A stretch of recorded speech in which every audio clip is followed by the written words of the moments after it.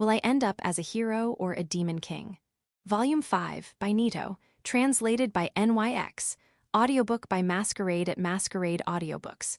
Chapter 161, Otherworld Life is now in full swing. The morning bell rung by the church woke me up. It was a morning that made me feel restless and excited, like the day of an elementary school field trip. I ate breakfast on the first floor as usual, and after returning to my room and thinking for a while, I took another bath. I may have to postpone taking baths for the time being, so I thought as I soaked in the bath, enjoying it while I could. Well, where should I go? As of today, I'm a free man. When I left Bezart, the only road leading north was the only road, so naturally, my destination was limited to Malta. I also had the goal of going to the Commerce Guild with Amanda-san, so there was no other choice. But from today, whether I go north or east, I can go anywhere I want by flying without having to go by road. There is a possibility that I might have to sleep outside, but that's not a problem for a few days. My first experience wandering in the forest had instilled in me a strange toughness, a spirit that told me I could make it even if I didn't reach a town that day. I can make water appear with magic, and if I can get some food and cook it over a fire with magic, I can eat. If I get into trouble, I can always check the map and go back to the next town, so I guess you could say that my travels will be easy from now on. After my bath, I went to the first floor lobby, still carrying the oversized basket full of women's items like shoes and bags. For some reason, Will-san, who is usually absent in the morning, was standing at the counter today. "Good morning. It's rare to see you here in the morning." "Good morning. I heard that Loki-sama is leaving today." That's right, but you must be busy." I think it's probably because of Wrist and Rill, but I don't really understand why Will-san is so worried about me. While I was settling the bill with the person behind the counter, I was wondering if there was anything else I could do for him when Will-san suddenly leaned over and whispered something in my ear. Yesterday, someone from the audit office came to ask about Loki-sama. Of course, I didn't know anything, so I couldn't tell them anything, but I could tell that they were in a hurry. "Thank you very much. I'm sure I'll be passing through Malta again sometime, so I'll definitely use your services then." "That would be our greatest pleasure. We look forward to your next visit with all our hearts." A particularly large and imposing building. If there were a war, would it be the kind of building that soldiers from other countries would plunder and trample on first? Or would they consider the private property and safety of the citizens who live there? And would it be something that only the soldiers and royalty would fight over? I have no idea what war is like in this world, having spent my life in Japan during a time of peace. Yes, I don't know, but I feel strongly that I don't want Will-san to die in a war. I hope I can help him if something happens. With these vague thoughts in my head, I left Handfairest, where I had been staying for a while. Afterwards, I went to the office of the Guildmaster of the Hunters Guild. Since I had already explained the circumstances of my departure, all I had to do was receive the letter I had requested from Orlando-san. While going to a place where I thought I wouldn't be seen, I put on a mask that I wasn't sure had any meaning. There's no harm in being careful, is there? It's okay now, isn't it? A flight. I flew out of the city and into the sky. I revealed to the country that I was an otherworlder and that I could fly. Then, there was no need to hold back. There was a possibility that people from other lands would find out, but the benefits of being able to use flight from the city were already greater than that. I soared into the sky, aiming for the high clouds that could be called an autumn sky, feeling the strong wind through my mask. When I reached a height where I could see the whole of Malta, I took off my mask and breathed in as much air as I could. I'm free. From now on, my life in another world will be in full swing. It's a bit weak that I died in the prologue, but this is where my journey begins. Somehow, I have this feeling. A world with a great panorama and no obstacles. To the east, the green stretches out, and beyond that are the small mountains. At the foot of the mountains is probably Lake Voice, to which I owe a debt of gratitude. In contrast, to the west is a flat plain with a mixture of brown and green, and to the north, which is probably an agricultural area, there are artificially divided fields stretching as far as the eye can see. Beyond that are faintly visible mountains that look quite high. I am free to go to any place that appears in this view. Whatever I do beyond that point, as long as it's within the law, that's my freedom too. With everything under my own responsibility, I think the journey through this world that I only understand a small part of will begin. My body naturally starts to tremble, but I guess that's because I can't help but love the way this world works. I look around. For now, I'm heading towards. I guess that's the north, huh? It doesn't matter if it's west or east. Eventually, I'll have to go all the way around, so it doesn't really matter where I start.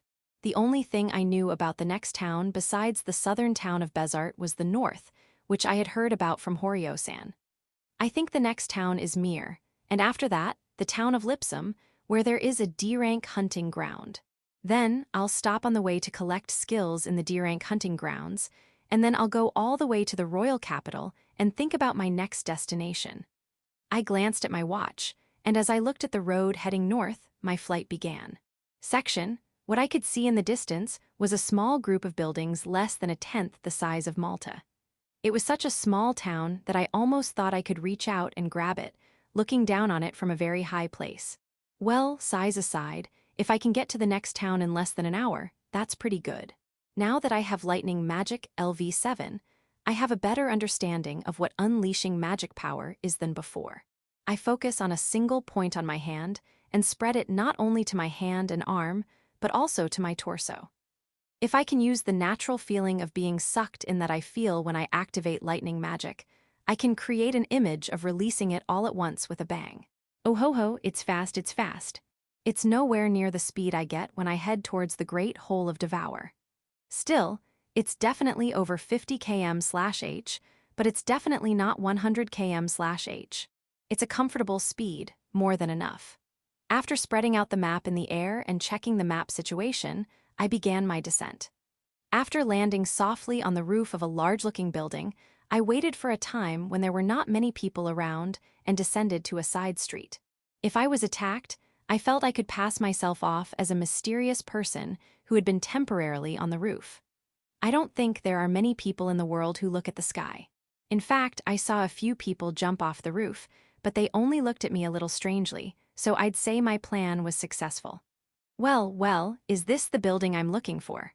If it's an inn or a hunter's guild, then I've succeeded.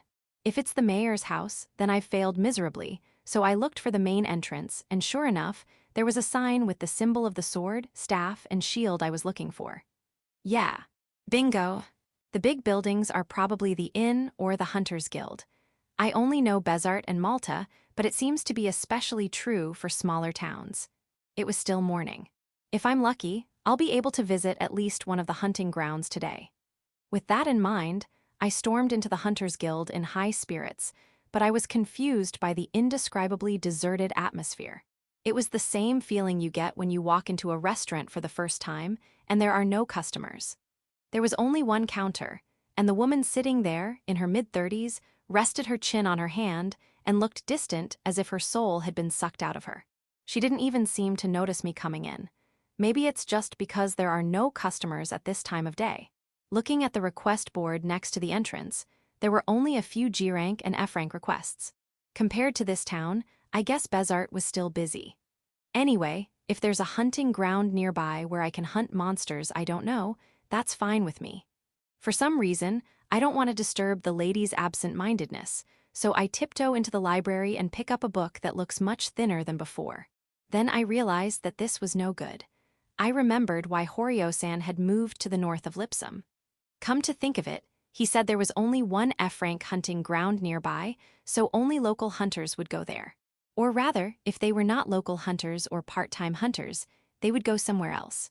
Looking at the documents, which were not even enough to flip through, it was stated that goblins, fanbies, and kobolds appeared as monsters in the F-rank hunting ground, Tran Forest. Kobold? It's a pretty major monster, but I can't really think of any skills. It has a dog-like appearance, so I guess it has something like bite. If that's all it has, it's pretty weak, but there was also the existence of the fanbies, which confounded my expectations in a good way. I love the unexpected, so the mere fact that it's a monster I've never seen before raises my expectations. I went to the place where the Tran forest was and walked to the place where the receptionist, who seemed to have reached the peak of boredom, was. It was about a 30-minute walk east of the town of Mir, so I was happy to find it so close and headed straight there. And 10 minutes later, I was slashing at the kobold as it approached me, expressionless.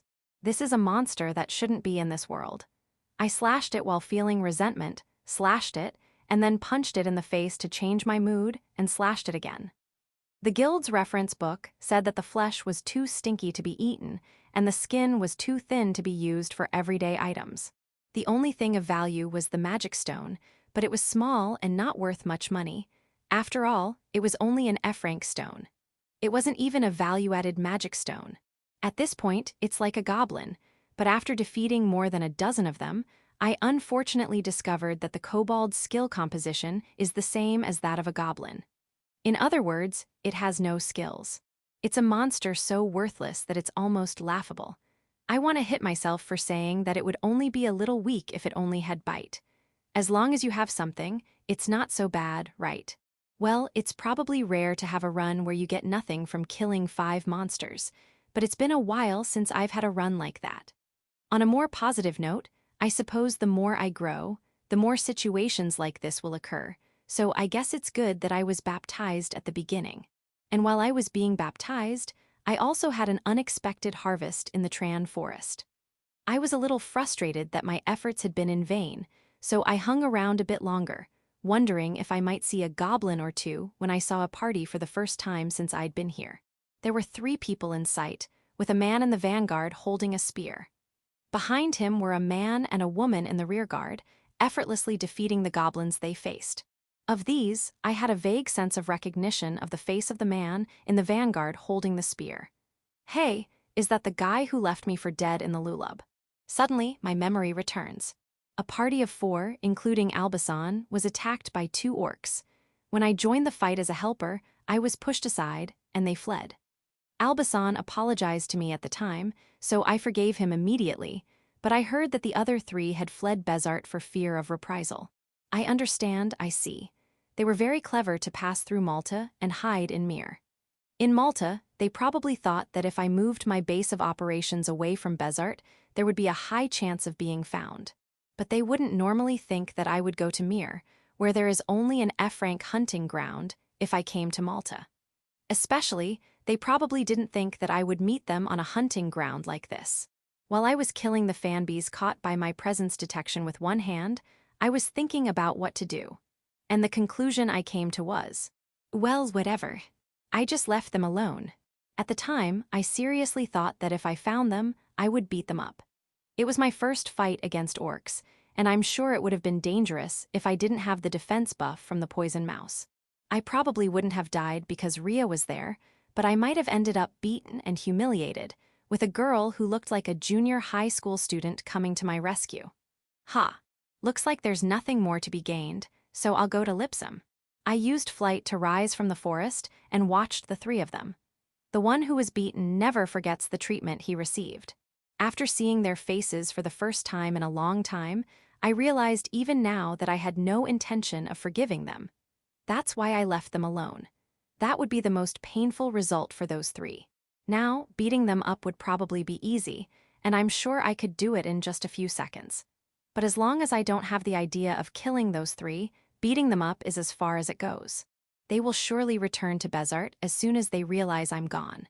And with their bodies healed, they will probably return to an environment similar to their old lives. That's why I left them alone and kept those 3 bound to me. If I don't do anything, they won't be able to move. In a small town in an F-rank hunting ground where the rewards are not attractive, they will continue to go there with a meager income, unable to see their former comrades or friends, or even their parents and siblings if they are from Bezart. Of course, it won't be for the rest of their lives, but even if they have to stay here for a few more years, it will still be a considerable punishment. They should be sorry for messing with me. Rill said I was too kind, but I don't know where she got that from. Treat those who are kind to you in return. Treat those who are harmful or malicious in kind. Instead of Rill's teachings, I don't want to repeat the regrets I had as a student in this world. Therefore, I want to gain strength and not give in. The disappointment of not having achieved anything disappeared, and I continued to fly north with a strange motivation rising in me. I continued to fly over the highway toward the town of Lipom. Chapter 162, Lipom Town. In this other world, the day ends after 24 hours, which is the same length as on Earth. And the flow of the seasons is also the same as on Earth, although there is no calendar, so it's just a feeling, but it doesn't seem too different. The sun is setting early, and it's a little chilly up here. In terms of size, it's probably about 3 times bigger than Bezart. On the way, I saw several villages and settlements, but they were on a completely different scale from the man-made structures I saw. I think that's the town of Lipom. After landing on the roof of the large building I had seen from the air, I put on a mask and descended to the side road. This time, the landing site was quite close to the center of town. As I was wondering which way to go, I turned around and saw an inn, so I took the opportunity to secure a room. Before I could check if there was a bath, they started explaining the optional prices, like how much a bucket of hot water cost and how much a piece of cloth cost, so I knew there was no bath before I even asked. After putting my things in my room, I wandered around the town. After buying a large leather cloak at a clothing store that caught my eye, I went to the Hunters Guild in the same central area while looking for a place to eat tonight. I needed to gather information for tomorrow. As the counter was crowded with people exchanging money, I went straight to the reference room, which I couldn't wait to see. Smiling to myself at the large number of pages, I began to read the information about the nearby hunting grounds. There were 3 hunting areas around Lipom: the F-ranked Pure Plain Hunting Ground, the E-ranked Calcum Forest Hunting Ground, and the D-ranked Biblon's Marsh Hunting Ground make up a composition of hunting grounds that looks like a good environment for hunters starting out in this town. It's a world away from Malta, which is a hunter-killer that suddenly jumps from E-rank to B-rank. However, I don't need to go to the F-rank hunting ground of Pure Plain, so I'll only go to 2 places this time. Pure Plain is full of monsters I've already defeated, including horned rabbits, goblins, and funbees. I went to Tran Forest in Mir to see if the skills I could gain would be different in a different location, but the results were the same as before. Then, I'll look for a place where I can efficiently gain new skills, and if I find out later that there are exceptions, I'll come back after I've gained spatial magic. The first 2 monsters I encountered in the E-ranked hunting grounds of Calcum Forest were Beaky Boar and Layard Fairy. The former is a boar, as you can see from the picture, and I can kind of guess what skills it has. The problem is the latter. The fact that it's called a fairy gives me a certain feeling. And the description says that it's a pesky monster that heals the wounds of Beaky Boar and orcs. At this point, all I can say is, thank you, Fairy-san. I have finally joined the ranks of the healers. And finally, the last D-rank hunt, Biblon's Marsh, is just a normal swamp-like monster. The 4 monsters that appear are all new to me and are described as Grow Hound, Myconid, Giant Worm, and Grey Ooze. Looking at the illustrations, they look like a dog covered in mud, a mushroom, a steak from a restaurant in Malta, and something that looks like pudding. These are the only impressions I can come up with, and they don't really give the impression of having any useful skills. The higher the level of the monster, the more likely it is to have high-level skills, so I'm really looking forward to the bonus status. Phew foo foo, as I thought, it's so much fun to look at the light novels in a new town. I went to the reception desk in a happy mood, wondering which way to go first, and also looked at the request board. Then, 2 wooden boards that I'd never seen before were hanging there, as if to claim their existence. Red frame. The wooden plaque itself is the same size and material as the others. However, it is framed with red paint or something, and of course, it stands out from the many requests. The content, it's an urgent search request, as I thought. The fact that something is highlighted means that it is urgent. I knew that an urgent search request had been issued in Bezart before, but this is the first time I've seen the details of the request posted like this. Both went missing during the regular hunting request in the Biblon's Marsh, one 6 days ago and the other 2 days ago. It seems that the missing people were in a party of 2 and a party of 3, and each of the survivors is rewarded 15 gold coins. In other words, it says that the reward is about 150,000 beak per person. If you ask me if that's expensive or cheap, I'd say cheap. I suddenly look back. There are many hunters waiting for their rewards, and guild members are smiling and talking to them. There are also many hunters who have already received their rewards and are grinning as they place their coins on the table to share with their friends. And in the back of the dining hall, people are making so much noise that they can't be heard over the din. So there is no sign of a depressed atmosphere in the guild at all. Yes, this is everyday life. Even if someone close to you goes missing, the days go by without incident, and the world is a carefree place where lives are forgotten. I think I'll try hunting in the Biblon's Marsh for now. I don't have a sense of justice that makes me want to find them myself. It might be possible if it was 2 days ago, but if it was 6 days ago, it's probably hopeless. I can't imagine that they're still alive in an environment full of monsters. However, if I'm going to go hunting anyway, I should choose the option that may increase my reward. I looked at the other requests and then went to the crowded reception area to ask for information about the Biblon's Marsh. Section. The next day, it was just about the time the sky began to clear. In the slightly foggy, eerie atmosphere, I couldn't help but get excited, so I went to work at Biblon's Marsh early in the morning. It's only about 5 minutes from the town if I use the flight. I haven't had any breakfast yet, but if there are any giant worms around, I won't have to worry about eating. Woohoo! I've got the hunting grounds all to myself. I run around the marsh in my ordinary clothes, shouting and swinging my sword. I cut down monsters indiscriminately as I see them. I go to the places where I've detected monsters with presence detection and cut them down without hesitation. I'm on guard for the first 10 minutes or so, and after that, I just work on collecting skill experience points and magic stones. I was convinced by the movements of the growhounds, which seemed to be the fastest here, and by feeling the mud kicked up by the giant worms trample with my own skin. Even if I fall asleep in this hunting ground, I won't die. The only interesting thing was that the myconid neither moved nor attacked. It just dealt multiple debuffs with its spore. I was worried about getting paralyzed or falling asleep, but the more I killed them, the more they gave me the 2 types of resistance: paralysis resistance and sleep resistance. So, the poisonous-looking myconids had already become my favorite prey. Before noon, I ventured into the depths of the swamp, where other hunters didn't seem to go very often, and placed the oversized basket I had filled with only magic stones at a point with a good view and took a break to eat.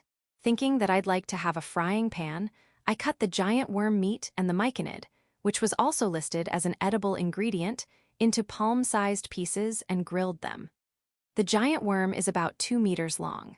It looks like the larva of a beetle I raised a long time ago has grown up and turned orange, so it should be as scary as it gets.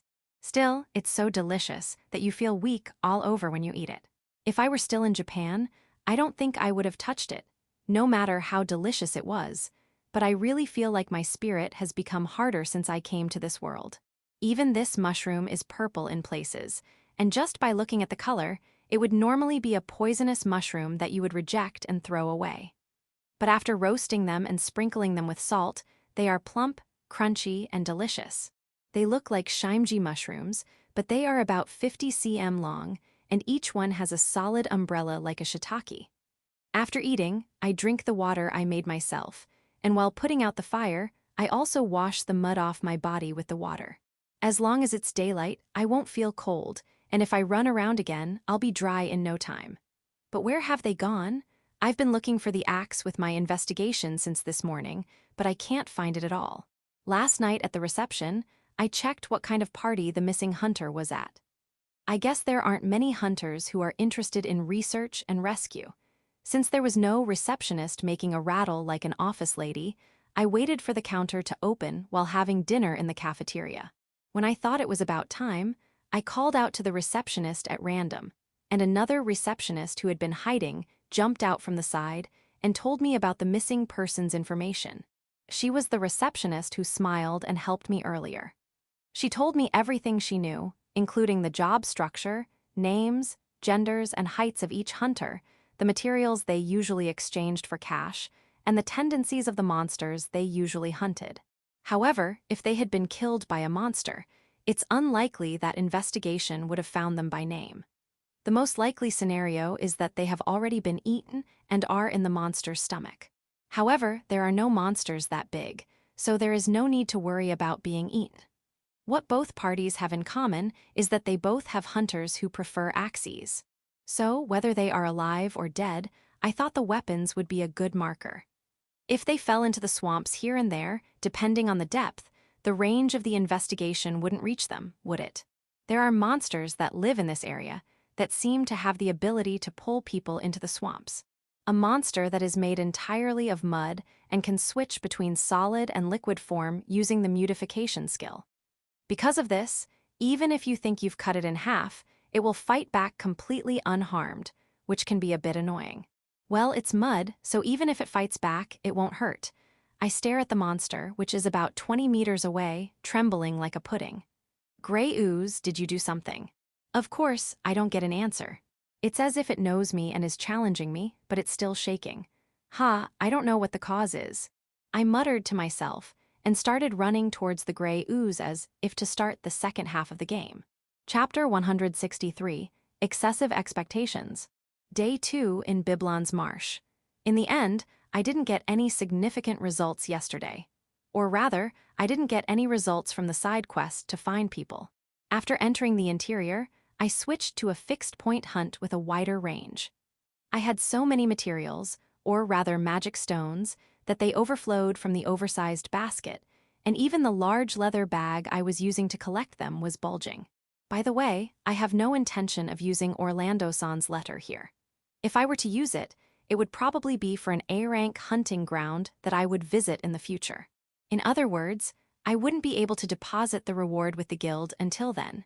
So I took the wooden board with the number of magic stones written on it and lined up at the reception desk. This time, for some reason, I avoided the receptionist who had answered me yesterday. It wasn't that I did anything wrong. Hunters are free to accept or avoid requests. I did everything I could, even if it was just a favor. But I got nothing. When I look at the receptionist who so desperately gave me information, I can't help but feel bad, especially when I think about the fact that despite all that, the only thing I got was a magic stone. Next person, please. Please take this. Yeah, but there are so many, and they're all magic stones. And I'll also need your guild card, please. There are ranks for each request to limit the number of orders you can take. But since I accept requests all the time, my rank shouldn't really matter. I don't take normal requests, but do you need it anyway? If you only accept normal requests, that's true, but you've never been seen in this town before. So just to confirm that you're a hunter, please. I understand. If I don't have the qualifications of a hunter, I can't even change money. So it's not surprising that something like this would happen in a new town that I've never been to before. It's a reason that makes sense, so I present my guild card with trepidation. Please, Oni-san, that's what I thought. This is bad. You're a B rank. Please don't react to everything. No wonder you have so many magic stones. Stop it, the expectations you've raised. You're a B rank. How did the search for the missing person go? See, I knew it. Did she hear us talking, or did she try to listen to us even if she had to? The receptionist stopped what she was doing to join the conversation. Give me a break. I'm not that interested in finding missing people. I just thought it would be a bonus if I could find out something during the hunt. Despite my thoughts, the receptionist, who called herself Ramy, looked at me with a look that was both pleading and hopeful. Section. I wonder why things have turned out this way. This is my room at the inn where I'm staying. In front of me is the receptionist, Ramy-san. It's after 9 p.m., and in this world, some people would probably be in bed by now. Isn't it a bit careless to visit a man's room at such a time? Well, I guess it is when you're dealing with a 13-year-old boy. Sorry to bother you at this time. No, it's fine. I guess you couldn't move until you finished working at the reception desk. I couldn't leave the reception desk because of my selfishness. So the missing person this time is related to you personally, not the guild. Right.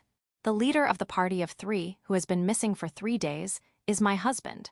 I see, you're the axe-wielding one, Sepher-san's wife, right? Yes. Ryumi-san's passion for the missing person was clearly different from the others. It was only natural to suspect that there was some kind of connection between the missing person and Ryumi-san.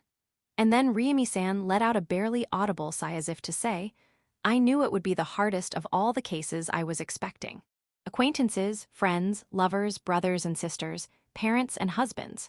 Ryumi-san is probably in her early to mid-20s. Given her age, I didn't think there was any chance that it was a missing child, so I secretly hoped that the parent, sibling, or husband pattern would be avoided if possible. This is too much for me. By the way, Why do you come to see me after work like this? You're the receptionist at Lipom, and you must know a lot of hunters who use this place as a base, right? That's because I'm sorry, but I found out that you're a B-rank hunter. There are B-rank hunters who pass through this town, but there are almost no people who stay and accept requests. Even if they are higher ranked, it's not like they can find people at a moment's notice, you know. Even so, when it comes to searching a wide area for a D-rank hunting ground, there is a certain amount of risk involved, so the hunters in this city will inevitably avoid it. In fact, even though I made an urgent request, only a few people came to ask for details. If they judge that the reward and risk are not balanced, then the hunters who value their freedom will probably back out. That's the way it is when you work. And it's the same for me. Even as I think this, I sit back in the chair in my room and look up at the ceiling as I think. I plan to stay in the Biblon's Marsh for at least 2 more days, so there's no problem with looking for it on the way. After all, the basket will be filled in less than a day, and I can do some extensive searching by combining flight and investigation. But what if I can't find it in those 2 days? Will Ramy-san give up so easily? After all, it's not like you can find someone just by searching for them, so staying here for a long time is just too much. Suddenly, the hand that had been tapping on the table wrapped around it. When I looked, it was Ramy-san's hand. If there's anything I can do. I was drawn to her voice, and I couldn't help but shift my gaze from the wrapped hand to Ramy-san's slightly reddened eyes. Her eyes stared at me as if she had made up her mind, but her hands trembled slightly. If you can help me with the search, I will do everything I can. Normally, I should ask a B-rank hunter, but I don't have the money for that. I see. It wasn't because she was dealing with a boy that she wasn't on guard. On the contrary, it was because she was dealing with a boy that she put her femininity on display. Even without looking closely, Ramy-san is a beautiful woman. She has a face with clearly defined features, which is characteristic of this country. Even compared to those around her, Ramy-san's skin tone is quite close to that of the familiar yellow race. Her hair is also light brown, a color that is easily accepted even among the wide variety of hair colors in this world. So, if Ramy-san had been at the company I worked for, she would definitely have become the company's idol and been adored. I don't know about that. I want to break through the current situation, even if it means grasping at straws. I am told that she loves her husband so much that she is willing to sell her body. If I made a deal with someone like that, I'd be a total clown. Still, before I met Wrist, I might have asked her to do various things for me under the influence of my sexual desires, but now I can say that it would be different. Good grief. If you say so, please cooperate. Why, yes. First of all, has it always been the case that people go missing at such short intervals? I'm asking because the receptionist at the guild should have the information, right? Well, there have been cases, but I think it's pretty rare for all the party members to disappear like that. There are times when 1 or 2 people get attacked by monsters or get separated in the hunting grounds, so if the timing is bad, it's possible for it to happen in such a short period of time. Also, in the past, there have been cases where the monsters have turned into higher species and caused more damage. It seems to have happened before I became a guild employee, and there have been no reports of it yet, but the guild master seems to think that it is a possibility. What do you mean by higher species? They are monsters that suddenly appear and do not match the rank of the hunting grounds. They are said to be a phenomenon that can be seen in various hunting grounds, and they are said to be the result of a mutation that causes them to eat the magic stones of their own kind, which increases their internal magic power and turns them into a different species. That's an interesting story. It's possible that I heard some good information in an unexpected place. When she says higher rank species, does she mean something like the named creatures in video games? Could they be like the magic gem king ant I encountered the other day? Or are they like the golden frogs at Lake Voice that I never got to see? I'm never short of things to be curious about, but that's not the important thing right now, so I'll leave it there for now. I think I explored a large area today, including the interior, but I didn't encounter any high-rank monsters. Since there weren't any at the dismantling site either, it's unlikely that I killed one without noticing. However, from what you've told me, it seems likely, so I'd like to continue exploring the areas I haven't been to yet tomorrow. Really? Thank you very much. There's something I'd like to check, if that's okay. What is it? I didn't know about the existence of the higher rank species, so I hunted monsters while looking for the axe used by both parties. As you might have guessed, I didn't find it. So, have you ever heard of a story about a swamp monster dragging people into the swamp? I've never heard of that. There are stories of people being distracted by monsters and falling into the swamp, but the swamp isn't that deep to begin with, so I've never heard of anyone drowning. I see. Then it's out of the question that they fell into the swamp with the axe. Using the process of elimination, I can only think that they're in a place I've never been.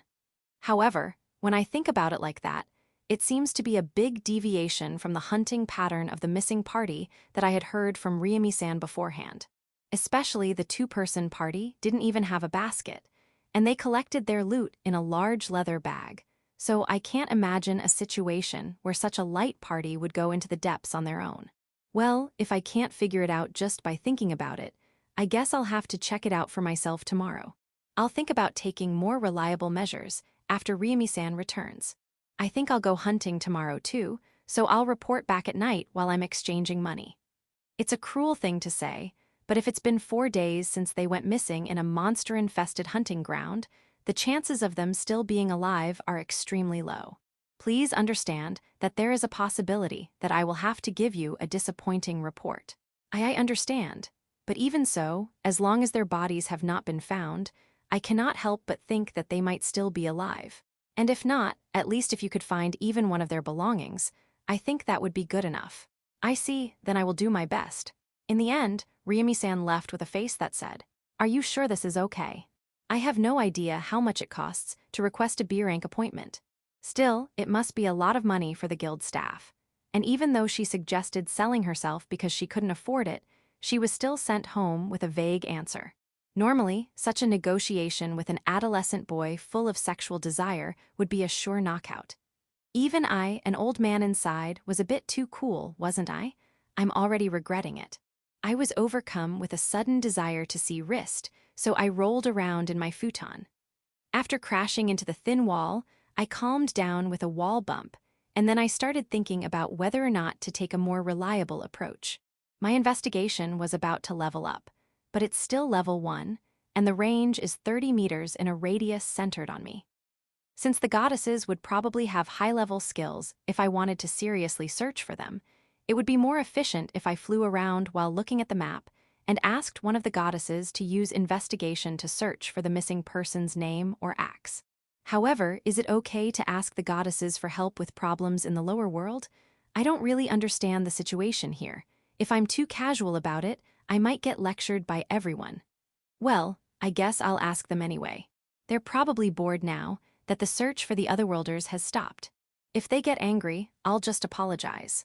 With that in mind, I used divine communication without really thinking about it.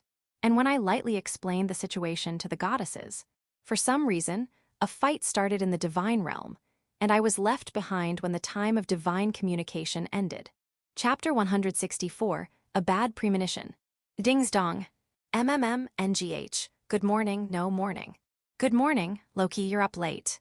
No, I always wake up at this time. Have you been watching me all this time? I was only watching because I had nothing to do. A scene I've seen somewhere before. When I woke up, I found Rhea sitting on the chair with her legs dangling. The door was locked, of course. There really is no privacy. Yesterday the fight started, and I didn't know what was going to happen. Did Rhea end up assisting me? It wasn't a fight, it was just a battle for supremacy. And I won. I see, well, thank you for your help. You've got hair stuck to your face. Are you okay? Are you hurt anywhere? Is it just my imagination that there are traces of her hair being grabbed? I'm too afraid to ask her about the details of the battle to descend to the lower world. It's probably not as bad as Loki's bed hair, so it's okay. My hair is horrible every morning too. I just wet it with water and straighten it, so let's fix yours together. I'm staying at a budget in that costs about 3,500 yen for a one-night stay without meals. They don't have mirrors like they do on Handfairest, so I fix my hair while looking at a mirror I brought from Earth. And while I'm doing that, I splash some of the water I made with magic on my face. If I do it on the bucket I borrowed last night to dry off, I won't have to go all the way to the inn's yard, where there's a well. For some reason, Rhea was just watching me, so I also used my wet hands to smooth her bouncing hair. Your hair is so beautiful and thin. I wonder what that strange hair texture is, like smooth or slippery. Are you done yet? Yes, almost. Okay. Even though it was already fixed, I kept touching it for another 30 seconds or so, and then I had to stop moving because I wasn't satisfied at all. If I could, I'd like to keep touching it for about 300 minutes. We got cut off in the middle of our conversation, but you know what the goal is, right? Yes. We're looking for the people who didn't come back, and the axes they were carrying, right? That's right, both if you can. Oh, Rhea, your investigation level is 10. It's 10, but I have a higher wide area investigation. It's level 8. Bahio. I don't know anything about that skill. She smirked. I think she was a little smug, and her face was really cute. I wanted to cheer her on and encourage her to do more. Thank you, smug face. It's a blessing to see that smug face. By the way, what is the range of that wide area investigation? I don't know. Yes, that's right. Well, let's go for now. I guess there was little chance of using it in the divine realm. I don't know the details of skills I'm not interested in either, so I can't say much about them. If we experiment with different things in the secret base, the goddess's knowledge of skills will increase, which will be positive for this world. I could even put the details of the skills in a book for myself, but I don't have that much paper. Since it was just the two of us, we sneaked out of the inn, and Rhea simply jumped between several buildings. I put on my mask and used flight to get to the roof of the inn, and then I figured out how to get to the location. I had been looking forward to this moment, the joy of being able to touch her body freely. I never thought that we would fly out of Lipom together, but if the goddess brings a search-type skill, then I'm in charge of flying. In other words, we can fly while attached to each other, front or back. I had to change the position of the basket depending on the answer, so I swallowed my saliva and checked which one she preferred. I'm happy either way if it's from behind, but if I could, I'd like to hold her from the front. So which one? From the back. Tusk. Since I cannot do anything, I hold the basket in front of me and empty my back. Here you go. As if to say, come on, get in. I got into the position of carrying someone on my back and waited for Rhea to get on. Then I felt a strange sensation on my back. Her hands were on my shoulders, but for some reason, I felt like the soles of her feet were attached to my back, not her chest. What is this strange position? Is she going to dropkick me? Fly while keeping your body horizontal to the ground. Hi. Just do it. I didn't really understand what was going on, but I knew that my shoulder would probably be torn off if I didn't obey. So I put some strength into my legs and started to fly. As I was told, I looked only at the ground, not forward, and I rose into the sky while lying face down. I finally understood why Rhea wanted me to be in this position. That feels good. I guess so. Or rather, I feel like a vehicle. Rhea stands on my back, elegantly enjoying the wind. I'm like a magic carpet.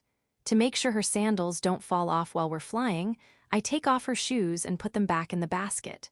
My original plan to carry her in my arms or on my back has failed, and I'm not happy that the soles of her feet are the only point of contact between us. In revenge, I shake her up and down and left and right as we're flying. If she fell, it would be a disaster, but I thought I was familiar enough with the controls to be able to pick her up if it happened. Besides, I don't think she would die if she fell. She's a split body, after all. Phew haha. Enjoy the feeling of a roller coaster ride that probably doesn't exist in this world.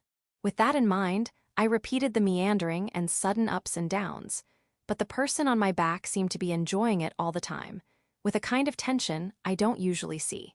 It was a terrible story, considering I was trying my best to make her cry. Well, in the end, as long as Rhea was having a good time, I figured it was okay. We began our search as we flew over the Biblon's Marsh. Section. About 30 minutes into the search, how's it going? There's no response from either the axe or the name.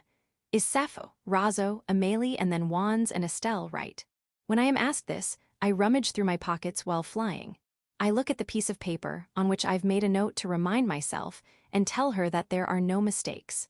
As far as I can tell from the map and what I can see, I think we've pretty much covered the area called the Biblon's Marsh. It's all grassland from here on out. Is it possible that they have left the marsh? I don't know, but it's hard to imagine that a hunter would intentionally leave the route and get lost, and even if it was a high-level monster, it would usually be in the hunting grounds. If there weren't any monsters, they wouldn't be able to eat and get stronger. Then maybe they've already been eaten. To be honest, that's what I think, but then why aren't there any weapons lying around? The wife said she wanted to take at least one souvenir, so I thought I'd bring back any weapons or personal items we could find. I don't know. Why don't you try to go around the perimeter of the marsh? I guess we should do that. If that doesn't work, I'm sorry to the wife, but we'll have to give up for today, as there's no way to find them. Since Investigation Level 1 has a radius of 30 meters, Investigation Level 10 should definitely exceed 100 meters. And if it's even higher than that, with wide area investigation, it's not strange to think that the range could be in the kilometer range. With such a high level of skill, if we can't finish mapping the swamp even after moving around so much, then there's no choice but to conclude that they're no longer in that area. Even if they ask me for a reason, there's no way I can understand the psychology of people I've never met, so I guess I'll just have to tell Ramy-san honestly. Should we use other weapons for the search as well? No, the other weapons are swords, daggers, and staff. These are the most commonly used weapons, so I think the hunters will be operating here soon, and people who normally carry these weapons will probably be caught. I see. Oh, I found something. Did you find the axe too? No, it's Estelle and also Amélie. They seem to be in the same place. Oh, I also found an axe, but I can't find the name of anyone else. Really? Then let's go there first. Please guide me. Okay. Just keep going straight across this marsh. What does that mean? Estelle and Amélie, the only thing they have in common is their staff, and the fact that they're both female members of the rear guard. If that's the case, where are the male members? The timing of their disappearance was different, and if some of the different party members are still alive, it makes it even more confusing. In terms of flight time, it's about 5 minutes. The place Ria led me to was completely different from the area we were originally looking for. If you follow the road that runs northwest from the western gate of Lipom and turn west along the way, you will reach the Biblon's Marsh. For some reason, the location of the two people is marked on the east side of this road. It was deep in the forest, where rocky mountains stood out and where monsters were not supposed to live. Even from above, the view was of a jagged forest of coniferous trees, with many steep hills and cliffs with exposed gray rock surfaces. Even at first glance, it seemed like a harsh environment for human activity.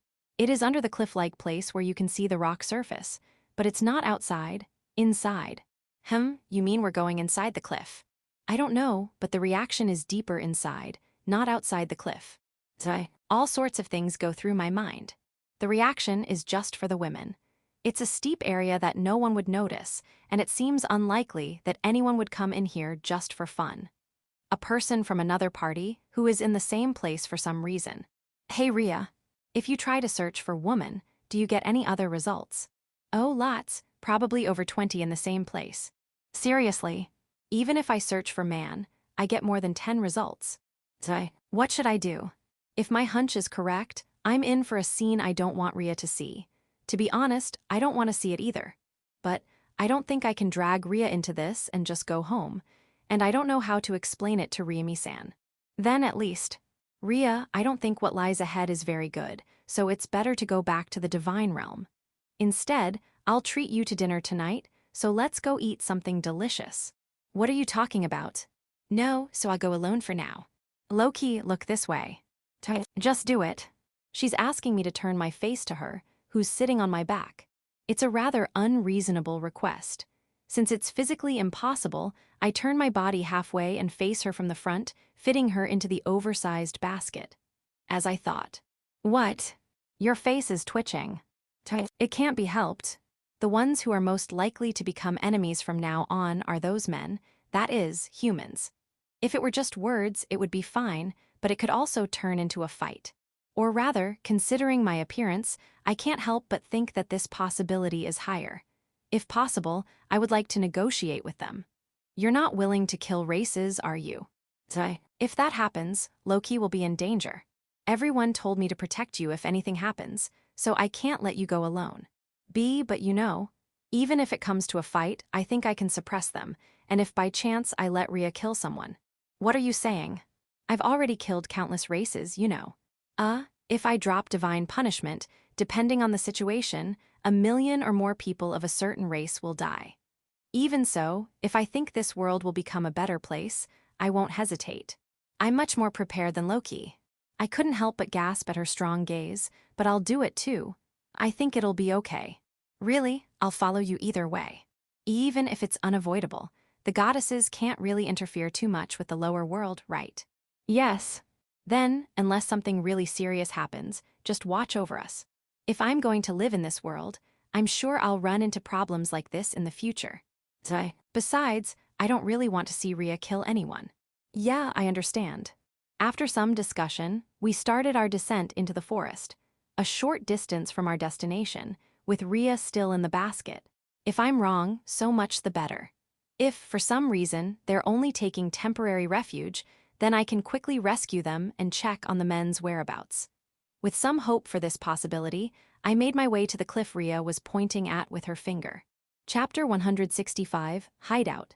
Using investigation, I carefully checked to see if there were any guards.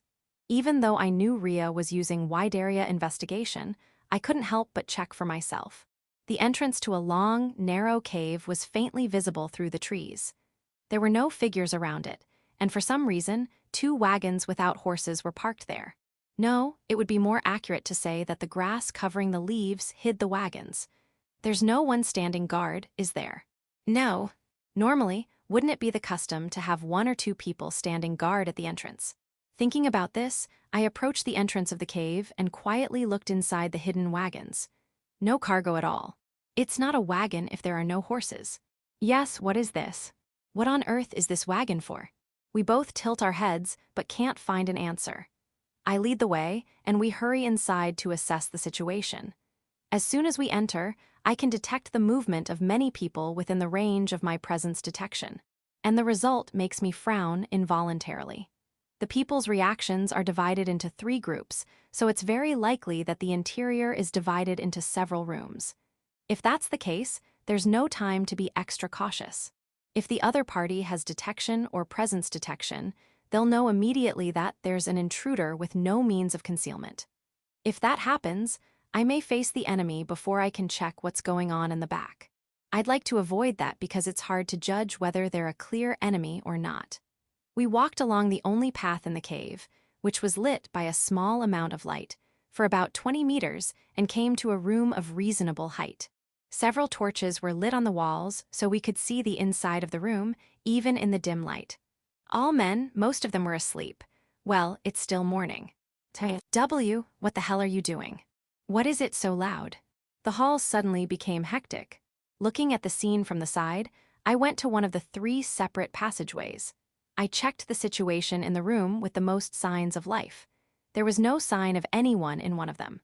And in the other one, there were only 3 life signs, and they had been sleeping until now, but they started moving around restlessly because of the commotion.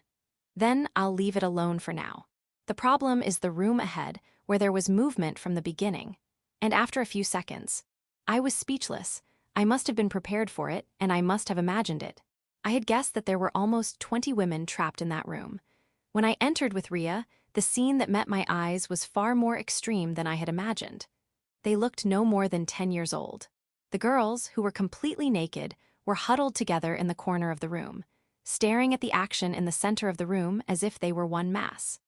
In the center of the room were 2 adult women, who looked as if they were barely breathing, with their hands bound in handcuffs and their arms pinned down by stakes driven into the floor. 2 men lay on top of them. They seemed so absorbed in their work that they couldn't hear the commotion in the room in front of them. I felt the blood drain from my body. What is this situation? Whatever the circumstances, I didn't think the men's actions were justified in this situation. Still, I took a deep, thin breath and loosened my grip on the sword hilt. I felt like I was going to choke on the stench. First of all, I have to deal with this guy. Who the hell are you? How did you find this place? Perhaps they were sensitive to the man's deep voice, because the men who had been moving in front of me stopped dead in their tracks and turned to look at me, looking confused. There was no sign that the owner of the voice was about to attack me, so I slowly turned around and replied. It was a coincidence. HMPH, you're wearing a mask. The fact that you came to this room first means that you're probably here to rescue one of those girls, right? You arrived just before the girls were picked up. What do you want to do with the people in this room? You don't need to know. Anyone who sees this place will be killed. There's no point in explaining, is there? B-boss, I don't care about the guy, but isn't the girl too good to kill?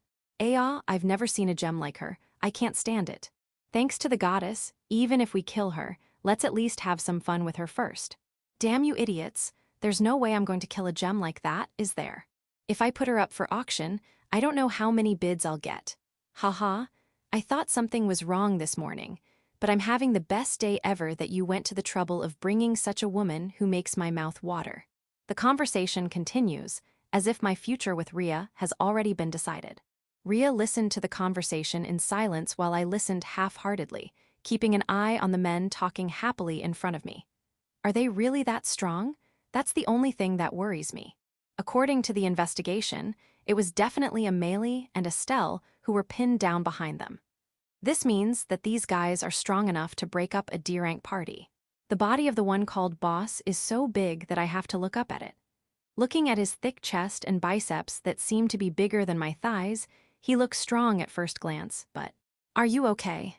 Rhea calls to me, perhaps worried about me standing there. What kind of face am I making right now? The men in the first room didn't seem to want to let Rhea and me escape, and they all crowded around the boss, blocking the passage. Even though I'm sure I've never met any of them before, their faces all look familiar. I'm sure the two guys who thought they had me from behind and showed their asses are probably looking in the same direction right now. Grinning mouths, lecherous looks. Their attitude is one of complete confidence, and somehow they don't seem to give a thought to the possibility that they might be the ones to get beat up. It's a look that says, I know I'll never be on your side. It's probably the strength of numbers. I take another deep breath, even though I know it stinks.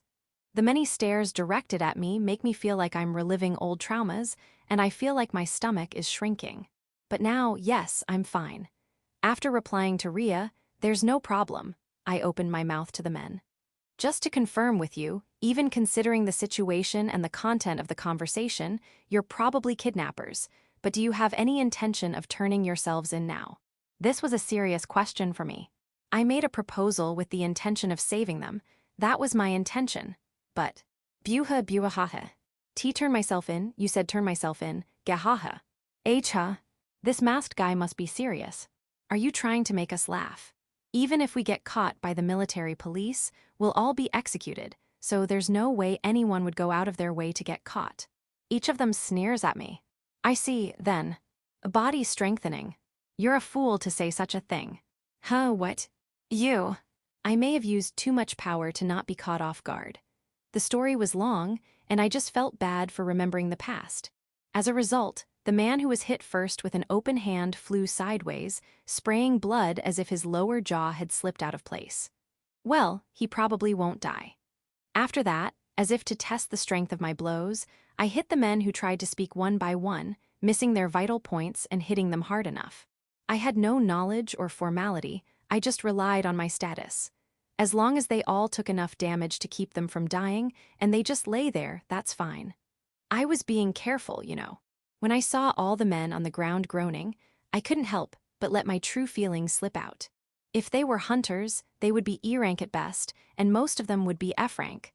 I couldn't understand why they were looking at me like that. Are you going to let them live? I don't know anything about the law, so I thought I would take them to the city for now. I see. It will take some time, but there's nothing I can do. Right now, it's more important to concentrate on these girls. I turn my attention to the huddled girls first. It's okay. They're scared, but they're all alive. If you were captured, you can go home now, so don't worry. I guess they still haven't figured out the situation.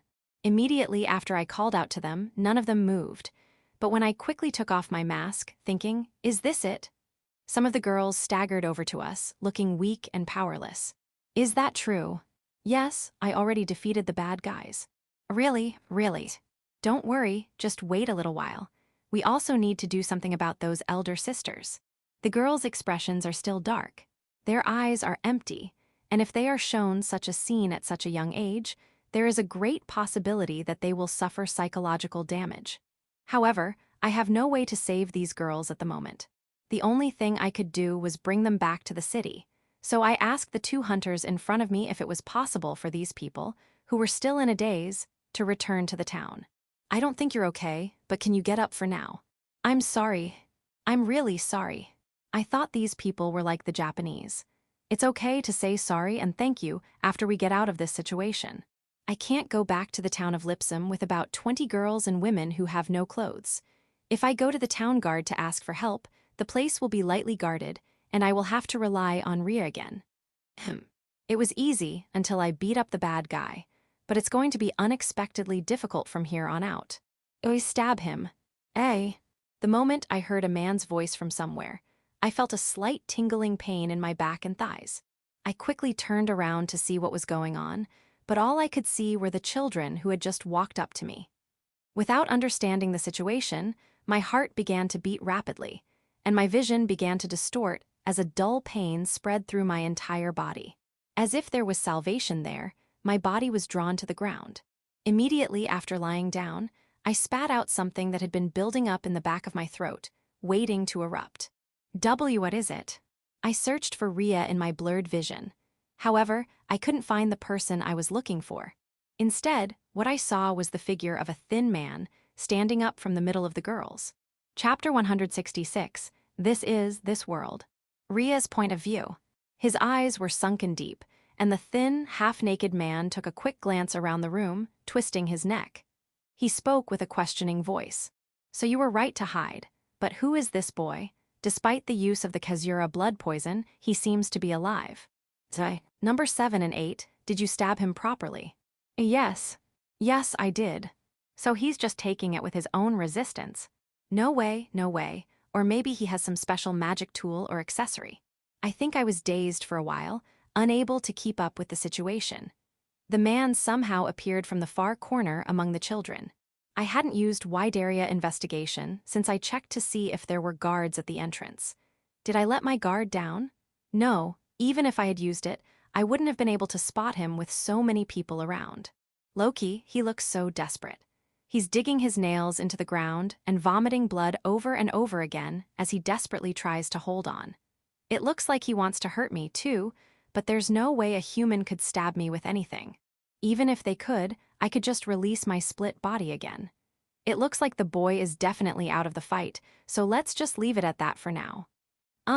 Could you please heal Amelie-kun and Estelle-kun who are sleeping first? I'll be in trouble if they keep sleeping like this. Yes. Right away. Situations that I can't understand keep happening. Why? Why are these two people trying to help them when they just got beaten up so badly? Is that how humans are? Even Loki, who is supposed to help them, is suffering a lot.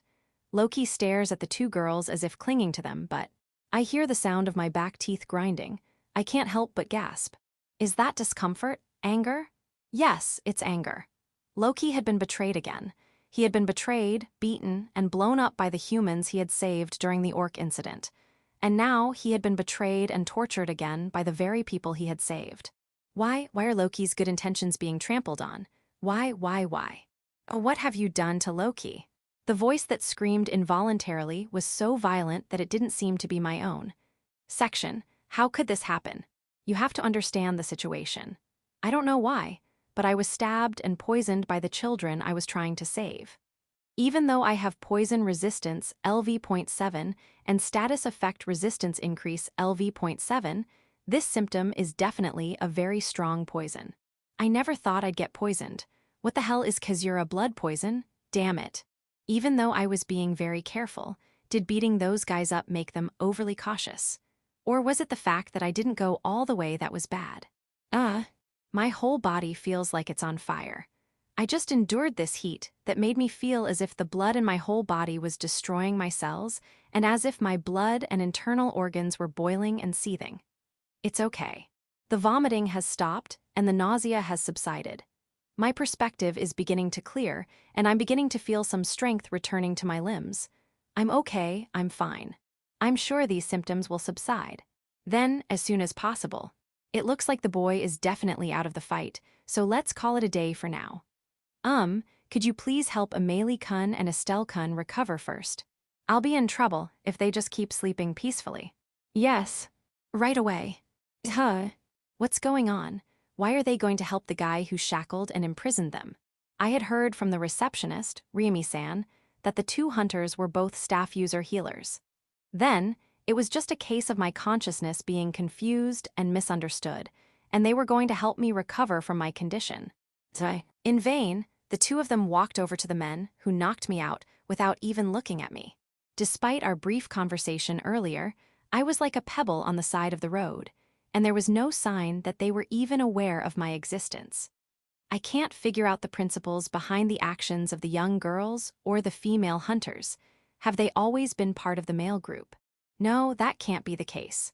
The initial trigger for both of them was the words of the man hiding among the children. Then the possibility is, "What have you done to Loki?" Those words were more than enough to interrupt their train of thought. Surprised, I searched for the owner of the voice, glancing from right to left as I moved my head slightly. The voice, which contained a strong sense of anger, was definitely one I had heard before, but it gave the impression of being someone else entirely. It was the figure of Rhea, who I had once been very wary of, not knowing what she might do. Even though the impression of her should have faded as she became more familiar with the place, she was now casting a piercing look at the children who had caused the incident as if she were about to shoot someone. It looked like she was about to attack at any moment, if things continued like this. Without thinking, I raised my voice as loud as I could, ignoring the burning pain in my throat. Raya. It hurts more than I thought. Maybe it's because I screamed without thinking about the consequences. I feel a sharp pain, as if the flesh in my throat is tearing, and I find Rhea as I spit out blood that won't stop. Thank God. Rhea immediately looks away from me, bites her lower lip, and stops moving, clenching her fists as if she's enduring something. You can still talk, and why can't the young lady, who is supposed to be paralyzed and unable to move, talk as well? Number 4. I'm sorry, the needle wouldn't go through. It's the same. That's impossible, right? It's a custom-made Damascus magic tool. The emaciated man tried to act as calmly as possible. But perhaps because of the ongoing phenomenon he couldn't understand, his voice had a hint of excitement. And it seemed that his caution towards Rhea, which should have been relaxed because he hadn't done anything, had now increased. The man raised his knife as if he wanted to use the girls as a shield, and to everyone's surprise, he plunged the knife into the neck of one of the girls. Palm, how long are you going to sleep? When I looked at the man who had shouted, thanks to the healing magic of the two hunters, the men stood up one by one, leaving only a few badly injured. And the man called Palm, the big man I had mistaken for the boss, rubbed his beard and opened his mouth. I'm sorry. I was taken by surprise. I never thought this brat would do so much. The boy is dying, so restrain the girl quickly. She's a little too mature for me, but if you do your job well, I won't mind making her your personal slave. Seriously. Young lady, I will find out who you are later, but for now, if you move, I will kill the cute children in front of me one by one. I gathered them here to admire them, so I don't really want to kill them, you know. If you don't listen to me, they will be killed. In other words, you will kill them. Don't be ridiculous. My throat tightened, and the words I wanted to say couldn't come out. My heart was beating, but my body wouldn't move the way I wanted it to, and I still couldn't even get down on my knees. The word that came out of the man's conversation was slave. Judging by the way he spoke, this scrawny man was probably the one with the skills related to slaves and the de facto boss here. If the girls and the two hunters couldn't disobey orders, then the whole series of events in this cave would make sense. Cuckoo, you came to save them, but you wouldn't kill the children just because you felt like it, would you? Snap! The tall man called Palm deliberately stepped on the discarded mask and approached Rhea's lower body, looking up and down as if inspecting her. When Rhea released the intense killing intent earlier, this man was probably still asleep. Maybe that's why he doesn't understand that Rhea is incomparable to me, that she is the most, not to be angered being in this world. If you behave, I won't do anything bad to you. Please stop. You really are a good-looking woman. I can't let Rhea kill anyone. Well, for now, why don't you get undressed? Rhea looked at me with a sad expression, a complete change from before. And then, That's the way the world is. Bang, a dry, explosive sound echoed through the cave. Chapter 167, Naive Thinking. It's my fault. That's why I couldn't turn away from what was about to happen. The sound of an explosion echoed through the room.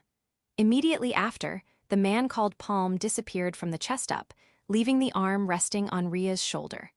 As if he had been blown up from the inside, only a large amount of blood was scattered around.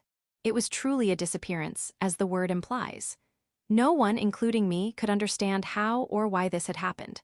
As I listened to the sound of blood dripping from the wall, I just stood there, stunned, staring at Ria's left hand, which had turned red. Ria turned her icy gaze on the men. Unlike before, amidst the angry shouts and strange cries of the men, my first goblin battle suddenly flashed through my mind. At that time, I was hit in the cheek and had the nails driven into my skin because of my cowardly thoughts, and I suffered needlessly. When I think about it now, I was reluctant to kill the goblins, who were like humanoid beings, even going so far as to make up a reason that would make people laugh and say, "What is he talking about?" I was tormented by the taboo of killing a being so close to human form, and I wasn't prepared at all. The same was true of the mock battle with Rill. If I weren't in a situation where I would be seriously killed, I would only think about running away and choices that would probably earn forgiveness, and I wouldn't have the courage to kill my opponent. And as a result, I died at that time. That's right, I swore then that I would never be a coward, but I didn't grow up at all. All talk, a coward, a hypocrite. There are many words that can be used to belittle me. Even though Ria asked me if I was ready before we entered the cave, when the time came, I was unable to take a single life. I just made up excuses to avoid killing before I had to. I said I didn't want to see Ria take a life, but I ended up doing something so weak that it was nothing more than a self-satisfying act of nonviolence, and now I just crawl on the floor and watch Ria clean up the mess. Hey Amélie, Estelle, your hunter's right. Don't just stand there, kill that woman. In an instant, my eyes widened, my heart was gripped in a vice, and my breathing stopped completely. This is not just for men. If anyone shows hostility, whether he is a human or a monster, they will meet their death as the price for defying God. If this continues, the two of them and the children too. Maybe it was because they were looking at the men, whose torsos were disappearing one by one as they looked at them in a flash. Amélie and Estelle, probably unable to refuse an order, walked to Ria's back while large tears rolled down their eyes. Aga. It's all my fault. My throat burned, and even if I wanted to speak, I couldn't. I can't even tell her to stop, that it's enough. My fists clench in frustration at my inability to do anything. I want to hit myself with my fists in frustration at my own weakness and incompetence, but my arms only rise a little. What the hell is wrong with me? Even in such a situation, I still shed tears.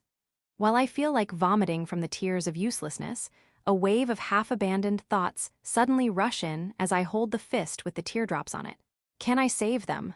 In this brief moment, if I can sort out what I can and can't do now and find a way to save her. It was a gamble with an uncertain outcome. Still, in this situation where I couldn't speak, it was the only way I could think of that had a chance of working. There was no time to think. The sword was still at my waist and I was unarmed. But if I could muster some strength in my limbs, don't run, do it, do it, do it, body strengthening. First, strengthen my stats. Then, while focusing on the target in front of me to the right, gather strength in my limbs and propel my body forward, jump. Rush, then flight. The skinny guy didn't react at all to my leaping from the ground, like a beast about to rip out his throat. On the contrary, he was screaming at Ria, who wouldn't stop with his senseless hostage actions. Stop it, I'll really kill you. Because of you, the children are. You should die. Bite. Die GI. I bit the man's throat and flew on, blowing him up. I slammed him into the rock wall, and while using the hardening on myself, I smashed my body into him, crushing his face. Part of the rock wall collapsed under the impact, and as small rocks rained down from above, I, unable to move the rocks myself, prayed for an outcome I couldn't see because I was buried. The skinny man was definitely dead. The man who had lost his head was reflected in my field of vision. However, this does not mean that the problem is solved. It is still a gamble. I could not stop Ria because I could not speak. The divine communication I used last night could not be used here, and if I could not speak, I could not use magic. Even if I rolled in front of Rhea in the same way, it was doubtful that I would be able to stop her, and even if I did, the lives of the girls who were being held hostage were in danger. That's why I was betting on the mechanism of the skill that was probably related to the slave. What would happen if the master, the user of the skill, died? I can't hear the sound of the explosion anymore. I'm sorry. If this doesn't work, it's my fault. It's my fault for trying to get through this with naive thinking, no matter how far I go. I repeated my apology in my heart like a curse. The rocks were pushed back, and I saw Rhea's face illuminated by the torchlight, and the worried faces of the two hunters behind her. I felt a sense of relief and fear, and my consciousness fell into darkness. Chapter 168, Take and Be Taken. I wonder how much time has passed since then. Before I knew it, I was lying on the floor with my eyes looking up at the ceiling of the rocky surface. Shaking my head slightly, I saw that the path was divided into 3 parts, and I knew that this was the room where the men who had entered first had slept. Next to me was a large brown cloth that I believe was used as a bed sheet. A woman with a large brown cloth wrapped around her body was looking at me anxiously. At some distance across from her was Rhea, leaning against the wall with her knees in a strangely bent position. But I couldn't see any of the girls. Where are the children? I muttered to myself, but I was able to stand up immediately.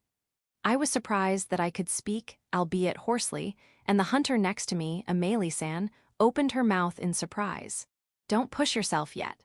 Although we've treated the poison and you've recovered, it seems the poison was quite strong, and with my and Estelle-san's skills, we can only provide first aid.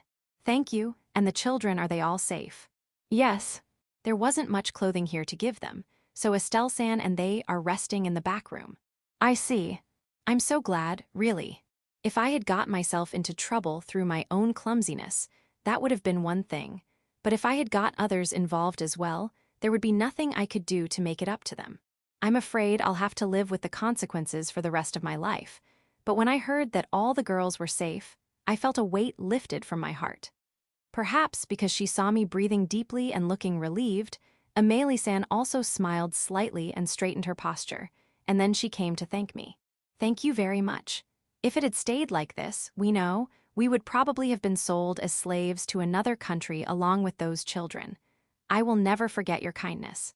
After saying this and looking at Rhea for a moment, she bowed deeply.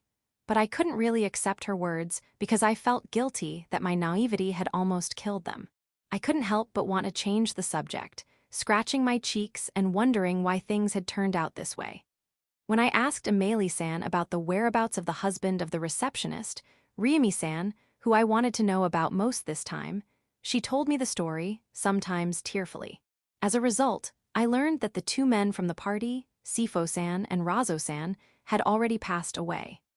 Unfortunately, I had already expected and prepared for this, as Rhea's WIDAR investigation hadn't turned up any names. If this were a hero, I suppose there would be a hero bonus, but I don't have anything like that. This is reality. I guess I'll just have to accept it and report it honestly to the wife, Ramy-san. So you're saying you were set up by the kidnappers here? Yes. On the way to the hunt, we saw a carriage with many children overturned on the road when we went to help. We felt a slight pain in our bodies, and soon after we were deprived of our freedom. So you were stabbed by the slave children, just like me? Yes. Sifo and my husband Razo. They were dragged into the woods a little off the road, and even though they were still conscious, they were. Is it because she is a hunter that her frustration is stronger than her sadness? Or is it because she was surrounded by men who could be called her enemies? I lose my words when I see Amelie-san clenching her teeth and trembling as she looks down. I'm sure Amelie-san was watching the scene, unable to move, just like I was a moment ago.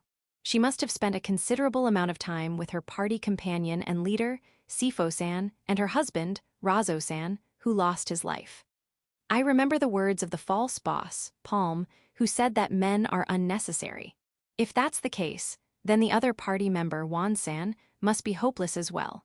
Are there any weapons here like axes? I think there are still some. They took everything that could be sold for money. I understand. Can I talk to her alone? Saying this, I looked at Rhea. Just listening to her talk made my insides boil, but what am I supposed to do about the situation now? If I don't talk to Rhea, who seems to be depressed, I won't be able to move at all from now on. After she nodded and watched Amelie-san go into the room where the children and Estelle-san were, I sat down next to Ria. I sat in the same way because I had a lot to think about. Ria, I'm sorry. I said that I didn't want to see you in that terrible state, but in the end, I wasn't prepared enough. I'm really sorry for the trouble I caused you. I'm sorry too. Even though I was careful not to touch them. That's because you tried to commit a crime so serious that even if you died 50,000 times, it wouldn't be enough. Like trying to take off Ria's clothes. It's the same with Wriggle. I lost myself for a moment. I even went so far as to hurt someone who had lost his enmity. I wonder about that. Feral and Rill had an attitude of showing no mercy to anyone, monster or human, if they had hostility or bad intentions. I think that's something they all share. But if they go so far as to take the lives of those who try to escape, I can't help but feel that it's against the rules of the gods to interfere with the lower world. Or rather, I think she's feeling down because she's done something wrong. But I think I must have lost my senses when I heard that angry voice. Before Palm approached Ria, I think. When I was stabbed and fell down. Hey, was that because you were angry? Yes. I see, then I want to thank Ria. Thank you. Yeah. Although she was already looking down, she buried her face in her knees as she replied. Well, it seems like we can have a conversation, so I guess it's okay. So, did you kill all the men? I think there are a few left. I stopped when I heard the walls crumbling. Understood. So, what do we do from here? There are a number of problems. As Amelie-san said earlier, if there aren't enough clothes, many of the girls will have to march into town naked. Then there's Ria. The girls and the two hunters have all seen Ria slaughter the men with a power that humans would find incomprehensible. Some of the men who survived may have been so horrified that it has become a trauma for them. Well, aside from the men, how do I explain this to the girls and the two hunters? It's pretty bad, isn't it, keeping the women here in the dark about Ria's existence?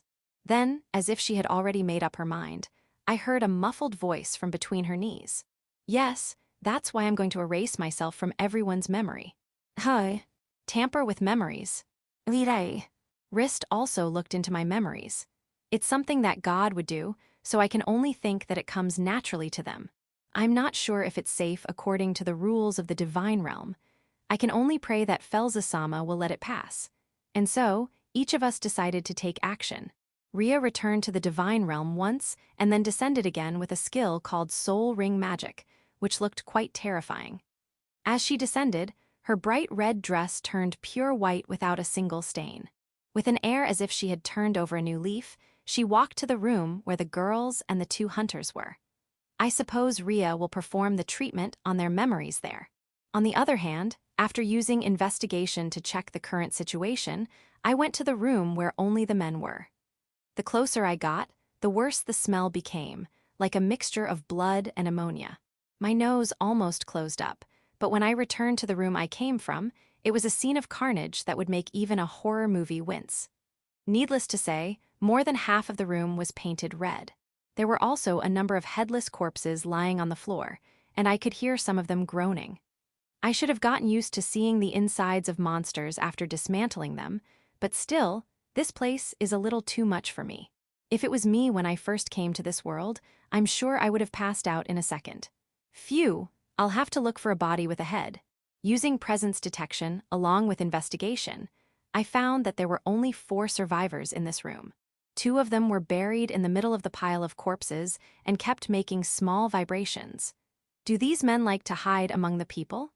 I'm sure they're desperately hiding and trembling, thinking that the footsteps coming towards this room are Ria.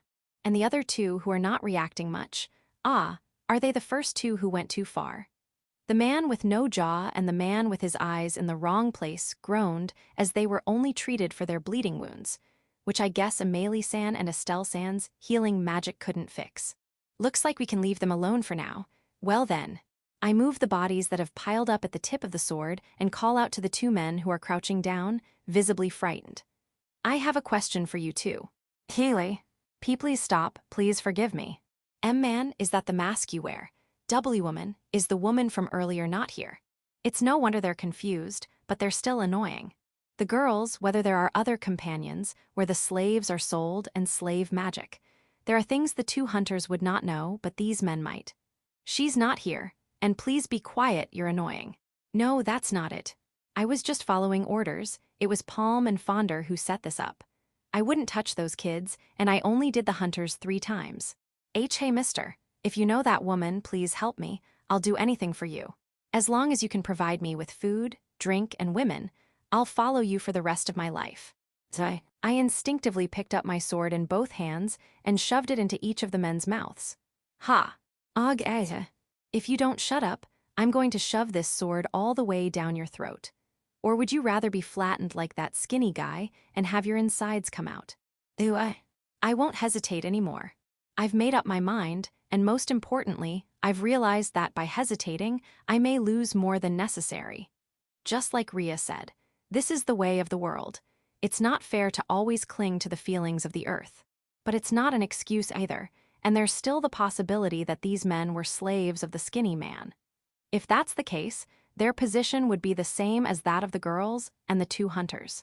From their words and actions, this possibility seems quite small, but even so, it's not good to go ahead and do things on my own based on false accusations.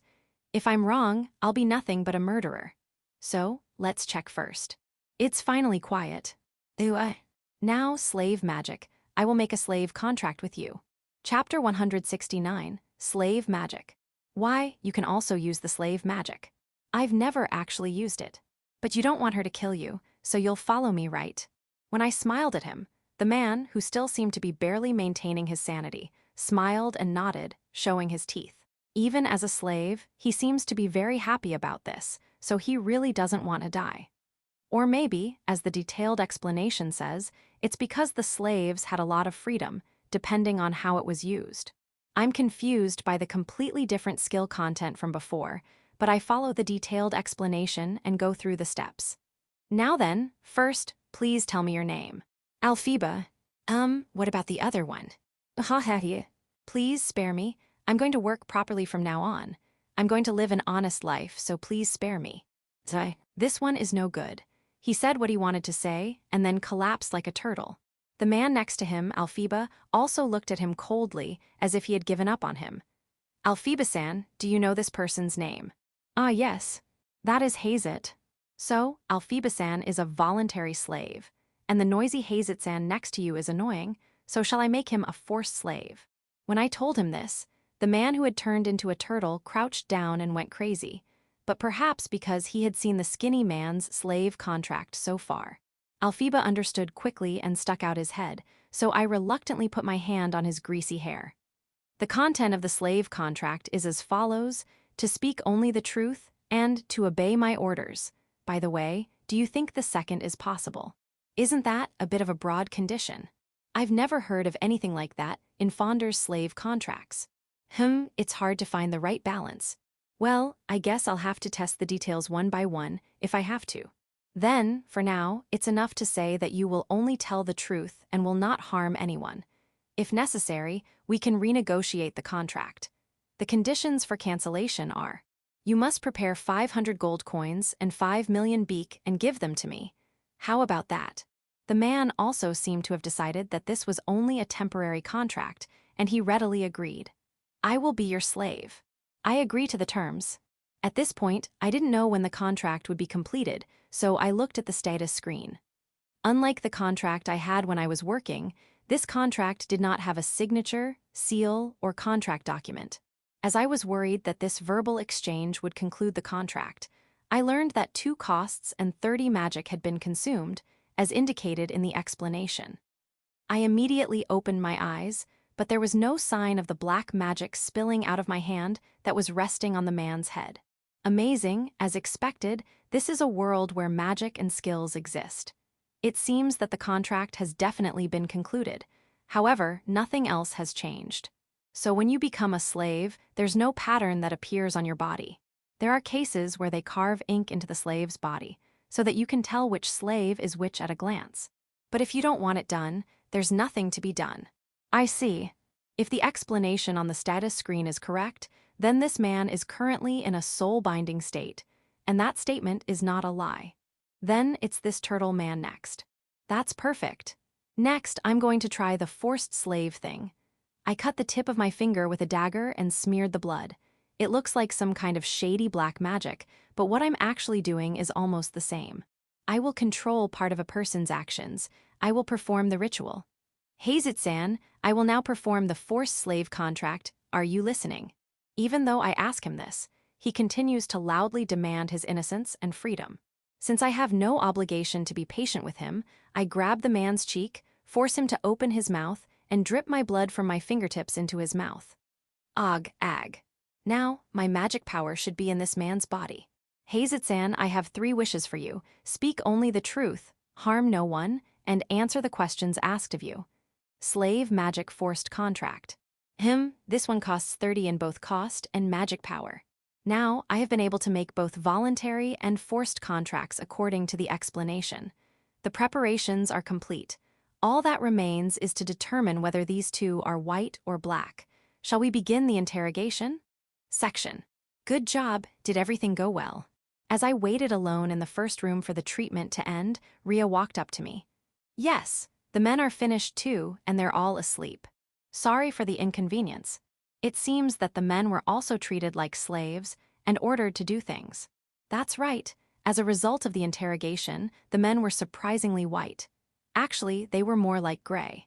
They had signed a slave contract, and there was no doubt that they were being restricted in their movements by this skinny man.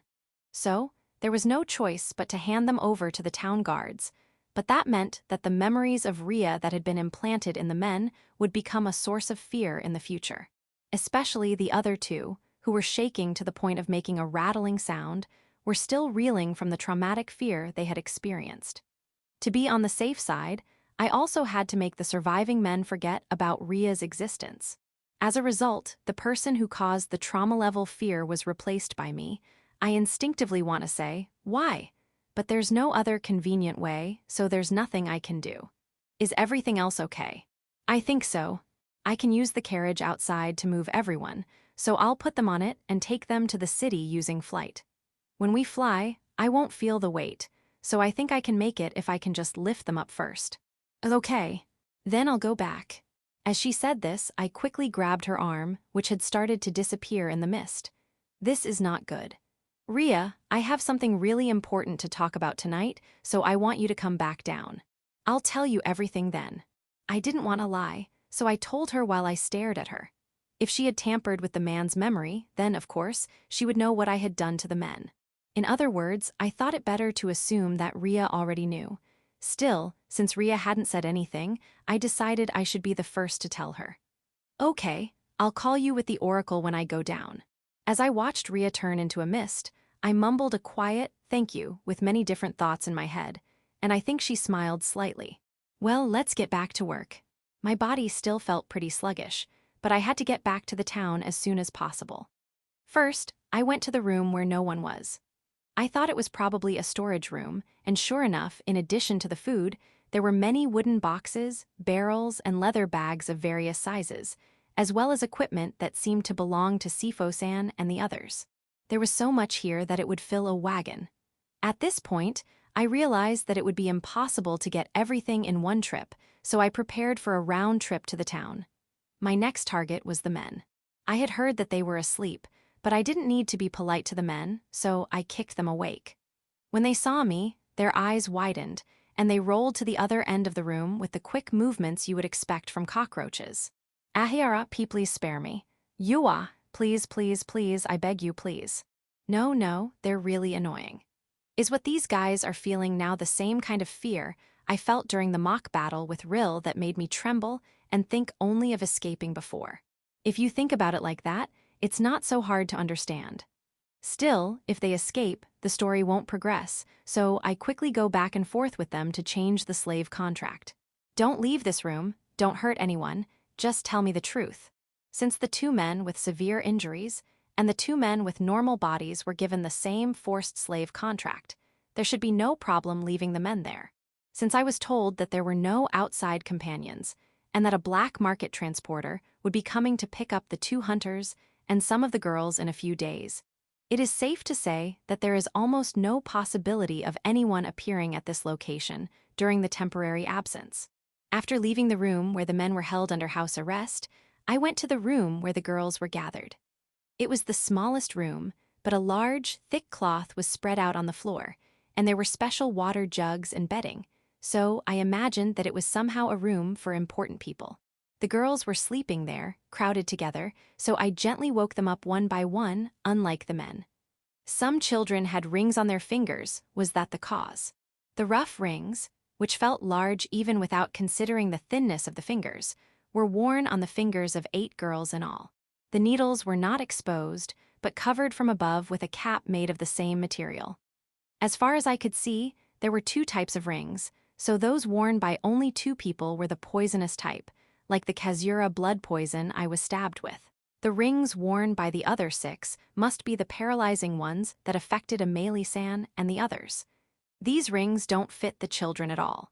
I was able to understand the content of the children's slave contract from the men who I had enslaved. Do not harm the user, cannot leave the user, cannot call for help, attack the designated target. It's a disgusting contract. They were sealed from any means of breaking the current situation, and the adults who came to help them were paralyzed by the orders they received. I removed all the rings from their fingers, saying that the children didn't need such things. Those who woke up the others in turn, and when everyone was awake, I opened my mouth. Since Ria's existence was erased, it should be assumed that I did everything to save them myself. As a result, about half of the girls hugged each other and looked terrified, clearly seeing me as a source of fear. And about half of them, especially the girls who were wearing the rings, had dark, sunken eyes, and there was no sign of joy at being freed and saved. In fact, I got the impression that their emotions had died. I'm going to send you all away in a special way, so please follow me to the entrance first. If I can't carry you all at once, I'll take the little ones first. Well, I guess they don't understand. Still, the 2 hunters acted like guardians, urging them to move, and each of them stood up and followed. About 90% of the women were naked, but there was no choice but to give up here. So that they could at least hide a little, I took off the cloth that had been laid out in the boss's room, collected it, and gave it to Amelie-san for everyone to use. Now it's just a matter of how much I can lift. As soon as we arrived at the entrance, I started to prepare. I placed the wagon, or rather the part that could be called a wagon, in front of the entrance, and then I got under it and supported the back of the wagon with my back, lifting one side slightly. It's probably a little hard to get on, but please get on one at a time. I'd never tried anything like this before, so I didn't know how many people I could carry at once. It was easy at first, but my back cracked every time the kids climbed on. Yume, where's the horse, and why are you carrying it? There is no horse, I'm carrying it. I completely understand your question, Estelle-san. I totally understand, but please don't give me that look like you're looking at an idiot. I'm serious, and I don't have much time to chat. There are 22 children in all.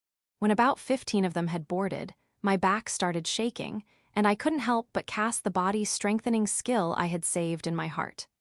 I couldn't use it from the beginning because of the time limit, but it makes things a little easier. Please keep going, as fast as you can. I guess there's not much room left in the back of the wagon. The whole back of the wagon began to shake, and I could see the children being crammed in like a game of push and shove as they were pushed further and further back. The children, whose eyes were not shining, were picked up by the 2 adult hunters. These are all children. Then you too, hurry up. My back is at its limit. Did they sense my impatience? The ladies, Estelle-san, quickly climbed in, and then, goo! I felt a jolt of electricity run through my back, and stars danced in my vision. As expected from an adult, as expected from a hunter. I can't say it out loud, but it's really heavy. I couldn't help but make a strange sound like Q-fu-wu-en. But thinking that no one would see me under the wagon, I whispered, "Wind, blow up from below with all your might." Something like an air current is created that supports the load from the feet, and the load on my back is slightly reduced. This is my biggest chance. Everyone is on board. As soon as I heard Amelie-san's voice, I moved. Shigora, jump and then flight. I didn't do a detailed analysis of the situation, so I don't know the exact conditions. But I thought that if the cargo bed wasn't just on the ground but on my back, then as long as I could make even the slightest upward movement, I could fly. And it was just as I expected. Whoosh! I soared into the air, imagining that I was releasing magic power downward to counteract the sudden weight loss. This was also good practice for the magic carpet roll I flew with Rhea on board. I could never have risen into the air lying down like that with so many people on board. It was only possible because I had practiced with Rhea, who would never die, no matter what. And then, Kaya, we're flying. We're flying. It's amazing, amazing, amazing. I can see so far. I'm going to die, whoa-whoa-y. I heard a cheerful, childlike voice from above, and I couldn't help but feel a sense of relief deep inside. These are children who have suffered emotional trauma, so I thought I'd give them something that might help them forget their troubles for a while. It was probably a good thing that I kept the fact that we were flying a secret for as long as I could. There were also some adult voices that sounded like they were about to die, but I thought that maybe the children, who hadn't shown their emotions before, would feel a little happier now. With that in mind, we slowly made our way back to the town of Lipom, taking about 20 minutes. Chapter 170, The Return of the Victims. It was quite a commotion. In order to avoid confusion, and considering that most of the women were naked, I had planned to land the wagon outside the town, not far from the western gate of Lipom. There I planned to explain the situation to the gatekeeper and ask him to get some clothes and contact some people. However, I had underestimated the situation a bit. The wagon, which, if fully loaded, could hold more than 20 people, was floating in the sky. Even I would have been surprised to see something like that, so it must have seemed like a strange phenomenon beyond their wildest imagination to the people of this town. Thanks to this, people began to gather, and there were already about 50 people around the west gate. Everyone was looking up at the sky, pointing and staring at the mysterious object and me, who seemed to be stuck underneath it. Amélie-san and Estelle-san, please cover everyone's skin with the cloth as much as possible. There are a lot of people here. You understood. Leave it to us. There was nothing I could do to help them at the moment, so I worried about the situation in the wagon that I couldn't see. Then I thought about what to do now. It's dangerous, so please move away. I shouted down to secure a place for the landing.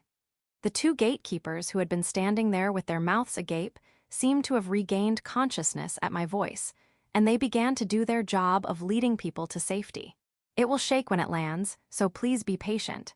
If I put my feet on the ground like this, the effect of flight will end, and gravity will immediately start acting on me. In other words, I would be crushed by the back of the wagon and make a loud noise.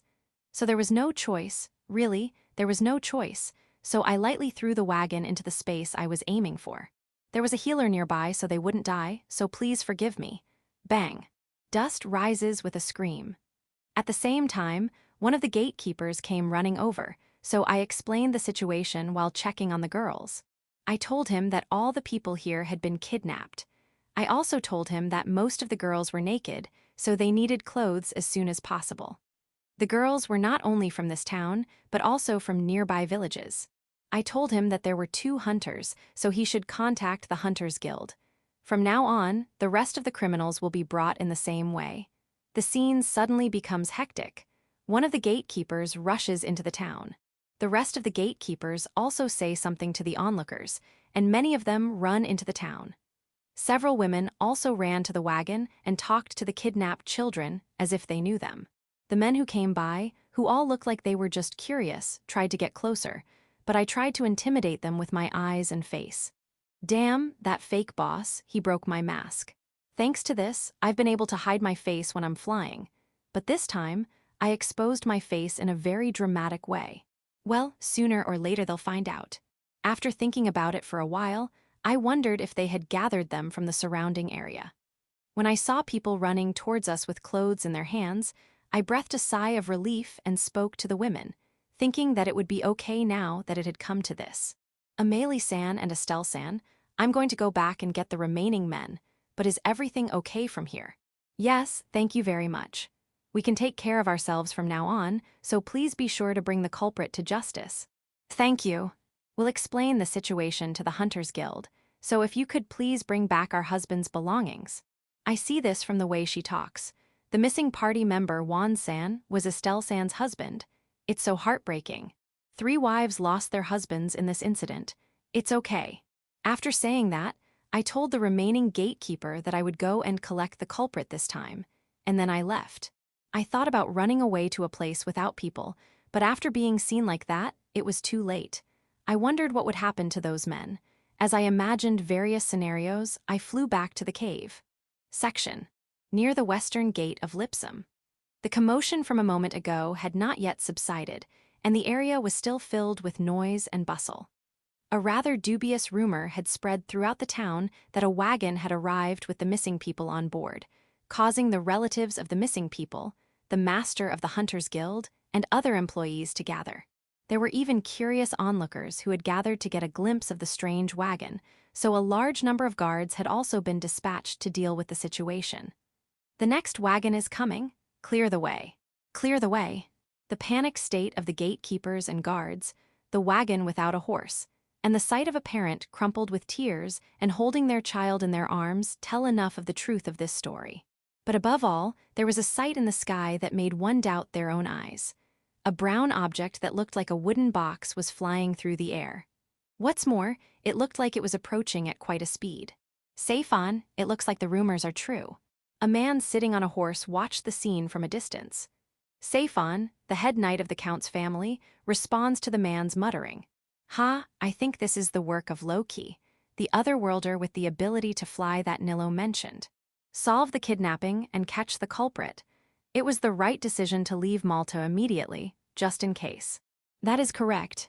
However, Your Excellency, since we talked about entrusting that person to Neville-sama, don't provoke him unnecessarily, right? I know that very well. I have no intention of achieving anything at the expense of the people. However, uncomfortable with the lack of continuation, Saphon turned his gaze to the man who he had called Your Excellency. But he was smiling happily as he stroked his beard and looked into the air. I would like to have a heart-to-heart talk with him and find out what kind of person he is. Knight Commander Saphon was startled by these words. This time, he had come to inspect the area because he had heard a rumor that something might happen. Since you never know what might happen, they had promised the guards to watch from a distance. So this man, Count Raymond, was not wearing any protective gear. Nevertheless, he kicked his horse lightly in the stomach and tried to move it forward, and Saphon couldn't help but open his mouth. W8, Your Excellency. It's dangerous to get too close, so at least watch from a distance. Dangerous? How can someone who saved over 20 people become evil? That's. I won't go back on my word. I'll just greet him while keeping my identity a secret. And while I'm at it, I'll speak in a more casual tone. That should be enough. Knight Commander Saphon can only hold his head in his hands as the Count rushes into the crowd, laughing maniacally. When he heard the word fly from Nilo, his eyes sparkled like a boy's, and he visited Lipom as if chasing him. He knows that he is trying to make contact out of pure curiosity, but there is a pain that he can never tell the person himself. Even so, I knew this would happen, but... He muttered to himself and looked at the approaching wagon. He followed his master, hoping that nothing would happen, accompanied by several of his men. By this time, Count Raymond had dismounted his horse and taken a position in the first row of the landing area, which had been reserved in advance. Most of the commoners had never seen a picture of him or had a chance to meet him, so even though they knew his name, they couldn't recognize his face. However, the guards understood. Why is he here? Everyone had that thought in their hearts, but the result of their polite guidance was a front row seat in the best position. Of course, Count Raymond was very pleased. He couldn't know that his knights were crying in the back because they couldn't get there.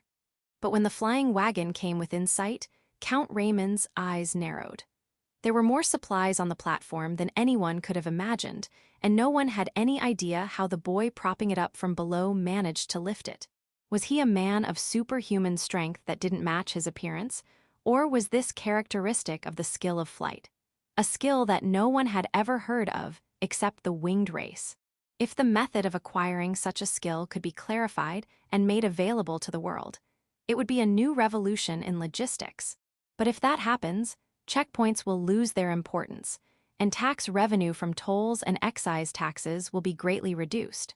In wartime, surprise attacks can be launched by sending a small number of specialized personnel without regard to national borders.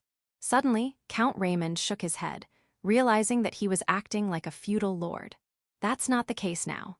Even before considering whether or not Lagraith can accept people from other worlds, is he someone who can be trusted to negotiate with them? Although he did not deny that he had come here out of curiosity, Count Raymond was still very concerned about this point. Rumors about people from another world will come to you whether you want to hear them or not. This is even more true for someone in a position of authority. In the Western Empire of Velfria, although territorial expansion is progressing by invading and occupying other countries, the current emperor's authority is said to be weakening. Even in the Eastern Kingdom of Albert, the royal family is already a mere decoration.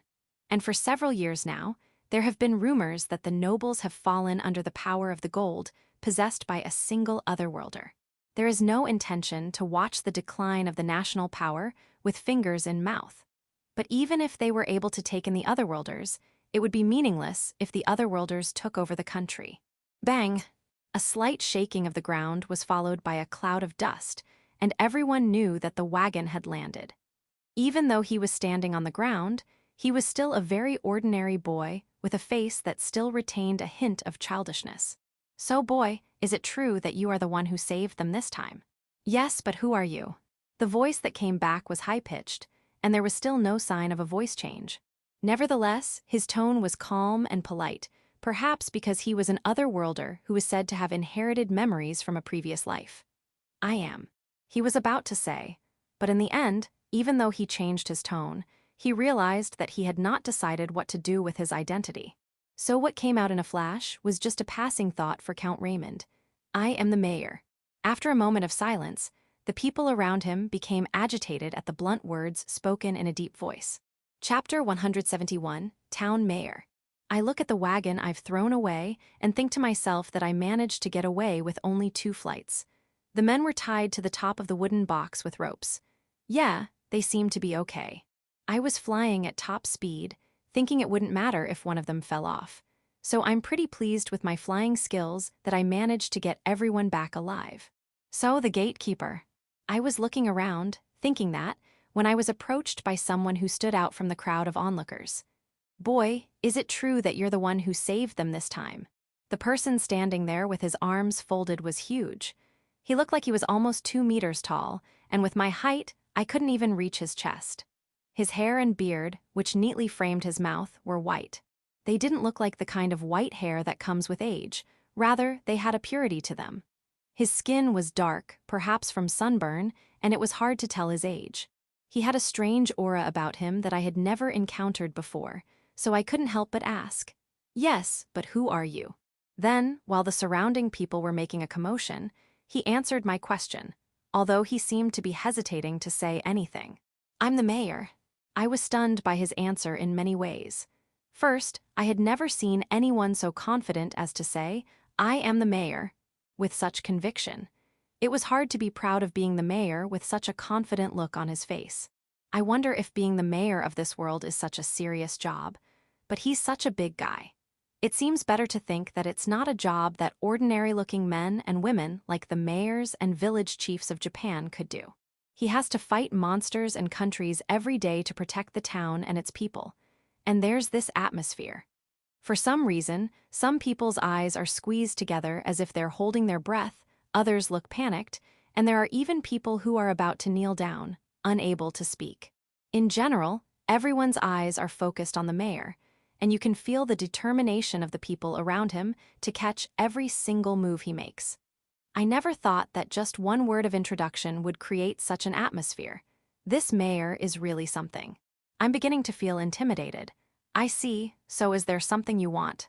"Yes, I heard that you rescued the people who were kidnapped. I'd like to offer you a reward, but can you spare the time tonight?" "I see, a reward, huh?" It didn't sound bad, and I felt like my ears were ringing. Come to think of it, I also remember receiving some sort of reward from Bezart regarding Zinc Hun and the others. I knew that the guild would pay for the 2 hunters, but this is how it is with the children. It seems that not all of them are from this town, but there are over 20 of them, so it could be quite a lot of money. Anyway, I can't miss it tonight. I have something important to tell Ria, so I would be in trouble if I did it today. "I'm sorry, but I have an appointment today. Is tomorrow okay?" I think I answered in a normal way, I think. But the atmosphere seemed to freeze for a moment. There were people here and there who were surprised and said things like, "He turned it down." "He turned it down, didn't he?" in a low voice. No, really, how big is the role of a major? Or is that the norm in this world? Well, it's a sudden request. How about I give you your reward tomorrow night over dinner at my house? If you're staying at an inn, I can pick you up, okay? Oh, that's fine. If I ask for the mayor's house, the people of this town will know, right? When I asked, the mayor looked around, and the people he made eye contact with nodded their heads in quick succession. It looks like it's going to be okay. I'm looking forward to tomorrow. As he said this, he walked past me to check the cargo one last time. I heard from Nilo, he's on his way to the capital. Don't worry, I won't do anything to you out of pure interest. He muttered this as he put his big hand on my shoulder, and I thought to myself, so that's what he means by looking forward to it. When I thought about it like that, it suddenly became a bit annoying, but well, the mayor is probably in the same position as the guild masters of each city. So if there's a reward involved, I guess it's okay, I thought as I watched the mayor's back as he parted the crowd like Moses and left. Then, the guards took the 4 men away in slave-like conditions. The first slave, Alphiba, who seemed to have a strong desire, seemed to have more anger than fear toward me, and he shouted, "Damn you, where is the promise of food, drink, and women for me? That is not what you promised." He was yelling like that, but the only thing I promised this man was to protect him from being killed by the girl. I don't know how he interprets things now that his memory has been manipulated, but it's his problem that he expresses selfish desires and then mistakenly thinks they will come true. In other words, it's not my problem if the men are sentenced to death afterward. The problem is that you made a rash decision to sign the contract without fully understanding it. First of all, the slave contract that was given to these men. It was just these two: do not harm the user and do not lie to the user. I suppose it was a matter of cost, and it was not possible to impose any further restrictions on the men. The men who killed Sifo-san and the others, who attacked Ameli-san and the others, and who stole money and worked hard as bandits. After all, they did these things on their own, not because they were ordered to, so I don't feel sorry for them, no matter how they are punished. Nevertheless, I brought them back here on purpose. When I looked at the man who looked like he might be the one, he also called out to me as if it was the right time. "My name is Albeck, and I am the chief guard of this town. I apologize, but would you be willing to accompany me to the guardhouse? I have heard some of the circumstances from the 2 hunters, but I would like to hear the details of what happened from the rescuer as well." Yes, I had hoped for this development. I replied kindly to the man on horseback wearing armor. "Of course, I can tell you where these men are and where they sell their slaves. Now, if you don't mind, could you tell me more about the laws of this country? How far is it safe to go, and what is out of bounds?" Perhaps because she hears confessions every day as the goddess of sin, Ria knows a little about the law. But her knowledge is limited to the extent that there is a high probability of this happening in the broadest sense. She doesn't know the detailed laws of the country. Even with this confiscated cargo, I don't understand who the owner is, but I only collected it for now because it contains mementos. If that's the case, the quickest way to find out is to ask the people who deal with criminals like this. It would be great if I could check information not only about Lagraith, but also about neighboring countries. The things I want to check are limited to a certain extent. Oh, I appreciate that. If there's anything you don't understand about the law, I'll be happy to teach you. Judging by the color of your skin, you don't seem to be from Lagraith. I appreciate that. Now, what am I supposed to do with this confiscated cargo? I've recovered all the items, including some mementos. This is a huge amount. Once we've interrogated the men, in most cases, if the items were stolen or taken, they will belong to the person who destroyed the organization. It is up to that person to return them to their owners. We want to check the contents as well, so let's have them all brought to the guardhouse for now. As the guard captain, Albeck-san, instructed the men behind him, several of his subordinates went back into town. It seems that they are going to get some horses and use the empty wagon next to the cargo to bring the cargo in 2 wagons. So we set off.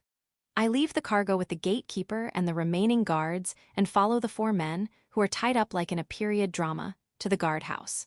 Would this be a police box in Japan, or is it a little bigger than a police station? While I was imagining this, we turned off the main road onto a side street.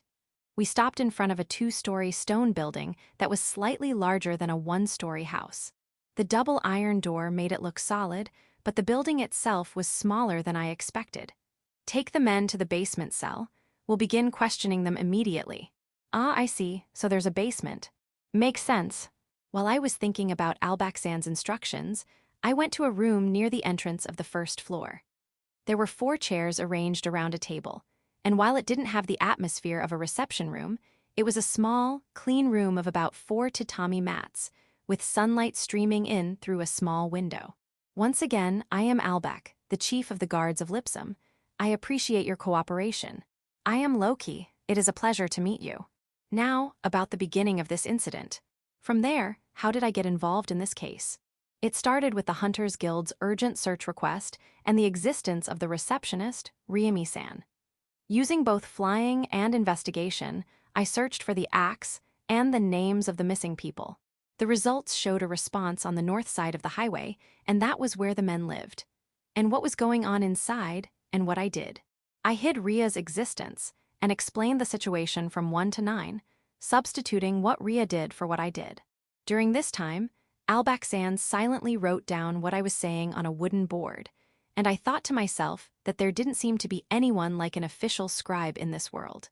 Things were going so quietly that I found myself thinking about such unnecessary things. I see. So it's slave magic. If that's the case, it makes sense that the children were kidnapped. No wonder there were so many reports of missing children a while ago. I suppose the fact that they're all girls is to the slavers' liking. It seems the damage has spread to the neighboring villages, so please take good care of them. Of course. But why are there hunters among them? Does Loki know about this? Yes. Apparently, they were ordered from another country as slaves who could also act as guards. Another country. By the way, do you remember which country it was? No, I'm sorry. The men I delivered didn't seem to know much either.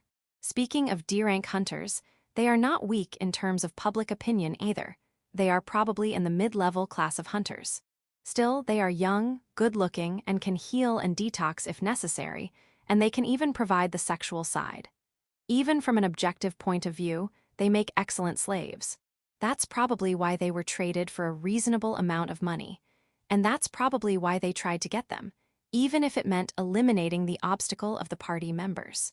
If they could get rid of them, they could also get the spoils of war called mementos. Even if there was no chance of winning if they did it normally, if they used children as bait, and that bait could quickly turn into a weapon, the obstacle would suddenly disappear. I also fell into that trap so easily. I rummaged in my pocket. I laid out the rings I had collected from the children on the desk. These are the weapons the children wore. There are 2 types. One is paralysis, and the other is poison, which they call Kazura blood poison. Kazura blood poison? Kazura. Could it be that our allies know that can't be? Albaxan covered his mouth with his hand, and seemed to be trying to associate the name with something that came to mind. When I told him that a delivery specialist would be visiting their hideout in a few days, his eyes lit up, and he thought for a moment. From there, it was up to them to find out who was behind the incident. The word ally came up, and if it was discovered that they were kidnapping people in other countries, the relationship between the 2 countries might cool down considerably, just like on Earth. Well, I don't have to worry about that. About an hour later. I've said just about everything I can, and there are no more questions from Albaxan. As I watched him nod his head while looking at the wooden board he had written on, I thought to myself, isn't it time for my turn? I could feel that kind of atmosphere. Are you sure everything is okay here? This is what I really want to know. I want him to tell me more about the laws that have been set. Ah, that was very helpful. I'll tell the mayor about it too, since he's going to pay you for saving the children. No problem. Now, about that law I wanted to know about. What exactly do you want to know about? I asked Albaxan, who leaned forward with a serious expression on his face. Please tell me the conditions under which it is legally permissible to kill someone. Chapter 172, Inequality. The room was filled with a different kind of silence.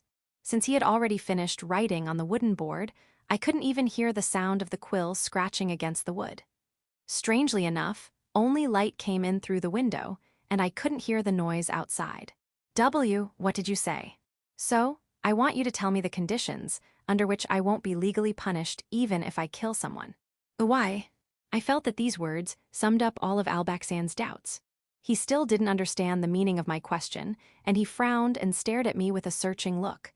So I answered honestly. I killed a person for the first time. I felt I had to do it to protect the hunter women and children. Killing people is condemned as evil and punished. I think I understand that, but then what conditions would turn that act into justice? I see. I wait in silence for Albaxan's answer, looking up at the ceiling, mulling over my words as he swallows them. I don't think I'll be accused of a crime for killing that skinny guy this time.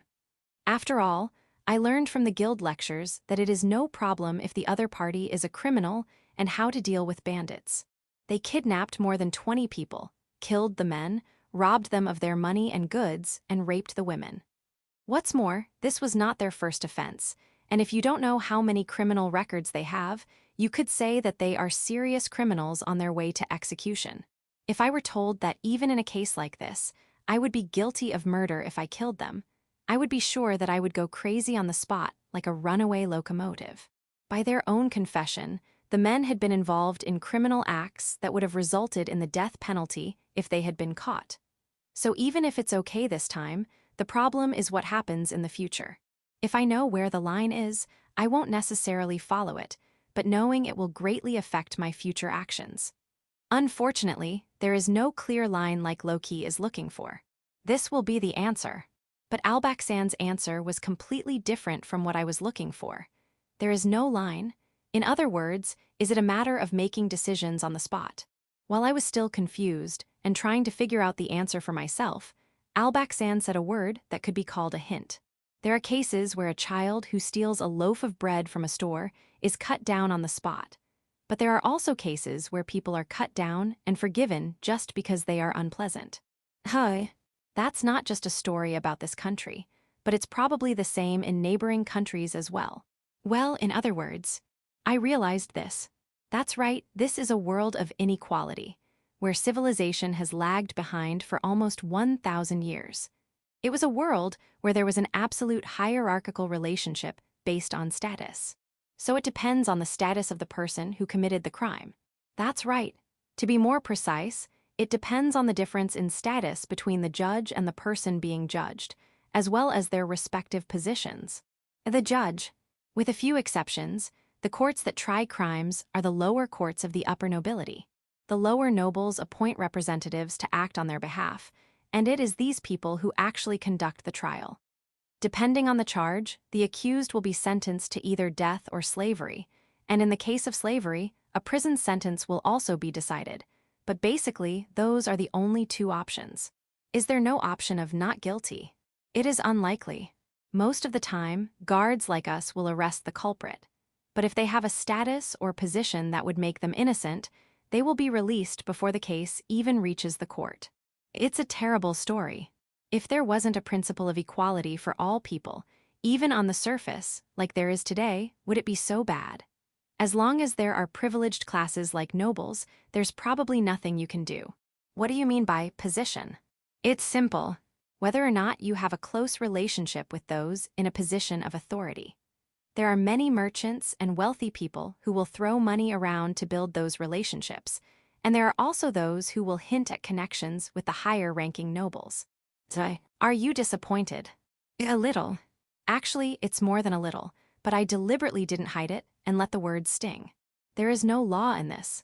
The weak get trampled, and the strong laugh maniacally as they suck up the sweet juice. It's a shitty world. What's even more frightening is that Albaxan, who is the chief guard, is telling me this without hiding anything. In this world, it's a matter of course, and common sense is used in everyday life, and there's no need to hide it. I'm sorry. Why do you have to apologize to me? When I thought about this, I've heard a little about you from Malta's chief auditor, Nilo-san. Loki is from another world, so I was warned to be very careful not to make any mistakes. When I saw Albaxan smile weakly as he said this, I realized that I had misunderstood. So I was also judged as someone in a position. Looking at it from a different perspective, what he said was also a criticism of the higher-ups. Especially in this world, It is easy to imagine that any rash criticism or accusation would be suppressed by killing the person who made it. It is very likely that the mayor went out of his way to meet with me today and arranged for us to have dinner together tonight. Nilo-san, what are you spreading all over the place? Even though I feel like complaining, I can't help it when I think about his position and how he thinks about the good of the country. I guess it's lucky that it hasn't spread to the townspeople. Nilo-san isn't in this town anymore, is he? Yes, he only gave the information about Loki to me and a few other people in positions of authority, and then he immediately left for the royal capital. He was in a big hurry because he thought that if he didn't get there as soon as possible, things could get really bad. Haha, all I can do is smile wryly. I feel sorry for him, and hearing about his situation makes me want to go to the royal capital as well. To be honest, the way people from other worlds are viewed varies. Some people think well of them, others don't. But Albaxan stopped and stared at me.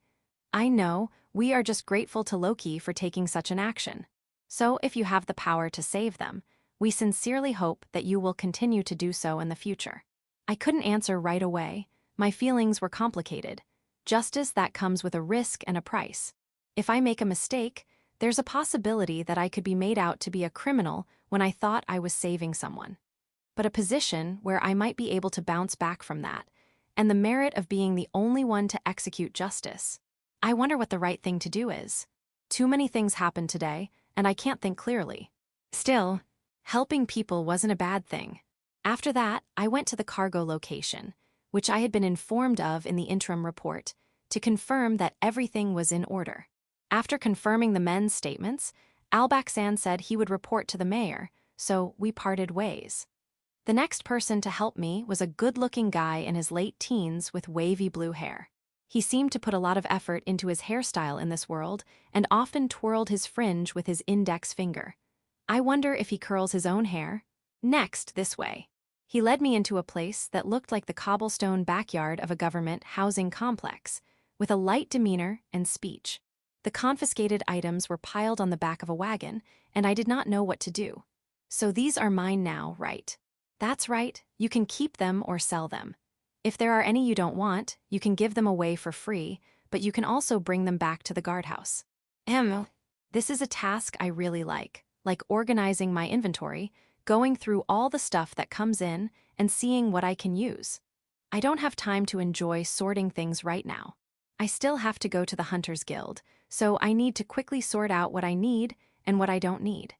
If only I had spatial magic to solve this problem in one fell swoop. Well, I'll start by reducing the amount of stuff I have. When I glanced to the side, the boy with the wavy bangs was standing there, doing nothing in particular, just twirling his hair. Do the guards here drink alcohol? Hi. Of course we drink a lot. Then, since I'm giving all the alcohol here to the guards, can you help me out a little? Wow, you're the best. All right, I can get this kid to help me. I thought as I watched him jump around. The amount of work is too much for one person, so I need manpower and information now. Then I'll get help from this boy with wavy bangs who seems to have time to spare.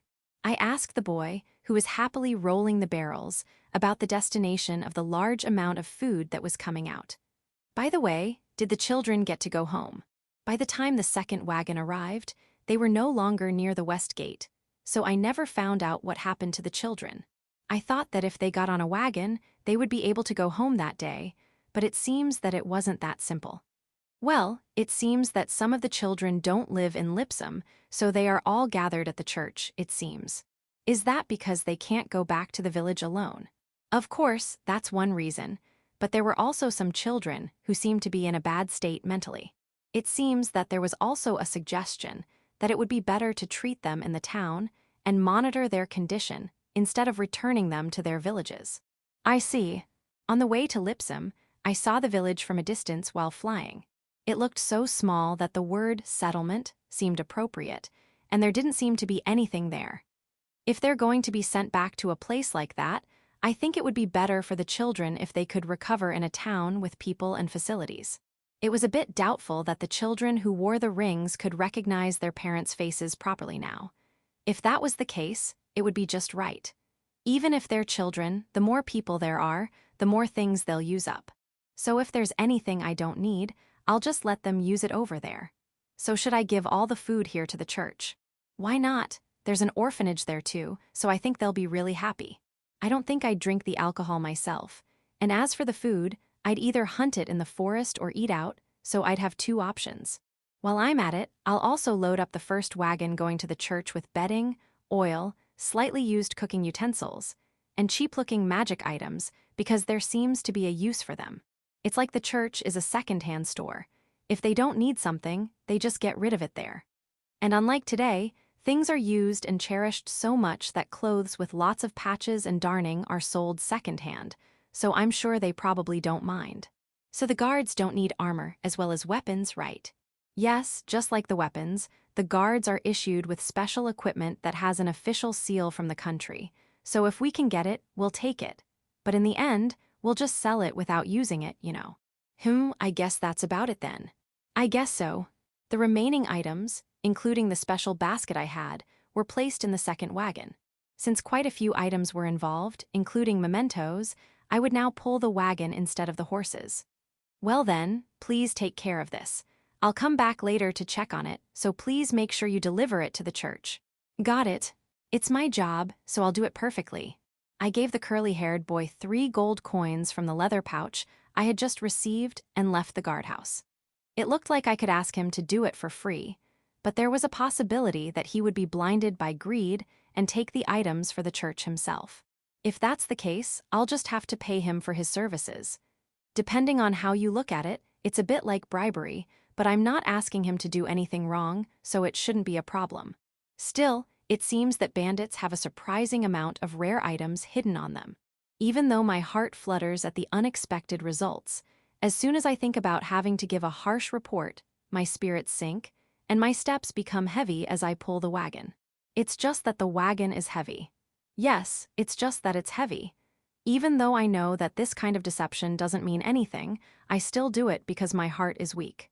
I walked towards my next destination, the Hunter's Guild, my sighs continuing unabated. Chapter 173, Unprofitable Work. It's the same scene as always, the main entrance to the Hunter's Guild. Looking in from under the swinging door, I see that it's already evening, and the place is bustling with hunters exchanging money. In the dining area next to it, I can see several tables with alcohol on them. The receptionists all seem to be busy, and among them I see Ramy-san, smiling and taking care of customers. Oh no, doesn't she know yet? Even though I know in my heart that's not the case, I can't help but think that it would make me feel better, and I'm really weak. I still don't know if she knows the result of this time, but I'm sure that Amelie-san and Estelle-san, who are also hunters, have reported to the Hunters Guild that they have returned safely. And I've also told one of the gatekeepers to report back to the Hunters Guild. Then there's no way that the receptionist, who is the first point of contact, doesn't know. Yes, sir, even though she knows that Sappho-san has passed away, she is still acting as bravely as before. Then I'll act brave too. Hey kid, you're in the way when you squat at the entrance. I'm sorry. The man next to me scolds me as he opens the swinging door. Ramy-san's eyes turn to me in response to his voice. Clank. When our eyes met, the coin in Ramy-san's hand fell to the ground, making a loud noise. Oh, it's that insane brat who flew through the sky a while ago. You went to rescue the kidnapped people, right? Did you get any good haul? As the awkward atmosphere hung in the air, I looked in the direction of the voice and saw a guy with a wooden beer mug in his hand talking cheerfully to me. His language was crude, but you could tell from the atmosphere that he didn't mean any harm. In a situation like this, it's really nice to have a drunkard around. I felt my mood lighten a bit under his cheerfulness. There wasn't anything of much value, but I think I've collected all the belongings properly. I looked at Ramy-san as I said this. Thank you, I've been waiting for you. And she gave me a smile that was different from the one she had just given me. After that, the guild master, whom I met for the first time in this town, an old man named Ostam-san with a stooped back, came down from the second floor, and the identification of the belongings was done with the people involved. While reporting the situation to the guild master, Amelie-san, who had been waiting for me, and Estelle-san, of course, but also considering the circumstances, even though it was during work, Ramy-san also joined in, checking the equipment and belongings loaded onto the wagon. Just so you know, If you didn't accept a request that included the collection of personal belongings, you don't have to return the belongings, especially equipment that tends to have a certain value. Sometimes the remaining family members will buy them back, but are you sure you just want to return them, Loki-kun? When Ostam-san asked me this, I was at a loss since I had no choice but to return the items. I was surprised that there was another option. But when I thought about it, it was decided that the ownership of the items is transferred to the person who retrieves them. If they have to risk their lives to retrieve them, it is not surprising that people would demand a reasonable price for them, even if they are mementos. If I were told that the equipment and personal belongings were worth 1 billion beak, even if I were told, since they are belongings, I don't know how much effort you put into them, so just give them back unconditionally. I'm sure I wouldn't be able to say yes so easily. First of all, in this world, it seems like it would be hard to prove that they were belongings in the first place. But this time, of course, just returning them is fine. Even if I'd been asked about other options, this was the only answer I could come up with. I wonder what kind of feelings Ramy-san had while waiting for her husband. I've seen with my own eyes how the two people who had their husbands taken from them in front of them were treated afterward. I can't take money from people like that. Even though they were only slightly moved, the fact that all three of them looked relieved when they heard my words was probably because there were cases where they could buy the items. Each of them picked up the weapons and armor of the deceased, thinking about them and crying as they held them in their arms. Right next to them, the hunters were getting drunk and making a big fuss while congratulating each other on their day's work. That is normal in this world. Still, the weight of life in this place was no different than when I was in Japan. I'm sorry I couldn't help you. I'm sorry I couldn't save you. Ramy-san's apology to her late husband somehow touched my heart as well. If you ask me what happened, he must have died by the time the emergency call was confirmed. It wasn't a problem that could be solved physically. That was the limit. Even so, I'm sorry I couldn't help more. I quickly apologized to no one in particular and left the scene, pulling the wagon with the rest of the cargo. Guildmaster Ostem shouted, "Reward!" behind me, but I'll be back at the guild tomorrow anyway. There's no reason for me to get it now. I'm not in the mood today. Loki-san. Wait a minute. This is such a thankless job. I let my true feelings slip out of my mouth, deliberately covering them with the call of a woman behind me. Is it going to rain? Looking up at the sky, I saw that the sky was covered with thick clouds as dusk approached. Knowing that money can't buy everything, I went ahead and converted the loot, including the second wagon, into cash. Chapter 174, Killing. After returning to the inn and having dinner in the dining room on the first floor, I sat in the chair in my room for the rest of the time. I don't know how many times I sighed as I looked out the small window at the raindrops falling. I waited until the last minute, but in the end, Ria didn't come down for dinner. It wasn't something that needed to be discussed over dinner, and maybe the goddesses had discussed it beforehand. If that was the case, I thought I would make good use of my time alone, but I couldn't concentrate at all, and no matter what I thought about, I couldn't get my thoughts together. I killed someone. I deliberately said these words to myself, but strangely enough, I didn't really feel that way. When you kill someone, you are tormented by feelings of guilt. You can't get the face of the person you killed out of your mind. It's like the kind of disorder you hear about that you get after killing someone. For some reason, I don't have that. It's so disappointing that I don't have anything. Is it just that I can't feel it yet because it's today, and will it be different after some time?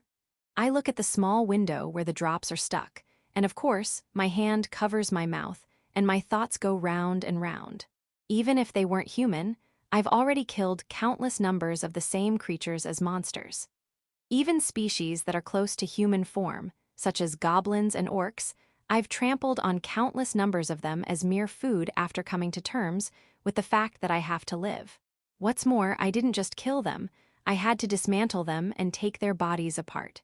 In this world, especially for a hunter, this is a perfectly normal action. It is also quite possible that this has become a strong resistance. In addition, that man was clearly evil. He kidnapped young girls, held them captive, and sold them. He worked with men like bandits, attacking, robbing, and killing. That's right, he gave orders to the girl and tried to kill me. That Kazura's blood poison, as the person himself was surprised, I, who had a high poison tolerance, would have been the only one who could have survived. Because of its high speed of action, it's normal for a person to die within seconds of being poisoned, right? So he tried to kill me. He didn't have any other intentions like Rill. He just tried to kill me because my existence was in the way of his evil deeds, as pure malice. Killing someone like that would only make me feel better, and I wouldn't feel guilty at all. My body twitches involuntarily for a moment, and I was startled by my own thoughts. No, this way of thinking is bad, isn't it? I feel like I'm losing something important as a person. A deep sigh that made me think my soul was about to escape. It's been like this for a while. No matter how deeply I think about it, I can't find a satisfying answer that makes sense. Justice, advantage, purpose, influence, execution. Could it be that Acorn is telling me in this world? Shaking my head, I opened the status screen to change my mood. Anyway, I'll talk about this when Rhea comes. Then I'll do something I can do even if Rhea isn't here. I opened my notebook as if to escape reality and checked the contents of the new tab that had been added today. There are two types of slave magic: voluntary slaves and forced slaves.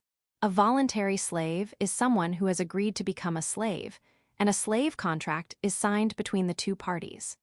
Forced slavery is possible if the user knows the name of the target slave and has their blood in the target's body.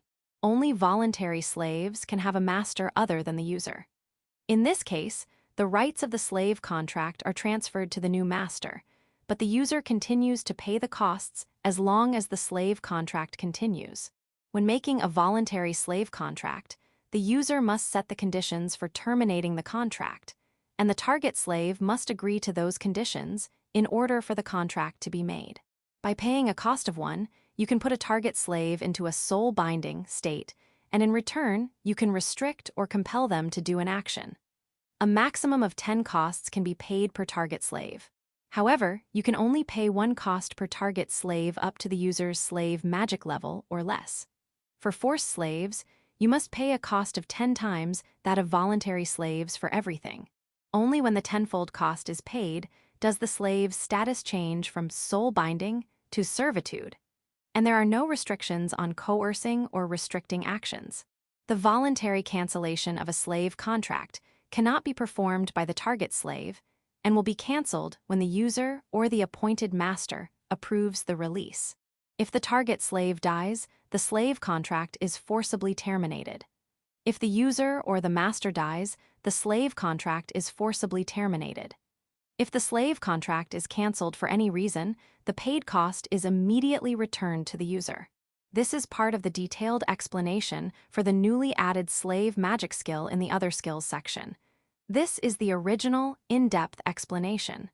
Slave magic LV.3 allows the user to sign a slave contract and bind or enslave the target soul. Maximum cost, 150. Magic power consumption, 30 when a slave contract is signed. Of course, it was impossible to understand just from this explanation. And at first, I thought it was the same as the overly simple explanation of magic-related skills, and that I would have to figure it out by trial and error. However, I soon realized how different this skill was. A new tab had been added to the skill frame on the right side of the status screen, separate from the skill tree. When I looked at that tab, I could see the above explanation in full, and I understood that this was the Slave Magic-Only tab.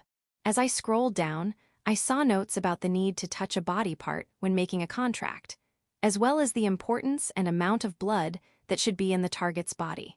The process of making a contract for both voluntary slaves and forced slaves was also described. And when I used slave magic on the men, the remaining cost and details of each contract were even displayed. It was clear at this point that this was a skill that was being handled differently than before. Was it because a different consumption target had appeared, called cost instead of magic power? Or is it because Acorn is treating this slave magic as something special and is trying to get me to use it? Either way, it doesn't feel like a very powerful all-purpose skill with a lot of coercive power, like it's saying anything goes because they're slaves. Voluntary slavery is, in a sense, healthy and has a strong commercial connotation, and without agreement with the slave target, nothing can progress in terms of contracts or termination conditions. In other words, it means that the slave targets understand and accept that they are becoming slaves for some reason, such as to avoid a capital crime or because they have run out of money and sold themselves. In this case, the men, who are like bandits, and the girls are these voluntary slaves. The darkness is also deep when it comes to the girls, unless they understand the true nature of slavery and have enough wisdom to carefully consider the terms of termination. Or, if they are forced to submit to the armed force in front of them, they may end up in a situation where they are forced to sign an unwanted voluntary slave contract. Even so, you can only impose restrictions and force on slaves up to the level of their slave magic skill. I'm level 3, so I can give up to 3 orders to each slave, and in terms of the number of slaves, my current capacity is between 50 and 150 people, depending on the cost. On the other hand, forced slavery is exactly the kind of slave contract I imagined, like the ones in the stories. In this case, it is the 2 female hunters. You can force them to become slaves without considering their will, and you can put restrictions on their actions. However, the fact that it costs 10 times as much is a big obstacle for the user. And even I was only able to force 4 men to do what I wanted after giving 3 orders. So it's not something that can be used very often if you have to work within a limited cost. And if they're clearly of a higher rank than you, it would be difficult to get them to let you put blood into their bodies in the first place. The difference in power, from the supplementary explanation, it seems that the amount of blood that can be contained in the body also changes greatly depending on the difference in magical power or intelligence. So I don't think there are many people who are forced into slavery in this world. What's more, the state of servitude that can only be achieved at the highest level of slave magic is probably a level that no one in this world can use. I don't know how to explain it, but when you get the slave magic skill, it's not like you can do whatever you want with your slaves, and that's frustratingly interesting to me. Well, I'm just trying to keep track of it in case I need it, but I don't plan on using this dangerous skill much. I don't need such a skill to defeat monsters. Besides, the fact that that skinny guy was able to use slave magic so well means that the information itself is probably not worth much. Is there some kind of status screen that the user of a skill can check? As long as the skinny guy is dead, this question will remain a mystery for the time being. As for the rest of the information, I can't help but sigh when I compare it to the results from the day before that were written in my notebook. When I see the clear results of killing someone, I feel a part of my heart smoldering, as if the core of my being is being blackly eroded. Listening, newly acquired to LV1. Negotiating, newly acquired to LV1. Crafting, newly acquired to LV2. Processing, newly acquired to LV1. Conversation LV1 to LV2. Different language comprehension LV3 to LV4. Trap making, newly acquired to LV1. Intimidation, newly acquired to LV1. Maximum magic power increase LV2 to LV3. All of these skills were acquired from the skinny guy. In addition, there are at least twice as many skills that have gained experience points even though they haven't been upgraded to skills yet. Based on the number of experience points gained, I'm sure that most of them were skills at level 2 or below, because it's only after level 3 that you can be sure of getting a skill in one go. Xing Kun and the others said that by the time they became hunters, they had acquired about 7 to 10 skills in status judgment.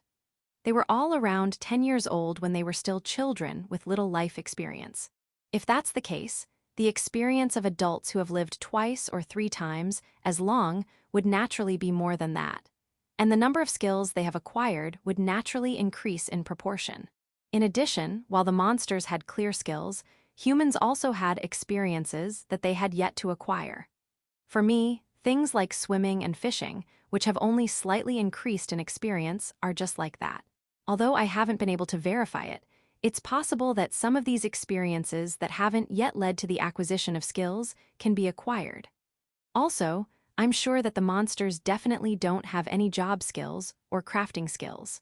Skills like that, which can never be compensated for by simply killing monsters. No matter what you do this time, such as crafting and processing, if we're talking about this time, can be obtained by humans in their entirety. A thud. I hit my forehead hard as if I'd fallen face first onto the table. It's happened again. I've once again considered the decision to give up everything in exchange for strength. What happened as a result of making that choice? I probably had a big handicap in the past, and I limited my life choices, and I just lived a life of survival. Because of that time, because I was able to forget the past for that time, I'm sure that's why I'm here now. I guess I was intoxicated by the fleeting joy, elation, and pleasure, and I ended up paying the price. The price I had to pay wasn't necessarily a bad thing. It gave me a little confidence in a society that didn't understand that hard work would eventually pay off. What is beyond gaining such strength in this world? I don't know. But surely, a free and ideal world where nothing can be given up. This is like a drug. I have to resist, I have to resist, I want to resist. Can I resist? Low-key, I'm coming down. The voice that echoed through the oracle's words was slightly childish, and the lack of inflection made it seem cold and made me nervous.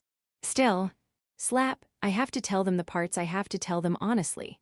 Slapping both cheeks, I spoke to myself and then turned my gaze to the purple mass of magic that had begun to swirl in front of me. Chapter 175, The Reason I Came to This World. Sorry to bother you twice today. No, that's fine. It was a simple exchange, as if we were both just checking up on each other. Since there was only one chair in the inn where we were staying, I sat on the bed and gestured for Rhea to sit in the chair. As soon as she sat down, Rhea stared at me blankly. I wonder how Rhea will react when I tell her the truth. Today, I've seen with my own eyes what can only be described as fear, so even though I want to tell her the truth, my voice gets stuck, and I can't get the words out. It's okay, it's okay. It's not the present situation that's important, it's the future.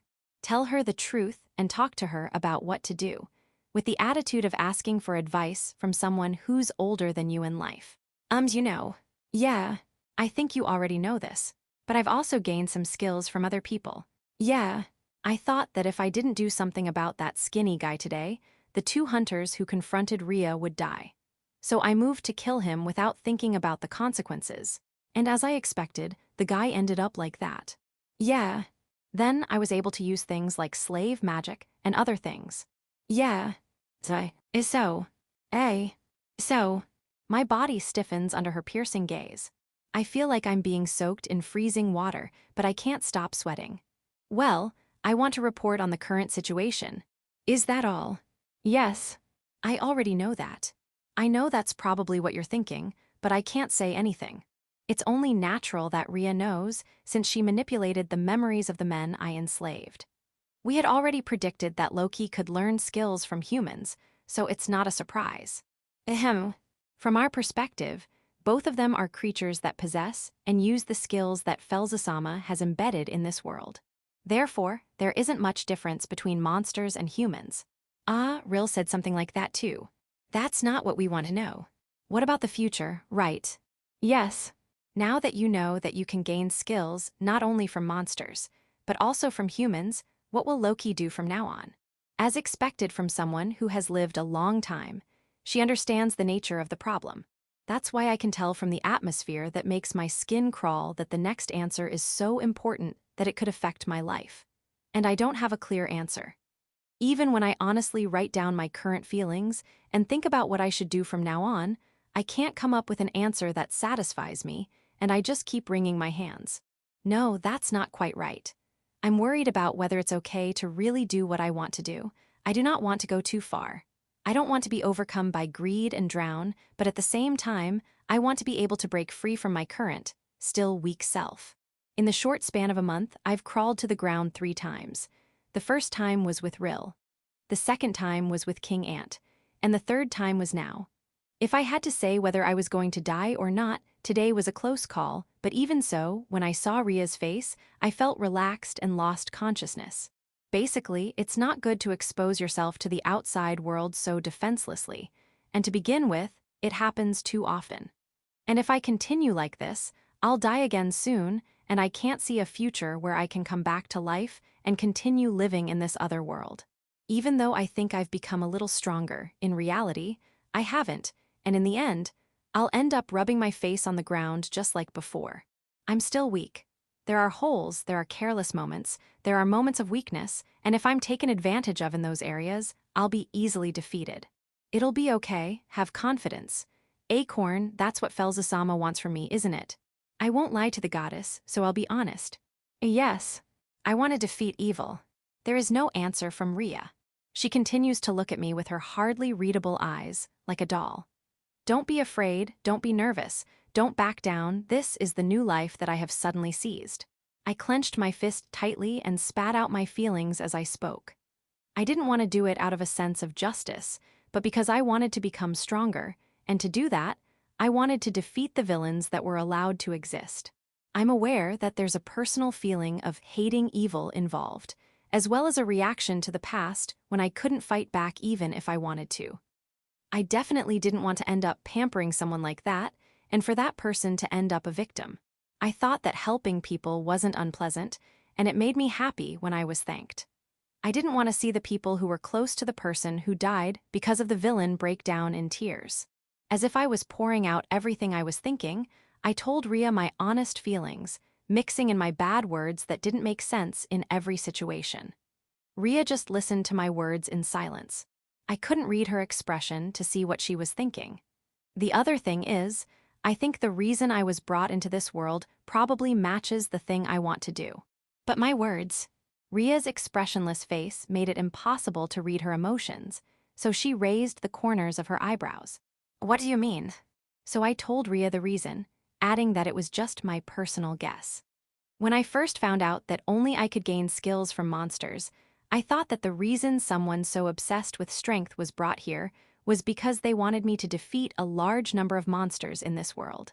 It didn't all fit together, but I also saw a status screen that allowed me to check my results instantly, so it seemed like a good fit. Yeah, but actually, I just found out today that humans are also included in the target. So I understand that it isn't just about me defeating monsters, right? That's why I was thinking about why this is the case until Rhea showed up. So remember when we first met, I said I was pulled into a black crack with the words, "I found it." I remember. So that means that the one who said, "I found you," probably understood my ability, which I don't know if it's a skill or a trait, before I was pulled in, right? So I think it's safe to say that it's not just a possibility, but a certainty. If it weren't for this ability, which allows me to gain skill experience points, I would be an ordinary person. I don't have any knowledge that would be useful to this world or wisdom that would help civilization progress. If this mysterious ability were something that was definitely obtained through reincarnation and not through transmigration, then there would be no need to bother finding me and dragging me in. In other words, it must be my own unique ability. So, I think it's natural to think that I was targeted and kidnapped by Acorn. If that's the case, what's the purpose? When I considered it, I felt that my conversations with the goddesses so far were connected in various ways. I want to confirm two things with Rhea again, but has this world ever been in danger of being overrun by monsters and the human race? Or, to use the way this world talks about it, the race being wiped out? Yes, there have been cases where villages and towns have been swallowed up by a mass outbreak of monsters, but I don't think there have ever been cases where a country has been crushed by monsters. That's exactly what Rill said. In other words, even if I defeat a large number of monsters, they might provide food for the people in that area, but strictly speaking, I'm not doing anything for the world as a whole. So I guessed from what Rhea said when we first met that the names of countries and cities change a lot. But if countries are created and disappear again and again, then it's not just the decline of civilization, but there was a time in the past when it was at its peak. A time when it was better than now, right? There were many times, but it was a long time ago.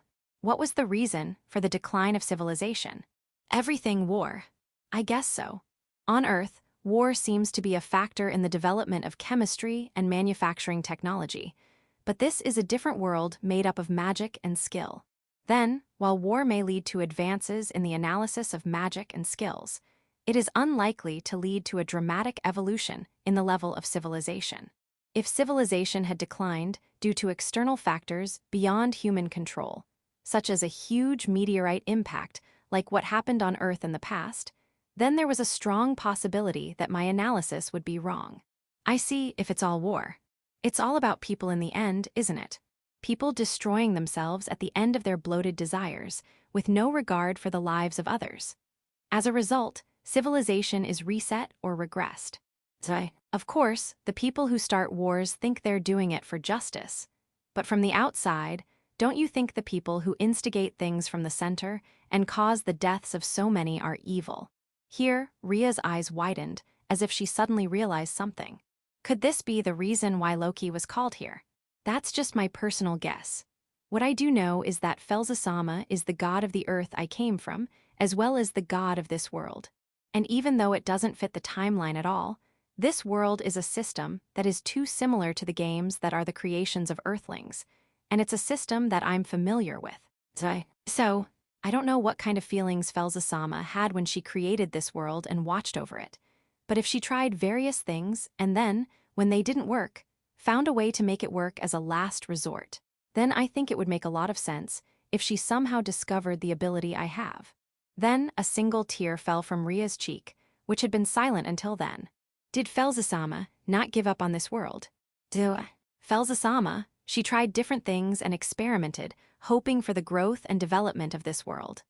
At first, she seemed to enjoy it very much, but then it didn't work out and she started to look sad more and soon, the world. Perhaps overcome with emotion, Rhea, who had been crying as she spoke, suddenly covered her mouth with her hand. Was she saying something important? Her impatience was unlike anything I'd seen before, and I couldn't help but stare at her, wondering if she was about to touch on the foundation of the world that Alicia had mentioned before. But I mustn't misunderstand my position. I'm just a commoner with a connection to the goddesses. I understand that there are some things in the world that I shouldn't know about. Then maybe Felzasama hasn't given up yet. Yes. If that's the case, I've come to the hypothesis that by punishing evil, I might be able to stop the decline of this world. What do you think, Rhea? She wiped her eyes with her arm and looked at me with slightly red eyes. I am the goddess of sin. I have said before that sin must be atoned for with punishment. That's right, she did say that. She also told me before that if it fell under the category of punishment, I should do what I wanted on my own responsibility. And even this time, she asked me if I was going to kill her, and before we went in, she asked me if I was ready to kill them. I think now that it was as if I was being encouraged to kill, if necessary, without being half-hearted. Well, I'm going to do it for my own reasons. Yes, we'll do it for our own reasons, too. Then we had a detailed meeting. Even though I said I would punish the guilty, if I carried out the execution, without considering the seriousness of the crime or without considering where I was doing it, it would be a disaster. Of course, it would be a disaster if I punished someone for stealing a few coins, but I myself have had experiences in the past where I lost my temper and went astray, so I was careful to imagine what might happen next. To prevent this, Rhea and I decided on some clear rules. The first thing we decided was that if I went too far, Rhea would take responsibility for bringing down divine punishment. It's so like Rhea, I can't help but smile when I think about it. Well, if there's such a strong sanction, it might be a good reason to restrain myself, so maybe it's even a blessing in disguise. And even though it's only temporary, there's the law of the lower world, my sense of ethics and values, and Rhea's position as the goddess of sin. Considering each of these, I think I've drawn a line that would satisfy Alicia, who would probably be quick to express her disapproval. As she was leaving, "Don't tell anyone I cried." I couldn't help but smile when Rhea said that, and, "Please don't tell anyone that I almost died again, especially not Feral." When I said that, she laughed and said, "I thought you didn't want me to tell anyone, so I didn't." And then Rhea disappeared into the mist. I was worried at first that I wouldn't be able to find an answer, but I'm really glad that I talked to Rhea. The thick fog that was hanging over my head has cleared, and I think I'm able to think more clearly and calmly. That's why, after the magic fog had completely dissipated, I suddenly thought about it while hiding under the blankets. I guess I was wrong to think that Felzasama wasn't interested in this world. Why did my skills have to be hidden so that even the goddesses couldn't see them? Chapter 176, God's Banquet. In the Divine Realm. Meanwhile, Loki ran around the Biblon's marsh with a radiant face, as if all the poison and troubles had been completely washed away and in high spirits. In the Divine Realm, the first banquet was held by the 6 of them. Each of them used their experiences in the lower world to produce food and alcohol, which were then arranged on the table. My palate has become more refined thanks to Loki's all-you-can-eat menu. Alicia, let's make sure we only make the best dishes. This is the kind of thing Loki loves, the potato and butter dish. Besides, they say that alcohol tastes better when the glasses are chilled. Crab too, it's better when chilled. The taste of food is important, but the appearance is even more important, don't you think? Simple food is tasty enough. Alicia ate by herself, while the others bragged lightly. Inwardly, she regretted declining Loki's offer to go sightseeing, but she couldn't say that now, and her vision seemed to turn red with blood tears. Still, they enjoyed the banquet as much as they could, for there had never been such a lively time. The report that Rhea brought last night was the cause and origin of this banquet. It was very likely that Felza-sama had personally brought Loki to this world, they thought. For the goddesses, this was the best possible news. For Felza, the creator of many worlds, this managed world is just one of them, and if it does not produce the expected results, it will be abandoned.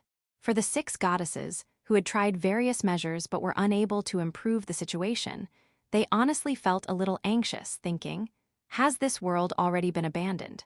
Under such circumstances, it is not surprising that they were surprised to hear that the high-ranking god Felza had taken action herself. It's been a long time since Felza-sama has done anything herself, hasn't it?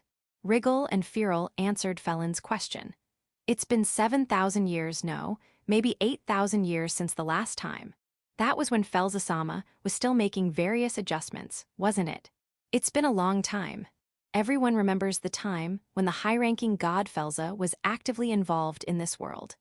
Even though so much time has passed that it's hard to remember it so casually, it was a memory they could never forget. Alicia, have you sent a message of thanks to Felza-sama? Rhea asks Alicia, who, as the coordinator, is the only one allowed to contact Felza. Of course I did. Do you think we'll get an answer this time? I don't know, it's been about 80 years since we last heard from her, so maybe she's extremely busy. The mood in the room became rather gloomy, but that was to be expected. The last time they had listened to Felza's advice was when she told them that she wanted to take the souls of the Earthlings and revitalize this world. After that, they reported on their current situation and the problems they were facing, but they received no response at all. That's why everyone was so surprised by Rhea's report. Of course, even though the content of the report was Loki's guess, the reasoning behind it was so logical that everyone was easily convinced. In particular, wars, which are mainly fought by humans, are responsible for the great advances and setbacks of civilization, and the occasional fall to near extinction. Since Loki had understood this beforehand, the credibility of his words naturally increased. The being who destroys evil and guides the world. When Rhea suddenly said, Loki is human, but he's like a divine messenger, everyone couldn't help but nod in agreement. If the hypothesis is correct, then Loki is a messenger directly under the control of the high-ranking god Felza. In a way, he is in the same position as the goddesses, isn't he? They were so excited by Loki's speculation and the results that followed that they couldn't help but think that. In the midst of this, Felon's words suddenly caused confusion in the room. But if Felza-sama has interfered, that means she's paying close attention to this world, right? That's right, isn't it? I think Loki-kun was chosen to solve problems we can't handle. So, what does that mean? So far, I've been going down to the lower world under the guise of surveillance, and I've been eating food, but is that safe? I haven't been told anything. At these words, everyone but Felon froze, including Wrist, who was lying on the bed next to them. The rules set in the divine world, including the additional rules, are only 7 in number. Therefore, the details are not set in stone, and there are clauses that can be interpreted in any way, depending on one's point of view. What's more, no one knows what will happen if the rules are broken. At this point, Alicia, who is supposed to be the leader, mumbles to herself. The first of the 7 forbidden rules is, no matter what the circumstances, the goddess herself is not allowed to descend directly into the managed world. Each of them straightened their postures and continued as if it were a fixed rule. The second of the 7 forbidden rules is, you must not give skills that exceed the level of contribution to the world. The third of the 7 forbidden rules is, You must not give more than the prescribed number of blessings to the managed world. The fourth of the 7 forbidden rules is, the creations of the divine realm must not be dropped into the managed world, except those that have been predetermined. The fifth of the 7 forbidden rules is, when making major changes in the managed world, permission must be obtained from the high-ranking gods. The sixth of the 7 forbidden rules is, no unnecessary interference, assistance, or tampering with the managed world is permitted. And the 7th of the 7 forbidden rules is, concealment of information concerning the very foundation of the world. After one round, Alicia closes the meeting. At first glance, the reaffirmation of the forbidden rules appears to be a solemn affair. However, as soon as everyone's posture collapses, they gather around Alicia as if in a secret meeting and begin to discuss a single point. Wrist, too, folds the futon around her body and rolls on the floor to listen. Article 7-6 is pretty vague, isn't it? Well, how much more than necessary is that? So far, eating and drinking alcohol is fine, and it was also fine to bring down 2 split bodies at the same time, right? I accidentally killed a human yesterday, but so far it's fine. It was okay to use the highest level unique blessing skill on Loki-kun. It seems that Loki-kun will not be judged as a child of the lower world. Some of them made horrifying comments in passing, but no one seemed to care or say anything. If they could have communicated with the goddesses who ruled other worlds, they could have exchanged information based on their own experiences. Unfortunately, the goddesses had no friends or acquaintances. As solitary beings, the goddesses could consult only the high-ranking god Felza, but even when Alicia tried to contact her, she didn't respond for 80 years. In other words, they were completely blocked in every direction. At this point, however, Wrist's dying mind began to spark. If Loki-kun is the divine messenger recognized by Felza-sama, isn't it only natural that we help and protect him as companions and comrades in arms? Companions, comrades in arms. Or rather, we are already family. A family. Everyone staggers in shock. For these 6 goddesses who have always been alone, the idea of someone joining their circle was something they could never have imagined. Although Loki's appearance has caused each of them to enjoy their contact with him, the story that unfolds is even more than that. The 2 who call themselves Mama and Oni-chan, and the 2 who want to become wives breathe heavily in response to Felon's casual pursuit. The other 2 also casually indulge in all sorts of comfortable fantasies. Before they know it, the conversation has shifted from the forbidden topic to how much interference, help, and indulgence is acceptable for Loki, who is a family member. The lower world is on a path to decline with each passing moment, but the divine world that controls it is at peace today, as it has been every day.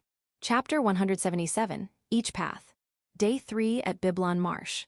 Even though I didn't hunt at all yesterday, it's actually day 2. Today, I went to the dismantling site for the 2nd time and put my special basket on the counter. It's really easy to get back on track. I'm already flying around the town without a care in the world, so I'm working hard at hunting without losing any time, and I've decided to take my basket to the dismantling site as soon as it's full of magic stones. If I go during the day, the counter at the dismantling site will be empty, and while I'm waiting for them to count the magic stones, I can eat the food I bought from the stall, so it's a 2-for-1 deal. When B rank gets serious, they're amazing, here you go. This is the 2nd batch. The men handing out the materials at the other counter, next to me, looked at me in surprise at the mention of a 2nd batch, but I didn't mind. While responding appropriately to the number of each magic stone, I checked the status screen to see the progress of my skills. If it weren't for the dinner party at the mayor's house, I might have been able to finish today, but oh well. Tomorrow, I wonder if I'll be able to go to the marsh until around noon and then go hunting for fairies in the afternoon. Speaking of which, what were the other types besides fairies? While I was thinking about these things, I received the wooden board and went to the money exchange. Loki-san. I was called over in a slightly strong tone of voice, and when I turned to look in the direction of the voice, I saw Ramy-san in civilian clothes. Amelie-san and Estelle-san were also in the distance, and they seemed to have heard the voice and ran over to us. Could it be that they were waiting separately, one at the dismantling site and the other at the reception? Yesterday, I couldn't stand the atmosphere of the place and finally ran away. The atmosphere was so unpleasant. I'm sorry about yesterday. I couldn't thank you properly for all your efforts, and all I could do was break down and cry. I'm sorry, I knew the reality, but when I saw the equipment he used, it was like my heart would burst. I'm sorry. What we should have done first was to thank Loki-kun for your efforts in searching and rescuing us, but I'm really sorry. As soon as they arrived, Estelle-san and Amélie-san, who were also crying and holding their husband's equipment like Remy-san, were quick to apologize. No, that's not what I wanted to hear. Wait, first of all, please raise your heads. It's not your fault that someone close to you died. Please don't apologize. Even so, I guess I couldn't stand their behavior, so I opened my mouth to say something. The three of them didn't stop apologizing, so I lost my patience and spoke up. Instead of apologizing to me, I'd be happier if you thanked me. After I said that, they finally calmed down and thanked me. Yes, this is better. I can be proud of what I did. They nodded in agreement. So, Loki-san, is it okay if I come over tonight? LA. Ryumi-san's words made the three of us let out a startled scream. All the adults present seemed to sense that something was wrong, and a strange atmosphere began to fill the air. What? What do you mean? It's about the reward for your quest. I think it's a reward for a job well done. Even though I asked her the reason, all I could think of was the question mark in my head. Wait a minute, did I say that? I tried to remember our exchange the other day, but I couldn't remember saying anything like, I'll definitely get results, so, what do you think? Could it be that I didn't tell her properly, that I didn't want the reward because it would be bad for wrist? Just as I was about to open my mouth to make that judgment. Well, then I can only do so much. If you don't mind a dirty body. Ho-yo. The only sound that could be heard was the pathetic air escaping from my lungs. Whoa, this is unbelievable. Could it be a combination game? It's not just a case of being excited. Not to mention Ryumi-san, Amélie-san is a beautiful woman in her mid-20s who seems nice, and Estelle-san is especially assertive about her chest. This is getting really serious. I'm not prepared for this tonight. Just as my imagination was about to burst with the night, I suddenly felt a catch in the word, tonight. Oh, it's dinner with the mayor. Oh no, the mayor invited me to dinner tonight. Apparently, they're going to pay me for rescuing the children, haha. I could only manage a fake smile. In my heart, I cursed that rare gorilla. I see, since this was the last night I wanted to spend in Lipom, that's a problem. What, is that so? Those words calmed me down a bit, and when I asked for more details, it seemed that Ryumi-san's hometown was the small town of Mir that I had just passed through the other day. She had married into the family and was working as a receptionist at the guild to support her husband, who was from Lipom. However, since she has no children and her husband has passed away, she has no reason to stay in Lipom, so she resigned from the guild yesterday. It seems that she had already discussed this with the guild master. Assuming the worst for her husband, she plans to return to her parents' house in Mir tomorrow, and once she settles in, either work as a receptionist at the Hunters Guild in Mir or do some sort of clerical work in the back office. That's why she was dressed so neatly today. I think it's a rather sudden development, but I guess there are feelings that only people who have lost someone close to them can understand, so it's probably not something that outsiders should comment on. Limited to tonight, already reserved, a combination of the inexperienced. No. As I calmed down, Wrist's figure appeared. Maybe she doesn't think she's been betrayed, but from my point of view, if things continue like this, it will be a spectacular betrayal. Phew, it's okay. I don't want anything like that, so please don't worry about the reward. Oh, and Amélie-san and Estelle-san don't have to come either. Well then, how about taking the rare occupation of shamaness with you on your hunt? I thought about it, but Loki-kun is a B rank, right? Even among those, you seem to be exceptionally strong.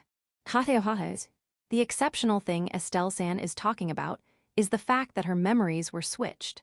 It's being made out to be me, but it's probably actually about that thing Ria did to the men. When you're shown something like that, it's hard to keep up with your understanding. In reality, I was just crawling on the ground in a pitiful state after being poisoned. But shamaness, I thought it was an unusual occupation, so I asked her about it in detail, and it seems to be a female version of sorcerer. In this world, there is a growing demand for both sorcery and medicine, and it seems to be a rather rare intermediate occupation that only women can choose. Personally, I can't hold down a job, so I was curious about the spell magic that I didn't have yet, and I ended up asking her to teach me the requirements for obtaining it as a way of returning the favor for saving her life. Estelle-san tilted her head as if to say, "Is that really enough?" But then she whispered, "Dark magic, level 3, so seductively that I could almost see a heart mark at the end of her words, and I couldn't help but feel a chill run down my spine. It's true that I felt a rush of air in my ear, but it's not like Estelle-san has any dark magic. So you can't judge a book by its cover. And I don't know what kind of magic it is, but if it can be used in conjunction with medicine to heal, then this world is really deep. Well, Loki-kun, thank you for taking on this emergency quest. I'm only good at arithmetic, but if you ever need any help, please call on me. I'm going to work for the Hunters Guild in Mir from now on." "Me too. I think I'll look for a party in Lipom as planned, but I'll definitely remember this favor. So if there's anything I can do as a healer, I'll definitely help. You saved my life, Loki-kun, so I'll do the same. I don't have to stay in Lipom anymore, so I'm not sure what I'll do, but if you need me, I'll follow you anywhere. Fufu, I don't like it when things get so urgent that I have to ask everyone for help, but if anything happens, if anything at all, I'll come to you." And so they went their separate ways. Perhaps because I had become interested in their occupations and skills, our parting ended up being a kind of farewell speech in which we announced our areas of expertise. Perhaps some people would have chosen to include the two hunters in their party here, but I couldn't do that. I must continue to work alone in the future because I will be subject to tremendous restrictions in all areas. I think Estelle-san was trying to say something even if it was hopeless, but Amélie-san probably wanted to say something but couldn't. It was just a feeling, but looking at their expressions, I felt like I was being overconfident. Now, I'll go to the mayor's house after I get my reward for today's quest and the urgent request search. I wonder what I should talk about at dinner with the mayor, who has such a mysterious atmosphere. While thinking about such things, I finished dealing with the Hunters Guild and went to the mayor's house alone. Chapter 178, Dinner Party. I was led into a large room that looked like a living room. There was a big, thick wooden table and 6 chairs around it. And then, "Oh, you've come." As I sat down, the huge, intimidating mayor, in his usual stark black and white contrast, raised his hand to greet me. "Oh, I haven't introduced myself. I'm Raymond." He then extended his right hand, so I replied, "Pleased to meet you. My name is Loki." But his hand was so big that it seemed to swallow my hand. His skin was also unusually tough, and I wondered what kind of gorilla he usually fought. Judging by his aura, he would have been 100 times fitter as a high-ranking hunter than as a mayor. There were already 2 sets of dishes on the table, so I sat down without hesitation and checked my surroundings. There's something strange about this house. That was the impression I had both before and after entering the house. When I asked people on the street, they all pointed in the same direction without hesitation, so I wasn't lost. The house in question was a 2-story wooden house that seemed a little more affluent than the others. However, guards patrolled the area around the house in a way that seemed unnatural. And the house was surrounded by such a heavy security presence that I couldn't help but wonder if there was a particularly evil person hiding inside. And for some reason, there was an old man in a more serious-looking suit of armor than the city gatekeeper guarding the entrance to the mayor's house. No, this can't be right. I can't help but think that they should protect the outside first.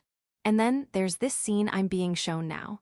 To the right of the mayor is an old gentleman in a tuxedo with a small mustache, standing in a posture that makes you want to admire him. He looks like a butler, and his eyes are fixed on me. And to the left behind the mayor, there was a soldier wearing a bluish full-plate armor, although only his face was visible. The armor was clearly of a higher quality than the guards who patrolled around the mayor's house, so he probably had his own private soldiers or mercenaries. 2 people wearing the same blue armor stood on either side of the door behind me, so I could tell that these soldiers were organized. I wonder if it's common for mayors to hire butlers and private soldiers.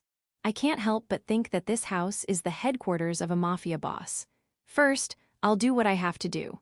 When the mayor glanced at the butler behind him, the butler handed him a beautiful leather bag with detailed embroidery that he was holding behind his back.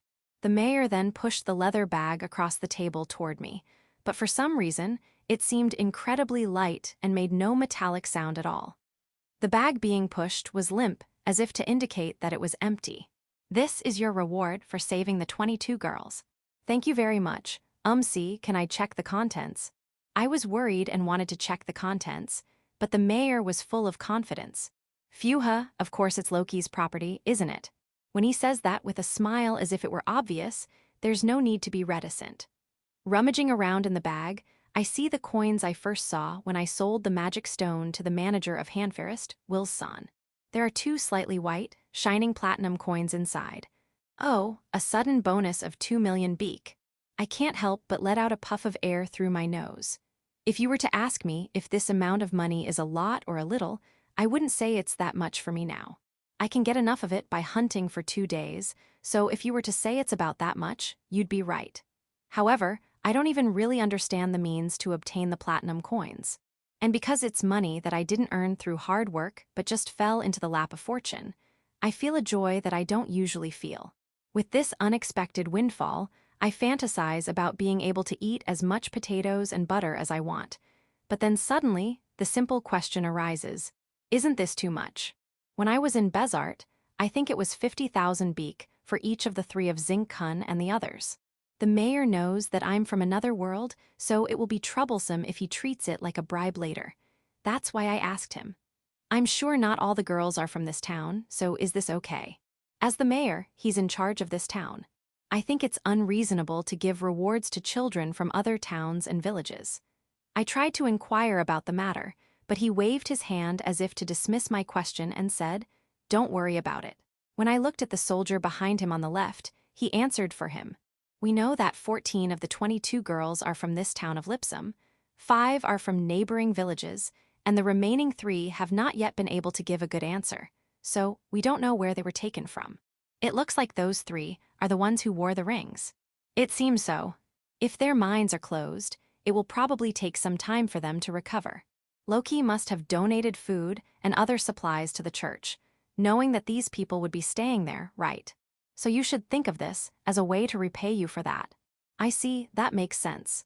I donated the money because I didn't have any use for it, and I didn't have time to turn it into cash, so if it came back to me in that way, I would be very grateful. Well, now that I've given you all this stuff, let's eat. From there began a strange time that felt like an experience, but wasn't. There was a woman who looked like the wife, who was about 50 years old, and a man who was probably in charge of the cooking. He was also about 50 years old, and his forehead had something like a bar code from sweat. He looked at me with dead fish eyes as he brought me my food. It was fine. If you've had experience entertaining people, it's not exactly close, but you must have had times when you ate with a group of men you didn't know very well. However, this time, it wasn't a business relationship, and yet we weren't so familiar as to be friends. It was a time of equality between people who had never met before, something I can't recall having experienced before. However, the mayor had said at the beginning that he wouldn't ask any unnecessary questions or make any unwanted requests, and that I didn't have to answer any questions I didn't want to. So, although I was initially confused by the mysterious personnel arrangements, by the middle of the conversation, I was able to have a natural conversation without any tension. I think the mayor is probably more interested in the sky, or rather in flying. He asked me about the feeling of flying, the view you can see from the sky, and the state of the sky in the world I used to live in. I told him that iron masses carry people in the sky, and that we have even started to expand into space. The mayor got so excited that he almost started to bleed from the nose. He asked me how to get to the stars in the night sky while spitting out a lot of saliva, so I told him, if you go into a very hard ore and use the reaction of super powerful magic to fly through the sky at a tremendous speed, you can escape the gravity of this world and go into space. However, you will never be able to return, and you will die. Although he was disappointed, he still said that he would like to go just before he died. If he likes the sky so much, it might be a good idea to give him a chance to go on a flying wagon tour like I did before. I think I could make a lot of money by dealing with rich people.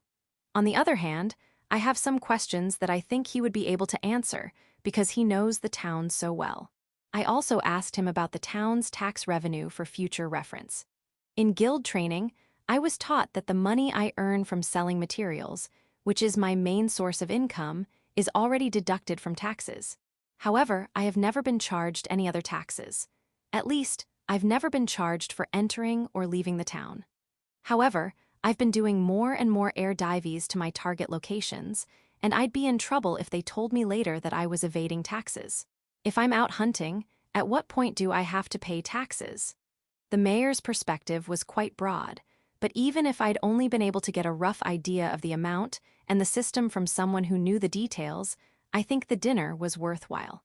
And as we neared the end of the dinner, the mayor asked me a question in a natural tone, without any sign of preparation. What do you want to accomplish in this world, Loki? I think this was a question that would normally be quite abstract and difficult to answer.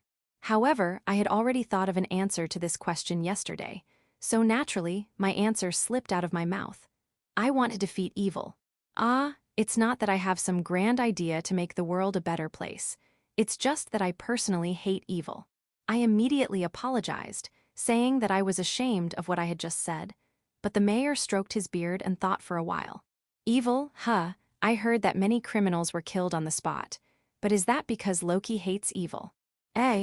Oh, of course, I'm not saying it's bad. It's allowed to take criminals who would be sentenced to death, and there are also situations where it's necessary for self-defense or to protect others. But if you let the criminal live and turn him over to the guards, you'll get a little reward when he's convicted and becomes a criminal slave, you know. I see. I hesitate for a moment while continuing the conversation here. I only killed the skinny guy. But the current situation is that the witnesses' memories have been tampered with, and according to the men and Amelie-san's statements, it should be that I killed all the men. The other party is the mayor of a town with a certain status. There is a possibility that exaggeration can be used as a check. I think I will try to judge the evil that exceeds the limit as much as possible myself. After thinking for a moment, I answered this. I'm sure that's okay. By deliberately keeping some of them alive, those who hear this information will probably make their own assumptions about the line between acceptable and unacceptable life and death. Even if they were to ask the captured men, they are my slaves. Even though the result of the men who were spared was death, that doesn't mean I will go around killing recklessly. They should think that I draw a line according to the magnitude of the crime.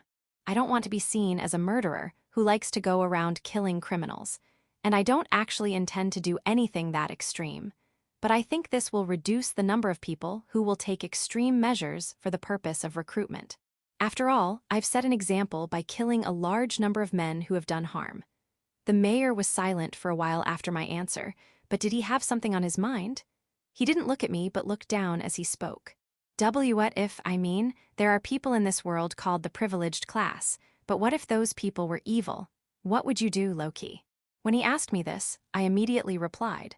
To be honest, I especially hate those who sit back and give orders and just take the benefits without getting their hands dirty. When they go beyond the limits of what is acceptable, I guess so. The privileged class is exactly what it says on the tin. But if I were to hesitate here and say, I'm not going to get involved, I'd just be letting the privileged class do whatever they want. If they end up being forced to participate, I'll be the one who gets in trouble, and it will also be a hindrance to the development of civilization that the goddesses want. The common people are just pawns, and it's probably the privileged class that starts wars and moves those pawns around. It's almost like I've declared that I'll go after even those people if I have to, so maybe this reaction is inevitable. Still, it was clear that the air had suddenly become tense, and the room had frozen over at that reaction. And for some reason, the mayor, looking down, silently lifted the corners of his mouth as if trying to hold back a rising smile. After Loki returned from the mayor's house. With the heavy atmosphere still hanging in the air, none of the people in the room could move. Count Raymond pushed his elbow, put his fist to his temple, and began to chuckle as if waiting for Loki to leave. Loki's earlier comments could be considered a provocation and a blasphemy against the nobility. As a result, the people present were so frightened by the high-ranking nobleman who possessed both power and influence that they froze, almost forgetting to breathe. Seifon, what did you think of Loki? That arrogant attitude is just like what I've heard about people from other worlds. I think we should take some kind of action and punish that insolent person immediately. We cannot allow anyone to insult you, Your Excellency. Morgus, did you see Loki's skill? I'm sorry, I didn't see anything. I see. The silence that fell again made everyone feel uneasy. However, while everyone else was preoccupied with their own thoughts, Count Raymond was calmly considering Loki's existence. Although his actual age is unknown, his attitude, behavior, and way of thinking are clearly inappropriate for his age. Although there were glimpses of childishness that might be considered appropriate in certain situations, there is no doubt that he is an individual from another world who has retained memories of a previous life. And whether he is ashamed of his sense of justice or simply unaware of it, although he immediately denied it, it was undoubtedly a sense of justice. This is clear from the results of saving so many people this time. He hates evil and condemns it without bowing to authority. This kind of thinking is something to be praised in principle, but the men Loki brought here didn't say why they were let live this time, did they? Saifon, who received a report on the incident from the head guard, Albeck, answers this question. That is correct. They seem to have revealed the modus operandi, the structure of the organization, and even their past criminal activities with only a little torture. But no one will talk about why only those 4 were allowed to live. If they don't know the reason, they will probably say, I don't know.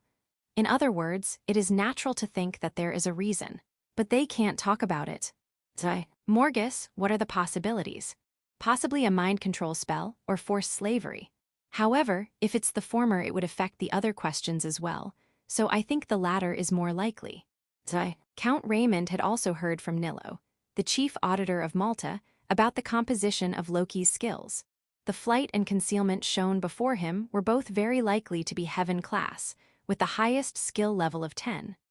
There is no doubt about flight, and given the boy's appearance, his concealment skill must also be at the highest level, or else Morgus' mind's eye would see through it. There is also testimony that he was a considerable user of lightning magic, so it is highly probable that it was also of the highest level. As far as is known, there are a maximum of 3 skills that can be imparted to otherworlders. Other skills can also be obtained through special blessings, but they are said to be of a lower level. Count Raymond muttered to himself as he put the information he had received together like a puzzle. This is dangerous. Not allowing evil to exist. This ideology is a praiseworthy one that will surely capture the hearts of the people. But if he is already killing people to the extent that he possesses slave magic, then he is quite dangerous. Loki seems to have told the chief guard Albeck that it was the first time he had killed a human, but if it is confirmed that he has the slave magic, that would be impossible. This is because slave magic is a special skill that can only be obtained by killing 30 people who are classified as a race, a person. This is not the first time this has happened. Although there have been no reports of any significant incidents in the area, it seems that he has been judging people in other places as well, and he is hiding the reasons for doing so. Moreover, the fact that he is even targeting nobles who have been corrupted by evil suggests that the country itself could collapse. Count Raymond, who has vowed not to become involved in evil, also strongly desires to support Loki's ideology. However, he also realizes that it could be a double-edged sword for the country. The laws of this world were created for the privileged class, and the purpose of the law was to manage the common people and make them obedient. Therefore, there are many nobles in this country, and if Loki goes too far, there is a danger that the country will cease to function. And that could be a threat not only to the targets, but to Loki himself. If the idea of justice without consciousness were to topple, it would be if he received a great betrayal from those he had saved. Count Raymond muttered to himself, not really speaking to anyone, as he stared at the door Loki had just left. Chapter 179, Cute Monster. Hey, wait. My voice echoes through the forest for the umpteenth time. It's around 3 p.m. After completing the Biblon's swamp skill objective in the morning as planned, I'm now heading into the deep interior of the E-rank hunting grounds of Calcium Forest, located east of Lipom. It's been about 2 hours since I started hunting here. While lamenting the lackluster results of my hunt so far, I chased after the mysterious monster that ran in front of me, a Layard fairy. It looked like a small, furry squirrel and was quite cute. It was also the smallest monster I'd ever seen, about 20 centimeters long, and it was a strange creature that ran around quite fast. Needless to say, the first thing I asked was, "What are those wings for?" It was a pesky monster. It wasn't strong in terms of combat power. The information in the guild materials that it heals monsters didn't help me when I could kill orcs and boars, peaky boars, in one hit.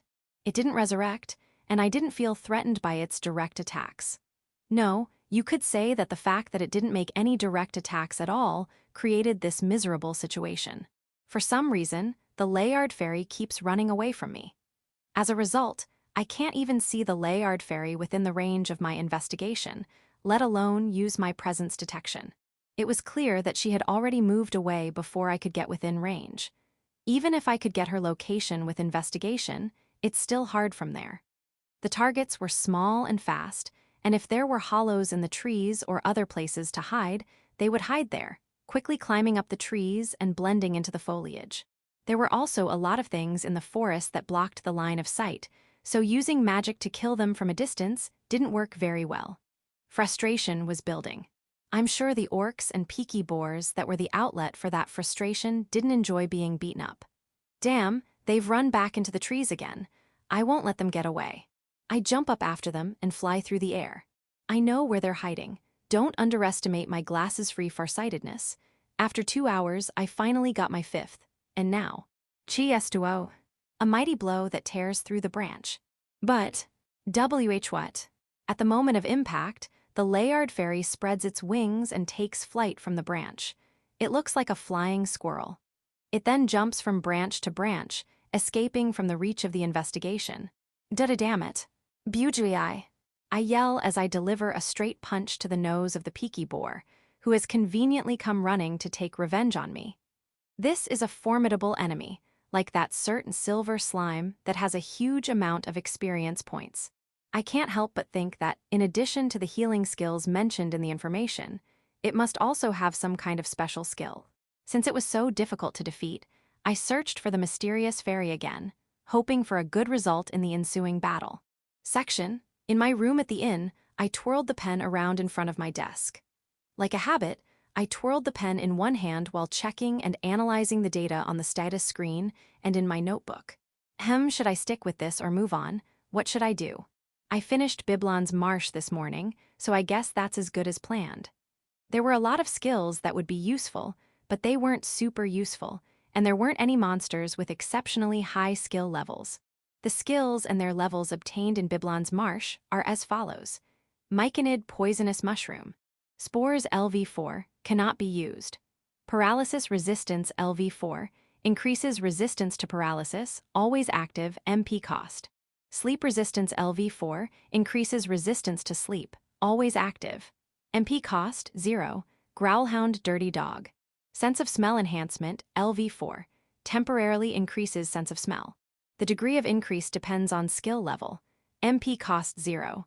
Stealthy steps LV4, when used, it allows you to move silently and hide your presence depending on your skill level. MP cost, 10 per minute.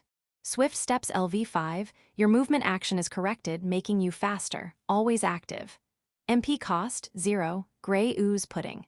Mudform LV4, cannot be used.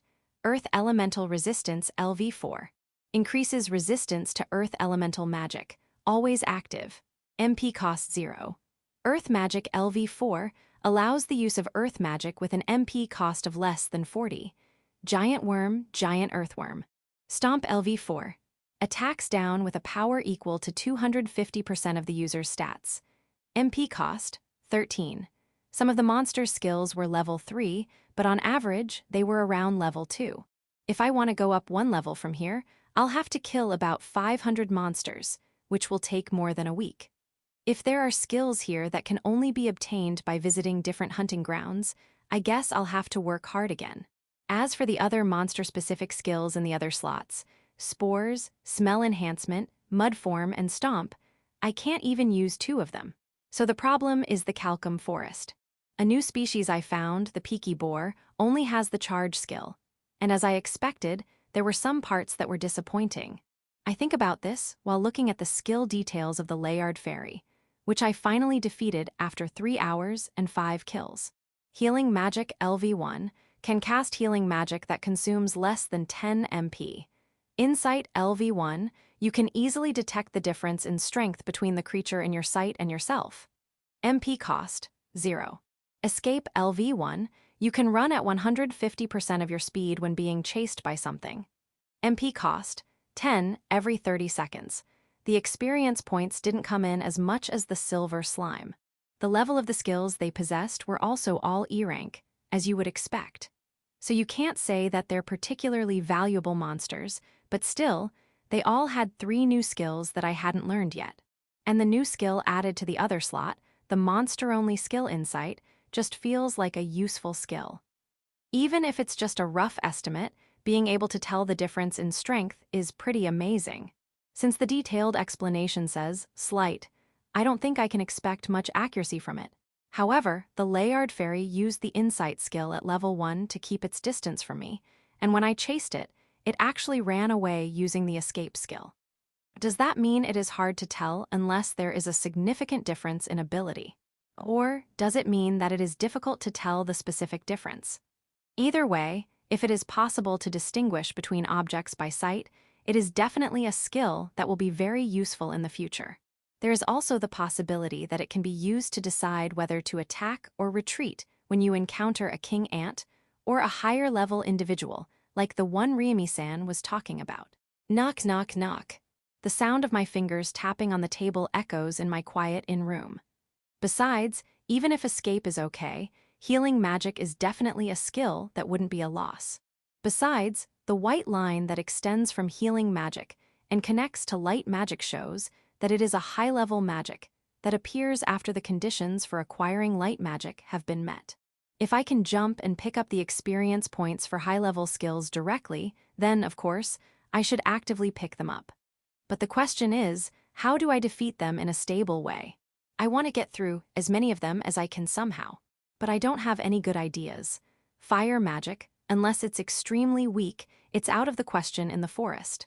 Lightning magic, I almost started a fire today when I used it. Earth magic, it's slow to generate, and if it hits a tree trunk, it won't penetrate.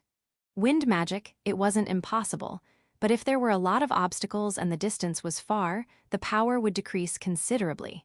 Water magic, the only use for this is to put out fires after they've started. Maybe I should use time magic to slow it down. But even if I use body strengthening to chase it, if I lose more magic power here, it'll be a long hunt. I grunt and think as I look at the status screen.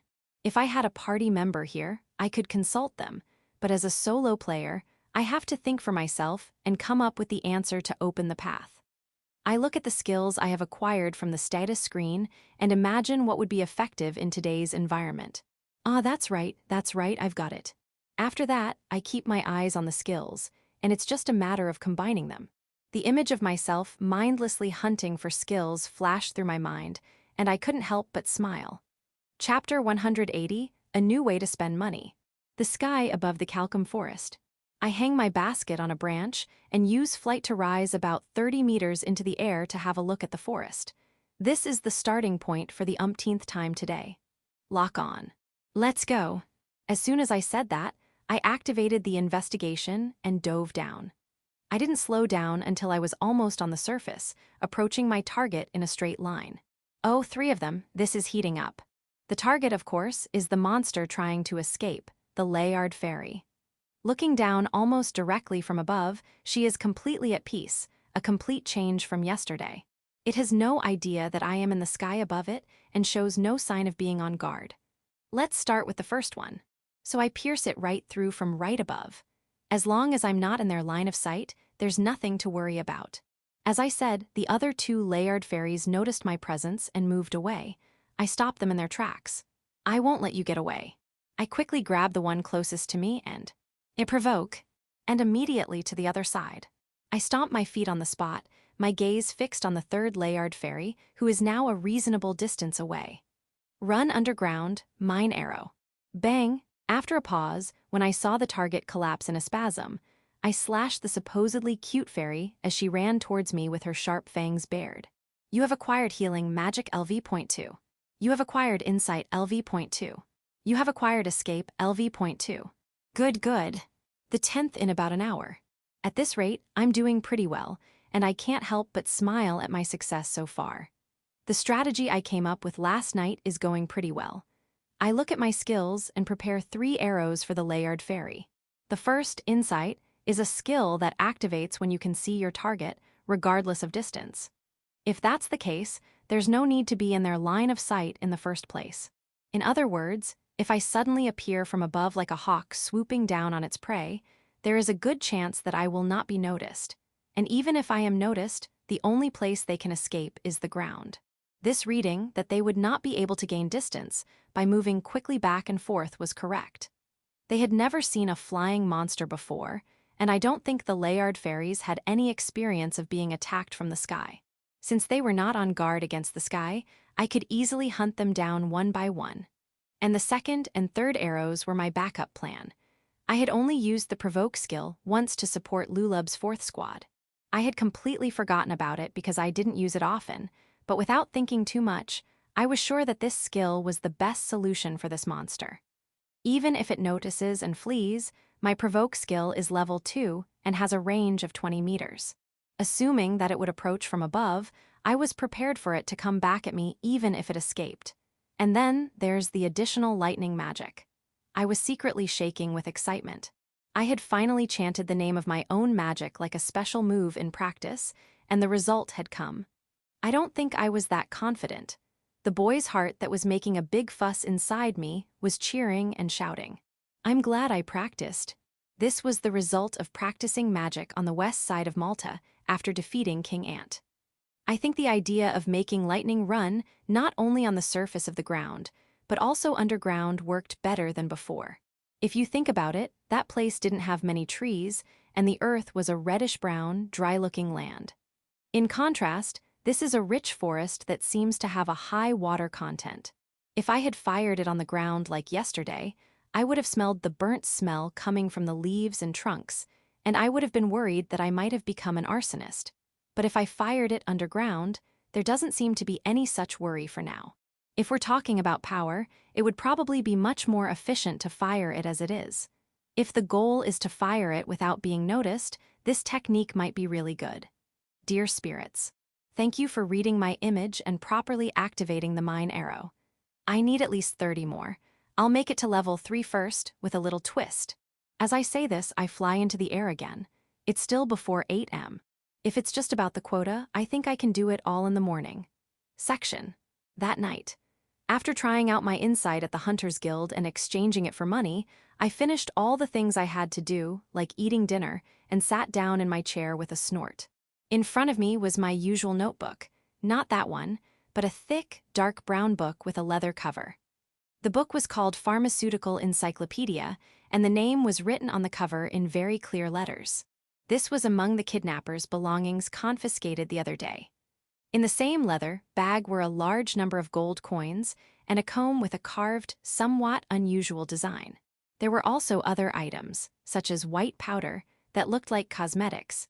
So it can be concluded that a woman who was probably wealthy in this world was attacked by these men and had her belongings stolen. My heart is pounding. I will make good use of this, thank you, I said as I carefully picked it up and opened the contents. However, I'm not particularly interested in pharmacology. What I'm interested in is the existence of the books themselves. Even though I've only been looking for them on a casual level, what I've been looking for is right in front of me. Ever since I decided to leave Malta, I've been casually looking for bookstores because I had some money to spare. A bookstore? There can't be such a place in this world, can there? The words of the gorilla mayor I had dinner with the other day came back to me. In this world where paper itself is rare, I thought I had a rough idea of how expensive books are. That's why the Hunters Guild goes into trouble by chaining them up. So, if you think that they are about as valuable as precious metals, they are even more valuable than that. This was the book of this world. There aren't any stores that have these things on display, and they wouldn't have them in stock either. The way to get them is to give the outline of the book you want to a big store that has connections with people who make a living from manuscripts, and wait for them to arrive. Alternatively, there are people like me who have obtained books through some sort of process, such as used or antiquarian books, and then sell them for cash, so you can negotiate a price with a store that happens to have such purchases in the backroom. There are also exchanges and sales between individuals, which are said to be popular among the rich. Gorilla Mayer said that these are the three main methods. By main, I think he means that if you eliminate the option of stealing from someone, then that's it. Since ordinary townspeople would not be looking for it, the distribution method seems fine as long as it's only through the channels created by the rich. That's why I couldn't find a place that sold books, even though I walked around the city imagining a big store. It's a thin booklet of only about 30 pages, more like a pamphlet than a book. Still, the content it contains makes my hands shake involuntarily. This is exactly. The information itself is quite limited. It's not like the internet, where you can just go to a site and get all the information you need. Still, it lists the names and effects of the herbs. It also includes illustrations showing the characteristics of the herbs themselves, and it even lists the typical places where they grow, as well as the approximate difficulty of obtaining them. It's a shame that there are no maps showing where the herbs grow, as they have been erased. But when it comes to medicinal herbs, this book is the very definition of a strategy guide. The authenticity of its contents is unknown. Its author is also unknown, and it may not have been written with the same level of responsibility for information accuracy as it is today. Still, I'll spend my money on the equipment, and then I'll decide about the book. I naturally came to that conclusion. If I can get my hands on more books, I'll be able to learn more and more information about this world. Besides, if I show those books to the goddesses, who have a strong bias toward knowledge, it will surely be a positive thing for this world. That's enough for now. My basket is already quite full of things like bags and shoes, including the armor that I can't throw away even if it has a hole in it, so even if I could buy a large quantity, it would be difficult to carry around. But after I've sorted out my luggage and set up a base in Pomera's forest, thinking about it like that, I decided that it was a pretty high priority, and I started to rack my brain about how to develop a route to get it. Chapter 181, The Audit Office Begins to Move. The next day, after acquiring all the skills I could acquire from Layard Ferry to level 4, I went to the reception desk to exchange the last batch of Lipsom. As I mentioned earlier, I hadn't seen Ramy-san at the reception desk for the past 2 days. I guess she's already gone to her family's home in Mir. If you know, that's fine. Did D-rank hunters Amelie-san and Estelle-san manage to form a new party safely? There was no particular plan, depending on the answer. It was just a question that made me curious about what would happen next. Still, they seemed to understand that I was their savior, and the receptionist who met me told me without thinking too much. I heard that Amelie joined another D-rank party. A healer is a valuable asset, you know. But I heard that Estelle-san is leaving town. Is that so? Yes, since they had been turning down offers from various places for a long time, they had formed a party with just the two of them. I think she felt that it was a bit late to start now, and I heard that she had said something about having been offered a job before. An offer? Oh, could it be that she's going to the C-rank hunting grounds in the north? That's what I thought, but it looks like she's going to the eastern country. But a woman traveling alone. After that, it was still a little after 11 a.m., so maybe that was the reason. The lady, who was obviously bored, showed no signs of stopping, so I forced her to stop with my thanks and left the Hunters Guild. Afterward, I returned to the inn, packed my personal belongings into a special basket, and flew into the sky. From the sky, I looked down at the town of Lipsom, just as I had when I first arrived. Those who stay in this town, those who go east, those who go south. The new life of each of the women who lost their husbands. Even though I understand that I am not the direct cause of this, I can't help but think about the future of these women who are now scattered in different directions. Of course, I also think of the people I met in this town, even if only for a short time, such as the gorilla mayor, the captain of the guard, the boy with the curly bangs who made a strong impression on me, and the children. There are probably many people I will never meet again, but if there is a chance for our paths to cross again, I can't help but say something, gently rubbing my cheek as I tilt my head. Is it because of Bezart? I felt strange, showing an interest in someone else's life that was a little deeper than a superficial relationship. Let's go. I muttered to myself and opened the map screen, starting to head north. I continued my carefree solo journey, looking at the scenery of another world and sometimes meandering as I filled in the map. By the way, the map-making skill I received from Wrist has been increased to level 2. It's clear that this is a skill you can't get from monsters or humans, and now that I'm more aware of mapping, I thought maybe the efficiency of mapping would improve at level 2. However, the result was something that made me groan. Map-making LV2 reflects major roads and national borders on the map, and you can also change the orientation of the map. MP cost, 0. I think it's important and nice to have, right? But it would have been more practical if they'd expanded the map area and allowed me to write in the names of cities. While I was thinking this to myself, I continued to work on adding color to the all-black map. The first thing I had to do was find villages and towns. This could be called the real thrill of the adventure. I passed over the really small villages, but if there were any villages of reasonable size along the highway or towns the size of Mir, I would definitely stop and check out the location of the Hunters Guild first. If I found one, I would stop by the reference room and read the monster information listed there. However, I didn't always get the results I was hoping for. Along the way, there were only a few E-rank or lower hunting grounds. There was even a G-rank hunting ground, which was the first of its kind since I came to this world. Still, when I opened it, it seemed that G-rank hunting grounds were mainly inhabited by wild animals that were a little more dangerous. The targets were mainly ordinary boars and deer, as stated in the guild materials.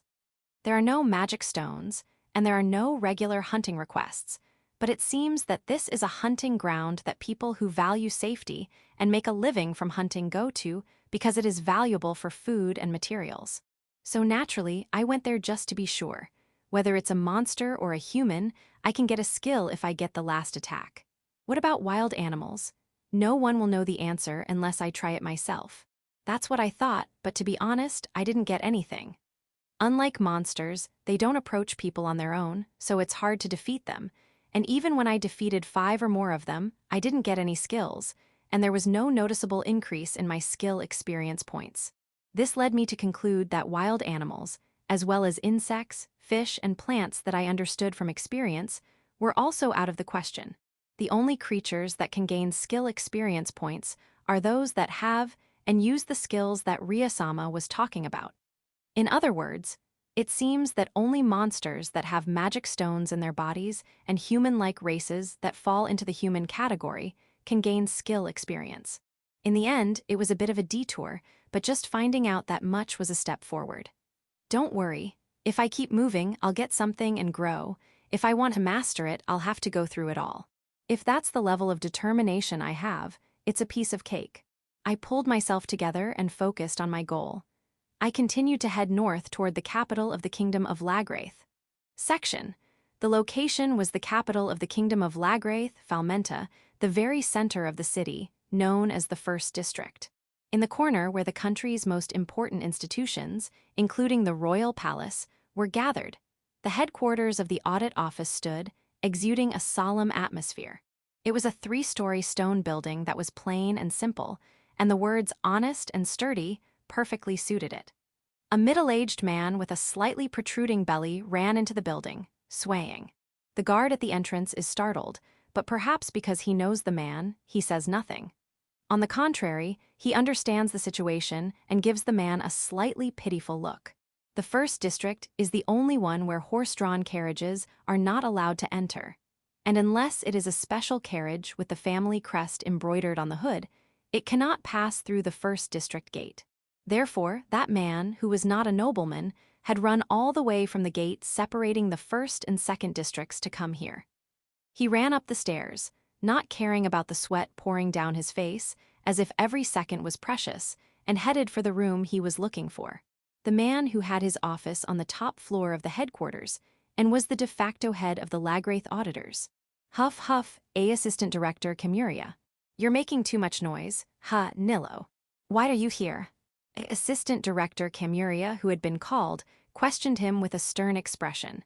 But Nilo, the chief auditor of Malta, understood the gravity of the situation. And so, undaunted, he opened his mouth while looking for oxygen. Ha ha, yes, an otherworlder. We found an otherworlder. What, is that true? At this statement, the movement of the pen in Assistant Director Kamuria's hand completely stopped, and the assistant standing behind him also seemed to forget to move, holding his breath. From there, they naturally moved to the sofa in the reception room.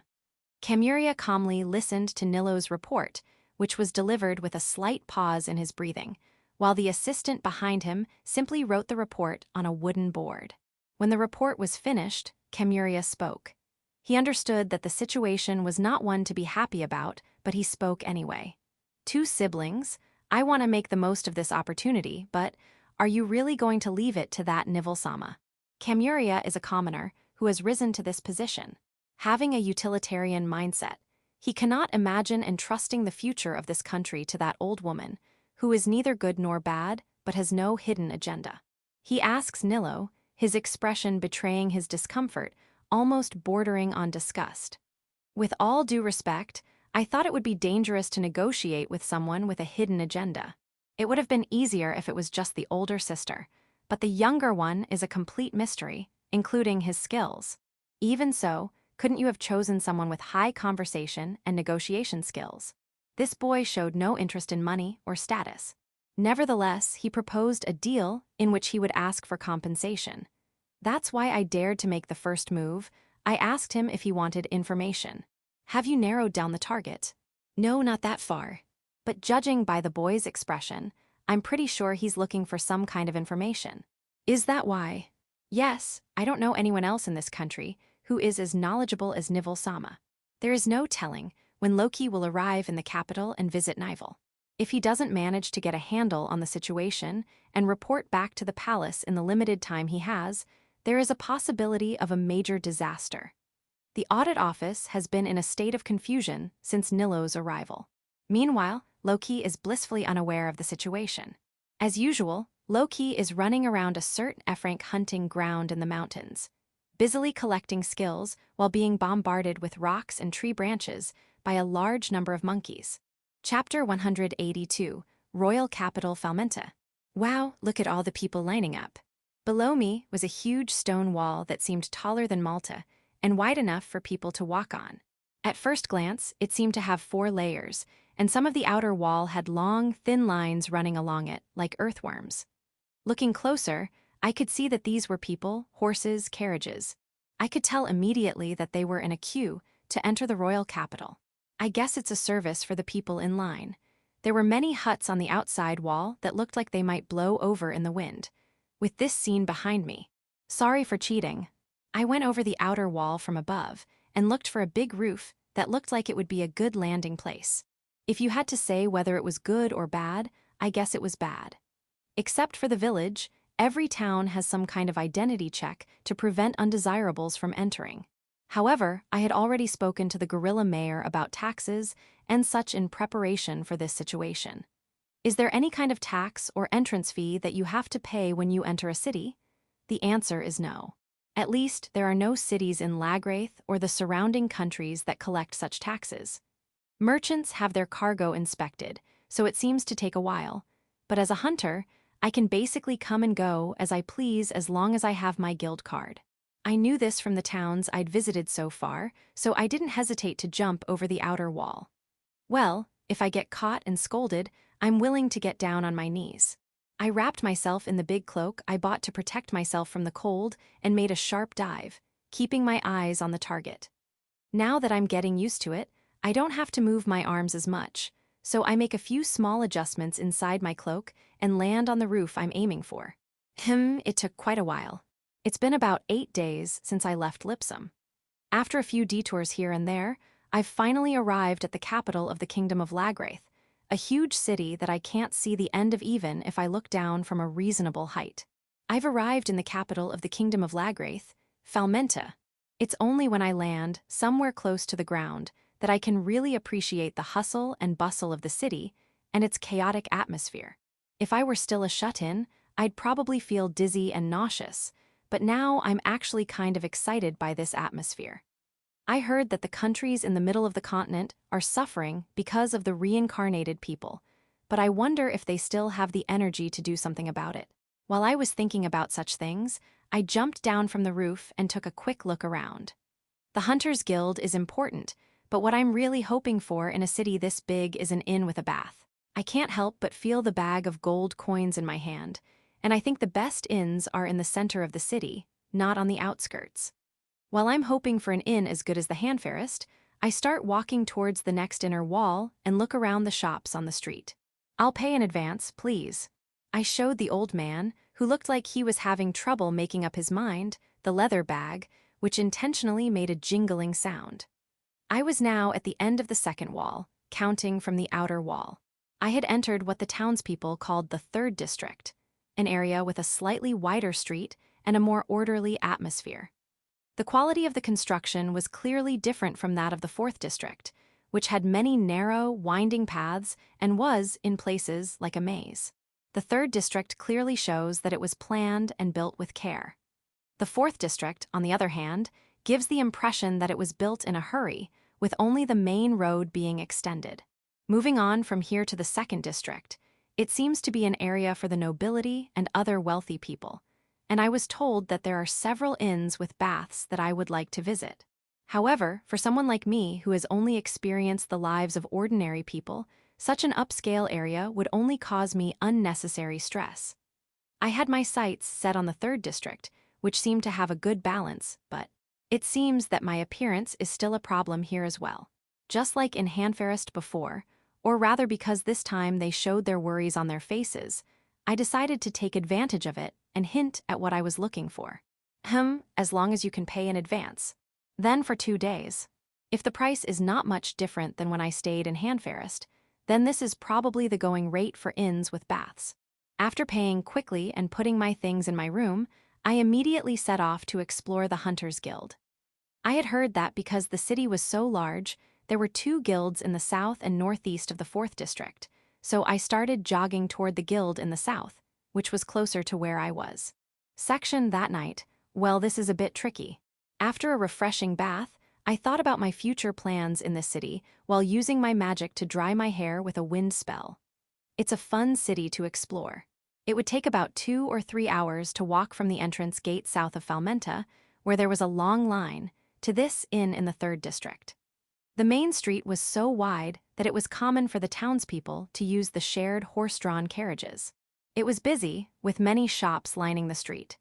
The length of the street and the number of shops were such that one could easily spend a couple of days just looking around. This continued all the way to the third district, where the common people came and went. It seems that you don't need a permit to enter and exit the second district either, so if you have the money, you could probably walk around and look at the shops that sell high-quality clothes and furniture. But for a hunter like me, or to be more precise, for a monster junkie hunter like me, this town is extremely boring.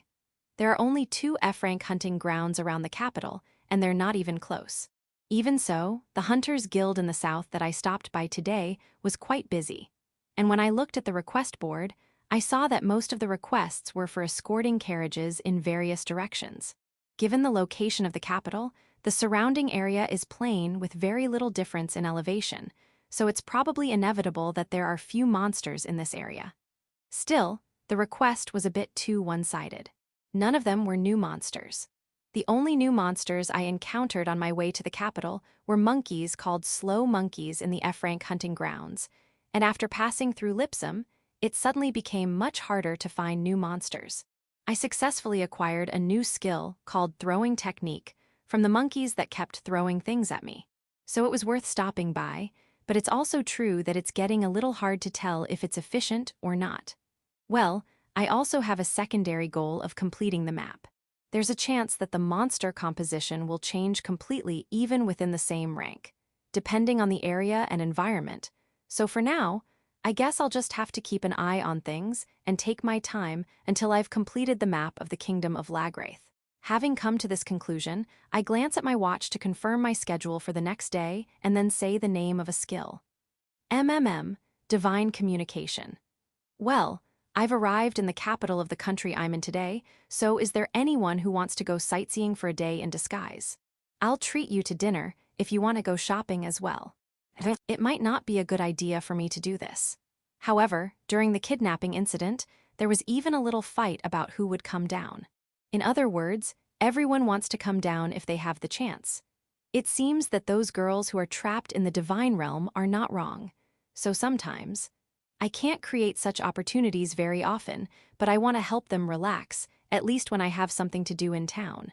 I also want to give someone some of the food I found today, because it seems like something that everyone in Japan would know. That was the idea behind my suggestion. Speaking of Loki's bodyguard, that's my role.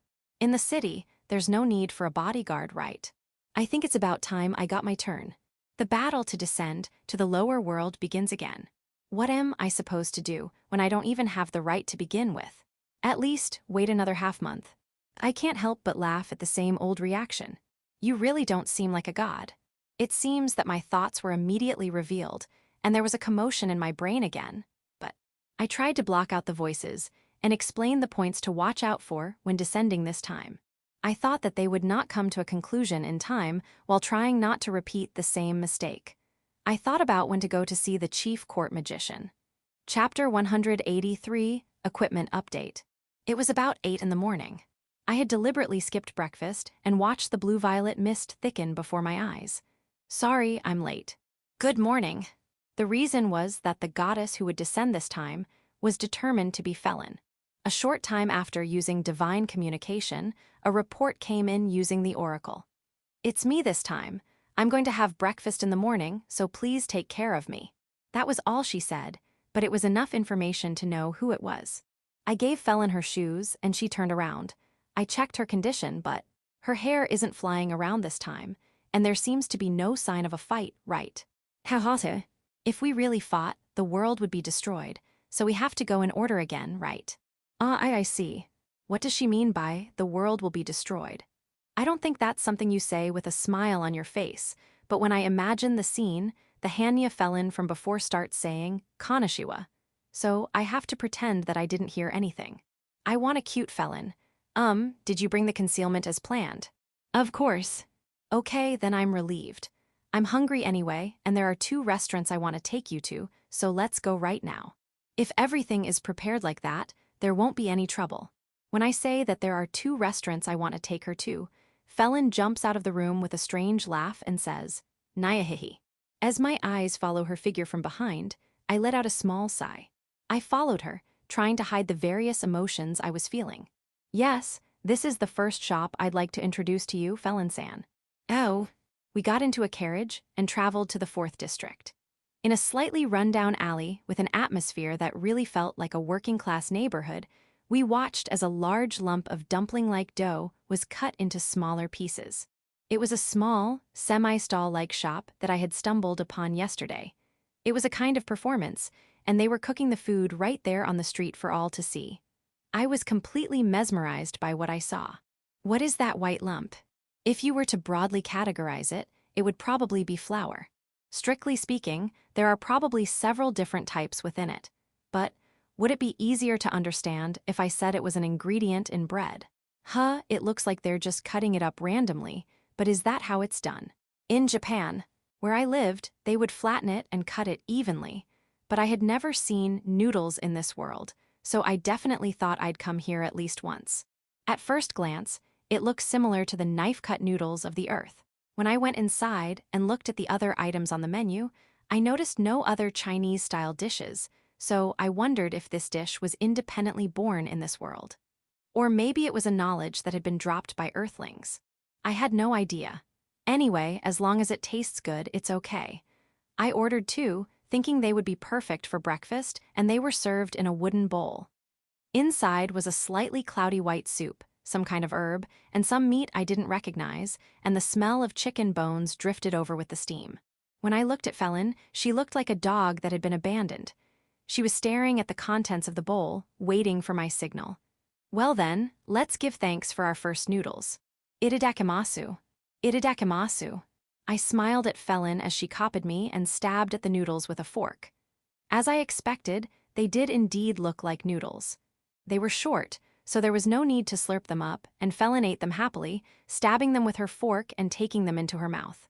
I don't know if the slight fishiness was due to the ingredients used to make the broth or a technical problem, but At 200 yen a bowl, it's the best deal in the world and complaining would only get you in trouble. Puha!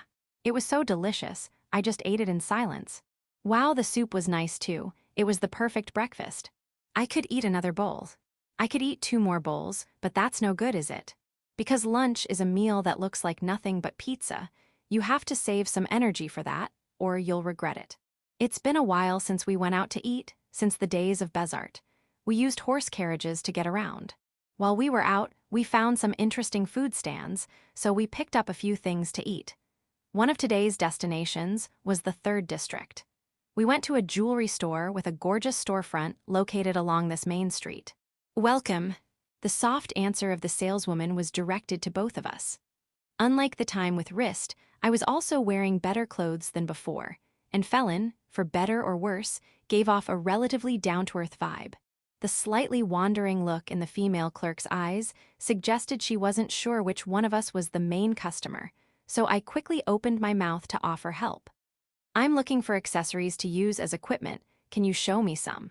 The clerk, who seemed to understand what I was saying, turned to a corner of the store and led me there, her expression and tone of voice breaking a little.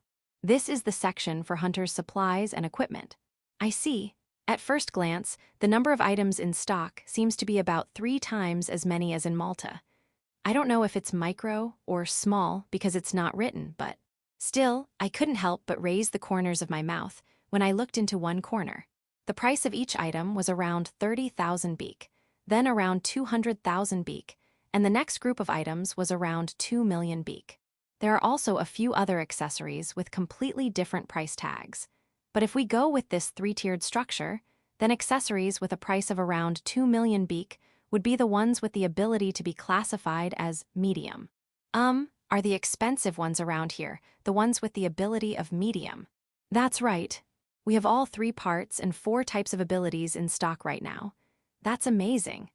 Up until now, I've often been treated with contempt because of my appearance, so I'm a little touched by this female clerk's treatment of me normally. 2 million yen for one piece is like an elementary or junior high school student coming to buy a car. If I were the saleswoman, I'd probably just think, "Are you here to find the toilet?" But the fact that she's treating me like a customer is enough to make me want to buy it, so it's really easy to get me to buy things. By the way, the more expensive one in the back. It looks like it's made of a different material. I'll check it out anyway, but I'm pretty sure it's not the same. First of all, the color of the metal is different. That's right. These are equipment accessories for normal abilities made of bronze, silver, and gold materials.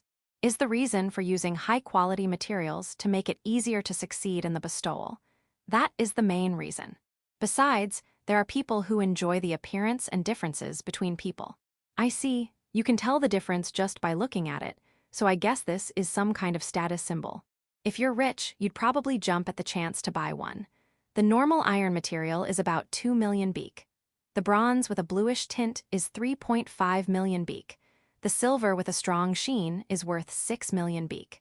The gold that looks like gold is 11 million beek. As I stare at the price tags, which seem to be jumping up and down in an amusing way, I think about my current financial situation, which I don't really understand. I have 7 bags of gold coins in my possession, so I think it's about 6 to 8 million beek. Even though I've been earning all my money in cash since I left Malta, I haven't been hunting in one place for that long. It was a rough calculation, but I don't think I have more than 10 million beek. I also have 3 platinum coins, so if I add them up, it should be around 10 million beek, but those are light and handy for emergencies. I still don't know how to exchange them for money, so I probably shouldn't use them casually. Besides, you only have rings made of these high-quality materials in stock, right? That's right. This kind of high-quality material is not often used for anything other than rings, of course. If you want, you can order it with the material included. I guess that's the downside of focusing on looks. It seems that rich people like to wear a lot of rings on their fingers. If possible, I would prefer a necklace that doesn't stand out and doesn't get in the way of hunting. After that, I considered what I should do while I checked the existence of a personal bestower and the information about the 2nd district shop. If the shopkeeper's explanation is correct, there is a stock of necklaces, and the price is okay, so there is no problem with the iron material. If you think about Paisasan's example, he was able to combine silver and mithril, and he was able to do multiple bestowals of the same type with a level 2 bestowal. This means that it is almost impossible to achieve multiple bestowals of the same type using only low-grade materials such as silver and gold. The story would be different if the bestower were of a higher level, but the bestower in charge was of level 2. There used to be a level 6 bestower in the royal capital, but now even the bestowers with reputations are level 3. So even if you spend a lot of money on a gold ring, there is a high probability that you will end up with only one type of bestower. Besides, to buy two, I'd have to use a letter of credit in the capital, where there are no decent hunting grounds, and withdraw the guild's deposit. Since I only want the very practical magic power auto-recovery amount increase, which is a numerical fluctuation type, there is no benefit to getting my hands on half-baked high-level materials. However, if there is some hidden information that even this clerk doesn't know about. What is it? Are you okay, Loki-kun? Maybe it's because I was silent for so long in front of the items. I smile at Felon, who looks worried. I'm not sick or anything, so I'm fine. I was just wondering which one was the right one for me. Oh, is that the one Wriggle was talking about? Well, something like that. Perhaps because the employee was standing right in front of us, Felon chose to convey her message in a somewhat vague manner. Still, as the person in question, I could more or less guess what she was talking about. Quantification of equipment. I still remember the shock I felt when Rill told me that the attack power increase value for micro was 2 and 3. That's right. When I have a level 10, all my current worries will be solved. How much of a numerical difference is there between medium and micro or small? Which accessory in my current stock of medium abilities has the highest actual ability value? And if it's a high-level material, will the skill increase more than a low-level material? Depending on the numerical difference, even if you can only hope for the same number of bestowals, there will be a point where it makes sense to go for the higher-level materials. Shall I help you? Felon's words made my throat involuntarily dry up, but it's okay. I'll take 2 necklaces in order of price, with the bestowal of medium, attack power increase, and the material of iron. No need for bestowal. 2 pieces, oh, thank you very much. I guess she didn't expect me to suddenly buy 2 pieces. I rummaged around in the medium-sized leather bag I had bought earlier. The clerk, who showed a slightly excited expression as she counted the gold coins, was quite impressive. Chapter 184, Selfish. A peaceful spot on a street, a block away from the 3rd district. Rather than a park, it's more like a space where weeds have grown in the empty space, so we sat down and spread out the 2 pizzas we'd bought. No matter how you look at it, it's pizza. There's no doubt about it, this is pizza. Is this a famous dish? Yes, I think it's famous all over the world. The size and the ingredients on top are so similar to the real thing. You could almost say it's the same thing. The ingredients on the top are simple. There's a lot of cheese and sausage-like processed meat cut into rounds. And there are some brightly colored vegetables, like peppers or bell peppers, cut into good-sized pieces and sprinkled on top. Since there wasn't as much variety as there is in Japan, I don't know if this was created by the people of this world, or if it was knowledge dropped by an earthling who drifted here. However, this looked much more familiar than the morning's knife-cut noodles, and there was a strong sense of déjà vu. I bit into it, guessing it was probably the latter. Oh, the taste is just as I expected, just as I thought. Really? Is it delicious? Of course it is. Well, hurry up while the cheese is still hot. Did she think she had my permission? She bit into it with gusto, and true to her expectations, the cheese stretched out. Felon said, hastily while eating it. Her hair was so close to the cheese that it looked dangerous. When I cut it off with my fingers, she had a big smile on her face that made me feel dizzy. Gah. As I thought, she's so cute. At the same time as being healed, my heart also aches a little. By the way, was it really okay that I didn't help you earlier? It was fine. Thank you for going out of your way to help. I reply with a wry smile as I stuff my face with pizza. It's a disturbing conflict.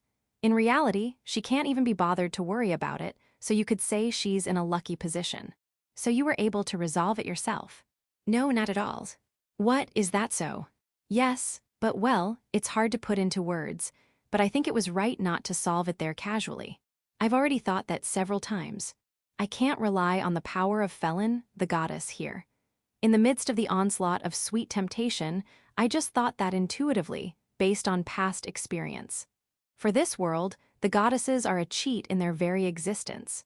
The books of this world that are called strategy guides are nothing compared to them, and they can easily blow away many barriers with their more direct abilities.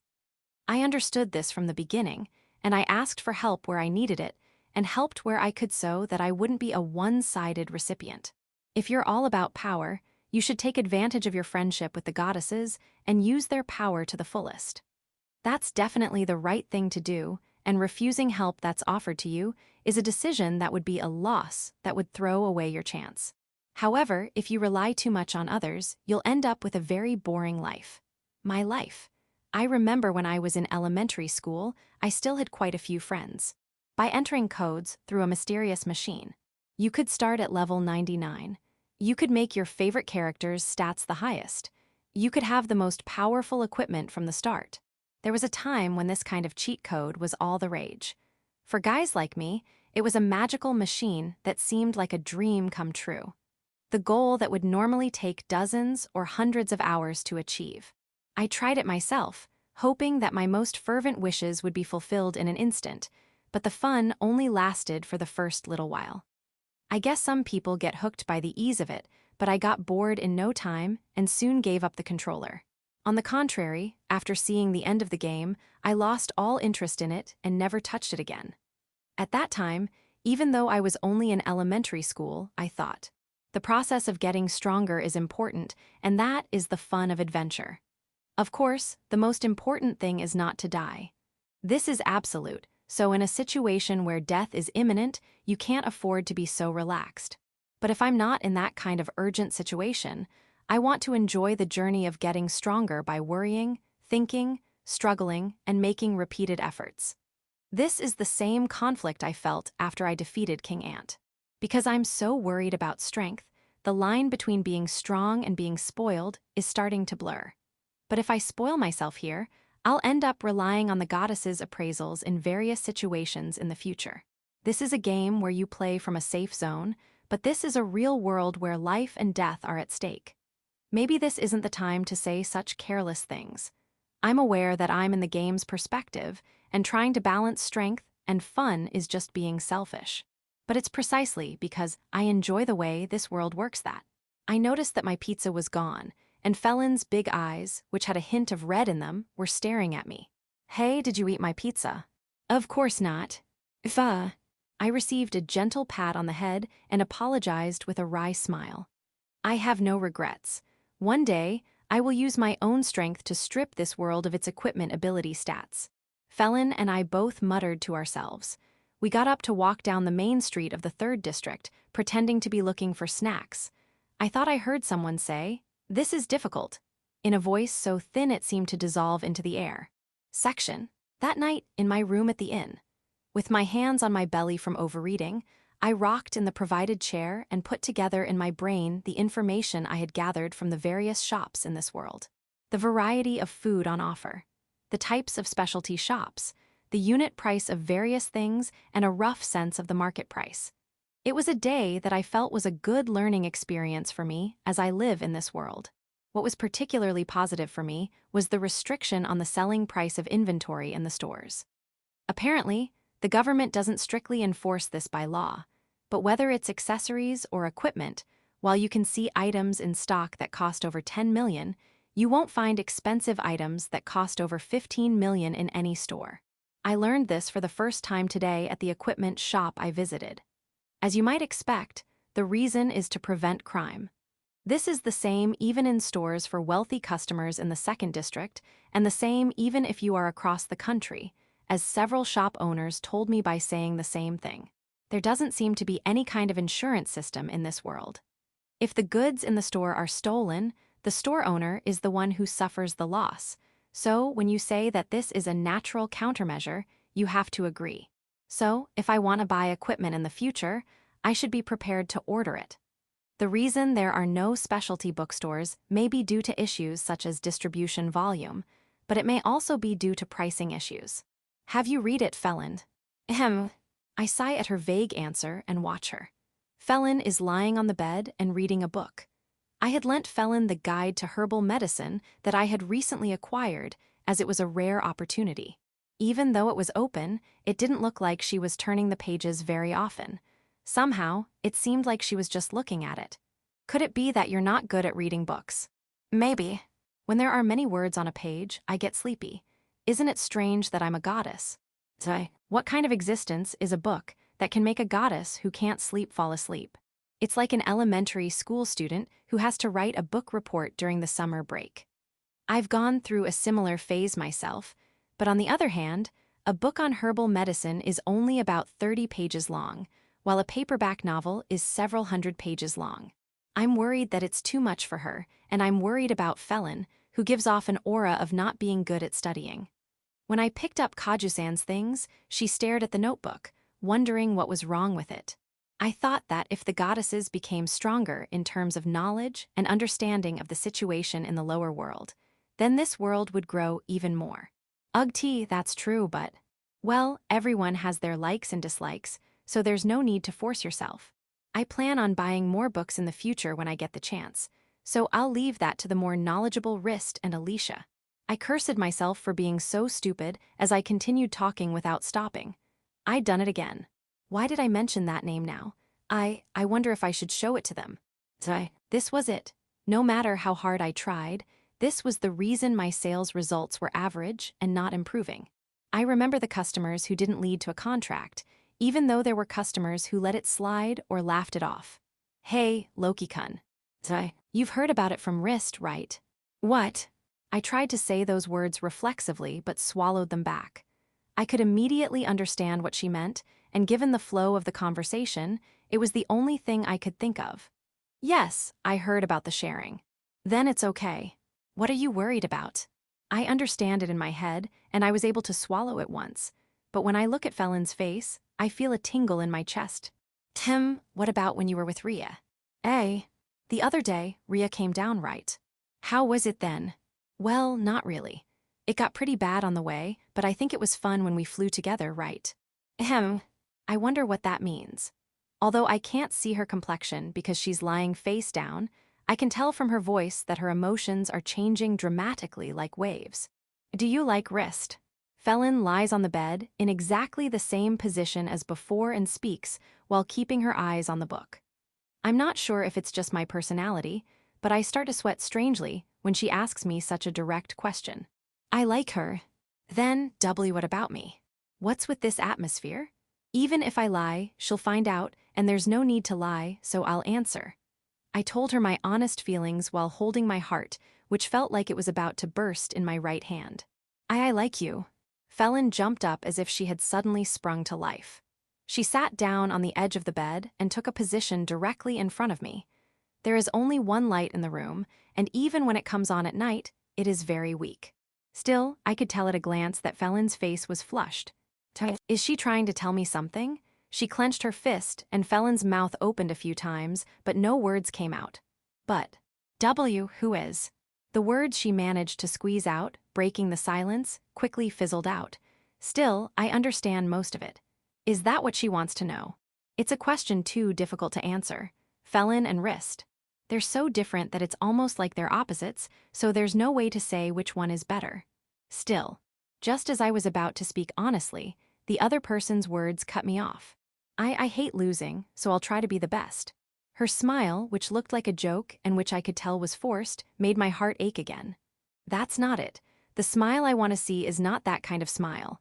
My hand naturally reached into my pocket, and I held onto the object I was looking for. I bought it from a street vendor while I was looking at the food, wondering if she would be happy. But I hesitated to give it to her because I lacked the courage. And then I lost the right moment to give it to her. It was about to disappear. When we were eating today, your hair almost got caught in it, so I thought it would be good if you had a hair clip. It's a little late now, sorry. Even so, if Felon, who enjoys the special and envies what I did for the other goddesses, put it on. I don't know how to put it on, so can you put it on, Loki-kun? Yeah, sure. I don't really know how to put it on either, since I don't use it myself. Still, I understood the construction somehow and slipped it over one ear and fastened it. Then I took a hand mirror out of my pocket and held it up to Felon. How does it look? I love it. The words were not directed at my reflection in the hand mirror, but at me holding the hand mirror. The answer that came back and the smile I had hoped for made the fluttering in my heart disappear, of course. Chapter 185, Neville Sama. This was the second district I visited for the first time. The number of people walking in the streets suddenly decreased, and a two-horse carriage moved along the well-maintained road. The carriage itself was of a different quality than the ones I had seen before. While the third and fourth districts were full of carriages with only a loading platform or a hood, here I could see box-shaped carriages with a wooden roof. They were beautifully painted and had a mark on the side that looked like a family crest or emblem. You could tell at a glance that they were for the rich. Brother, this is the last gate, we can't go any further. It's enough that we've come this far. It took about an hour and a half to get here from the inn in the third district. After paying about 6,000 beek, I got off the carriage and looked at the imposing gate to the next district. I doubt many ordinary people come this far. There are two types of carriages: the circular carriage, which follows the same route, and the sightseeing carriage, which is more expensive but will take you anywhere you want within a certain area of the city. This time, it seemed like I only had the option of the latter, so I came here by myself and used the carriage. I was able to hear a lot of stories from the coachman, and looking at it that way, I feel like I ended up paying less than I expected. Hello.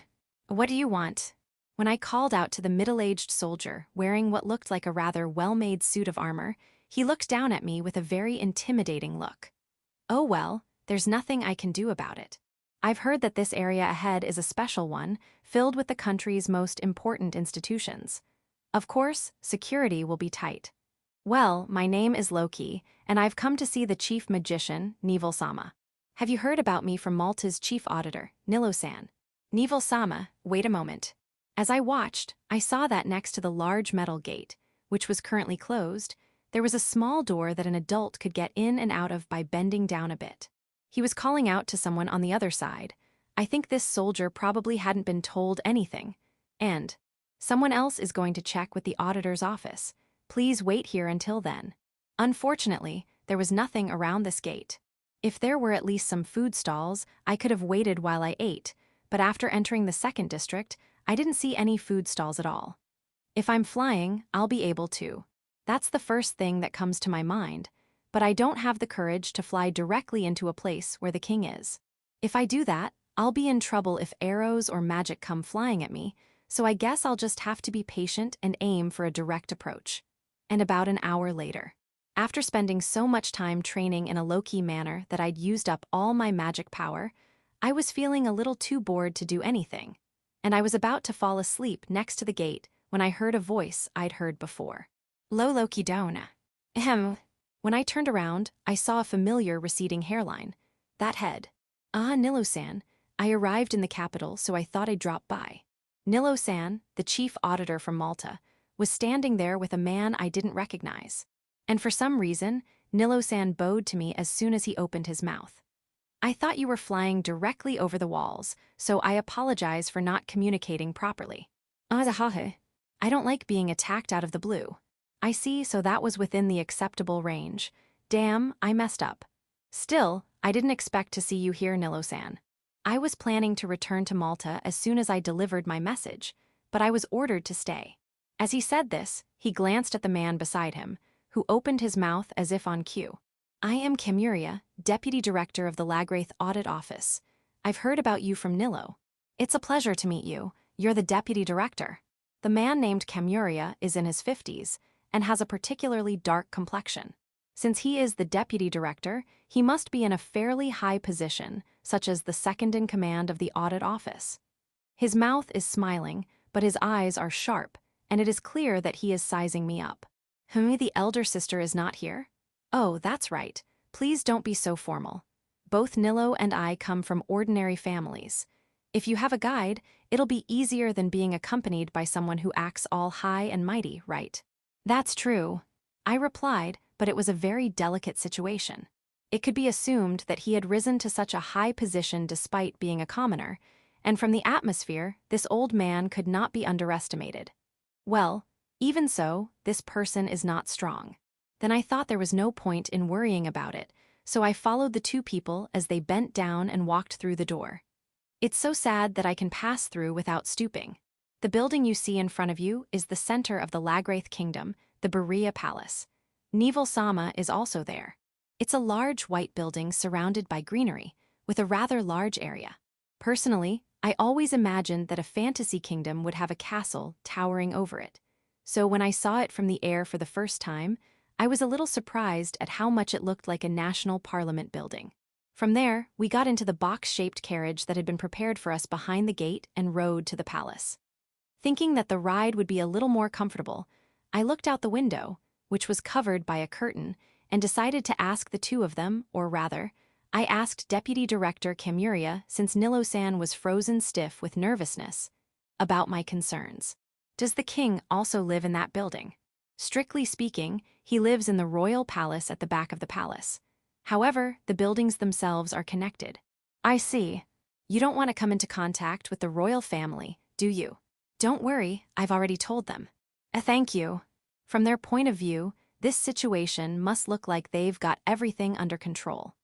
I wonder if they're planning something to catch me off guard, or if they're just coming right at me to gain my trust. Well, I thought I'd give them some time, so I came to the capital at my own leisure, and it was I who gave them time to prepare. I guess I'll just have to leave the rest to chance. The ride takes about 20 minutes. The carriage stops, and a soldier in armor opens the door from the outside. This kind of treatment is too stifling. I had planned to drop in casually, but I can't help but feel that this is becoming something important, and my stomach starts to hurt. Before I knew it, Nilo-san had gone from leading to being led. I followed behind Deputy Director Kamuria, shrinking in comparison to him, and when we entered the palace. Oh, this is amazing. I was lost for words at the sheer opulence and splendor, my eyes wandering everywhere. It was a complete contrast to the rather plain exterior. The walls, pillars, and ceiling were all carved with such intricate patterns that it would not be an exaggeration to say they were detailed to the point of being excessive, and they even extended down to the floor, which was made of stone. Is there some sort of magical element to this, or is it just art? Whether it's the chandeliers hanging in the air or the bright mineral decorations on the walls, the whole place is so shiny it almost hurts your eyes. On the way, I got strange looks from people in extravagant costumes, and after both Nilo-san and I squinted our eyes, we came to a door. Is Neville-sama here? We heard a hoarse voice from inside, responding to the call of Deputy Director Kamuria. You have finally arrived. The heavy door opens at the same time as the words, and my eyes meet those of an old woman standing in front of the door. Her eyes are at exactly the same level as mine. The small woman, with her back slightly bent and both hands resting on a cane, looks at me with a carefree smile. Her hair, which has lost its pigment and is now pure white, and the deep wrinkles on her face tell me that she is probably the oldest person I have ever met in this world. Hey, stop standing there and come in. She tapped me on the shoulder with the tip of her cane. It was a normal conversation, one she would have had with anyone, but I still couldn't move. I quickly stopped the skill, but the emotions I had felt earlier still lingered, making me hesitant to take the first step. Ha, I'm beaten. I don't think I can beat this old lady at all. I forgot to greet her, and could only smile wryly at the first emotion I had ever felt other than that of a goddess. Chapter 186, The Cause of the Confrontation. I wonder if I should have something bitter today after such a long time. Even though you always complain about drinking that stuff, great-grandmother. It's okay. We have a special guest today. The room was spacious, with an area of about 33 square meters. In this room, which could be considered a private room with a bed and a wardrobe, Deputy Director General Kamuria stood at the entrance with Nilo-san. And the master of the place, Neville-sama, and a girl who was still too young to be a caretaker. Great-grandmother. Yes, this child is my great-granddaughter. She looks like me, and she has a talent for magic that stands out, so I'm taking care of her directly like this. Haha, isn't that amazing? When she placed the tray of drinks on the table, she immediately made a double peace sign with pride. I wonder if she's about the same age as me right now. She has the same deep purple eyes as Neville-sama, and there are definitely some similarities that make me think they are related by blood. Still, an outstanding talent for magic. I'd like to think that I won't lose to this girl who gets poked in the butt with a wand because she got carried away, but I can't bring myself to use insight here, so it's hard to say. If I were to use it, I would want to distance myself from the old woman in front of me, just like the Layard fairy. Well, I'm sorry about earlier, and thank you for taking the time to see me despite my sudden visit. My name is Loki. Oh, I'm listening. My name is Neville. Everyone calls me Granny behind my back. Don't be so formal, drink this first. Ahem. At first glance, it looks like nothing but poison. I was so nervous that I completely forgot about it, but when I looked closer, or rather, even if I didn't look closer, this black liquid with a familiar smell was definitely not. Gulp. Tea, this is coffee, isn't it? Hihihi, it seems that people from the other world like that bitter stuff. Camuria, that's good news for you. When Neville-sama, who was smiling like a witch, looked over, Camuria, the deputy director, looked away with a sour expression as if to say, "Don't look like that." I think she must have gotten the information that people from the other world like coffee and prepared it for me. And as a coffee addict, I can only be grateful. It's not the same as the coffee I used to drink every day in Japan, but I think I'm going to like this strong, thick, bitter taste. So, Loki, the otherworlder who doesn't seek wealth or status, do you have anything you want to ask me? Even if you say that. Before we met, I had a lot of questions I wanted to ask you, but they all disappeared when we met. What I'm interested in now is your strength, old woman, the secret behind it, whether it was in Lipsom or the royal capital. Whenever I went to the Hunters Guild, I always used insight. In the royal capital, I even used it on the soldiers. As a result, there wasn't a single person stronger than me, or so I thought. At least I could see my target with my eyes, and I never felt my whole body go numb. Now that I've turned off insight, I can't imagine losing to an old woman who uses a cane to support her legs and back instead of a magician who uses a staff. Nevertheless, when I use insight, the alarm sounds loudly.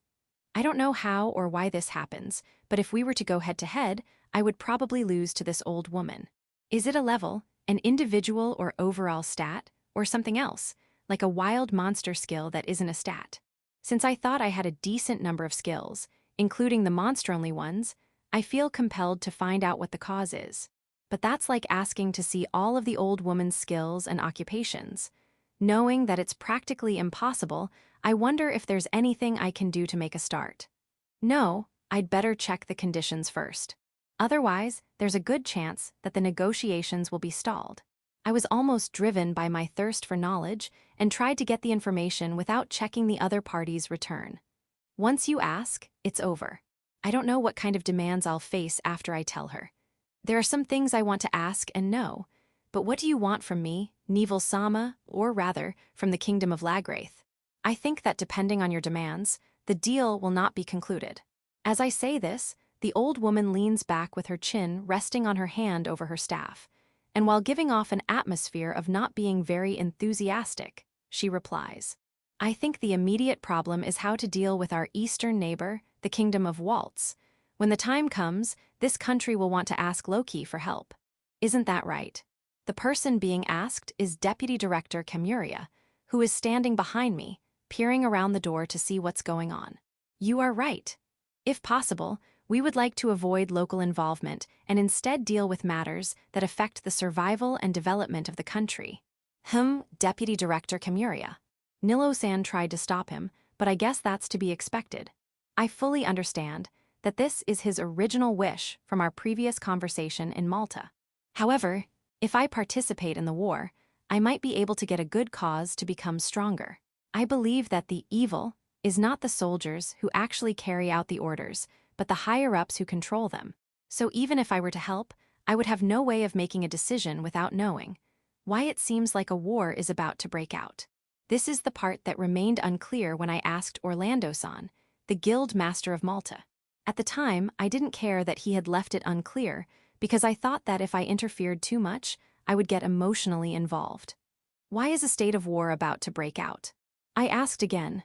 Is it because you want to become stronger or to create an opportunity for a final attack on the people? Or is it because you are worried about the future of the people you have come in contact with in this country? I don't really understand myself. It feels like the two overlap. The only thing I can say is that the situation and my feelings have changed since before, so, with some determination, I asked for an answer. Neville-sama, perhaps there is a problem on the side of the Lagwraith. As if to confirm my previous suspicion, I hear a voice behind me interrupting the answer of Deputy Director Camuria. Of course, the old woman in front of me can also hear it. Nevertheless, without changing her expression, she answers. In this country, Neville-sama, it's because of the discrimination against the demi-human race. She replied in a matter-of-fact tone, as if it were the most natural thing in the world. Criticizing the decisions of the country and the royal family from your position would be a big problem, wouldn't it? What are you talking about? I didn't criticize them, I just stated the facts. Or do you think that Camuria is to blame for the situation with the Lagwraith? Oh, of course not. If it weren't for that, this country wouldn't be able to exist. That's why. As the conversation continues, I think about what I've been told and begin to understand. When you put it like that, it's true. I've never seen any existence other than humans since I came to this world. The generic term for the various species classified as people, as the goddesses said race. The beastmen, of which the man Hands, a reincarnator from the Republic of Ilion, is a major figure. The dwarves who live in large numbers in the Fravel Kingdom, which is further east of the Waltz Kingdom. The elves, of which Rill is said to be a base form. There are also various other non-human races, such as the ancient race Rhea mentioned, but I've never met anyone other than Rill, who is a base form. And even Rill, who is a goddess, doesn't count as one of them. The only people I see in the kingdom of Lagwraith are humans. I've never really thought about it, but is that because of regional differences? Or is it discrimination? It's a beautiful day outside, isn't it? I know she's not talking to herself, so what is she saying? When I looked over, the old woman was looking out the large glass window at the view outside, which could be called a garden. The neatly trimmed flowers and plants are so beautiful that even I, who have little interest in gardening, cannot help but admire them. The sunlight is pleasant, and the garden is beautiful. Isn't it? Why don't we go and have a look? You can entertain the two people from the auditor's office. Chan and I are confused by her words and actions.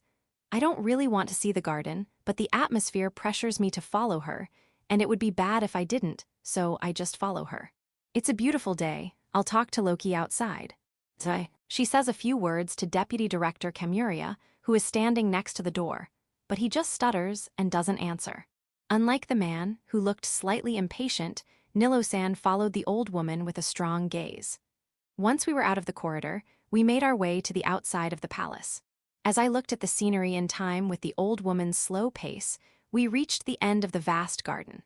At the point where the trees that must have lined the perimeter of the garden were lined up, the old woman, who had been silent until then, finally opened her mouth. If we've come this far, we should be okay. Is there something you want to tell me in secret? It was a joke, but the old woman seemed to be serious. She laughed, he. She continued to speak with a distinctive chuckle. The people from the audit office aren't just looking outside. They're also watching our conversations. I see, that's why they were in the room. Even if I kicked them out, they would have been able to hear most of what we said anyway, so I just left them alone. So that's why we're here. That's right. By the way, when you're talking, don't turn towards the palace. There's a chance they can read your lips. What I'm about to tell you is a fact that the country would like to hide. You can decide for yourself what to do about it. The first thing I felt was discomfort. The words were careless and unworthy of a prominent figure in the country. But when she said it was something the country wanted to hide, I couldn't help but listen. I listened intently, trying not to miss a single word of what she muttered. After she finished speaking, I felt a sense of frustration and anger well up inside me. The content was additional information about the current situation of this country that I had heard from Orlando-san. The 3 western countries, including Lagwraith, and the 2 eastern countries, the Kingdom of Waltz and the Kingdom of Fravel, where dwarves live. It seems that this is the composition of the alliance between the 3 western countries, which is based on human supremacy, and the alliance between the two eastern countries, which is based on tolerance of demi-human races. Or rather, it's not just a story because, in fact, Lagraith only sees humans. It's said that Freville is home to many dwarves, so it's probably safe to say that this is confirmed information. Of the three Western countries, Lagraith is particularly harsh. It won't accept goods that are clearly made by demi-humans and is so thorough that it won't even allow demi-humans to set foot on Lagraith soil. In recent years, they have begun to allow the importation of personal equipment that is not intended for sale. But until then, it was said that even if you were wearing equipment that was clearly made in Freville, you would not be allowed to enter the country. It's a level of hatred that you can't even understand when you hear about it. Of course, only Lagraith has gone this far, and the other two allied countries just look down on the existence of the demi-humans. It is also common for people to cross national borders for business, and regardless of whether it is good or bad, it is also common to sign slave contracts and use them. However, this excessive discrimination against demi-humans is not the direct cause of the war. In fact, the old woman said that it is more about money. The northern part of Lagraith is a group of mountain ranges that appear to be quite high and could be seen from the sky over Malta in the old days. There are two main trade routes for Freville, which produces high-quality weapons. One goes north of the mountains, and the other goes through Lagraith, which is south of the mountains. However, the southern route was closed, so they made money by trading through the northern route. Conversely, countermeasures were taken to prevent the export of Lagraith's famous wheat and other grains through the Waltz Kingdom to the east, so in a sense, it was a mutually beneficial non-interference. This relationship had apparently existed long before the old woman was born. However, it was only in recent years that this relationship began to break down. The cause was said to be the sudden increase in excise taxes by the country on the northern route of the mountain range, which caused a sense of unrest to spread. Merchants and wagons must pay taxes on the goods they bring in when crossing a country's border, just like customs duties in the modern world. Naturally, when taxes go up significantly, it becomes harder to make a profit. So when this story came up, I couldn't help but ask, could it be the influence of the otherworlder from the east, Murray? What, so you know? Well, it's the only thing I can think of. The situation is similar in all the central countries, to varying degrees. When she answered like that, I couldn't help but grit my teeth in frustration. I have no intention of approving Lagraith's excessive discrimination, but still, it's you, isn't it? After all, the countries of the central continent are well aware that they are beginning to face difficult situations in terms of tax revenue. So they direct their anger at Lagraith, who has been blocking the western route for many years for the stupid reason of discrimination, rather than at the countries on the northern route who have raised their excise taxes. The result seems to be the situation between the two countries, which has developed into a series of minor skirmishes in recent years.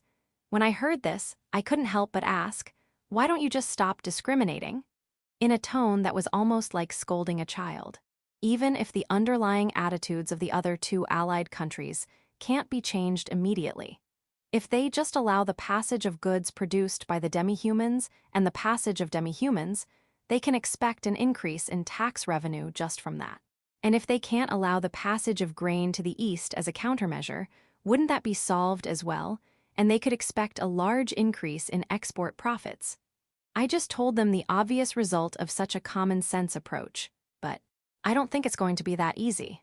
After all, this is a place that has been judged by God.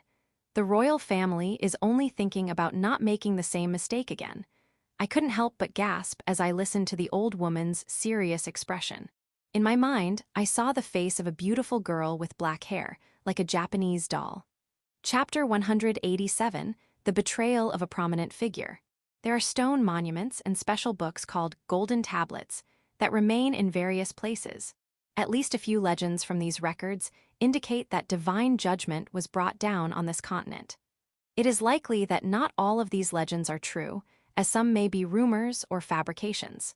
However, many records state that one of these events took place in this land, and unlike dubious records, the content of these records is also specific. An estimated 10,000 to 11,000 years ago, the country known as the Magical Kingdom of Primus achieved great prosperity. According to legend, the sky suddenly split open, and a huge flash of light shone from within, engulfing the surrounding mountains and instantly destroying this superpower. The phenomenon was so unnatural that later, when the only person capable of communicating with the gods, the Shrine Maiden, came in contact with the event, it became known to the world that it was the judgment of the gods, but the exact reason why they were supposedly angered remains unknown. The human supremacist country of Primus, which viewed the demi-human race as a kind of monster, used magical weapons to kill the demi-human race. The accounts vary, perhaps due to the writer's perspective and feelings. Some say that the demi-human race started the war in an attempt to seize the magical weapons, and others say the opposite. What they all have in common, however, is that a war broke out between humans and demi-humans. The fighting caused great damage, and the angry gods brought down their judgment of purification. These ancient records remain in many books and stone monuments. They are also said to be the stories that the old woman heard directly from the high elves when she was young. This land has long been abandoned by both humans and demi-humans as a place under divine judgment. For better or worse, I hear that the mountains were cut away and the land leveled, leaving only a vast, untouched plateau. For some reason, the first king of Lagraith is said to have entered this land and founded a nation there. You also knew the approximate reason why this land was condemned. So you're saying that you still refuse to have contact with the demi-humans, even though it could be a chance for you to make progress. It's also possible that he found out about it after he founded the country. Either way, there are many countries where humans and demi-humans coexist peacefully. From my point of view, it's a really stupid reason. But even so, this country still has concerns about trespassing in the former Forbidden Land. They are also cursed and afraid of the wrath of the gods that might rain down again. I see. A land that was once even neglected by the demi-humans. Then, why are the demi-humans not afraid and trying to intervene now? Of course, the main reason is that they have lost the trade route to the north and are in a desperate situation. However, it doesn't make sense that only humans are afraid when the war between humans and demi-humans is said to be the cause of the judgment. Either the demi-humans are interpreting the ancient records to suit their own purposes, or they know some other fact. It seems unlikely, because I can't see their intentions. But is it possible that the old woman is giving me false information? I can't understand this area, even when I think about it now, but why did you tell me all this? I could have just ignored it, but I asked anyway. The old woman, Neville-sama, is a prominent figure in the country, no matter how you look at it. Normally, if she saw me as a valuable asset, like Deputy Director Kamuria, it wouldn't be strange for her to try desperately to recruit me. But what she's really doing is exposing the country's weaknesses, or rather, its darkness.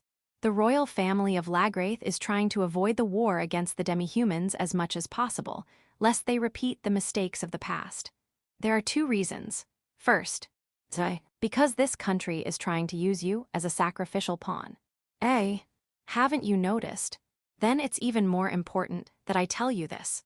The old woman's words made me tilt my head, but my thoughts were racing at high speed. What does this mean? Are they planning to make me participate in the war and take the lead? Well, it's better to send an outsider like me to do the fighting than to waste their own soldiers. And if they think I'm a particularly strong otherworlder, they'll probably want me to be the one to take the brunt of the fighting. But I think that's only natural. Do you understand what I'm saying when I say that the brunt of the gods' judgment will fall on you? The old woman corrected me, and I finally understood what she meant. Deputy Director Kamuria was eager to involve me in the war. The higher-ups in Lagraith are afraid of the judgment and want to avoid a war with the demi-humans, but if they are attacked, there will come a time when there is no way to avoid it. When that happens, will I be the target? That's what I mean. No one knows if the judgment will actually come. But if it happens, it must never be in the capital, where there will be tremendous damage. That's why you're taking the initiative to let me be the one to face them, so that if it comes to that, the judgment will fall on me. I see. I say I see with my mouth, but I'm not convinced at all. I can still somehow keep my cool, because I can predict what the judgment will be like. But still, when I'm called a sacrificial pawn, I can't bring myself to correct what was said about me, and I can't help but feel frustrated. Then why me? It's a simple question. If I were told something like that, I would naturally turn my hostility toward the country of Lagraith. So why me? What if Loki himself realizes this fact on the way? Lagraith will have to deal with a powerful enemy in the form of the people from the otherworld, in addition to the 2 countries to the east. If that happens, this country won't be able to hold on. That's why I brought you here on purpose, to tell you the country's intentions before it's too late. Even so, I can't possibly help you. And the second thing, the old woman turns to me and holds up 2 fingers as if to interrupt me. Her eyes, which until now I doubted would open, are sharp, and I can't help but gasp at the pressure. Those who serve the state are bound to blindly follow the long history and thinking of the royal family. That's why I wanted to ask you. If you're a person from another world who has no connection to the affairs of this country, how would you judge the situation and work toward a solution? Isn't there more to it than just participating in a war to offer help? Is that what you most wanted to confirm? When I asked her this, the old woman, as usual, tried to evade the question with a giggle. I think I've probably guessed the right answer by now. That means she's already considered the fact that I'm going to be annoyed with the higher-ups in Lagraith. I wonder if there will be any proposals to protect this country, me, and even the soldiers of the enemy country. So she's betting everything on me, even betraying her own country. What will you do if nothing comes of it? I have no intention of participating in a war, at least not in any way. However, as long as Loki is not on our side, the status quo will remain. Thanks to the wealth of our land, this country is still better off than others, but if things continue as they are, we will eventually be burned from behind. Before that happens, we must find a way to end discrimination at all costs. In truth, we shouldn't be fighting among ourselves. What idiots we are. The old woman mutters, not to me, but to the ground, as if complaining to this cursed land and the royal family bound by the land's past. Even with such power, she is unable to move the land or the royal family. This is a betrayal born of understanding the situation on the continent and worrying about this country's future. When I see her pressing the tip of her staff into the ground with such force and sinking into her worries, I can't help but think about her plan despite my own mixed feelings. Felon was here yesterday, so I can use divine communication right away. I look up at the sky and think of a few different patterns, but I quickly realize that I cannot solve this problem alone. The worries and fears this country is facing are truly on a mythical level. No matter how much I'm someone from another world, there's no way a single person like me can convince them with a cheap, it'll be okay, don't worry, kind of thing. No matter what I do, I can't show them enough evidence to convince them, and if I try to force it, I'll end up having to bring out the goddesses behind me.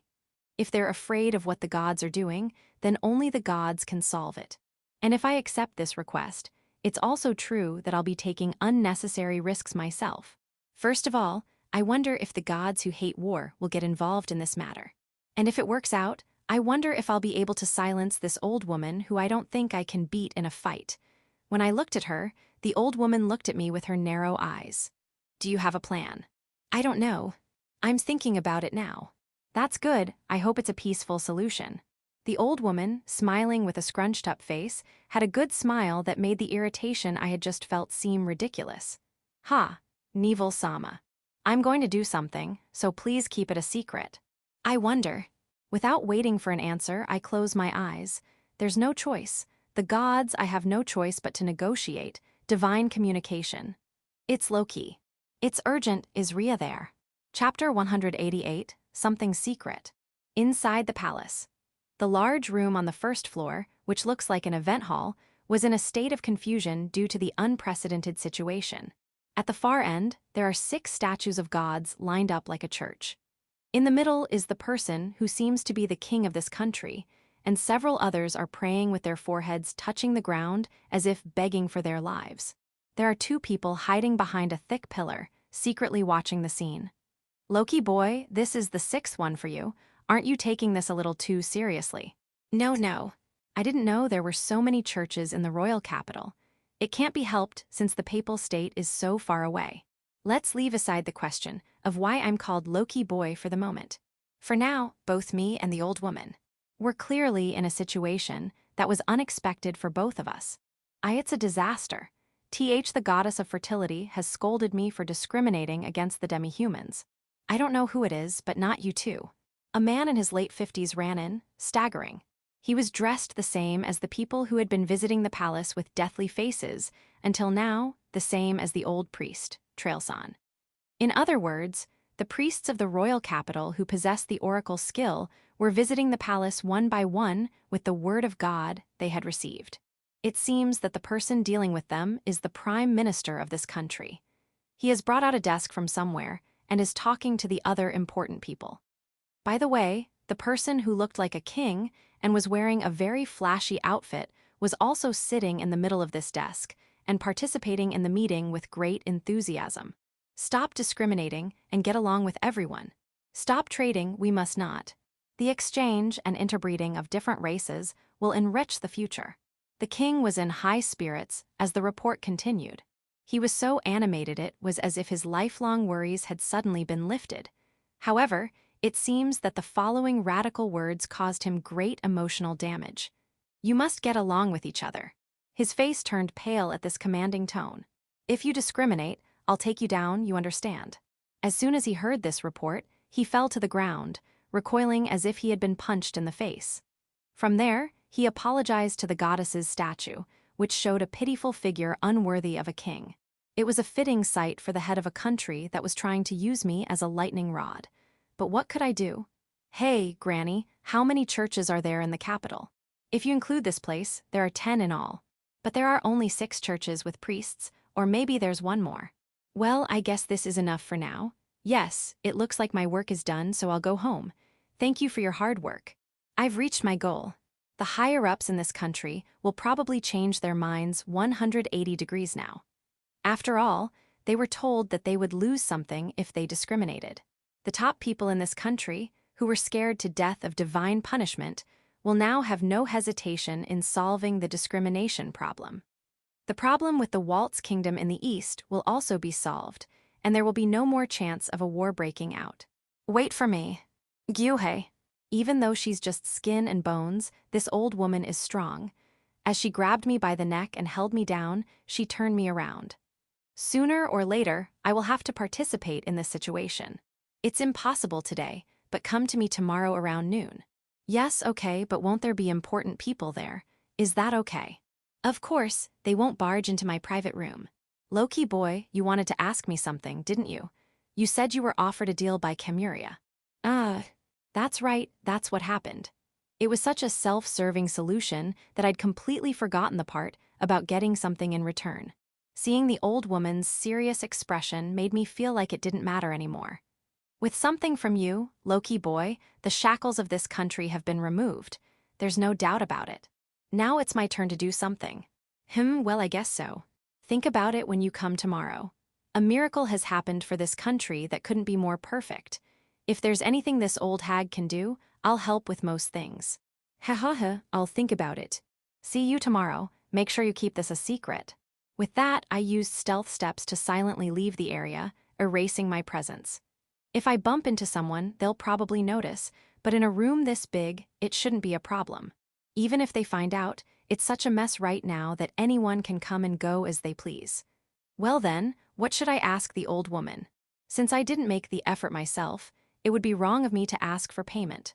Putting the problem aside for now, I hurried to the church I was looking for to tell them how grateful I was. Section: Neville's point of view. I take part in a hectic meeting. Even though that's what we were talking about, suddenly, the atmosphere fades, and I find myself following the figure of Loki boy as he runs away without a sound. My presence detection still works, so one of the heaven-class skills isn't concealment, contrary to what I've been told. It's something secret instead, huh? It's hard to imagine that the Loki boy predicted the course of events up to this point in advance. I created the story and searched for a solution while avoiding the possibility of becoming an enemy. Loki boy was by my side the whole time, so there was no way he could have coordinated with the panicked priests. In other words, there is definitely something about Loki boy that allows him to connect with the goddesses without effort. I don't understand it all. The only thing I can think of is the existence of the shrine maiden in the Falmera papal state who can communicate with the goddess. Before this happened, the low-key boy asked me where Falmera was, and I thought about it a bit. At first, I thought he was going to ask the shrine maiden about it, but when I told him that we would be crossing 3 or 4 countries, he ended up doing something himself, moving all 6 goddesses and even the priest of this town. Who exactly is this low-key boy? I try to think deeply about this, but I quickly shake my head and abandon my thoughts. We were supposed to talk about a deal, but in the end, he changed this country's very foundation for no reward. I was looked at with skepticism, and I was in danger of having this information spread. So I can't let that boy worry. I can't betray that boy any more than anyone else. He's a decent-looking boy who hasn't been corrupted by power yet. However, when I told him that he was a sacrificed pawn, he seemed to be struggling more than I expected. There must be some strong ties to his past, and the fact that his emotions ran high and he acted without restraint is good evidence of that. He may look more mature than he is, but that's because he's a person from another world who has inherited memories from the past, or rather, I get the impression that he's created a shell to protect something and keep his true self hidden. I think it would be better to force him to show his true self. It was the intuition of an old hag who had observed people for many years. That's why I called him Low-key boy and forbade him from using polite language with me. He was confused at first, but when I tapped him on the head with my staff every time he used it, he got used to it surprisingly quickly. He was a very normal, obedient boy. If I let Annie and him spend time together, it would probably be a good stimulus for both of them. While I was thinking about this, I also remembered the existence of the older sister, from whom I had received a report at the same time as the low-key boy. In this situation, it will be a bit difficult to involve Annie in the activities of the siblings. Things never go well for me. With a sigh, I changed my mind and went to the meeting where the outcome was obvious. Chapter 189, The Real Demon King. As I had been told, the destination was a church dedicated to Rhea located in the northeast of the 4th district. As expected, although I had heard that it would be crowded in the afternoon, the church dedicated to the goddess of sin was empty. There was only one old man sitting on a long bench, staring blankly at an ugly statue of a god, so I asked him if I could kneel in front of it. Then, "It's okay now." As if they knew I was coming, I immediately heard the usual words. No matter what happens, I've gotten used to these soul journeys. It feels like visiting the divine realm is as natural as going to the mall in my neighborhood. When I opened my eyes, thank you everyone. Thank you for helping us avoid war. It's nothing, really. The usual arrangement was slightly different. One person seemed grumpy, but today it was the 3 of them. Rhea, Alicia, and Firil. What an unusual combination today. I came to thank you and to report, but is everything okay? Of course. Please have a seat. A white desk and white chairs that I recognized. I was staring at them intently, trying to figure out the magic trick that made them appear just by touching the air when the sullen girl next to me spoke. Are you okay? I didn't expect the priest's report to be like this, but I think I'll be okay. The king looked like he was going to die when he heard Rhea's message. Yes. With that level of fear, I don't think the discrimination against demi-humans will continue. It doesn't seem like they were discriminating out of hatred to begin with. That's right, a perspective that becomes clear when a solution is in sight. At first, I was frustrated with this country for discriminating against me and treating me like a scapegoat in times of crisis. But now that I know the country's history, how the current king defied the ban on entering the Forbidden Land, and that this place has been judged in the past, it's only natural to want to protect the country with all my might to prevent another judgment. After all, it is God that they fear. I don't think it was possible to draw a clear line between what was acceptable and what would result in punishment. However, abandoning the country and the land at this point, with a city of this size, is completely unrealistic. In that case, the only option is to maintain the status quo, which is what I would do. Considering the fact that the current methods have not been punished so far, I now feel that the only option is to continue to follow them in order to protect the country, the people, and everyone's way of life. That's probably why the old woman used the word curse. Indeed, the king's way of thinking is completely opposite now, so it seems like things will be okay. Oh, by the way, there were statues of all of them, but are they the same as the ones in the church? It looks like that. Normally, they don't put statues of gods anywhere but in churches. They must be very religious. They're so afraid of Ria's divine punishment that they naturally did it. When I looked at Ria, she quickly looked away. I thought this method could prevent all wars that hinder the development of civilization, but maybe it's not that simple. It is difficult. It wouldn't be as effective in countries where faith is weak, and we can't make this a regular practice because it interferes with the lower world. There are probably many settlements and tribes of demi-humans that don't have churches. Right. This time is special because it's caused by the past, divine punishment. I see. If this method works everywhere, then it should be possible to stop wars between reincarnated beings and wars involving others. But if their faith is weak, threats won't stop them. That's probably what it means. Ria probably doesn't understand this yet, but if she did, would she use divine punishment on the reincarnated beings rumored to be causing trouble? Thinking about it, I'm curious why the magic kingdom of Primus, mentioned by the old woman, was subjected to divine punishment. Hey, in the story, what was the reason why the magic kingdom of Primus was subjected to divine punishment? Primus killed many long-lived species. They captured them and experimented on them. Many long-lived demi-humans and ancient races became extinct after that era. If they had been left alone, all races other than humans might have been wiped out from this world. The extinction of many races is worse than I imagined. I see, so that's the measure of divine punishment. It makes sense that the gods would intervene in such a situation. It seems to have been passed down in different ways in the lower world, but in the end, Primus was the one who was truly evil. As soon as I muttered that, the other three chimed in. Is that more or less true? The trigger was Primus unilaterally labeling demi-humans as monsters and exterminating them. However, the existence of mages who killed many humans in retaliation was also a reason why the divine punishment had to be unleashed. Both demi-humans and humans were decimated back then, weren't they? If the target of the retribution was the humans, does that mean that the mages were on the side of the demi-humans? Yes. He was supposed to be the leader of the demon race. He was also a famous mage who could use the spatial magic that Loki wants. If we look into their memories, it seems that most humans at that time recognized him as the Demon King. He was so strong that Wriggle mentioned wanting to fight him. A Demon King strong enough for Rill to acknowledge. This is a powerful word that RPG and MMO fans cannot resist. I thought it was just a term used in creative works, but I was a little moved to learn that there are actually people in this world who are called that, even if it's a little inappropriate. It seems that it was just a term used by humans to mock them, based on the trend at the time that demi-humans were monsters. It's probably because the demon race was the most powerful among the demi-humans at that time. That's why there's a legend about humans and demi-humans fighting each other. We didn't realize the extent of the damage until the end of the conflict, so we don't know the details. But the battle between the mages, or more specifically, the demon race and Primus, was too destructive. So I had no choice but to strike at the center of the conflict with a divine punishment to end it. When Ria finally murmurs under her breath that it's not her fault, I agree, but I can't help but think about it. From both perspectives, the remaining legends are correct.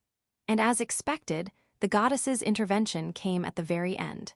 Instead of watching the situation unfold for a long time, they suddenly realized its gravity and rushed into action. Hey, if you had known more about the lower world back then, do you think you could have intervened sooner or reduced the damage? Alicia's face twisted as if she was aware of the implications of this question. I can't deny it. Ever since Loki came to this world, I've been feeling that way more and more. Churches are only in cities where humans live, so we didn't have a clear understanding of where demi-humans lived. If we had known, we might have noticed the changes sooner. It's safer to know about dangerous magical tools and suspicious experiments in advance. I see. In that case, it is important. I don't think it will cover everything, and there will be problems with freshness, but still, the most reliable source of information right now is still books. If the goddesses were serious, they could check everyone's memories, but from what I've heard, that would only give them biased information from humans. I realize once again how necessary this is, both for me and for the goddesses. Okay, I understand. Then I will negotiate with the old lady in charge tomorrow. Ew. Tell Felon, and probably Rill as well. Tell them to start reading the books and studying as much as they can. Then, as if they heard the voice directly, two agonizing screams echoed from above. With a wry smile, I returned my consciousness to the church. Chapter 190, Alias. The next day, since I had already received permission from Nilo-san, I jumped over the stone wall separating the first and second districts and dived near the front entrance of the palace. It was the place where a soldier had opened the door and let me out of the carriage yesterday. As I approached, thinking that he would recognize me, the soldier guarding the entrance called out to me. Loki dono, I presume. Are you here on business again today? Yes, this time I was summoned by Neville-sama. I see. There was quite a commotion yesterday, and things are still in disarray inside, but please come in. It's surprisingly smooth. Thinking so, I entered the palace. By flying over the front gate of the palace, I could have landed directly in the garden where I talked to the old lady yesterday. However, judging by the soldier's reaction, he seemed to understand that I was from another world and was a bit suspicious of me, but he didn't seem to think that I was the one who had forced the city's priests to solve the situation. That's convenient. It was likely that the old lady had successfully covered up yesterday's events and kept my secret. After passing through there yesterday, I made my way to that room, my eyes flickering as I walked down the hall. When I knocked on the door, the old lady immediately greeted me and looked me straight in the eye, just like yesterday. You're here. Have you thought this through? Yes. Oh, hello, Annie-chan. Hello. Hey, wait a minute. We're about the same age, so don't call me Chan. Didn't she tell her great-granddaughter that I was from another world? I couldn't help but give the old lady a pleading look, and she scratched her cheek and explained. Well, I told her about the Loki boy, but she's like that with everyone. I see. Is she just fearless, or does she just not like being treated like a child? It's not entirely clear, but I can guess that her outstanding talent is related to her personality. Well, she's her great-granddaughter, so I guess she's just being sweet. Ha, should I call you any then? Yes, that's right. I'll call you Loki too. Loki is the bitter one, right? Seeing that Annie was in a good mood and humming as she went to make drinks, I kept my eyes on her grandmother. I've been thinking about it, but wait. I've thought about it, but is it okay to talk about it in this room? When I asked, the old lady looked at me with a serious expression. What is it? I'm willing to help with most things, but is it something serious? No, I don't think it's that serious. You said yesterday that talking in the room would be overheard, right? Today is fine. The people from the audit office are too busy right now. They're probably rushing to report to every town and staking out churches all over the city. I see. So you're considering the possibility that this is a trap involving the city priest. That's right. Well, His Majesty has decided to completely abolish discrimination against subhumans, so I think they're just doing a thorough investigation to be on the safe side. Saying that, and he brought over some coffee, and the old lady's face wrinkled even more. You shouldn't drink it, sip it, it's delicious. Then I won't hesitate to say it. I want 3 things. 3 things? Okay, go ahead. First, tell me where you get this coffee. What? No, I mean, I want to keep drinking this coffee, so I need to know where I can buy it. That makes me sound like a fool. This coffee comes from the Kingdom of Waltz. However, it's not sold in the city, it's a prohibited item. What? Is it okay for a high-ranking official to say that so openly? It doesn't matter. It's just not sold in the lower districts, but some members of the royal family and nobility enjoy it. Apparently, beastmen with a keen sense of smell are involved in its production. So technically, it's forbidden to bring it into the country. But in reality, some products are brought in under the guise of being grown by individuals. It's ridiculous, isn't it? The government knows there's no point in having such strict regulations, but if they were to lift them publicly, there would be no way to stop it. So, they've created their own arbitrary interpretation that only the privileged class can enjoy. That's the way of the world. All I wanted was a cup of coffee, but I ended up listening to another unpleasant story. I understand what she's saying. When you allow something, it's common for people to start asking for more and more. But that doesn't mean that only the people at the top should enjoy the benefits. And then there's the old lady. When I look at her with resentment, she casually replies, I have been saying for over 50 years that discrimination is nonsense. I have friends who are demi-humans, and I'm happy to use and eat things made by demi-humans. No matter what the government says. Given your position, was that okay? I didn't think it was okay, so I said I would leave my home even if it meant leaving my country. Then they hurriedly prepared this room for me in the palace. I was surprised at the old lady's candor as she laughed. Before, she blamed someone else, but I can't help but think that Annie is becoming more like her because of her personality. It's the privilege of the strong. Of course, she was able to do that because she was an old lady. Even if it meant breaking the rules, the country couldn't let go of an asset like the old lady. It's just a misunderstanding on the part of the people around me, and the meaning is a little different, but it's still similar to the environment I'm in. That being the case, the next step is to find out her secret. I put the coffee down and made my second request. Hey, old lady, I want you to tell me the secret of your strength, even if it's just a little bit. I can't ask her to tell me everything. It's too scary. Even though we're friendly now, if I make her angry, I'll definitely be in big trouble. So, at the very least, I want a clue that might give me an idea of her strength. While the old lady was thinking about my question, Annie, who was sitting next to her, suddenly spoke up. Don't you know what my great-grandmother's called? Not Neville-sama. No. Fire Immortal Witch Neville. That is what my great-grandmother is known as. Fire Immortal Witch. You really don't know anything, do you? By the way, Loki is even higher than that, so be prepared for the possibility that you'll be called something of heavenly class in the future. It sounded like a nickname or something. Even after asking for more details, I still couldn't quite understand it. But the content wasn't that difficult to understand, and it was even a little heartwarming. First, as a premise, one's abilities are something that should be kept hidden. This is generally understood as a way to avoid revealing one's strengths, and the hiding skill is even recommended for self-defense.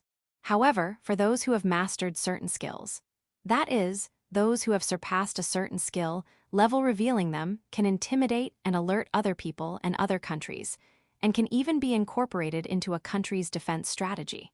This is the rank called Heavenly Immortal of Magnificent Enlightenment. Magnificent class indicates a specific skill level of 7. Enlightenment class indicates a specific skill level of 8. Immortal class indicates a specific skill level of 9. Heavenly class indicates the maximum specific skill level of 10. Combining these with martial arts or magic skills can lead to widespread recognition, such as the nickname Fire Immortal, which is similar to the old lady. In essence, it is like publicly declaring, I am a level 9 fire magic user. However, there are a certain number of people who want to hide their high level or have their own unique nicknames. So this title is mainly applied to military personnel who are easy for the government to publicly announce both domestically and internationally. Since the declaration is free, it could be seen as a strategic move. But even so, an average opponent would probably be too intimidated to start a fight. And I also understand the possibility of being called the heavenly class. Since reincarnates are born with the highest level of skills, if they have combat-related skills, they are automatically called heavenly class. However, for non-combat skills such as production, even if the skill level is 10, the rank title Heavenly Immortal of Magnificent Enlightenment is rarely used. In this case, since my lightning magic skill is level 7, I should be called Lightning Magnificent. I see. Wait, that sounds kind of cool. As I repeat it to myself with a grin, I begin to wonder about the word, which the old lady used. Is it her appearance or her occupation? Thinking so, I ask her. What, you don't know what a special class is? You never studied, did you, Loki? Again, Annie interjects sharply. Oh ho ho, getting angry at a child is stupid. Calm down, calm down. Come on, not everyone is as privileged as Annie. There are a lot of kids who want to study but can't. That's right, there are a lot of kids who really want to study. So you're poor. I'm not poor. Smack. Smack, ouch. Stop fighting over such trivial things. So, Loki boy, you want to know the secret of my strength, right? That's right. I don't want you to tell me the details of your abilities, but more like tips. By the way, what job did you choose? It's a secret. Ah, great-grandma, it's definitely a low-level job. Loki's face is so embarrassed that he can't say what it is. It's not just a low-level job. It's basically permanent unemployment, so when I look at any, she grins like she's won a victory. Damn it, but I can't say it. I can't say something as meaningless as salesman. Honey, go borrow some from Ultraco. What? More studying. I told you being able to study is a blessing. Go on. She bragged about her knowledge, but she doesn't really like to study.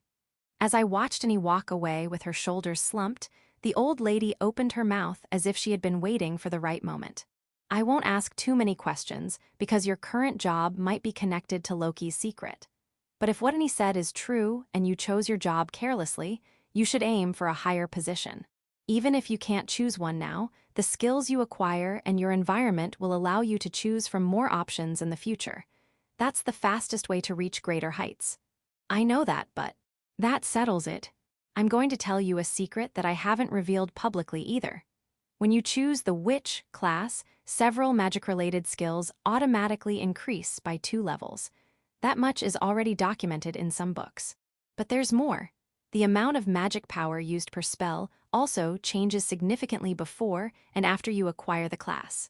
Isn't that because the magic power auto-recovery increase skill has been leveled up as a job effect? It did level up, but it's definitely different. Even you, Loki boy, must feel your magic draining from your body when you cast spells of a certain level, right? Yes, I know what you mean. At level 1, it's barely noticeable, but at level 4, you can definitely feel it. It's that strange feeling of the magic draining out of your body, like the moisture being sucked out, leaving your body feeling hollow and dry. Even if someone with the same skill level casts the same spell, the difference in how it feels is clearly noticeable. By the way, does the consumption increase or decrease? The effect is the same, but the consumption decreases. The fact that multiple skills get a level 2 boost is quite impressive. The range of skills that can be boosted by the benefits of a high-ranked class, like a special class, seems pretty wide. And if the cap on the boost is removed, that's scary for someone like me, who is basically jobless. A +2 boost means that if you max out a skill at level 8, you can combine it for a total of 10, which is the maximum. The harder the game gets, the bigger the benefits should be. On top of that, there's a bonus for reducing magic consumption. If it's noticeable, it's probably not just 3% or 5%. Maybe 10%, no, if they use the word noticeable, it could be a 30 to 50% reduction. And from my past gaming experience, I know all too well how scary a variable bonus based on the percentage of stronger players can be. Which, since they're in a mage-like position, magic consumption, so there's a chance that the additional bonuses could be completely different from the skill increases and other bonuses associated with their class. Phew, I took a deep breath. It was quite a shock. I've never experienced anything like this before, but when you see a strong person for the first time, their job performance seems quite appealing. It's not easy to compare which one of us is better. But even though we're sharing the same field and the same adventure, it feels like I'm playing a different game. I want to reach the top, but when the ground rules are different, I can't hide my confusion. I don't want to lose. Well, I guess we should go. Where? The garden again? Just as I was about to look outside, and he returned at the perfect moment. Sorry to keep you waiting, great-grandmother. I got the key. Loki boy wants to know about my power. I can pretty much guess what he's after. Hey, come on, let's go. You're interested in the library of this country, aren't you? Chapter 190, One Library.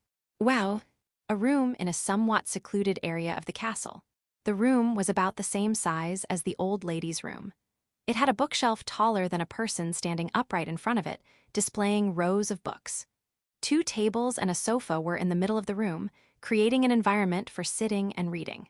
Of course, unlike the Hunter's Guild, the books were not chained together. How many books are there? Before I could finish asking, it was not the old lady who answered, but Annie. There are about 250 books. I've already memorized about 30 of them. Apparently, some countries have even more. What Loki boy is looking for is probably around here. Saying that, she pointed the tip of her staff to a slightly higher place. From the tip of her staff, she extended a purple mist that seemed to be magic and pulled out a book. I couldn't help but blink at the sight. No. How did she get the book from a place that was clearly out of reach? What the hell is going on? Is that the feather-like thing that materialized when Rill flew earlier? Can she move objects directly with just her magic power? I guess she thought it was funny that I was frozen, and he took advantage of the situation and teased me. Great-grandmother's magic wrapping technique is amazing, isn't it? It's so impressive that you freeze when you see it for the first time. The skill level, Hey, I always tell you not to reveal my techniques. Oh, this is pretty serious. She started hitting Annie's butt with her staff, so I took the opportunity to look at the spines of the books lined up next to me. Annie's always trying to show off, and it was her great-grandmother, so I have no intention of helping her. The history of demi-humans and demigod beliefs, skill level verification. Farming Edition, Continental Dungeon Travelogue. Part II, The People Who Live in the Sky and Underground, Skill Forgetfulness and How to Fight It, The Void Tower of Caprian. Oh no, what is this? I've never been so excited about books before, even without looking at the contents. I want to see them all. I want to see everything without missing a thing. How much knowledge can I gain? Of course, I understand that not everything will be useful to me. There's even a piece of trash called The Legend of the Demon King, with a hero named Takuya. But even at a glance, about half of the titles alone are enough to make me want to buy them immediately, and even the rest will probably have something worthwhile to offer if I read them. And even if they're just fiction, they'll make for good bedtime entertainment. Phew, I'm sorry I kept you waiting. Ah, that's okay. I was so distracted that I didn't realize you were waiting. I looked over and saw Annie crouching on the floor, clutching her bottom. Yeah, I'll make sure I don't make the old lady angry. When we talked about jobs, you seemed confused, didn't you? The content is rough, but you can see a list of some jobs in this. Oh, it's hard to compare the number of pages because the paper is different, but it's about 4 to 5 times thicker and heavier than the pharmacy encyclopedia I have. Flipping through, it seemed promising, but as expected, there were so many familiar jobs that I began to wonder if I was in a game world. Magician, warrior, guard, merchant, I see. There were a considerable number of lower-level or basic jobs, and above them were slightly more specialized mid-level jobs like assassin and holy warrior. Further up the ladder are the advanced jobs, with names that sound powerful, like Imperial Guard and Time Mage. Then there are the special jobs, also known as fourth-level jobs, where you finally start to see jobs like Witch, Grand Magician, and Dragon Knight, which, for some reason, make my heart race. So the higher the class, the fewer the types. There are also other classes that are treated as intermediate or special depending on the job. But there are also special abilities related to divine protection, such as those who used to be called Divine Revelations and got the Divine Oracle skill as a bonus instead of becoming priests. There are also unique classes like Shrine Maiden and Guide that require the highest level of divine protection from a goddess. I also learned for the first time that there are extremely rare jobs that can be obtained through the combined divine protection of goddesses, including the 2 jobs of hero and champion. Well, that's fine, but... So, starting with the mid-level jobs, you get a +1 level increase. I'm surprised that this is mentioned in the book. The threshold to get the bonus is lower than I thought, and the benefits are huge. Yes, the higher the job, the bigger the bonus.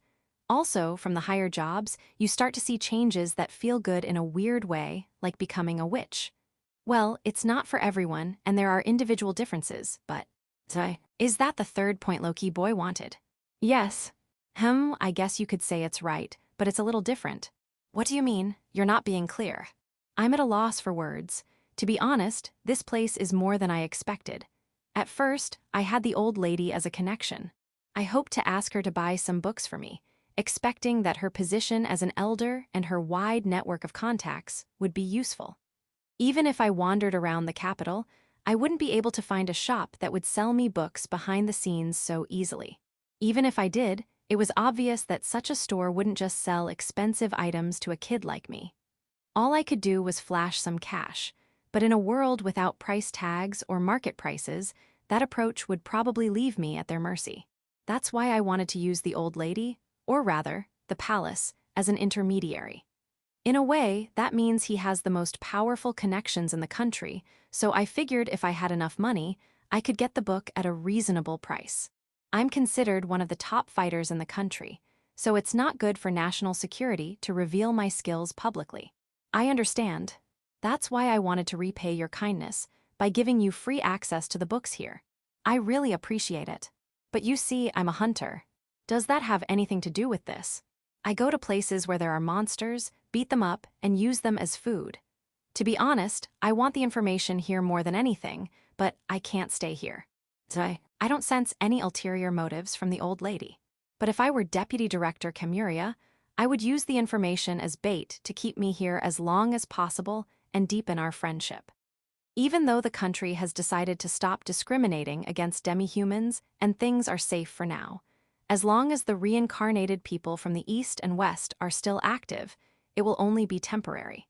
In that case, this country will need a counterforce in the medium to long term. And since the book already exists, it's a convenient bait that won't cost the country much. If they can use it to lure me in, it would be a financially advantageous strategy for the central continent, which is facing financial difficulties. I can say that I almost fell into the trap that Nilo-san may have originally planned. This book belongs to the royal family. I can give you permission to read it here, but taking it out is beyond my authority. I think so too, so ideally, a replica would be best. If it were just for my own use, I wouldn't have dared to ask. But the book I can get here will not only benefit me, but also increase the knowledge of the goddesses. In that case, I want a book that I can take home with me, even if it takes some time. It would also be a token of my gratitude to the goddesses for helping me this time. Of course, I will pay the price, and I won't ask for anything unreasonable in terms of time. So, is there any way you can help me? If the hero who saved the country insists, I can't refuse. However, in order to get the king's permission, I'll have to tell everyone that it was thanks to the boy Loki that things turned out this way. But I guess that's unavoidable. Anyway, the fact that I'm from another world is already out there, so it's okay if only the high-ranking officials of this country know. Just say we made a deal. By the way, everything. If possible.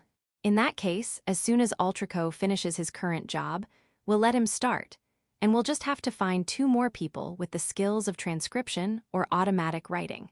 Saying this with a wry smile, the old lady still looked like nothing more than a kind old lady. Maybe I'm thinking too much. With this conclusion, I completed my mission in the royal capital and left for my next destination. Section. It came out just like you said. It's far from ideal, and it's easier to count from the bottom. But you still wanted a connection, didn't you? Of course I did. I'm always alone, and I'm worried that there's no sign of his sister. But at least now he'll come here once a month to get the book. So he won't make the central region his base of operations. When I was young, I traveled as far as the land would take me. That's because Neville-sama had a purpose outside of this region, right? No matter how well he can fly, if his immediate destination is here, he can't go too far. What about Ultraco-sama? He's been writing a rather pointless book in his room since yesterday. Very well.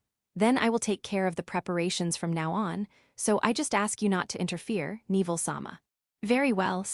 I don't think you will, but please remember that hindering us is tantamount to betraying our homeland and His Majesty. With that, the man with the stubborn expression left. Watching Camuria's back, the old woman kept her ears open and whispered to herself. I'm sorry, I can't betray him after all.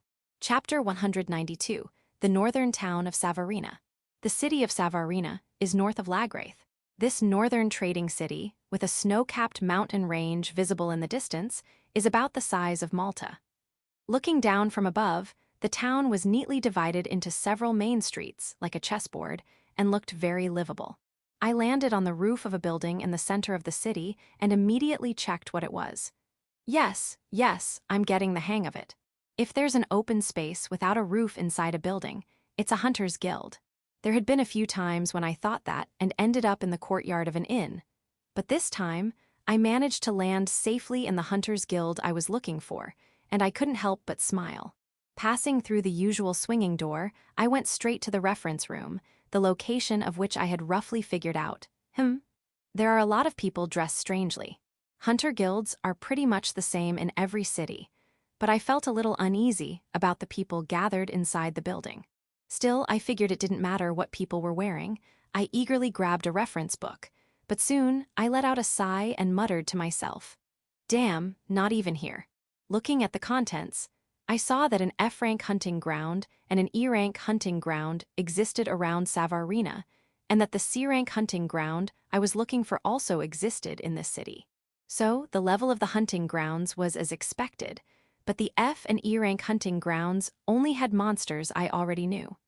It took me about 4 days to reach this town, passing through small towns along the way. Even then, I hadn't encountered any new monsters, and the only thing that went according to plan was the mapping. With this, all F and E-rank hunting grounds north of the royal capital have been cleared. Things are finally starting to get tough. Still, at least there are C-rank hunting grounds, I thought as I flipped through the pages. Hi, this time it's exactly the opposite. I couldn't help but laugh like someone else. FC rank combined hunting grounds, Bales Forest. A vast forest that stretches out at the foot of the northern Abraham Mountains. The entire forest is a giant nest of green monsters, with many goblin species inhabiting the shallow to middle layers. The middle layer, in particular, is home to many settlements of varying sizes, so be careful, as you will often find yourself fighting multiple enemies at once. Also, when higher-level monsters are present, be aware that the lower-level monsters will act in unison. The hunting ground map is described as such, and the next page lists the names of some very interesting monsters. Goblin Warrior, Goblin Knight, Goblin Mage, Goblin Rider, Goblin Archer, and more. In terms of numbers, it seems to be a vast hunting ground where 12 types of monsters coexist. And besides goblins, there are also monsters like forest wolves, which appear in the illustrations with goblins riding on their backs. Phew ahead. I can't stand to see that kind of information. I don't think I can show my face to anyone right now. I want to go there. I want to fly there right now. This place, this hunting ground, feels like a huge bonus area to me. The names of the monsters hit me so hard that I can't help but think like that. On top of that, no, that's not good. First, take a deep breath and calm down. If I rush in recklessly and die, Fearl's giant thunderbolt will definitely hit me.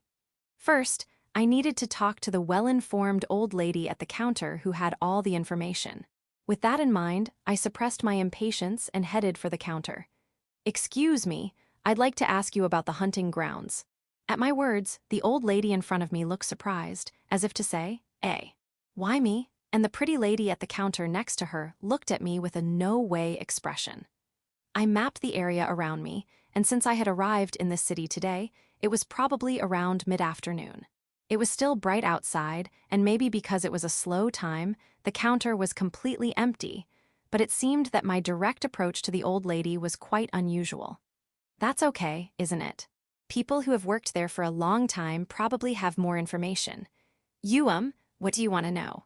With this information, I interpreted the Bales Forest, which seemed so unfamiliar in my own way, and made a simple map of the area in my mind. I see, so it's about 2 days. Yes. There are no well-maintained paths inside, so I've never heard of anyone reaching the middle layer in a single day.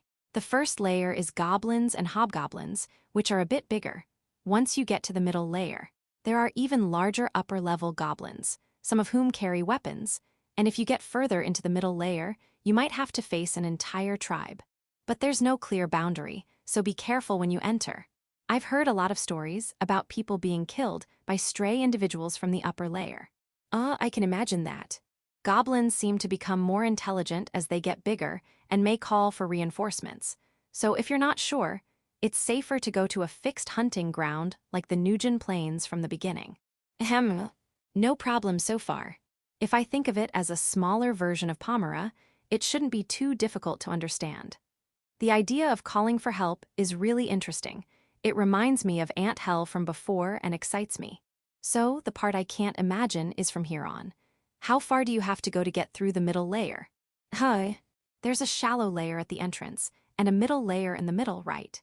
That means there must be a deep layer as well, since there are mountains towering above it.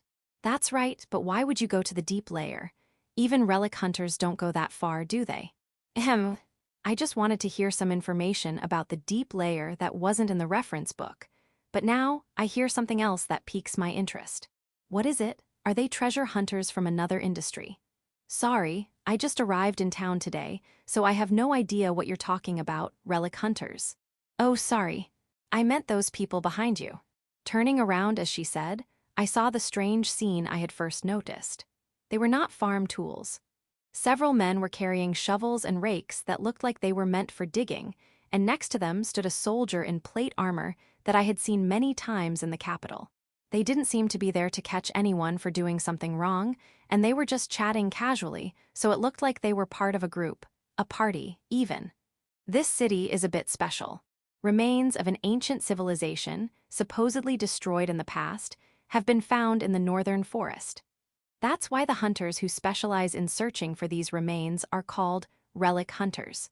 Ah, I see. That's right. Come to think of it, that's true. I'm all about hunting, so I thought a hunter's job was just to kill monsters. But during the initial training, I heard that there are other jobs that aren't hunting, like hauling wood and getting supplies. So there are hunters who don't specialize in fighting. They have all kinds of tools around their waists, which gives them a professional look. I wouldn't do it myself, but there's something about it that feels like a treasure hunt, and it piques my interest. By the way, why are there soldiers? Of course.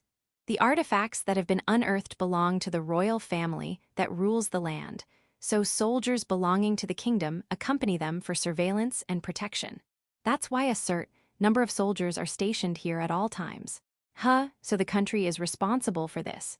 They've found magical tools that we can't even make with today's technology. Weapons made of extremely rare minerals, and even books from that era made of metal. Weapons and books too. Those three items are the only ones the country buys at high prices, but apparently, other things like coins from that era also appear. The reason why they haven't moved today is probably because they were trying to go a little deeper into the layers or into the middle layers. When they do that, they usually work with monster hunters like you who specialize in monster extermination. Personally, I find this quite interesting, but it's the kind of content that would make Rhea frown. They're probably near the guild entrance, trying to recruit hunters who might be useful for tomorrow's operation. I wonder how they'll divide up the spoils. There doesn't seem to be much material to sell for money with the goblins, so aside from the soldiers, who will probably be paid, it feels like a high-stakes gamble. Heaven if you find relics, hell if you don't. And yet, I haven't even been approached by any of the parties doing this recruiting work. I see. Well, that's fine. I wasn't going to do it anyway. Since I heard the reason why the ancient civilization in question was destroyed directly from the person involved, I shouldn't get involved in relic hunting just out of curiosity. By the way, I should warn the old lady to be careful with the magic tools. If something dangerous comes out and is misused, this country will truly be the target of divine punishment. Oh, sorry, I got distracted. What about the depths? Are there any monsters there? That's what I want to know the most. I eagerly returned to the subject, but I've heard that in the past, there were many monsters in the depths, such as orcs and ogres, which were collectively called green monsters. Ho-ho. But that was about 20 years ago, I think. I don't know because it was before I was born, but after a great stampede occurred, there was almost no information about monsters other than goblins. So rumors spread that there might be something there, and no one dared to go near it. Ho-ho. Hey, you should say something like, you must have been born long before that, or something. The old lady made a fuss, but I was too busy to pay attention. I felt like I smelled something, but it also felt like it was very dangerous. It's vague, but it feels like there's a reason for each of these things. Well, what am I supposed to do? Maybe I've filled my time. I thanked the satisfied old lady for the information about the inn, showed her some money, secured a room with a bath, and checked my watch. It was 4:00 p.m. Yes, that's right. It's still 4:00 p.m. That means I have no choice but to do some light reconnaissance. Since the only armor I have is the armor with holes in it, I decided not to think about exchanging it for money and just do a quick 2-hour reconnaissance mission. I started flying north, licking my lips impatiently as I measured the flight time to the mid-levels and gathered information on the monster's skills. Chapter 193, A Delicious Development. I thudded the medium-sized leather bag I had brought with me on the floor and leaned back in the chair, exhaling white breath. The time was 11:00 p.m., according to the clock. Aware of my considerable fatigue, I rubbed my eyes vigorously with my fingers, casting a healing spell on myself. It's cold, but that place was dangerous. Ignoring the smell of sweat and blood clinging to my body, I sat down in the chair and picked up a pen. I wanted to organize the information I had brought with me before I forgot anything, so I quickly began to write it down. Shallow layer, goblin, same as Pomera. Hobgoblin, about my height. It is superior to goblins with almost the same characteristics, but it definitely has resonance. Forest wolf, the largest wolf I've encountered so far. Slightly stronger than the small wolves in Lulub. Middle layer, hobgoblin, resonance O often appears in the middle layer. Forest wolf, resonance X appears normally even without a goblin on it, appears in groups of about 3 to 5. Goblin fighter, resonance O. A muscular goblin about 170 to 180 cm long, much stronger than the orcs in Lulub. Melee combat LV2 is confirmed. Goblin warrior, resonance O. Spearmanship, axe technique, swordsmanship, dagger technique, cudgel technique, scythe technique, and hammer technique are confirmed. They always carry weapons that match their respective skills. Goblin knight, resonance O. They always carry shields, so they probably have the shield technique skill, but their numbers are quite low. Goblin archer, resonance X. It was written in the guild's reference book, but I couldn't confirm any individuals. However, several arrows flew, so they must be around somewhere. Goblin trapper, resonance X. I was able to acquire the skill on the first try, so trap creation LV3 and trap removal LV3 are confirmed. However, it did not respond to the call to assembly and hid behind a rock. Goblin mage, resonance X. I'm pretty sure it has staff technique LV2. I've also confirmed that it uses wind magic and earth magic, but I haven't seen one that uses both at the same time. Goblin rider, resonance O. It definitely has mount LV3 and mounted battle LV3. It responds to the call to assembly and appears first while riding a forest wolf. Its movement is really annoying. Goblin commander, resonance O. Possesses intimidation LV3, weak once you get used to it. I panicked the first time I got hit by intimidation, but got used to it quickly. Goblin general, resonance X. No individual has confirmed yet. I put my hand to my chin and mumbled as I looked at what I had written on the back of the paper. I still don't have the whole picture. When I tried to use call to assembly in the middle layer, I got so excited that I forgot about dinner. I still didn't have enough time. I came back after realizing the limitations of night vision due to eye strain. But it's such an interesting place that I want to continue testing for at least another 20 hours. Well, I'll continue tomorrow, but first, there are those who respond to the call to assembly and those who don't. This is a big discovery. Those that respond are almost 100% melee types, so it's probably best to assume that ranged types don't have this ability. This means that despite their nature, these goblins are capable of using cunning tactics to attack from a distance. The other thing is the overwhelming difference in numbers. Based on my experience hunting in the middle layers today, there were about 30% forest wolves, 20% hobgoblins, 30% goblin fighters, 10% goblin riders, and the remaining 10% all other types. This ratio made a strong impression on me.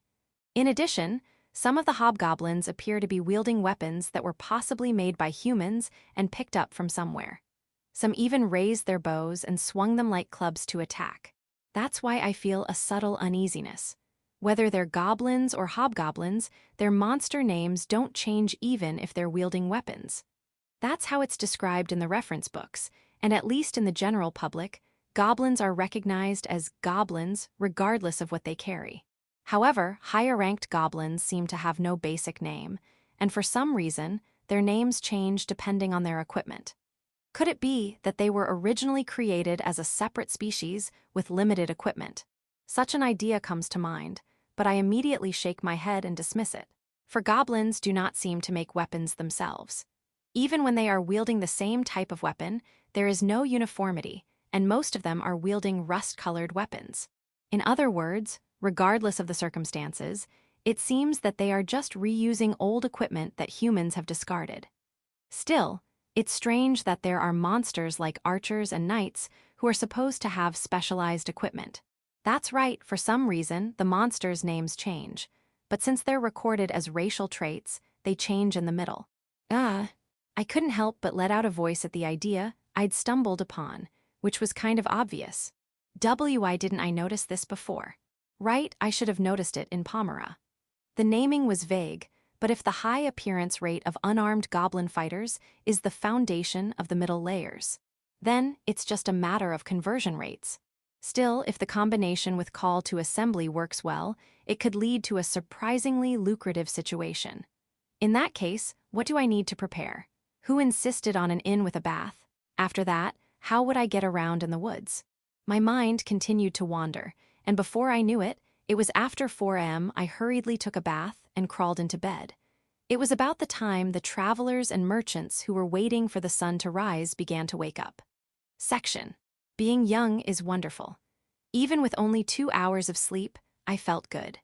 I awoke to the sound of the morning bell and filled my empty stomach from the night before with a hearty meal at the restaurant on the first floor. After filling my stomach with additional orders that startled the staff, I went into town to look for a few things I needed. First, I went to the pharmacy, which I knew was on the main street. Unlike Mei-chan's house, this place had a wide selection of herbal medicines and potions. Good morning. Good morning, what are you looking for? I asked the old man, who seemed both polite and blunt, about the items I wanted to buy for the first time. I'm looking for some magic recovery medicine. What kinds do you have, and how much do they cost? For magic recovery, we have the standard magic recovery potion, and a pill that increases magic recovery over time. This one and this one. He placed 2 small blue bottles, about the size of a lactobacillus drink from Japan, on the counter. The potion for healing wounds was the same size but red, so I was a little surprised that it was blue after all, but I checked the contents anyway. The magic recovery potion in this size is for micro recovery, and the one with a higher concentration is for small recovery. They cost 8,000 beak and 20,000 beak, respectively. At this seemingly innocent answer, I silently closed my eyes and groaned to myself. Damn, magic power isn't quantified either. How much is small? And is it a fixed amount, or does it vary by percentage? Money didn't seem to be a problem, so I nodded silently and checked the contents of the pills next to it. This one is a bit expensive. It's a medicine often used by high-ranking magicians, and one pill is supposed to be effective for about half a day. It's 800,000 beak for 10 pills. I see. How effective is it? As I said, half a day. Other than that, all I know is that it makes it easier to recover your magic power, but it's quite a famous medicine. Whoa, is that okay, old pharmacist? This time, he even left out words like micro and small, and I wanted to bang my head against the wall at his carelessness. And that's 800,000 beak. I wondered if there was such a stupid deal, but I'll buy it. Which ones? All of them, one of each. Oh, thank you very much. That's fine. If I get scammed, I'll blow up the old man's shop, but I'm sure it's safe because it's on the main street.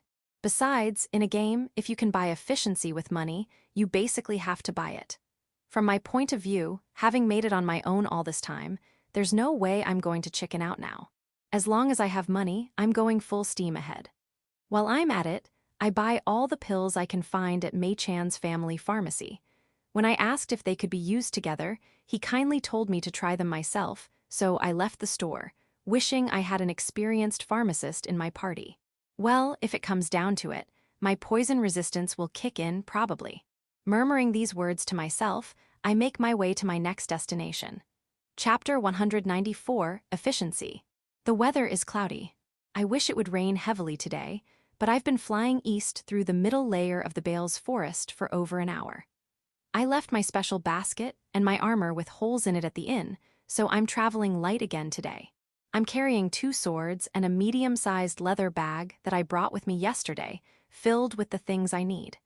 There is no such thing as a convenient plane, after all. The ideal location I had hoped for, but it doesn't seem to be that convenient. From above, all I can see is a sea of green, with only a few patches of cleared land here and there. The area is very small, and even though it's considered the middle layer, it's still close to the town, so I can't imagine how I could use it to fight against the tribes. In that case, there's no choice.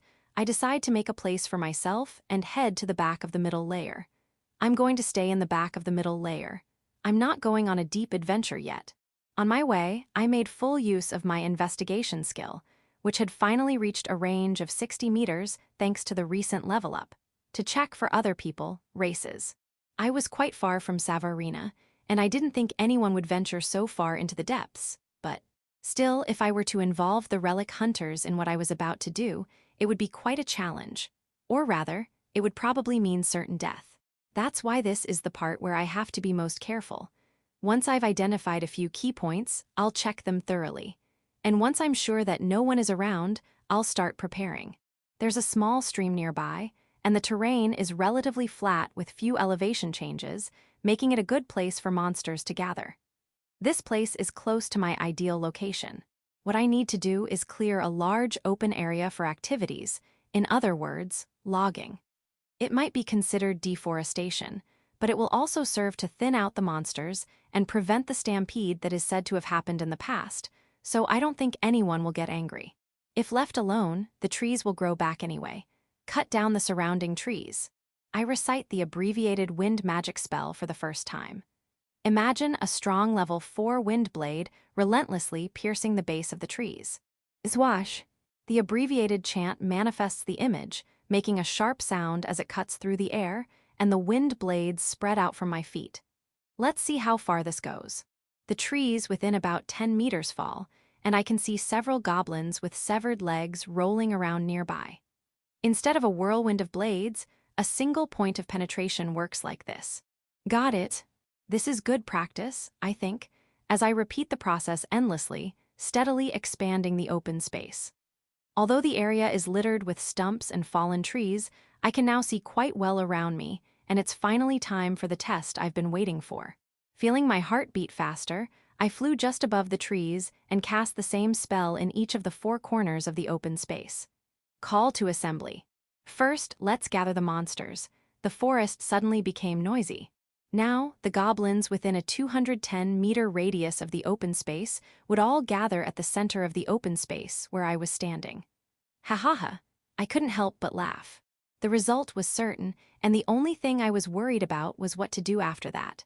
From all around me, the sound of trees and branches being crushed underfoot, the sound of water splashing in the river. Groans, screams, and various other sounds echo throughout the area, along with the rumbling of the earth. Then the first goblin rider appeared in the open space, followed by dozens of other goblins, and, in flight, I flew a little higher again. Below me, a huge crowd of goblins were jumping over fallen trees, trampling their suffering comrades as they jostled for position. They all raised their hands, arms, and weapons and looked up at me, who had risen nearly 10 meters into the air. But, too bad, you're all melee types, you can't reach me. I don't know if they reacted to my voice. No, I don't have that skill, so it must have been a misunderstanding. However, triggered by my words, the goblins began to express frustration and hatred, using each other as stepping stones to the sky. Staring intently at the scene, I grinned to myself. This is it. You've been reborn with weapons, but without the throwing technique, you can't throw them away. In other words, once they've turned into a rare species, they'll probably stay that way until they die. That was a good test. Thank you. With these words, I cast the last spell to reap the rewards. Kill all the monsters below, Heavenly Thunder. You have acquired hand-to-hand combat LV. 5. You have acquired spearmanship LV. 3. You have acquired axe technique LV3. You have acquired swordsmanship LV4. You have acquired dagger technique LV3. You have acquired shield technique LV1. You have acquired mount LV5. You have acquired mounted battle LV5. You have acquired intimidation LV2. You have acquired scythe technique LV3. You have acquired hammer technique LV2. You have acquired intimidation LV3. Section. Since then, I have summoned monsters 3 times in a row, focusing on the north, west, and south, and while staring at the piles of corpses, I summoned monsters in the eastern area. Then, I hovered over the special hunting area and summarized the results of my investigation so far in my mind. It seems unnecessary to land and wait each time. I initially stood on the ground to wait, as I didn't want the approaching goblins to give up too quickly. But judging from the results of the second round and beyond, it seemed that staying in the air was sufficient. As you'd expect from monsters, even though they know they can't touch me, they still come closer.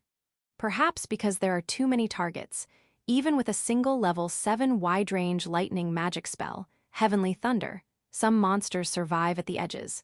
Well, it can't be helped. I have made sure that the hunting ground is large enough, but my biggest concern is what to do after I defeat them. If I'm too greedy, it might cause a fire. There's no sign of smoke yet, but just to be safe, I should probably spread water over a wide area or maybe spread it once to improve the airflow before firing. Well, time to move on. Below me is the fourth wave. Climbing over a pile of corpses that is already over 10 meters high, the goblins reach out to me, floating in the air. I look at them and head west at full speed to get away from this place. After a few hundred meters, I stop.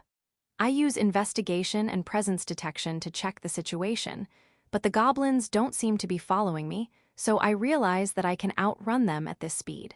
Is call to assembly treated the same as regular aggro, and what happens after they gather?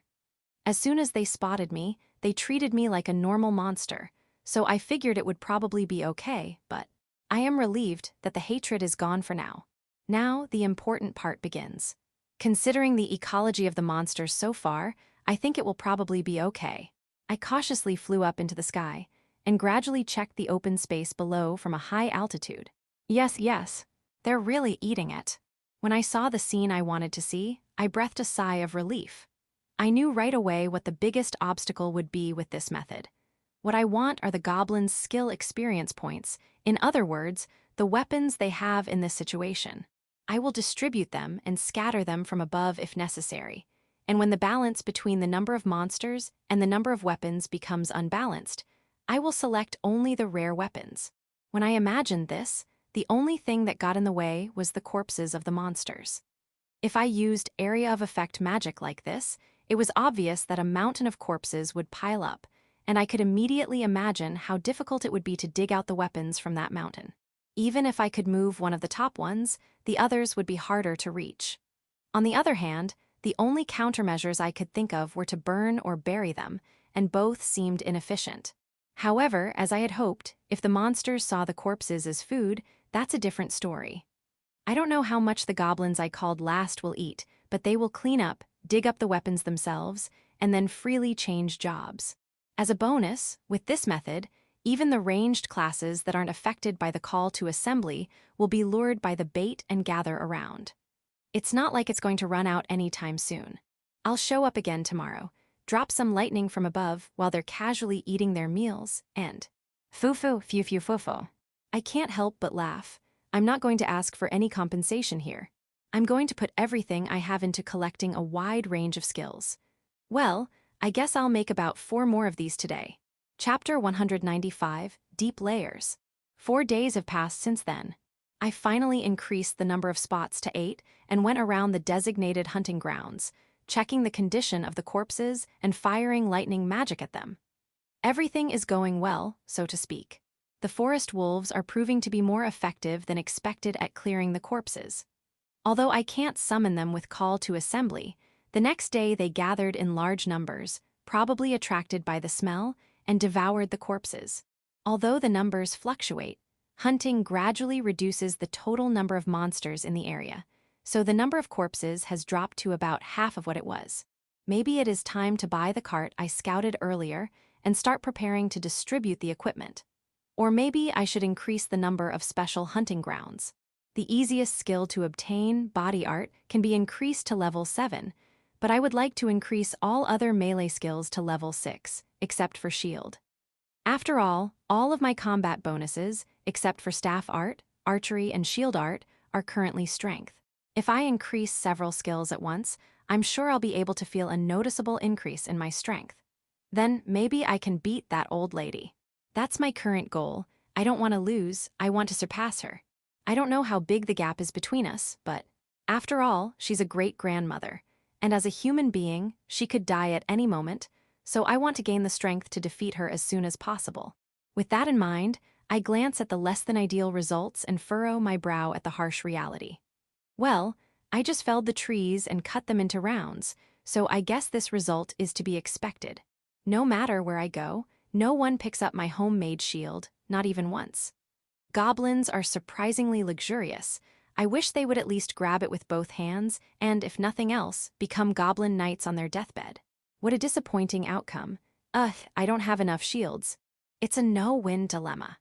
Reusing items dropped by humans inevitably means that the ratio of goblin equipment to human equipment will vary. As expected, the most common weapons are daggers and staffs, followed by swords and spears, axes and scythes. Hammers are rare, and shields are extremely rare.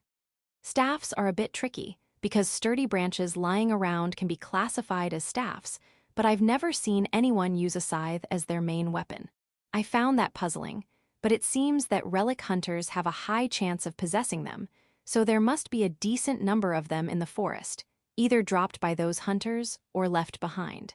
As for shields, despite having a dedicated buff slot, their equipment ratio is too low. However, when you look at them, the actual shields are quite large. Since I can't come up with a strategy like putting a miniature shield in my pocket and just farming buffs, maybe shields are just a nuisance, and only pure tankers carry them. I forgot to ask Paisasan for this information, so I'll be sure to check it out when I visit the Dwarf Kingdom. And then, no sign of the big eater taking the bait. I ponder what to do about the fact that my most important prediction seems to be wrong. The deep area I haven't ventured into yet. The monsters that used to be there disappeared at the same time as the stampede. The only thing I can think of is something that the monsters in that area perceive as a threat has appeared. If you think about it normally, that's the only possibility. In other words, it must be the existence of the higher species I heard about in Lipom. If they become stronger by eating magic stones, would they really overlook this situation where there are so many baits with magic stones attached? It's possible that they wouldn't notice one place, but there are already 8 such places. If there was even one place that didn't feel right, I could assume that the higher species are in the depths and act accordingly. But since the cause is still unknown, it's hard to decide on a course of action. Is it too far because I'm still focusing on the middle layer? Or could it be something has taken up residence on that high mountain? That's the kind of story you'd expect in a game. And if it's the latter, then we're talking about a higher-level species equivalent to a C-rank hunting ground, which makes me wonder if I can even handle it. Well, either way, I'm faced with the mystery of why there are no monsters in the depths. I don't know.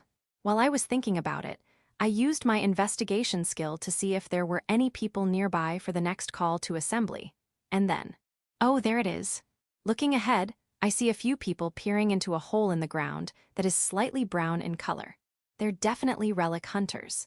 In this situation, retreat is the only option. I'm the one who came later, and I'm hunting in an unusual way, so I can't very well say, I'm using call for assembly, so if you don't want to die, retreat. I realized that I had gotten too close to the shallow layer, so I went back north while gathering monsters. Section 3 days later. Looking at the mountains that had come closer, I repeated my apologies to Firil, who probably resides in the heavens. I am sorry for being weak of will. I'm sorry for being weak to temptation. In the end, I couldn't control myself. I'm really sorry. In the end, I went too far. I was ready to be scolded, but I'd like to believe that I couldn't help it. In the end, the main reason I ventured into the depths was because there weren't enough monsters. If I searched, I could find more in the middle levels, but the density was much lower. And for someone like me who is obsessed with efficiency, I couldn't stand the slow pace. It was so bad that I had to use call to assembly and only got 6 monsters, which made me want to say, come on, this isn't right. If monsters don't gather, the body count doesn't go down, and as a result, I can't get any weapons, so it's a vicious cycle. So I think it's normal to want to check the monsters in the depths that I can see in the distance and call them if I can. Out of desperation, I began to doubt myself. Are there really no monsters in the deep? The old lady who gave me the information said this.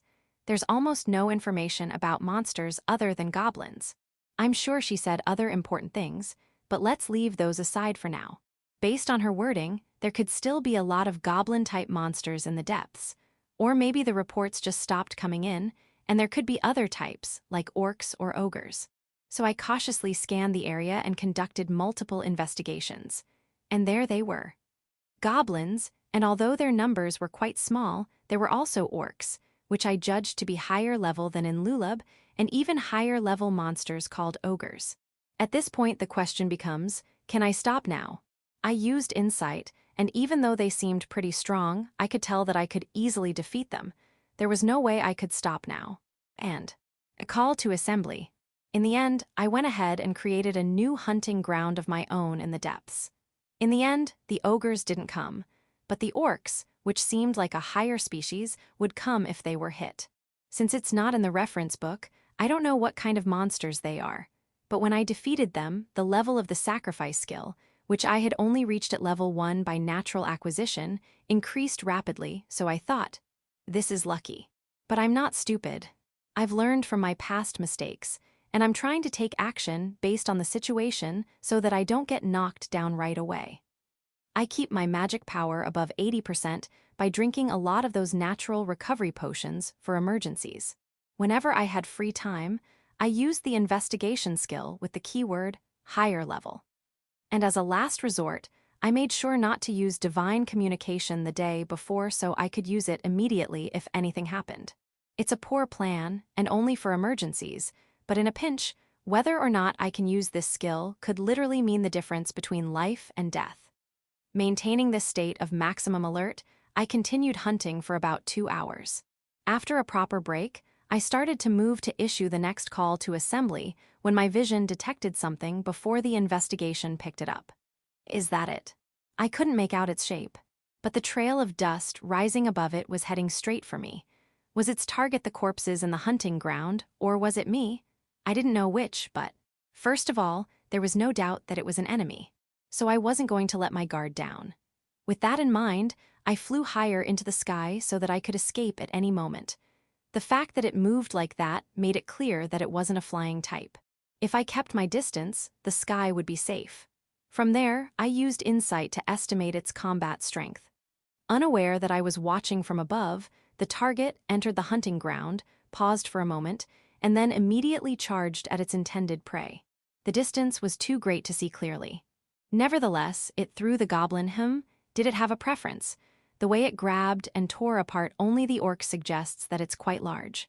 Its entire body is black, which doesn't fit with this land being called the home of the green demon race. It wasn't a goblin or an orc, and it had a different vibe than the ogre I'd seen before. It felt like a beast that walked upright. This was definitely the boss of this place, and it might even be the culprit behind the stampede that happened 20 years ago. And then, I drank the magic potions I had with me one by one to hide the dryness in my throat caused by the tension. It should have tasted terrible, but I couldn't taste anything now. It's not much of a recovery in terms of quantity, but this is not an enemy to be taken lightly. I can do this, I think I can. That's right. It's going to be close, but my insight tells me so. I can kill it now, then make it the bait. As it devours the bait stone, I will devour your skills. With all my might, I will kill it. Section. Audiobook by Masquerade at Masquerade Audiobooks. Chapter 196, Higher Ranked Creature Battle. A bolt of lightning strikes from above. Keeping a safe distance, I fire my magic as if signaling the start of battle. Fire lightning spear, high speed pierce. Level 7 single target penetration, specialized lightning magic. The battle against the king ant when I saw hell on earth. The magic that was unleashed then is now being used by me in the same way as a sneak attack. How ironic. Sizzle, sizzle, sizzle. The higher-ranked creature, who was busy eating the pile of corpses, reacted slightly. But it was too late. There was no way to dodge the lightning, which flew at an incredible speed. With a loud bang, it crashed into the pile of corpses, along with a blinding light. Of course, there was no announcement that the skill had been acquired. I didn't think I could defeat it with that, but well. I see, it's harder than I thought. I drank a magic potion to replenish the magic I had just used while thinking. The current height was estimated to be about 50 meters. Even Rill, who was invincible, would not be able to reach that safety from the ground, and yet the power of the magic was not greatly reduced, and it was impossible to avoid, so I could attack unilaterally. That was my assessment. And the higher-ranked creature below me stood up as if nothing had happened, but it didn't seem to have any means to counterattack, so it stopped eating and just stared at me. Does it have high magic defense, or is it resistant to lightning magic? At this distance, I can't tell if it's injured, bleeding, or burned, so it's difficult to analyze the current damage. In other words, there's no easy way to defeat it. Should I fire another shot or retreat? The conflict raged within me once again. If I flew higher, I could easily escape this area. At first, I had trouble using the flight skill, but once I got used to it, it became extremely useful. Now I fully understand why it was so difficult to acquire. Depending on the opponent, it can be completely one-sided. It allows you to control the battle at all times, pushing and retreating as you see fit. That's why, even as I struggle with my decision, the higher-ranked creature crouches. It is coming. Realizing this, I prepare to fly upward to gain distance, but I don't take my eyes off the higher-ranked creature. Thud. It kicks the ground violently and charges forward. As it approaches, I can see its appearance and the damage it caused earlier. I keep my eyes on it as I prepare for both patterns. That appearance, it's definitely not an orc or an ogre. It is a ferocious beast, the likes of which I have never seen before. Part of its hide is singed, revealing red, festering skin. The superior species approaches, but its speed slows to about half, then exceeds it, but it's still the same. It won't reach me here, then I'll fire another shot at close range. Fire, lightning spear at high speed. While I chant, I watch. The higher species, the beast, opens its jaws, and the same black magic I possess drifts around it. Is that a breath attack? But I can't stop. I'll definitely shoot first. Then, if I can't stop it, I'll just shoot it and block its path. A split-second decision. Breakthrough. The lightning bolt, accompanied by a blinding flash, engulfed the higher-ranked creature. Immediately after firing, I chanted hardening. Just as the enemy couldn't dodge it, I couldn't dodge it when it was fired in the air. I wasn't skilled enough to use flight to that extent. If I hadn't been able to interrupt the chant with my previous attack, I would have had no choice but to endure whatever came next. Hardening, hardening, hardening. My vision was obscured by light, and I repeated the activation several times while covering my face with my arms, timing it to the 1-second duration of the effect. There was no sign of anything being released from the higher-ranked creature. This meant that I had interrupted the chant. In this case, it depends on the damage, but if I just keep firing lightning magic from above. As the lightning I had unleashed began to fade, I tried to confirm the status of the higher-ranked creature while thinking. I couldn't understand the strange situation I was in, and the question slipped out before I could stop myself. A moment ago, I could clearly see the superior being, the pile of corpses behind it, and the sea of trees that covered the hunting ground and the surrounding area. But now, the supreme being was nowhere to be seen, and almost everything was blue. Only a few clouds floating high above could be seen in the corner of my vision. Clouds? Am I falling? Am I being dropped? This is where I finally begin to understand the current situation. The wind coming from behind reminds me of the situation I'm in. Flight. First, get back on your feet. That's what I thought, but my vision suddenly changed, and I found myself looking at a mountain of familiar monsters. A foul smell made me want to vomit, and a dull pain ran through my body. Fortunately or unfortunately, it was clear that I had fallen onto a pile of corpses.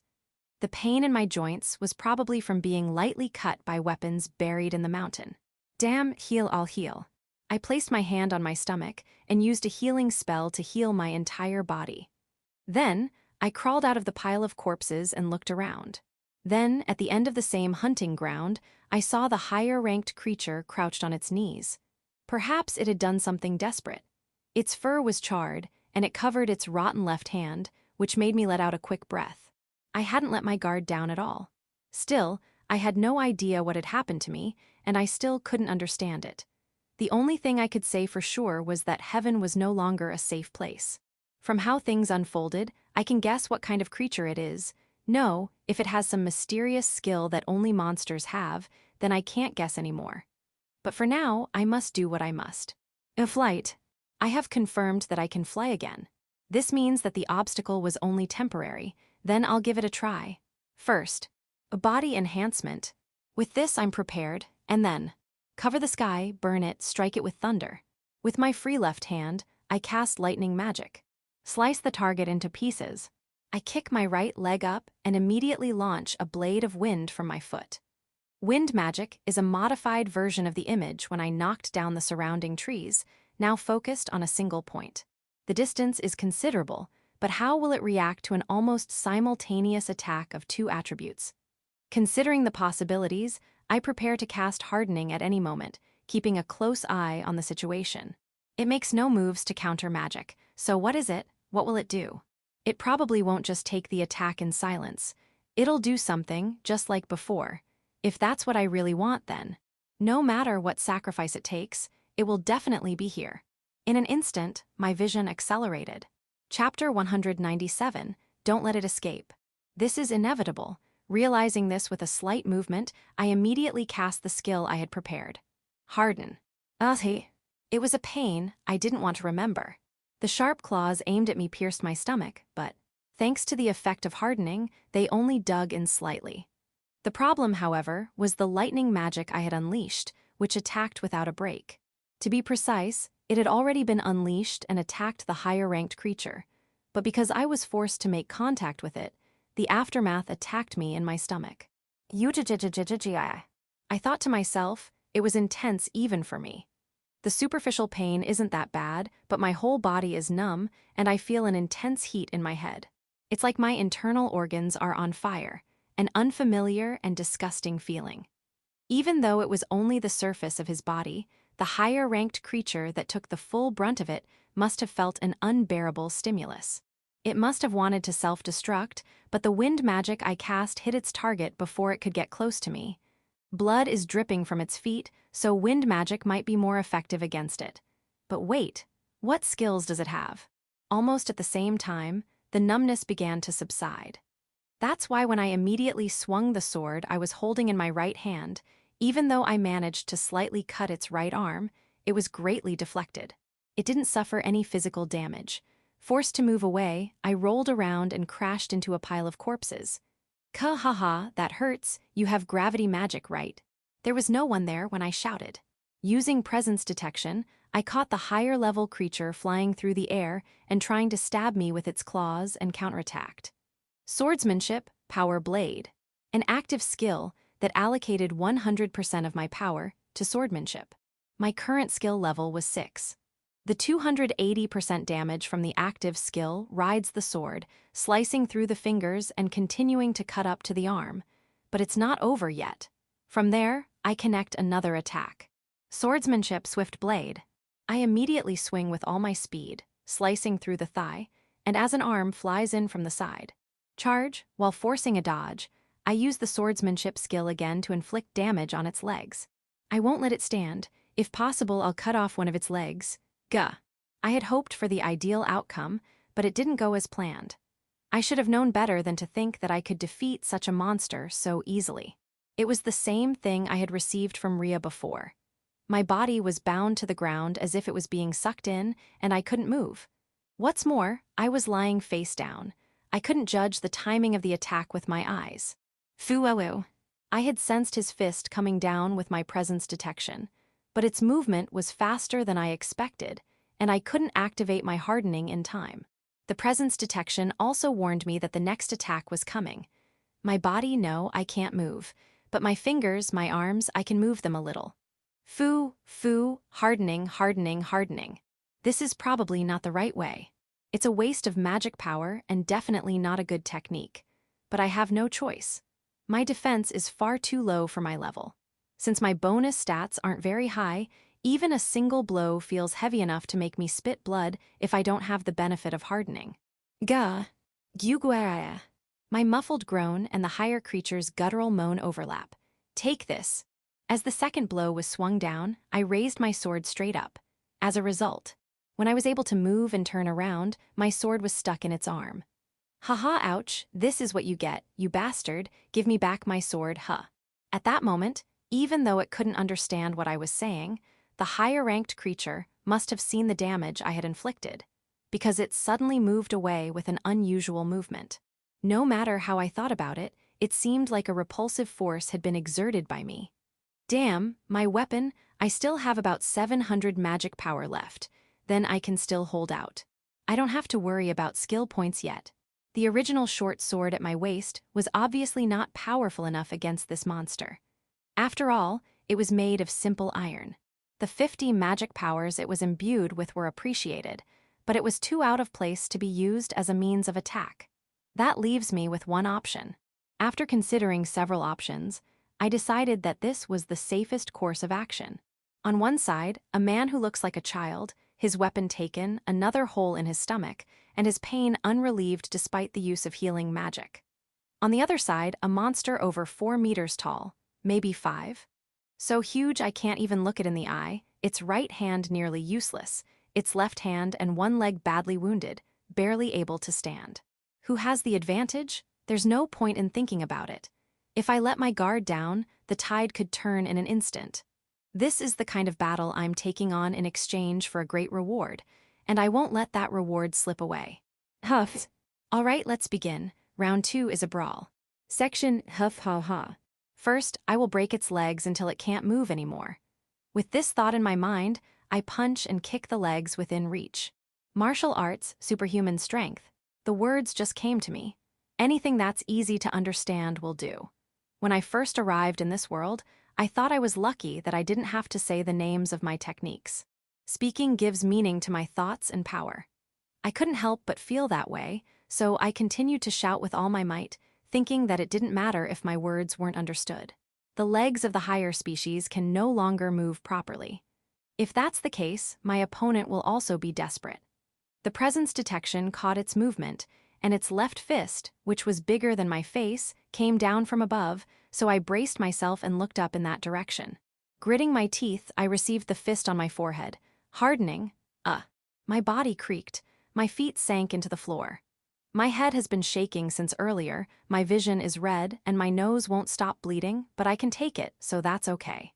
With my low agility, I can't dodge the attacks of the higher-ranked creature if I stay where I am, so it must be an attack from the left or the right. Strong, deep.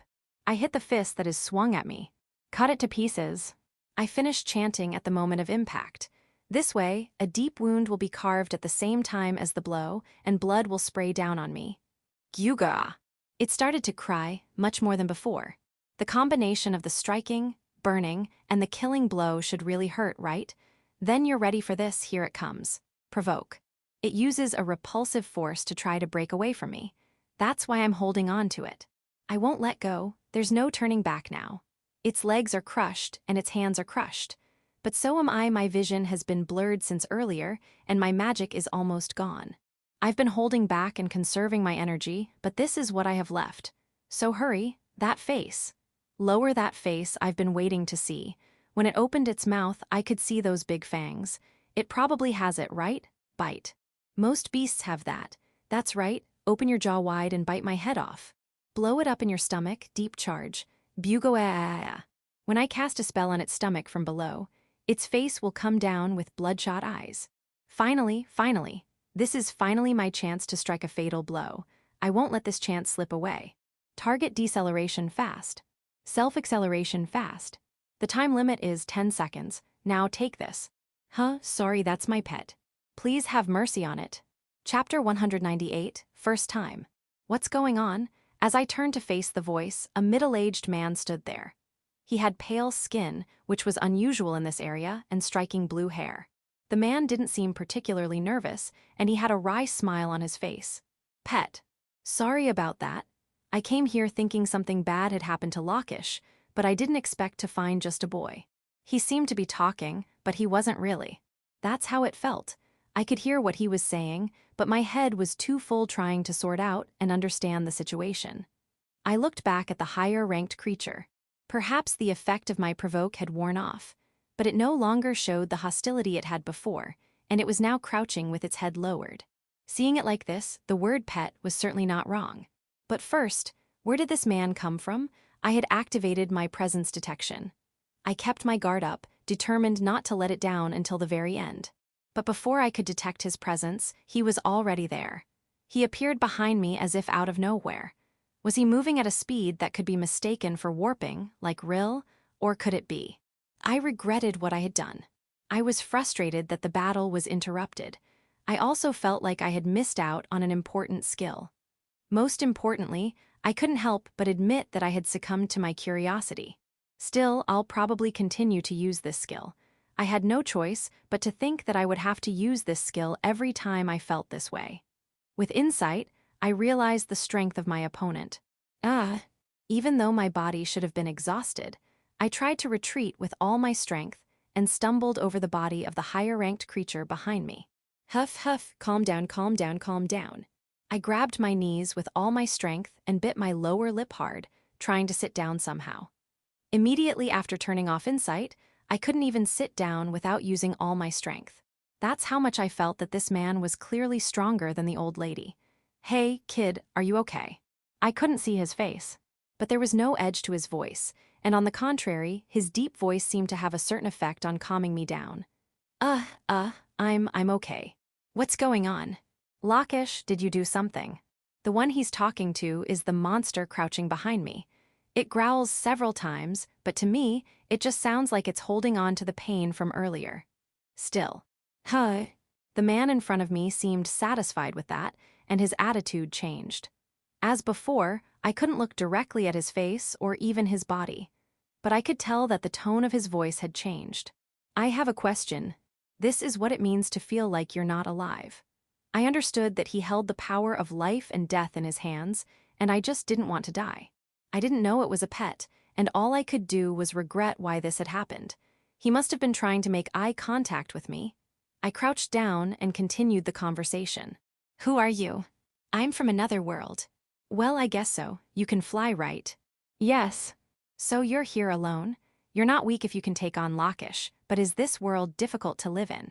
I thought he would ask, why are you here? Or why did you attack my pet? I thought it would be a series of questions, where the wrong answer would mean death. But the question I heard was different from what I had imagined, and I couldn't help but look up from my lowered gaze. I found myself staring directly at him. But strangely, I didn't feel the same intense fear I had felt before. The man was sitting cross-legged, resting his cheek on his hand and staring at me. It wasn't a gentle expression. He wasn't smiling either, but I could feel that he really cared about me. Maybe that was why my brain and my heart finally began to function normally. I honestly answered the man who was silently waiting for my words. I think there were parts of my life that were difficult. There were many things that made me different from other people in this world, but I think I was blessed with good people. Not everything was perfect, but there were a lot of good people who helped me. I see. So you were pretty blessed. I guess so. But are you alone now? Honesty and openness are two different things. I hesitated to answer, and in the end, I had no choice but to remain silent.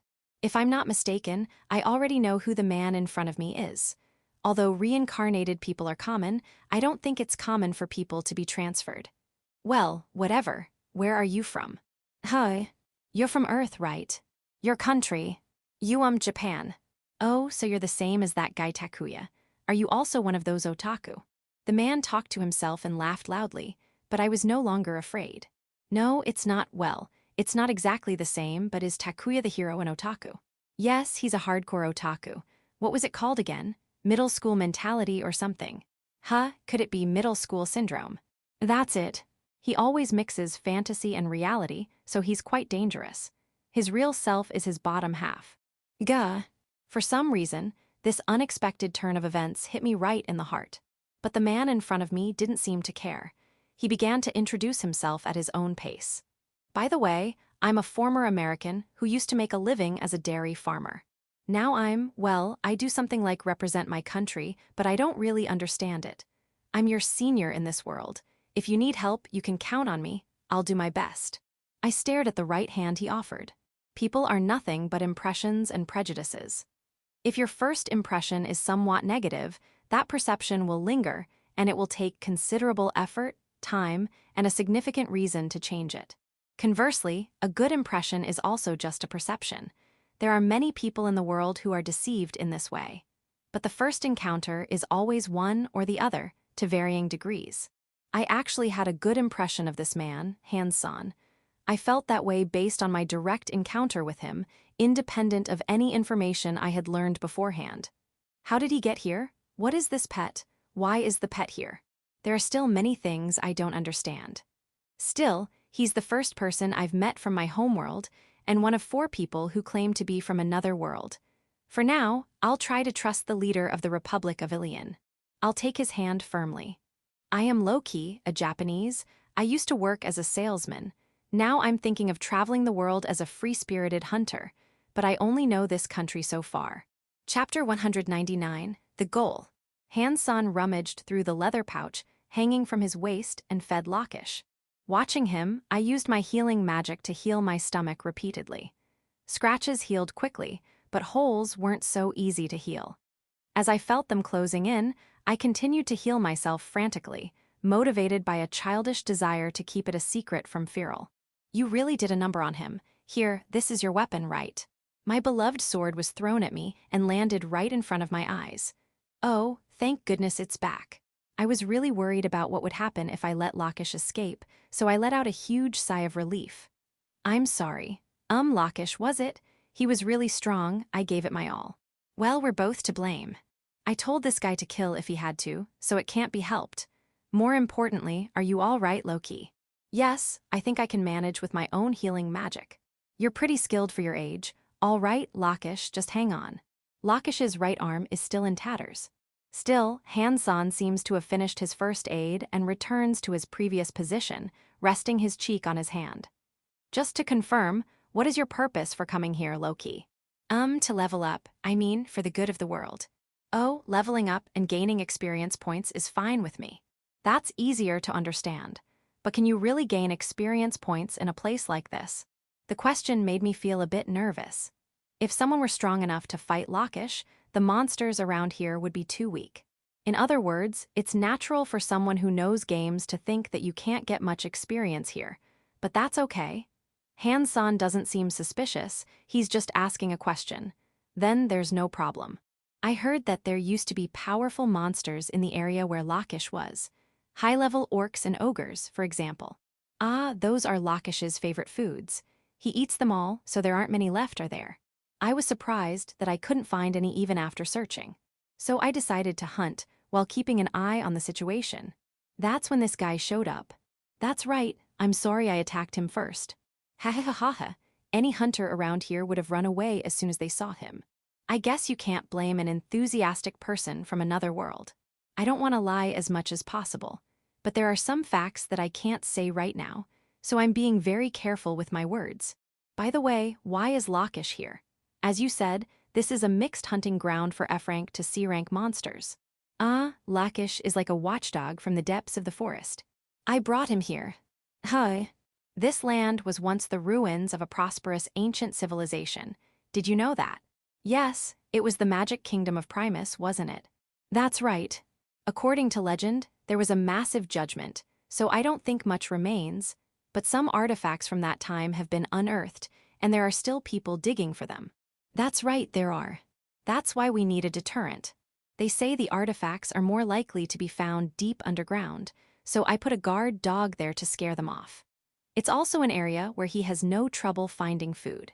I see. So that stampede about 20 years ago was Lakish's doing too.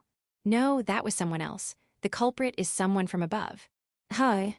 He pointed his thumb at the mountains, but I had no idea what he meant. Had a volcano erupted?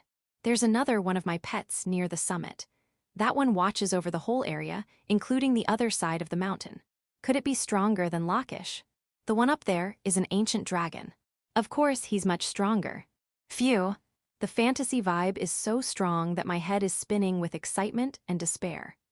I can barely deal with Lakish, and he's got a dragon as a pet that's much stronger than I, not to mention that he's also much stronger. No, no, no, no. How am I supposed to become the strongest in the world? Suddenly, such an incredible goal has appeared, and I have no idea how to achieve it. I roll my eyes and groan, but when I think about it calmly, I can't help but feel that this person is doing something pretty extreme. Causing a stampede with one's own will is not something that can be done with normal nerves. When you caused a stampede, didn't a lot of people die? It's a result you can imagine, of course. Even though the city is covered with stone walls like Malta, it's unlikely that the humans would have escaped unharmed. Well, I'm sure there were some casualties. Still, I couldn't help but open my eyes wide at his words, which were more matter-of-fact than I had expected. Oh, maybe that's it. You still have a lot of Earth values, don't you? After all, you are still a child. No, I feel like things have improved a bit. I do not deny the peaceful way of thinking on Earth. That's the way it should be. But if you want to survive here, you'd better give it up. If you're not as strong as Takuya, you'll be eaten and die. His face and voice were in stark contrast to the previous half-joking atmosphere. It sounded like words of weight that could only be spoken by someone who had lived in this world for decades and reached his current position. Pray, it reminded me of the men who had enslaved the children. There was a time when these values almost led to everyone around me dying. If you want to save others, it's even more important. The chances are extremely small. But if the magical artifacts that supposedly existed in the past are unearthed, there's a possibility that the war between humans and demi-humans that supposedly occurred in the past could be reignited. So even if it means sacrificing some lives, I'll protect those who have gathered under me and their comrades with everything I've got. Besides, Lagraith is an extremely human supremacist country, right? I don't like that at all. Come to think of it, Yagov-san did say something about that. He said that the Republic of Ilion was originally a country of beastmen, and that there were rumors that if people kept beastmen as slaves, they would suddenly be attacked. In short, it's not that he hates humans, but he probably just likes beastmen more than humans. He said he used to be a dairy farmer, so that might have something to do with it. The reason Lakish was here. Why were there almost no monsters in the depths, and why did the stampede happen? I was able to find out the circumstances. If I could find out what kind of monster Lakish is and where he originally lived, it might lead to the early acquisition of the gravity magic I missed. But even if I knew that now, I didn't have the strength to hunt the monsters of this class with any stability. If I tried it a few times, I'm sure there would be a scene where I would die. That being the case, the thing that worries me the most right now is this. Gulp. I cleared my throat nervously and asked Hansan, who laughed loudly to break the tense atmosphere, what I wanted to confirm. Hansan, do you happen to have spatial magic? Chapter 200, Beastmen Country. Pian Pipian Pio. A weasel is standing in front of me, blowing a flute that makes a mysterious sound. Next to him, 3 cats dance, bumping into each other playfully. A bear and what I think is a deer rejoice at this sight, and there is one more. What is it? It's not a rhinoceros, is it a tapir? The animals were difficult to identify, but I could tell they were people. They sat on the ground and swayed their shoulders in unison as they watched the dancing. There were many people like this, with faces and bodies similar to animals and bipedal humans, though they had individual differences. You've never left Lagraith, so this is your first time seeing beastmen, isn't it? I was asked with a smirk. I could only nod silently in embarrassment. The wave of emotion had seemingly destroyed my language comprehension. Since arriving in this country 10 minutes earlier, I must have muttered, "Wow, amazing," about 50 times, but I couldn't think of anything else to say. We were somewhere in the Republic of Ilion. Even when I opened the map, I couldn't zoom in or out because I was only at level 2, so I had no idea where we were in relation to Lagraith. A new map appeared, and just as when I acquired map making, everything around me was black. This is probably Hansan's base of operations, so I suppose this must be the capital. That's where I had been brought. Of course, we traveled there by teleporting using spatial magic. Hansan asked, "Since I have to go back and treat Lakish anyway, why don't you come along for a visit?" Without hesitation, I replied, "There are lots of creatures I've never seen before." I clearly remember swallowing hard. After hearing that, there was no way I could deny it. Honestly, I wish I could heal the wounds I inflicted. However, I have no magic power, nor do I have the skill to heal such severe wounds. In hindsight, I realize it was careless of me, but at the time, I couldn't resist the various desires intertwined within me. And here I am now. I climbed the low, wide steps, and in the distance, I could see a huge wooden mansion. It was on a scale that defied description. Similar to the Berea Palace in the royal capital of Falmenta, it was a large building with a gate, but it prioritized tranquility over extravagance. They must have been considerate. At first, I didn't see any humans, so I assumed they were demihumans. We flew to a square-like area where they were active. The demihumans widened their eyes at the giant Lakish standing behind us, but quickly turned their gaze to Hansan. He smiled at them and then looked at me, standing quietly beside him, before quickly looking away. Even after we started walking away, the same thing continued. I thought it would be okay since you look like a child. I'm sorry. They've been through a lot to get where they are now. It's not so easy to erase the scars of the past. I understand, I really do. He spoke with a hint of meaning, but fear still prevailed in their eyes. They were the eyes of victims. There's no problem with that gaze. Unlike in Lagraith, it was easy to guess why there were no humans around here. On the way to the palace, I looked around and talked with Hansan about things unrelated to his position as leader of the country. I talked with him as if he were a person from another world. Hansan died on Earth at age 40, was reincarnated, and is now 43. I was quite surprised to find out that he was actually an old man with a total age of 83. Not only was his age surprising, but his behavior was also young and lighthearted. When I pointed this out, he laughed and said, "The mind follows the body."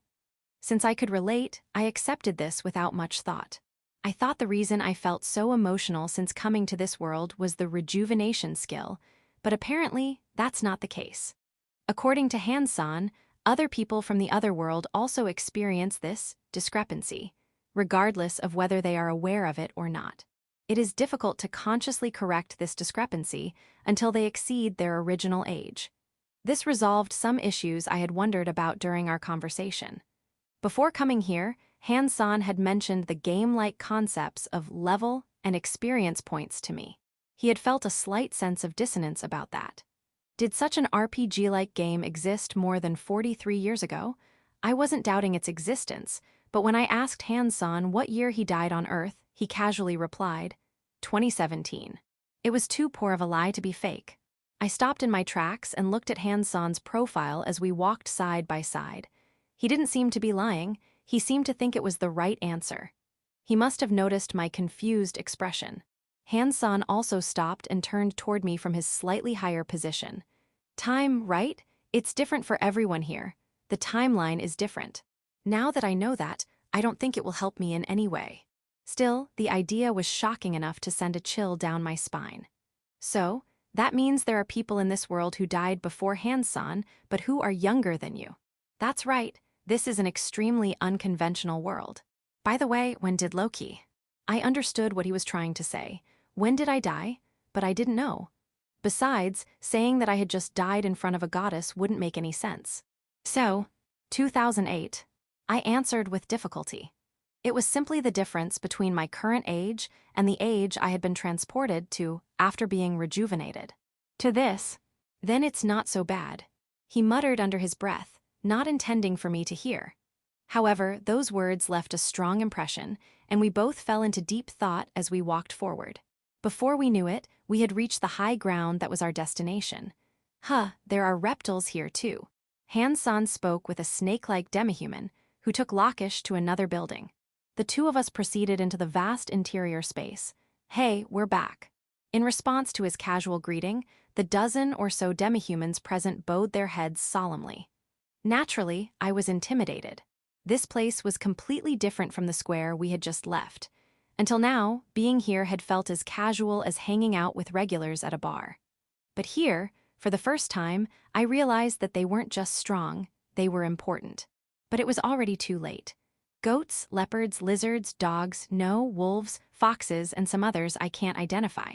Some can be distinguished by their appearance, while others cannot. There are even a few who give off such a human-like aura that you might wonder if they are beastmen. Without using insight, some people give off a vibe that makes me think, this might be impossible. There's also a large, silver-haired beast curled up in the center, with its tail wrapped around itself. It's lying down and staring intently at me. Its aura gives off a very dangerous vibe. I want to use insight, but I can't. I can already tell that using it on this many people would drive me insane. It was because of the child I brought with me. He's from a different world, though, and his actual age is completely different. If anything happens, I'll take responsibility, so don't worry for now. I bowed my head in response to Hansan's introduction, but the atmosphere didn't change much. It's fine, they're just being cautious, not hostile. Also, I'm going to use the healing room now. Sagan, take your time, bring those two with you. Maybira, you should come too, just in case. As you wish. At your leisure. Not knowing the hierarchy between them, I thought it was an amazing world. As I watched the exchange nervously, someone called my name and I jumped. Loki, let's go. I'm going to test your love for animals myself. It was a strange but wonderful space. It was about 16 square meters, which could be called a small room in this building, and it had a wooden table and chairs with warm colors. There was a wooden table with chairs in warm colors. We were sitting across from each other, each holding a white creature on our laps. Maybira, who had been ordered to join us, stood behind Hansan but didn't say a word. She had porcelain white hair and skin and wore a strange hat that looked like a white veil. For some reason, her eyes were covered by a black cloth. Even among the dignitaries present, she stood out with her unusual aura. I suspected her purpose was to gather information about me, perhaps regarding my skills. The fact that she was hiding her eyes made me think she was up to something. But no, that can't be. Fluff, fluff. I couldn't care less about that right now because the mysterious creature sitting on my lap feels so good. First of all, its fur is extraordinary. It's soft, fluffy, and smooth. Honestly, I couldn't get enough of touching it. I wanted to bury my face in it, cover myself with it, or even use it as a blanket and sleep on it. Ah, isn't it amazing? The one Loki is holding is called Tanpopo-chan. Tanpopo means dandelion. It's amazing, Tanpopo-chan. I can't get enough. What on earth did we come to this room for?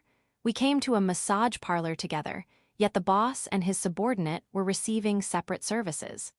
I'm too busy to feel awkward, but this meaningless situation brings back memories of past experiences. But it's about time. I've been holding back for so long. Is it okay to get to the point I've been wanting to talk about? With that in mind, I gather my courage and speak to Hansan, who has an ecstatic expression on his face. Hansan, what is it? Do you know how to acquire spatial magic? I think I'm being too direct, as if my brain has melted completely. I got it right away when I first started. I see. I knew that. Do you know about it, Maybira? No, not everything. Yeah, I don't think I've ever seen it written down anywhere. It's really difficult, isn't it? Creak, I involuntarily lift my hips, making the chair creak. What did she just say? Everything. Didn't she just say that? In other words, you know a little bit, is that what you mean? When I asked Maybira that question, she looked up and paused for a second, then two, then three, and finally answered. Yes, a little. My throat suddenly became dry, and I gulped down the strongly scented drink that had been brought to me earlier. This was the first time. This was the first time I had met someone who might have information that could serve as a clue. That's why I wanted it. I wanted that information. I wanted it so badly I could reach out and grab it. As I stared at Maybira, clinging to her gaze, she must have noticed because she quickly turned to look at Hansan. Following her gaze, I looked over and saw that Hansan's relaxed expression had vanished.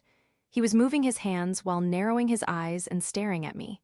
Spatial magic? Yeah, that's definitely useful. Maybe even too useful. Yes, that's why I've always wanted it and have been gathering information. Didn't you want it when you were reborn in this world? At that time, I didn't really understand it yet. I see. Well, I guess that's understandable. But if you did understand it, what would you do with that spatial magic? Hansan asked in a slightly stiff tone. I could only be honest about how I felt right now. Well, the most important thing is to use it to grow stronger. I want to hunt more efficiently and make sure I get enough materials to sell. I'm all alone, after all. All right, that's fine. I don't know what kind of answer Maybira has, but it's the same preference as someone from the same hometown. It doesn't seem like you'd use it like an old hag anyway.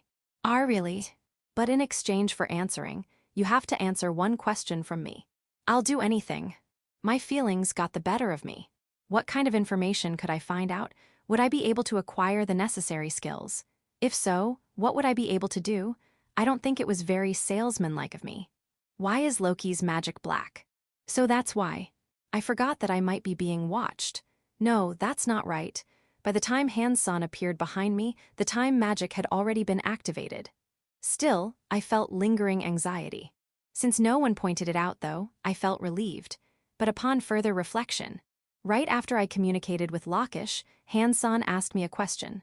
Who are you?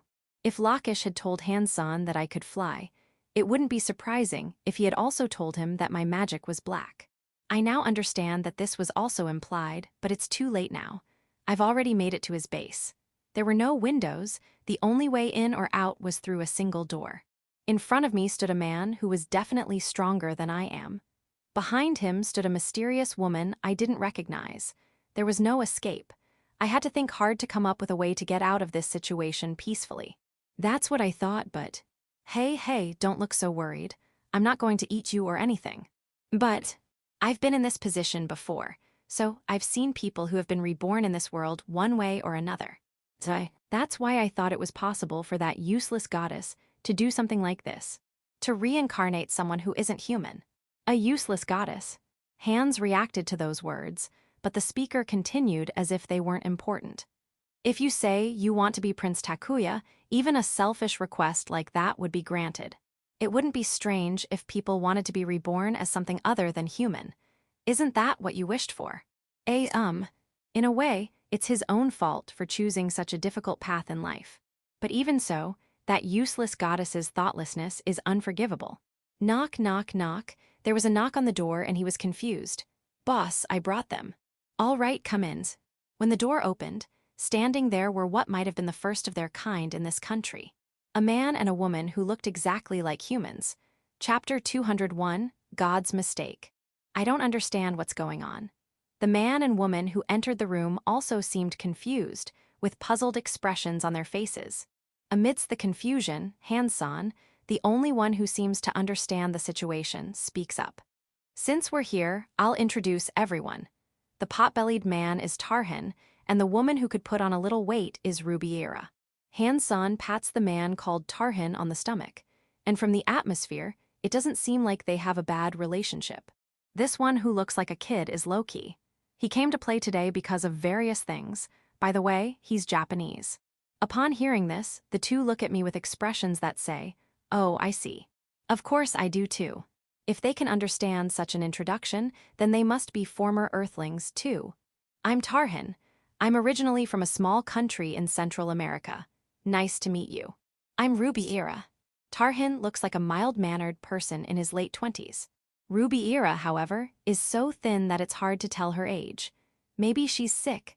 Her voice was hoarse and cracked, like a bar hostess who had been drinking too much. I wonder if a little healing magic would cure her. It's not often that people from another world meet each other. I thought I might as well offer you Loki. Hi. If you have any worries or problems, you can stay here. Of course, it's not mandatory or anything. It's just an option.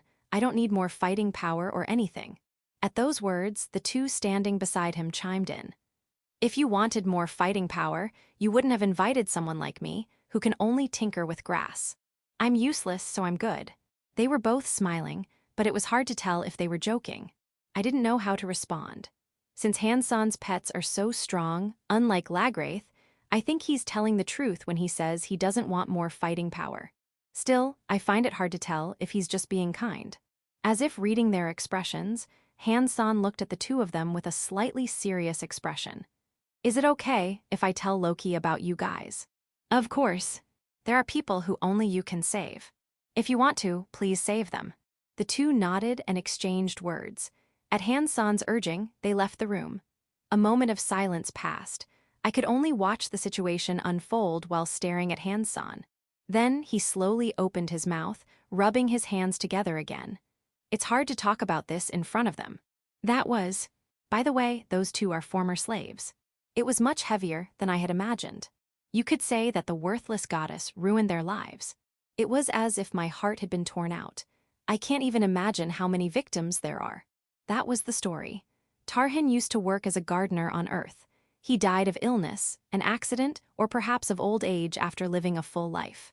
After he died, he was chosen by this world and met Alicia, who was in charge of guiding the reincarnated. She asked him, "The goddess will help you start a new life. What do you want in this new world?"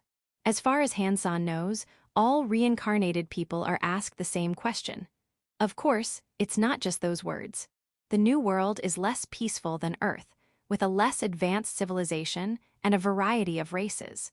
He also mentioned the purpose of summoning reincarnated individuals, which I had heard from Alicia before. One reason is to bring as much of their previous knowledge as possible into the new world. Tarhan answered, I only have knowledge and experience as a gardener, so I want to be able to use that. Ruby-Ira apparently answered, my dream was to make people happy through song. If my dream can come true, I want to be a singer. The two were born with extraordinary talent, reaching level 10 in gardening and singing, respectively, a talent that would astonish anyone. Then, they were abducted at a young age. They were both less than 5 years old at the time and cannot remember their birth parents' faces. From then on, each was forced to endure a harsh life. Tarhan, a slave with restricted movement, was forced to use his unparalleled gardening skills while only being able to gaze at the glamorous lives of the nobility from the garden. Similarly, Ruby-Ira was forced to sing endlessly in public to earn money. When her voice was ruined, she was made to perform as a bizarre sideshow attraction. The only thing that saved them was the coincidence that their slave traders were surrounded by beastmen at that moment. After finishing their story, Hansan grimaced and cursed the goddess once again. I knew what another world was like. I knew what to seek and what to gain to advance favorably. At least Takuya and that other bastard are the same. That's why they have power and are where they are now. Loki seemed to know a little too. But what about those who don't know such a world? What would they answer if a god suddenly asked them about their desires? If they're kind-hearted, they'd choose something like what Tarhan-san did, based on their past experiences. But even if they're not, they'd want to be popular, rich, or fulfill their dreams. I think that's just answering with their desires. That's why. That's the reaction Hansan showed when I answered 2008. It's not so bad. I think I finally understand what that means. That was the worldview at the time, or so I think. The fact that Hansan knew about it means he was exposed to that kind of knowledge until his death in 2017. But what if this were before 2000? What if we go back to a time before personal computers existed? For some people, it wouldn't be a matter of gaining knowledge. Rather, everyone would be in a desperate situation. I'm sure I would just spout empty wishes. As a result, I don't care how many skills Loki has, but I don't like that people's skills differ. If you don't ask, you won't get anything. On the contrary, if you beg, you'll get 3 skills and even a job protection bonus. That's inequality. Even after sorting through the information I've received since being transported to this world, I think it's all true. The goddesses, probably Alicia, don't mean any harm. They're genuinely worried about the world and are trying to make it a better place. That's why it's even worse. Ha! I let out a deep sigh. If Loki can do it alone, then that's fine. But some people are born with significant disadvantages. If Loki is one of them, then I'll welcome you anytime. That's what I'm saying. Even if their magic is black. If Loki has a decent brain, it's not a big deal. All my pets have black magic, but they walk around normally. Seeing him laugh so exaggeratedly, I relax my shoulders. I'm really glad I met Hansan. Of course, it's great to meet someone from the same homeworld for the first time, but more than that, I relate to his way of thinking. For a moment, I thought it might be okay to stay here and let him take care of me. I really appreciate your kind offer, but I'll do what I can on my own first. It's the only answer I can give right now. It's not so much for myself as it is for the goddesses. I know it's presumptuous, but if I abandon them, they'll have no one left on their side. Ultimately, I'll just continue doing things the way I always have. Not knowing how to do things better, not realizing when I'm wrong, not receiving any outside advice, and not making any significant progress. The world will just continue to decline. If that's the case, then I have no choice but to become a demon and push them to improve. Fortunately, problems keep popping up one after another. If I tackle them one by one, things may turn positive. If you can do it yourself, that's best. I'll be rooting for you. If you're in a real bind, I'll come back on my own. Even if that's not the case, I'll stop by again. Let's try to maintain a good relationship with each other. We left the room, passed through the palace interior, and arrived at the large entrance, which could be called the main entrance. From the high ground, a fantastical world spread out before us. Unlike the city where humans lived, buildings, trees, and rock walls seemed to blend together. There were many tall, pointed rock mountains. Various creatures of all sizes flying between them was a sight I had never seen before in Lagraith. Well, shall I take you back to where you were? Are you okay now? Yes, I was able to learn how to deal with the beastmen I met outside, and I learned a lot from talking with you. I'm glad to hear that. Let's go then. Yes, thank you very much. Ah. As I turned around to express my gratitude, I noticed Maybira was there. The conversation had been so intense that I had completely forgotten about her. I forgot to ask about the hint for spatial magic. Chapter 202, 2 pieces of information. I'm wondering what I learned from my sales job. I'm kicking myself for being careless. I got hooked, gave out information too easily, and before I knew it, the conversation had gone off track. Then, I forgot about it and left. Am I stupid? Am I an idiot? If I keep making mistakes like this, how will I make it in this world? I got back safely this time largely because Han-san is a good person, and I don't distrust others too deeply. If Yagov-san had been there instead, I might not have been able to escape. I would have been tortured, forced to reveal everything I knew, and then used for his own purposes. Sai, I really need to watch out for game brain. If you mistake events that go in your favor as something that will always happen, you'll eventually die. Even if there's a carrot dangling in front of you, you have to choose to back off if it's not worth the risk. But well, stop wasting magic power like that. In exchange for that angry kick in the butt, the kind that makes you fly through the air and writhe in agony, I got the 2 pieces of information I wanted. I'll call that a win for now. I'm really grateful to the good-looking Uncle Han-san for his kindness in asking Maybira for me. Well. I flew up into the sky, opened my status screen, and looked down at the mountains of corpses piled up below. Then I looked at my skills from above. This is it. I found the skill I was looking for and pondered it. The hint I got from Maybira was useful. However, it's difficult to handle, and I'm not sure yet. Non-attribute magic is related to acquiring the spatial magic skill. It's a type of magic I had never noticed before. No, wait. I think I learned about it during flight practice with Wrist when we learned how to materialize and release magic power. But still, glancing at my skill points, I see that the number 875 hasn't changed much since the King Ant battle. I'm certain I've defeated at least 10,000 monsters in this area, yet I've only gained 10% experience. Since skill points don't increase without leveling up, and I'm currently hunting in low-level areas for skill collection, these points are even more valuable. How much do I need to raise non-attribute magic to meet the unlock conditions? Will the other skills I currently have be enough to meet the unlock conditions even if I raise non-attribute magic?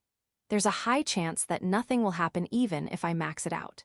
The worst-case scenario is that the required level for non-attribute magic isn't high enough, so I'll waste points on a pointless grind. Then, I'll find out that I don't have enough points for the other requirements and won't be able to unlock it. This scenario is possible. Also, a monster with non-attribute magic could suddenly appear on a hunting ground. Oog. I got a hint, but I can't move. I want to try, but I can't.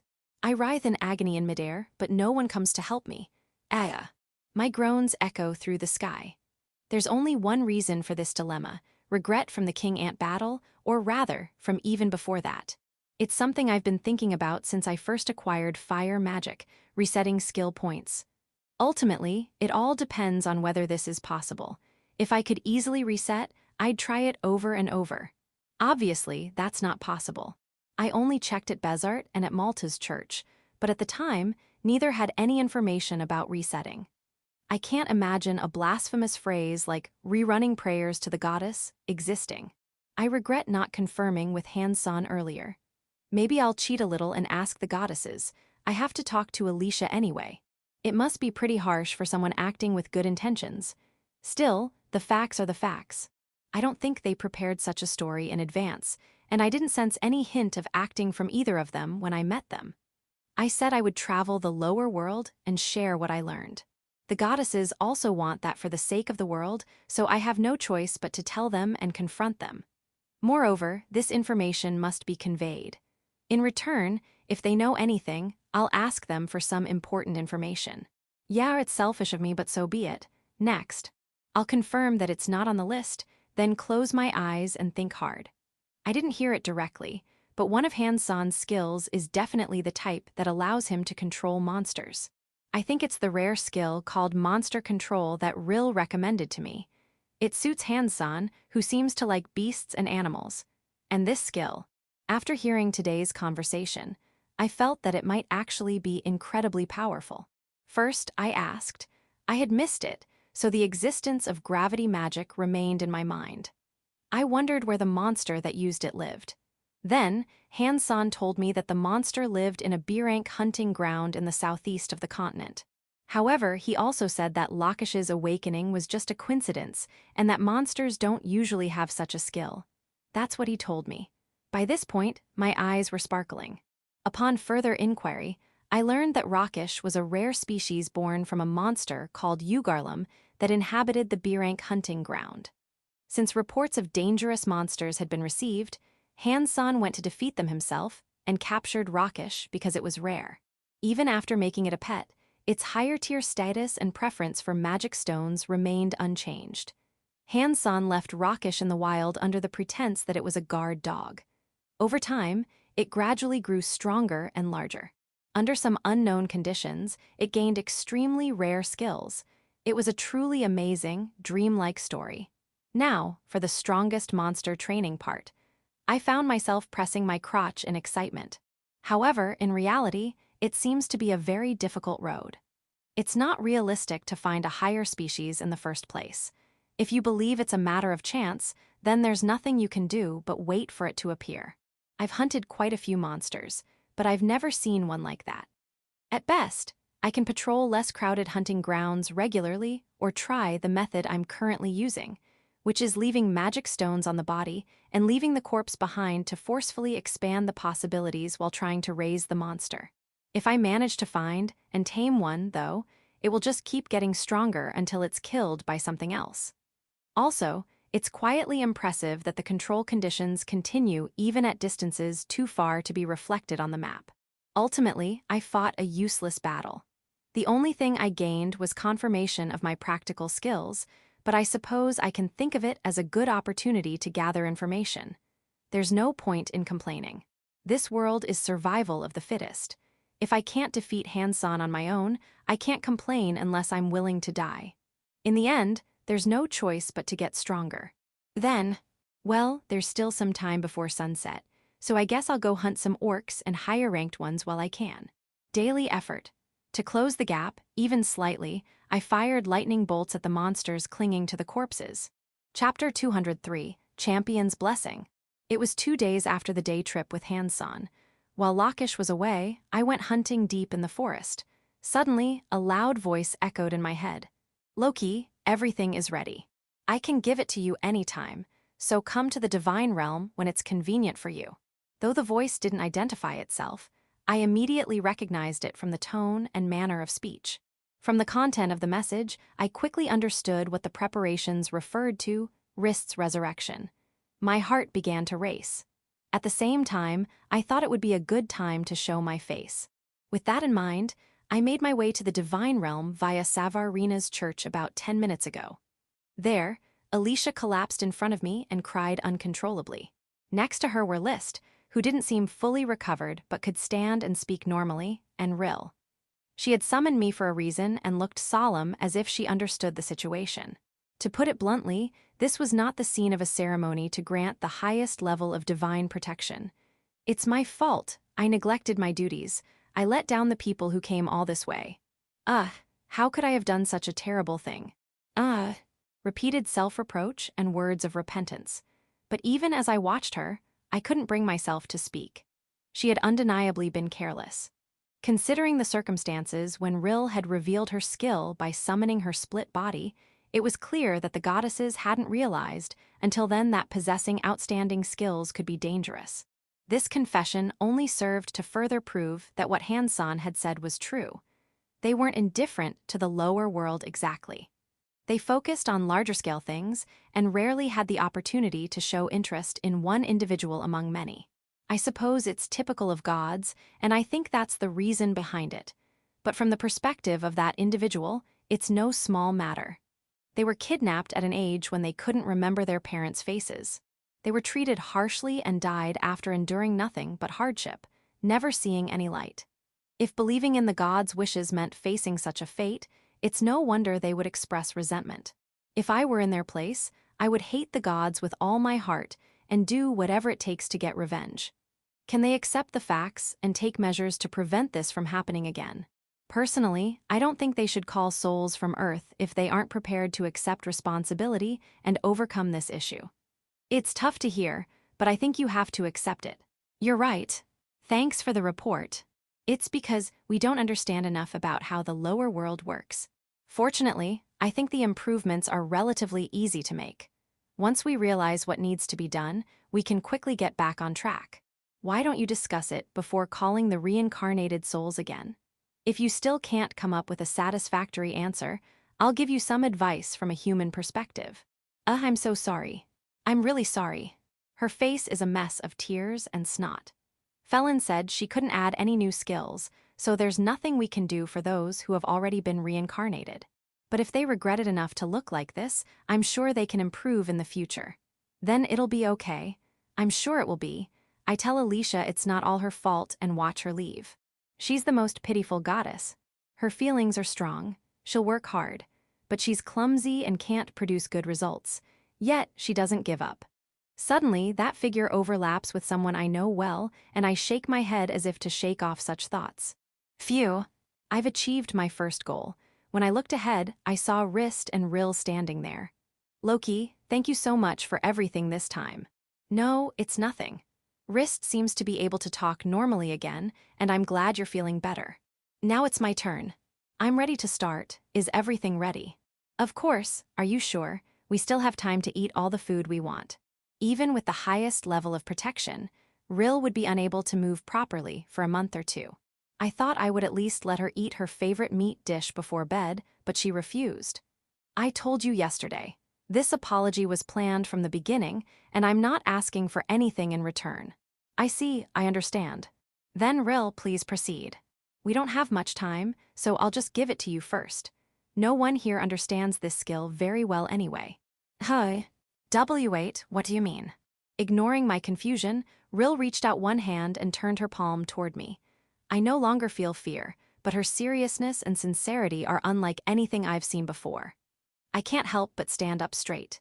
I bestow upon Loki the blessing of the champion, the power that has been entrusted to you, here and now. I don't feel like I've gained anything. My body glowed faintly as before. Immediately after, as if the power had been drained from her, Rill collapsed to her knees. Rill. But before I could rush over, List, who had been standing beside her, crouched down first. She spoke in a voice only the two of them could hear. Rill's face was contorted in agony. I saw your resolve clearly. At those words, Rill smiled faintly for a moment. Seeing this exchange, I thought the relationship between the goddesses seemed okay despite my worries. Just as I thought that my consciousness returned to the lower world. Thank you. I didn't know if she heard me. Section. When I returned, the Rhea statue was still empty. I still haven't heard anything about resetting skill points. I considered asking about it, but it didn't seem like the right time, so I held back and left the church. I'm not brave enough to ask for another chance to journey to the divine realm. Besides, there are other things I need to check first. Unable to suppress my impatience, I searched for the champion exclusive skill, which not even Rill understands well. But, as expected, the only unfamiliar skill I can find is the one that was announced earlier. Soul Armor LV1. Retain the soul of a monster that took its own life and add one randomly selected ability to yourself. Maximum number of soul armors, 1 mana consumption, 5. I had imagined skills with impressive names like Battle Aura or Battle Path, so this name was quite unexpected. I realize now that it's a skill that's difficult to understand just from the text. Even the goddesses, including Rill, don't fully understand it. Is it because it involves taking a life? Since they were in the divine realm, they likely only knew the basics and didn't understand the effects. Then, the questionable points are 1 type, maximum number of soul armor, magic power consumption, and maybe monsters as well. I've collected as much skill data as possible, and narrowed down the questionable points likely to change as my level increases. It's just a guess, but I decide whether or not to spend skill points on this skill, even if it means skipping spatial magic. Since it's a skill that can't be obtained from monsters, I'll consider it seriously. Is this the same type as slave magic? As I rubbed my chin and stared at the status screen, I suddenly noticed a new tab added to the top right of the skill screen. I immediately opened it, but it was blank, just a black background. This is another new development. Well, if it's monsters, then there's only one thing to do. I rummaged through my leather bag and quietly checked the time. Confirming that I still had several hours to hunt, I immediately flew toward the sea of trees. Section, yes, it's a miss. Next. I ran through the forest, taking out the monsters one by one without using call to assembly or sweeping them away with lightning magic. How to use soul armor. I got the hang of it after defeating the first 10 or so monsters. First, use the soul armor skill when defeating a monster. Based on my experiments, it doesn't matter if you use it before or after. However, using it after will definitely result in a time limit. Since it's called soul, if the soul disappears into the ground over time, all is lost. It's only effective immediately after defeating a monster, and one of my stats will randomly increase when I do so. In my case, those stats are strength, intelligence, defense, magic defense, agility, dexterity, luck, and magic power. 8 stats in total. Even when I defeated the goblin fighters that frequently appeared earlier, I didn't see any monster characteristics, such as an increased strength tendency, so it's safe to assume that the increased stat is truly random. Incidentally, I could check what increased and the numerical values from a newly added tab. I could even check the tab without having to open the status screen just by closing my eyes and focusing. I checked slave magic just for the sake of it and found the same phenomenon. I guess this is how the inhabitants of this world, who do not have status screens, check their special skills with tabs. The monsters I defeated were numbered, so it's almost certain that the number of slots will increase as my skill level rises. If I don't like it, I can overwrite it with the next monster, so I feel the design is relatively reasonable. If it were the type that automatically attached to an empty slot instead of overwriting, I would have to determine the maximum value myself, which would be hellish work. So far, so good. The content was easy to understand, and there was nothing difficult about it. However, from here on out, there are many deep and interesting, albeit tedious, elements. First, as mentioned above, when I defeat a goblin fighter, one of my stats increases at random. However, strength is mostly around 50, and the highest increase I've seen so far is 73. Conversely, dexterity is usually around 20, with the highest increase confirmed so far being 24. These numbers reflect individual differences, and even with the same strength, the parameters that increase are random within a certain range. The range of parameters that increase depending on stats, such as strength and dexterity, also varies greatly. Additionally, when I defeated goblin archers, who don't normally gather with call to assembly, I noticed that the pattern of increases was reversed. Strength averages around 20 with low parameter increases, while dexterity averages around 70 with high parameter increases. Later, I found that goblin mages have a high average increase in intelligence, suggesting that the distribution of increased stats is not biased toward monster characteristics. However, depending on the monster's characteristics, the stats that are increased will be higher than other stats if they are the monster's specialty. This means that the strength and rank of monsters are also relevant. In the deepest layers, the weakest hobgoblins have average increases of 15 for all stats. When a higher-tier orc with a more defined build surpassed 100 in strength, it felt like I finally saw my top priority. The ideal scenario would be to obtain defense from the rarest ogre or a higher-tier orc and aim for parameters near the maximum value, though I'm unsure of the exact amount. Preferably, I would obtain 2 of them. Through testing, I concluded that this skill should be kept at level 2, which consumes fewer points. An increase of nearly 100 in a stat is equivalent to the total bonus stats of a skill at level 7. This is a significant number for someone in my current position. Additionally, while I clearly need defense, I can use agility to strengthen that stat as well, depending on my current stats. However, the downside is that the soul armor skill always targets only one enemy. Because of this fatal flaw, I can't collect them and apply the highest value from among them. Nevertheless, I enjoy setting goals and relentlessly challenging them, as I did when I played an old game and tried to select the best options. In fact, I love it. It doesn't cost any money. As long as I have magic and monsters, I can do it, so I guess I'm happy. Ha ha, I'm in trouble. Another element that will get me hooked. I won't be able to sleep. I want skills and strong parameters. I can't have everything. In a dedicated hunting ground, I'd gather around bait to summon lightning. During downtime, I'd spend hours refining options. I'd use up all my magic until I could no longer fly. By the time I was alone in the sea of trees, it was past midnight. Regretting getting too carried away, I gazed at the yellow star in the sky that looked like the moon. Still, this skill, I bet it would be even more beneficial for someone other than me. Chapter 204, Graduation Bale Sea of Trees. Okay. The shield technique is impossible, but everything else is fine. I take a morning bath in my in-room and leisurely check my status screen one last time. I've achieved the results I wanted at this complex hunting ground. If there are no mistakes, I will graduate from this hunting ground today and leave town.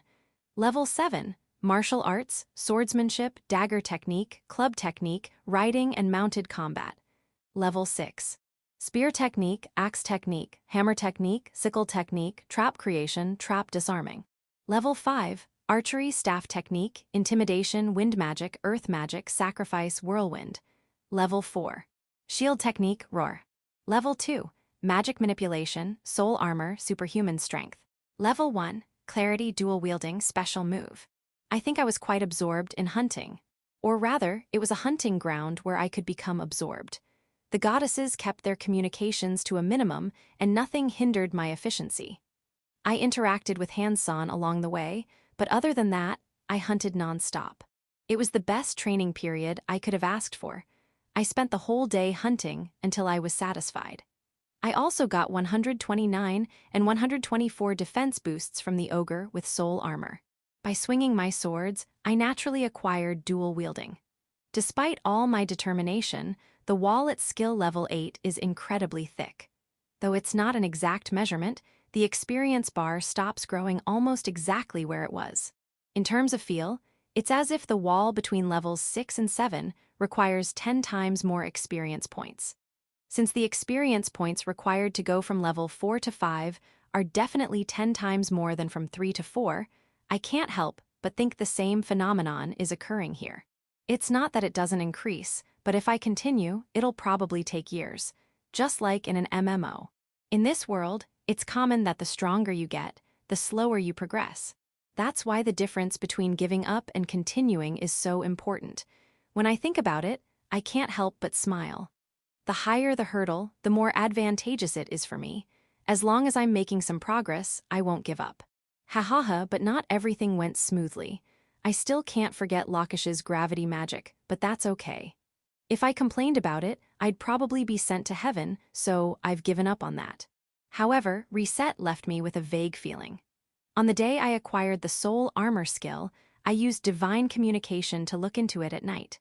I was, of course, concerned about Rill, but I also wondered if it was possible to reassign skills.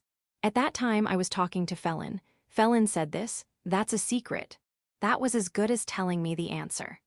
If the only answer I could get was vague, then it must be possible with some special conditions or restrictions that couldn't be revealed, something like a divine realm taboo. It would have been easier if she had just said, "No," clearly. It seems possible, but I don't know if I can use it. That makes it difficult to decide what to do in the future. Well, I did get a little more information by probing a bit. Ah, so you're the type who can't say even though you know. Hey, are there any conditions? Or is it hidden somewhere? That can't be. Underground, in the sky, there's also the possibility that it's underwater. No. It's fantasy, so it's probably inside a building, a dungeon or something. Why? If I had continued a little longer, I might have been able to narrow it down further. Suddenly, Farrell barged in. I could tell from her tone that she was about to jump down next to me, so I got scared and closed the divine communication for the day. Once the book that I asked the old lady to prepare is finished, I'm sure it will have some information about dungeons, and eventually, something will happen. Haste makes waste. For now, I'll just have to play it safe. First, I guess I'll start mapping. Map. I spread the map out in front of me and thought about the route ahead. I had already mapped the eastern and northern routes from Lipom, which is located in the southern central part of Lagraith. Upgrading map making to level 2 causes red border lines to automatically appear on the map. I used those lines as a guide to silently map the blackened areas on the Lagraith side. I didn't cross the northern forest because I heard that the mountains were guarded by monsters. However, I had already explored the foothills while searching for monsters. The best plan is to head west from here, filling in the map as I go, and then head south along the western side of Lagraith. For now, I'll finish mapping Lagraith. Once I have an idea of how much effort it takes to create a map of a country, I can decide how much priority to give to map making. I don't have high expectations, but encountering new monsters along the way would be a bonus. I'll visit the old lady after I've finished mapping this country. All right, smack, I slap both cheeks to get motivated. It's time to set off on another adventure. Chapter 205, Execution. Although the speed was fast, the mood remained relaxed. Looking down on the world from above, I could go wherever I wanted without anyone blaming me. I realized how peaceful it was to travel without a specific destination, and regretted not doing it more often when I was on Earth. Compared to when I was determined not to let go of the controller, it's hard to believe how my thinking has changed. I head northwest toward Lagraith, passing through several small towns. However, I didn't find anything of value, so I gazed at what appeared to be a border checkpoint and headed south to take in the neighboring country scenery. Below me were small mountains and mountain passes. The northwestern part of the country seemed to be a gentle, mountainous area. Because it was quite a distance from the capital, the influence of divine punishment was relatively weak in this area. And then, a large group of men surrounded the carriage. Even from a distance, I could see that they were holding long, shiny weapons. The winding mountain path might have made them less noticeable, but from above, they were clearly visible. This is the second time, but there are more of them this time. Upon seeing the scene, I began to descend as if drawn by a magnet. Section, please, we have no choice but to surrender. Leave the cargo behind. W, what are you talking about? Why did I hire you in the first place? There are too many of them. 2 of our men have already fallen. They're targeting the 4 of us. It was a mountain passed through the mountains. This area had long been notorious for frequent bandit attacks due to its poor visibility. Nevertheless, this was a major highway. If cargo were to be transported from the neighboring kingdom of Juroi, an ally to the west, to the southern part of Lagraith, it would take more than 10 days without passing through this road. Therefore, merchants traveling on this road took the precaution of hiring guards. That was the rule, and it was also our livelihood as hunters. However, being caught by Enhaz, a merchant, was nothing but bad luck. I had worked as a convoy escort for several years, yet I had never seen this man in town before. Enhaz approached my partner and me directly at the entrance to the Hunters Guild. Will you escort my horse-drawn carriage? Normally, this kind of job would go through the guild. Sometimes, though, you deal directly with someone you know well without going through the guild. I was aware of the risks involved. However, the amount of money offered was undeniably tempting. The going rate for escort jobs is pretty standard, depending on the route. Yet, this job offered 1.5 times that amount, enough to cover an extra day's wages. It was a route we were familiar with. My partner was eager to take it too. So, even though excuses came to mind at the last minute, we ended up letting our guard down. The next day, when we gathered at the meeting place, there were only 3 of us. My partner, me, and 2 E-rank hunters who often escorted convoys on the safer eastern route. The original plan had been for 5 or 6 D-rank hunters, but that didn't end up happening. Still, the horse-drawn carriage was loaded with a large amount of cargo, and all the other preparations had been made. In the end, we couldn't refuse. It's been fine so far, right? Enhaz asked me. Since I had never actually encountered bandits before, I thought, yeah, you're right. Despite knowing there were victims and their numbers were growing, I thought everything would be fine. And this is the result. Enhaz didn't listen to our advice and refused to link up with the other carriages. That's what people normally do. To ensure their safety, carriages traveling in the same direction stick together in dangerous areas. This makes them look like a single caravan. However, it takes time to make it look bigger. Apparently, coordinating departure times in advance among merchants without prior connections is not easy. I think Inhaz didn't have those connections. As a result, we were attacked on the first day. On a winding mountain road, we were caught in a pincer attack. My partner was thrown off the cliff after being caught off guard. I was the only D-rank hunter. Yet, we were surrounded by more than 30 armed spearmen. Some of them trembled as they held their weapons, while others looked seasoned and glared at us with contempt. Soon, our numbers were reduced by one more. One of the E-rank hunters panicked and went on a rampage. With spears pointed at him, he must have lost his mind. He jumped off the cliff behind him. He probably thought he could survive the fall, but the cliff was steep. If he knew the terrain, then he must have jumped to end his own life. It was hopeless.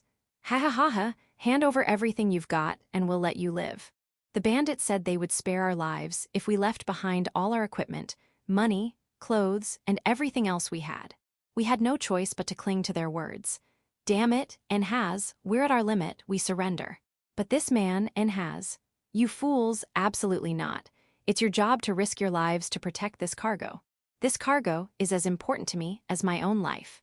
Shouting like this would make rescue impossible. It makes it seem like the most important things are themselves and their cargo, and that the looters' gain at someone else's expense would mean temporary safety for them. Even if they were linked together in a life-or-death situation, no one would come to their rescue. This was especially true for the hunters who were hired as guards. There's nothing I can do. I'll have to surrender without the client's permission. If Inhaz survives and reports this to the guild, I'll be expelled from the hunters. But there's no other option. I kneel down, put down my weapon, and raise my hands. I surrender. We'll give you everything, so please spare us. Hi. It was a strange sight. Right in front of me, a boy fell from the sky. It happened so suddenly that I couldn't describe it any other way. You're still safe. But why could he talk? Why can he stand? Why is he alive? I looked up at the sky to see where he had fallen from, but all I could see were thick clouds. No one could comprehend what was happening. Everyone was too busy looking up at the sky to respond to the boy's words. Seemingly unconcerned with the situation, the boy looked around and spoke to me and Inhaz. Answer me briefly. Were you about to be killed? Yes. What happened? It was dangerous. My friends were killed, please help me. The guy who was crying and muttering that he shouldn't have accepted this request, just a moment ago, suddenly came back to life and started screaming. I'm the one who lost a friend.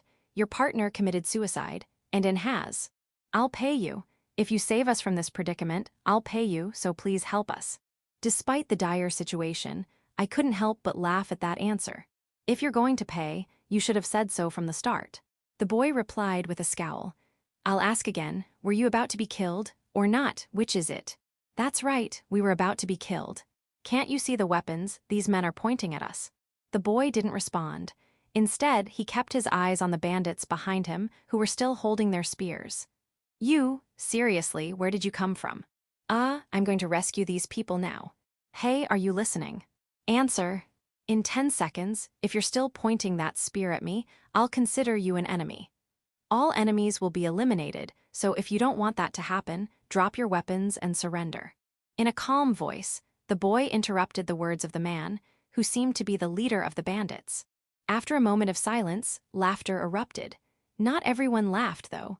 One or two people started laughing first, and then the laughter spread as if they were being drawn in. It was understandable. Not only was he short, but he wasn't wearing any armor either. His high-pitched voice, which hadn't broken yet, was hardly frightening, and it was unclear where he had come from. One of the bandits threw his spear at the boy while laughing. The boy caught the spear but did nothing, just staring at it. 10 seconds passed, and still no one lowered their weapons. Okay, 10 seconds, you are all enemies now. Still, the laughter didn't stop. But, thank you for your hard work. As those words were spoken, the spears were thrown, and everyone froze. Section. They're all idiots, really. With that thought in mind, I threw the spear that had been thrown half-jokingly at me at the man with all my might. It flew through the air and crashed into the dirt wall behind him. You have acquired mining LV1. You have acquired fishing LV1. You have acquired unbreakable strength LV3. You have acquired superhuman strength LV3. You have acquired special move LV2. You have acquired farsight LV3. Range increase has been unlocked. The man dies with a look of surprise on his face, a spear piercing his chest. His companions turn around and stare at the scene in silence. Really, they're all idiots. I cut off their defenseless necks one by one. You have acquired voice amplification LV1. You have acquired logging LV1. You have acquired logging LV2. You have acquired farming LV3. You have acquired construction LV2. You have acquired housework LV1. You have acquired memorization LV2. You have acquired different language comprehension LV5. Just like the goblins in Pomera. You have acquired dismantling LV3. You have acquired cooking LV2. You have acquired steelheart LV3. You have acquired farming LV4. You have acquired mining LV2. You have acquired painting LV1. You have acquired foraging LV3. Wait. W8. You have acquired hunting LV4. You have acquired superhuman strength LV4. You have acquired swiftness LV2. You have acquired wind resistance LV1. You have acquired sewing LV1. You have acquired fishing LV2. You have acquired cooking LV3. All of this was done without emotion or hesitation, just calmly. You have acquired logging LV3. You have acquired animal husbandry LV2. You have acquired good luck LV2. You have acquired magic attack resistance LV1. You have acquired keen hearing LV2. You have acquired farming LV5. You have acquired voice amplification LV2. I surrender. I'll throw down my weapons. You have acquired farsight LV4. You have acquired special move LV3. You have acquired logging LV4. You have acquired mining LV3. You have acquired construction LV3. You have acquired processing LV2. You have acquired investigation LV3. Help stop. You have acquired hunting LV5. You have acquired fine arts LV1. You have acquired charm resistance LV1. You have acquired farming LV6. You have acquired unbreakable strength LV4. You have acquired swiftness LV3. You have acquired physical attack resistance LV4. You have acquired special move LV4. You have acquired dismantling LV4. You have acquired different language comprehension LV6. You have acquired memorization LV3. You have acquired farsight LV5. You have acquired night vision LV5. You have acquired wind resistance LV2. Section. He probably threw it. Judging by the result, that's likely what happened. There was a spear stuck in the slope in the background, along with a man. That man had thrown the spear in just a moment ago. From there, a brutal, one-sided massacre too horrific to watch. The loud screams, cries, and pleas for mercy that had filled the air moments ago vanished in an instant. Before I knew it, only one person remained. From his stance and appearance, it seemed that only the bandit leader had been spared. If my eyes weren't deceiving me, it seemed as if the boss had been kneeling on the ground the entire time, having lost all will to fight. Strangely, the conversation with the boy continued despite the situation. What is your name? Oh, Osram. Osram, I see. Then there is only one thing I want from you. Speak only the truth. Slave magic, forced contract. Ugh. Hey.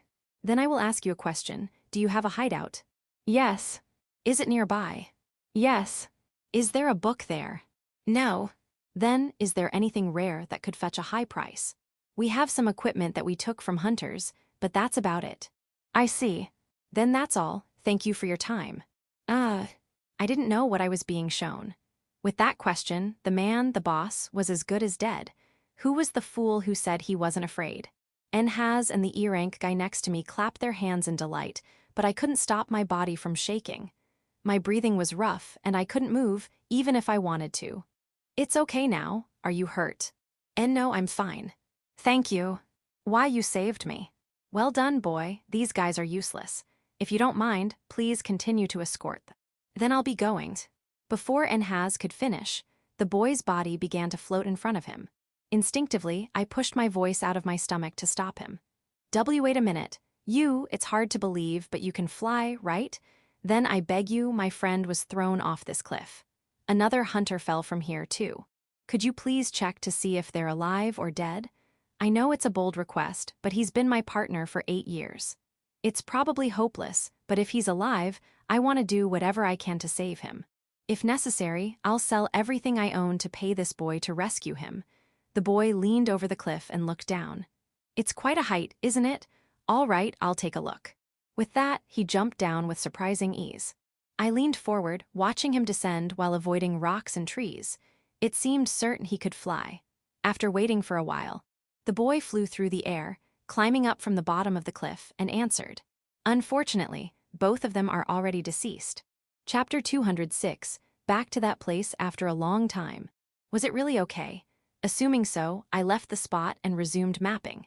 The two who were said to have fallen were indeed dead. It was a sheer, 100-meter-high cliff with an exposed rock face. Even if they were experienced hunters, one of them had multiple stab wounds. I think they would have died instantly if they had fallen. If I had been asked, I would have at least pulled their bodies up. However, no matter how I looked at it, it seemed like they were escorting a carriage. Continuing on like that would only get in the way. Come to think of it, the bandits' bodies were also left along the road. Well, never mind. Something will probably eat them and dispose of them naturally. This is, if I get hooked on this, I'm screwed. I use light-hearted words deliberately to distract myself. Even though I understand it intellectually, it's difficult to control myself because it's so delicious. I wonder how much skill I gained in the battle just now. Even if I become a bandit who kills to steal others' wealth, the experiences I've accumulated so far won't have been in vain. They were only thin experiences that wouldn't amount to much in a job. But to me, every little bit counts, so I'll take whatever experience I can get. I'll be thanked by the goddesses, the country, the victims, and even the animals and monsters that prey on them. I'm doing the best thing possible by paying off all my bad deeds at once, yet I still feel a little guilty. I suppose that's because Japanese values are still ingrained in me. I made a call to surrender, which wasn't necessary, and Hansan pointed that out to me. I'm still too soft. The view ahead opened up to a vast plain and grain-growing region. This should put an end to the bandit uprising for now. If there's enough magical power left, I'll go as far as I can. With that resolve, I continued southward, winding my way through the terrain. Section: the royal capital of Falmenta, a place I once visited. I finished mapping the northwestern part of Lagraith, centered on the royal capital, and then continued southward. Its silhouette was visible in the distance. I connected the map to the area around the Devourer's Great Hole, which I had visited before, and continued on to the southwestern part of Lagraith. The river visible from above might be the Sail River. Even though only a few months had passed, I felt a little nostalgic. However, I wanted to save the fun for later, so I deliberately started filling in the outer moat along the border. With just 1 or 2 more to go, based on the progress of the mapping.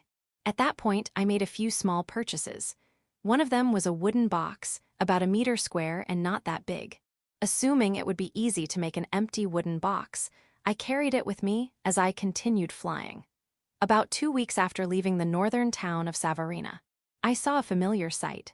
The great forest of Pomera and the genuine Sail River stretching out from it. It was winter. Wrapped in a thick coat, I couldn't help but recall playing in the river with those 3 under the scorching sun. Looking to the right, I could see the depths of Pomera, which had once been out of sight. The landscape was green as far as the eye could see. Thinking back to when I first arrived in this world, I felt emotional seeing such a view from this height.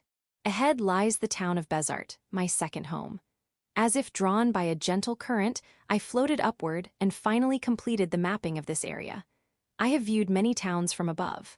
Yet, Bezart strikes me as a place that would be very easy to defend if something were to happen, because it seems so small that I feel I could grasp it in my hand. I wonder how everyone is doing. I really want to go there, but I promised the 3 of them that I wouldn't until I acquired spatial magic. Looking at it from the outside, most people would think that, since I'm so close, I should stop by the town. I even wonder why I'm staying up in the sky.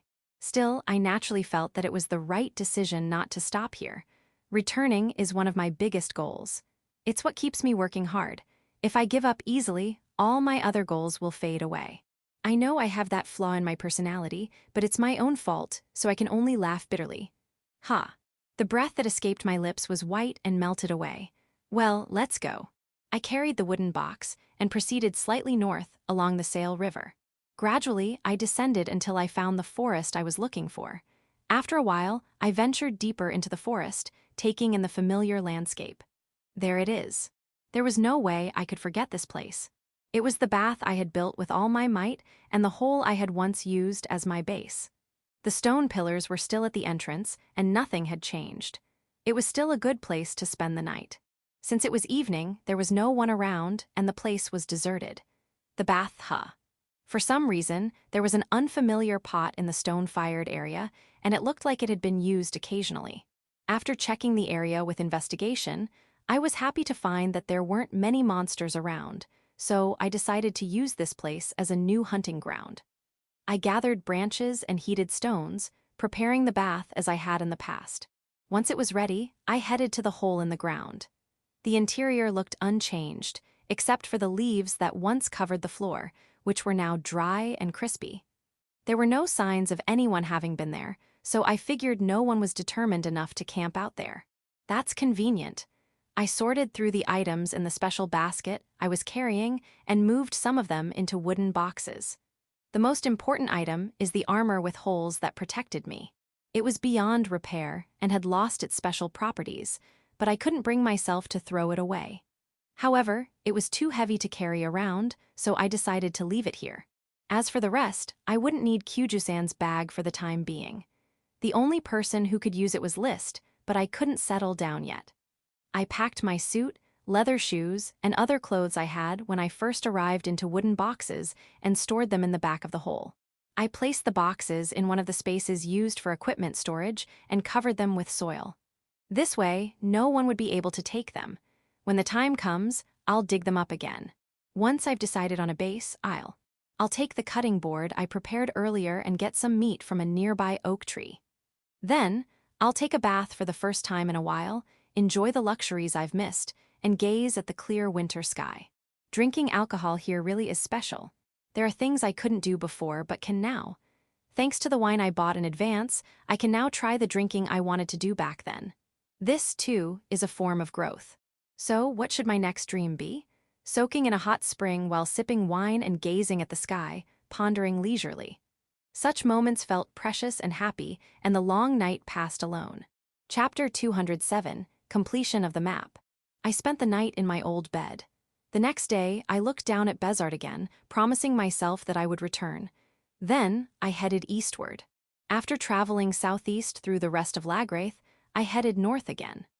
The southeastern part is a gradually deepening valley, and the border is marked by uninhabitable mountainous areas, so it's quite easy to navigate. I had already mapped the area around Lipom, so mapping the rest was easy from there. I only had to check my reference books for information on the few towns I passed along the way. It took me about 2 days to fill in the remaining gaps. How many days did it take in total? Probably less than a month, assuming I didn't stop to hunt. However, it took about that long to map an entire country. At my level of map-making, the terrain is somewhat game-like, with only a general idea of the mountains and rivers. However, I've written down the locations and names of towns and large villages in my notebook. I should be able to combine this information to create a reasonably decent rough map. If I can accurately transfer it to paper, that is.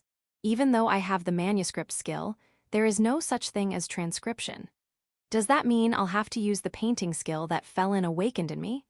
I'm not sure, but since I'll have to try putting my mental image onto paper without any skills, I should probably experiment first using scrap paper instead of expensive parchment. Since the old woman knows I'm from another world, if it works out, I could show her the paper and have someone with transcription skills copy it for me. I'd also like to hear her opinion on the map. That's why I came to the royal capital to make some final preparations. The map was finished in Lipom, so it's close. This time, I didn't fly straight to the palace entrance, but went to the 3rd district first. When I stopped by the inn where I had stayed before, the owner remembered me, and I stayed there without any trouble. From there, I went to my room and started sketching. After enjoying a bath, I started sketching the map again. I learned that closing my eyes and drawing doesn't work very well. Gradually, I created my handmade map. I thought it was much easier to draw on paper while remembering parts of the map. Considering I'm an amateur, I think I managed to draw some pretty decent-looking coastal features. I filled in the names of various towns, large and small. Not bad. At first glance, The map I drew on an A4 sheet of paper is full of town names, but it won't be so distracting if I transfer it to a larger sheet of paper. Haha, maybe I'm a genius. Now that it's finished, I'd better hurry and see the old lady. I completely forgot that I'm an important person and didn't think to make an appointment. I rushed straight to the palace entrance. I immediately spotted a soldier who looked like the gatekeeper I had seen before. I told him, "I'm here to see the old lady," and he replied, "Oh, the old lady, right?" I was surprised that he understood me. Only then did I realize how rude I had been. Come to think of it, I think I called her an old hag behind her back. I knew my way around from there, so I walked straight to the old lady's room. Perhaps she wasn't expecting me because she came out hurriedly when I knocked. Still, it was nice to see the old lady and Annie again after such a long time. I got straight to the main purpose of my visit. I asked her how the book was coming along. Annie brought the finished book out from the back shelf as if she had prepared it for me to take. There were 3 copies. Oh, 3. That's about all I can do in a month. I've found someone else to help with the copying, so I should be able to increase the number a little. I'll let Annie take some of them too. No, that's more than enough. Wait, what? I looked at Annie and saw her pouting and pulling a strange face. She's giving off too much of a reluctant vibe. It's part of her studies. It's easier to remember things if you write them down. She forgets things easily. Besides, it's good practice for her future career. By the way, Loki, you said you'd buy them. Are you sure you can afford it? Sure. How much is this? 33 million beak. 33 million beak. By the way, this is a secret gift from the government. It should have been given to you in person, but you didn't want that, did you? So, that means the price is for 2 books. Ho. When asked for an incomprehensible amount of money, a strange laugh came out of nowhere. This is my first time experiencing this. The thickest book was what the old lady took out as a gift from the government. That means the thin and medium-sized books together cost 33 million beak, an outrageous price that makes the equipment seem cheap by comparison. It's at the level of buying a house. No wonder there are no bookstores in this world. If Annie joins in on making the books, I will definitely run out of money. Pop. As my financial situation worsened, my inner Loki, who hoards money, quietly emerged, whispering, "Did you call? I'll have to earn money with all my might to buy the books steadily. If this continues, I'll end up selling my magic gemstones sooner than expected. Well, it's okay for now. I was just surprised at how expensive they were. Let me know when you have the money. You're a hunter, so you probably keep your money at the guild, right?" Yeah. This much shouldn't be a problem to withdraw, but if it becomes too much in the future, let me know. I'll figure out a way to move the money around behind the scenes. Hearing this, my ears pricked up. If the old lady is right, then this world has a system for money transfers. However, it sounds like it can only be done in certain cases or under special conditions. It's probably not something I should expect to be able to do myself. Knowing that there's a secret method that can be used in an emergency could help me avoid a crisis, so I'll keep it in mind. It involves using a letter, but we'll talk about that later. After that, we moved on to the map I had been working on in the morning, and the conversation about books came to an end. But first, I had to explain. Neither the old lady nor Annie knew what a map was. What did lists say back then?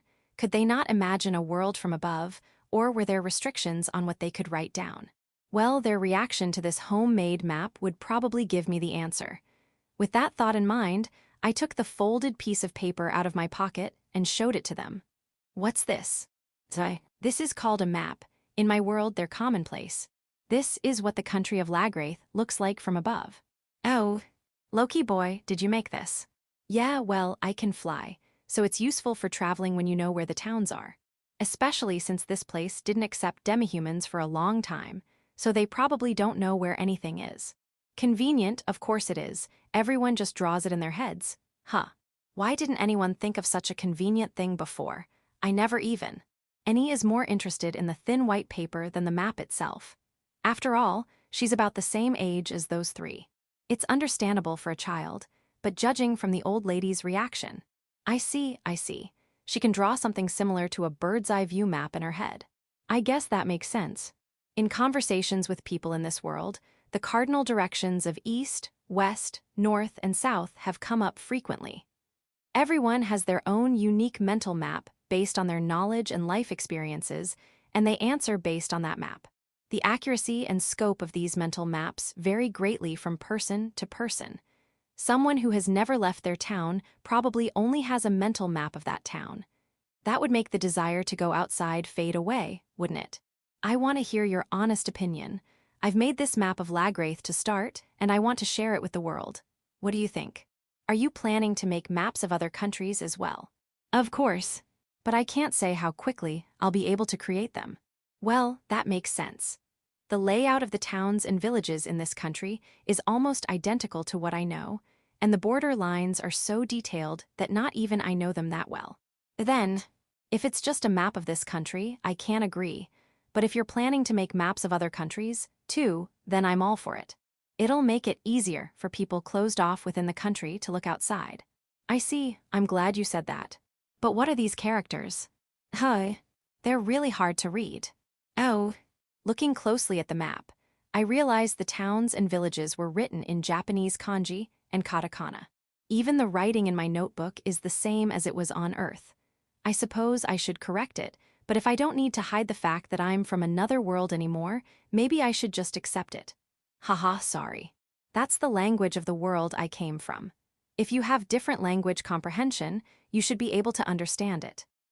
Oh, Grandma, look. There are a lot of strange characters written on the back of this paper. They might be powerful spells. What are you talking about? No, Grandma, don't get involved. The words on the back of the paper they were both staring at were instructions for customers. They were long but nothing special. I'm starting to feel embarrassed, so please stop. I pulled the paper away and confirmed once again that she understood the map. Then, I asked the old lady to copy the map onto paper from this world. In exchange, I agreed to help her, or rather, the country, create a more detailed map. The map would divide the country into 4 parts or show individual territories. It would be a rough map for small and medium-sized merchants and residents. I was initially limited by the idea of copying, but once I unlocked that, ideas started flowing. As I listened to the rapid-fire proposals, I realized that this was the moment. I told them they could do whatever they wanted. It would be convenient to have such a map, but I don't have time to create one that detailed. They said they would be ready by the day after tomorrow, since they needed to quickly copy the map of the Lagraith Kingdom onto the large parchment sheets the country has. After withdrawing money from the Hunters Guild, I bought 3 books and decided to spend the end of my journey in Lagraith's capital city. Chapter 208, One Last Job. The 2 days it took to complete the sample map were refreshing for my mind and body. The area around the royal capital is only an F-rank hunting ground, and it's far away. Since hunting there isn't much point, I decided to call the goddess, who was waiting to go sightseeing and relax. Actually, I asked Alicia first. She had been feeling down lately, so I thought it would cheer her up to go sightseeing while wearing a mask and a thick robe since it was winter. But it didn't work. She was still feeling down, thinking it was wrong to enjoy herself when so many people were suffering. At times like this, I don't know what to say. My relationships with people have been so superficial that I don't know how to comfort them. Saying, "It's okay," feels strange, and it's not right for the person who suggested it to say, "Don't worry about it." I started to feel down, thinking, maybe I shouldn't have said anything, when Feral came down. She said, "Don't worry about it." This information was absolutely necessary for the future, and all the goddesses would take responsibility for it. With that settled, I felt a little more at ease as I wandered around town, knowing they were discussing how to proceed. After a light meal, we talked in my room about the information I had gathered from Hansan, whom I had visited the other day. I mentioned topics that I thought might interest Feral, such as higher-ranked creatures that eat magic stones to become stronger, and how their characteristics don't change when using servitude-type skills. They were a huge hit. Wanting to talk more, I mentioned a creature that had made an impression on me at Hansan's base. When I described the large, silver-haired beast that had stared at me without moving in the center and Maybira-san, who was dressed and moved strangely, Feral's expression changed from a smile to seriousness. She took on a very serious air, which made me panic. She had pure white skin and hair. She hid her face with a veil-like hat and covered her eyes with black cloth. She only responded slowly when asked a question, looking up as if deep in thought before answering slowly. Whether it was accurate or not, she seemed to know some of the conditions for acquiring spatial magic. This suggested that she had a purpose for being behindhand San, but I never figured out what it was. I answered as best I could when asked about Meibira-san's characteristics. I wonder what part of my answer made Firil so sure. I didn't expect to hear such valuable information. She said, thanking me in an unusual tone, which left me completely confused. To make matters worse, when I asked her, "What do you mean?" she brushed it off with, "It's a surprise for later," and wouldn't tell me. She was laughing at me. I think she's probably a sadistic alien who enjoys seeing me frustrated because she won't tell me the answer. On the second day, List came down in the morning. I saw her looking lively the other day, but it was still awkward to see her again after such a long time. I decided to show her the completed map of the Lagraith Kingdom, but I kept it a secret from Firil. She was delighted, just as I had expected. I gave the old lady the map I had drawn on the back of a piece of paper, but at level 1, it only showed the terrain. At level 2, roads and national borders were added. The map screen was just big enough to fit the entire Lagraith Kingdom. I couldn't zoom in or out yet. The only thing I could do was scroll up, down, left, and right.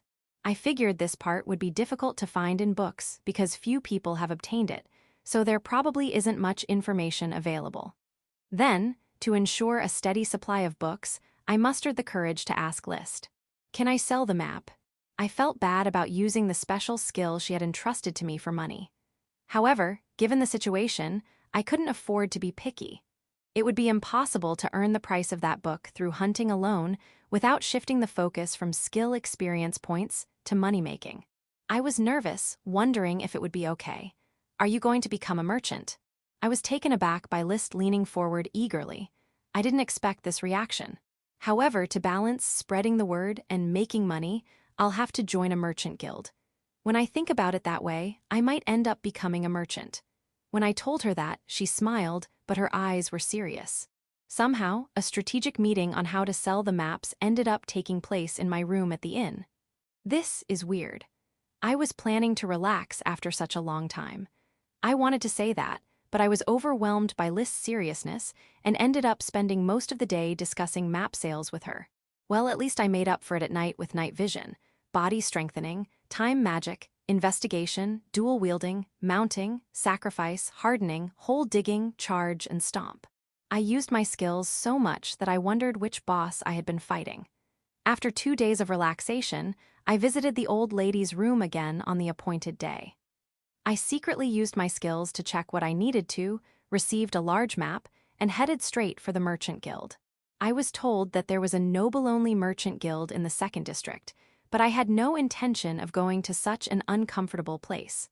I asked for directions and headed to the 4th district, where commoners lived. I entered the largest building and looked around, but I had no idea what to do.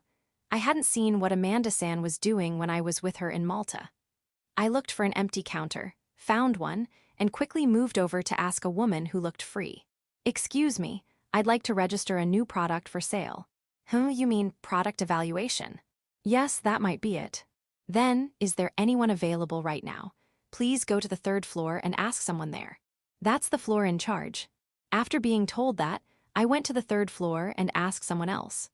A man in his 40s with a strict side part and something in his hair appeared. He immediately said, "This isn't a playground for children," so I figured there was no point in hiding it and told him what I could. "I may look like a child, but I'm from another world. I know an old lady named Neville. Is that okay?" Adding a little intimidation seemed to be effective. He didn't say anything, but the smart-looking guy seemed to understand. Suddenly, he started sweating profusely and backing away. Gratefully, I followed him to the room he showed me. "I'm Wador, the evaluation officer. I'm sorry for my rudeness earlier." No, it's okay. I'm Loki. I brought something here that I'd like to turn into a product." I unfolded the large map I was holding in my arms and placed it on the table.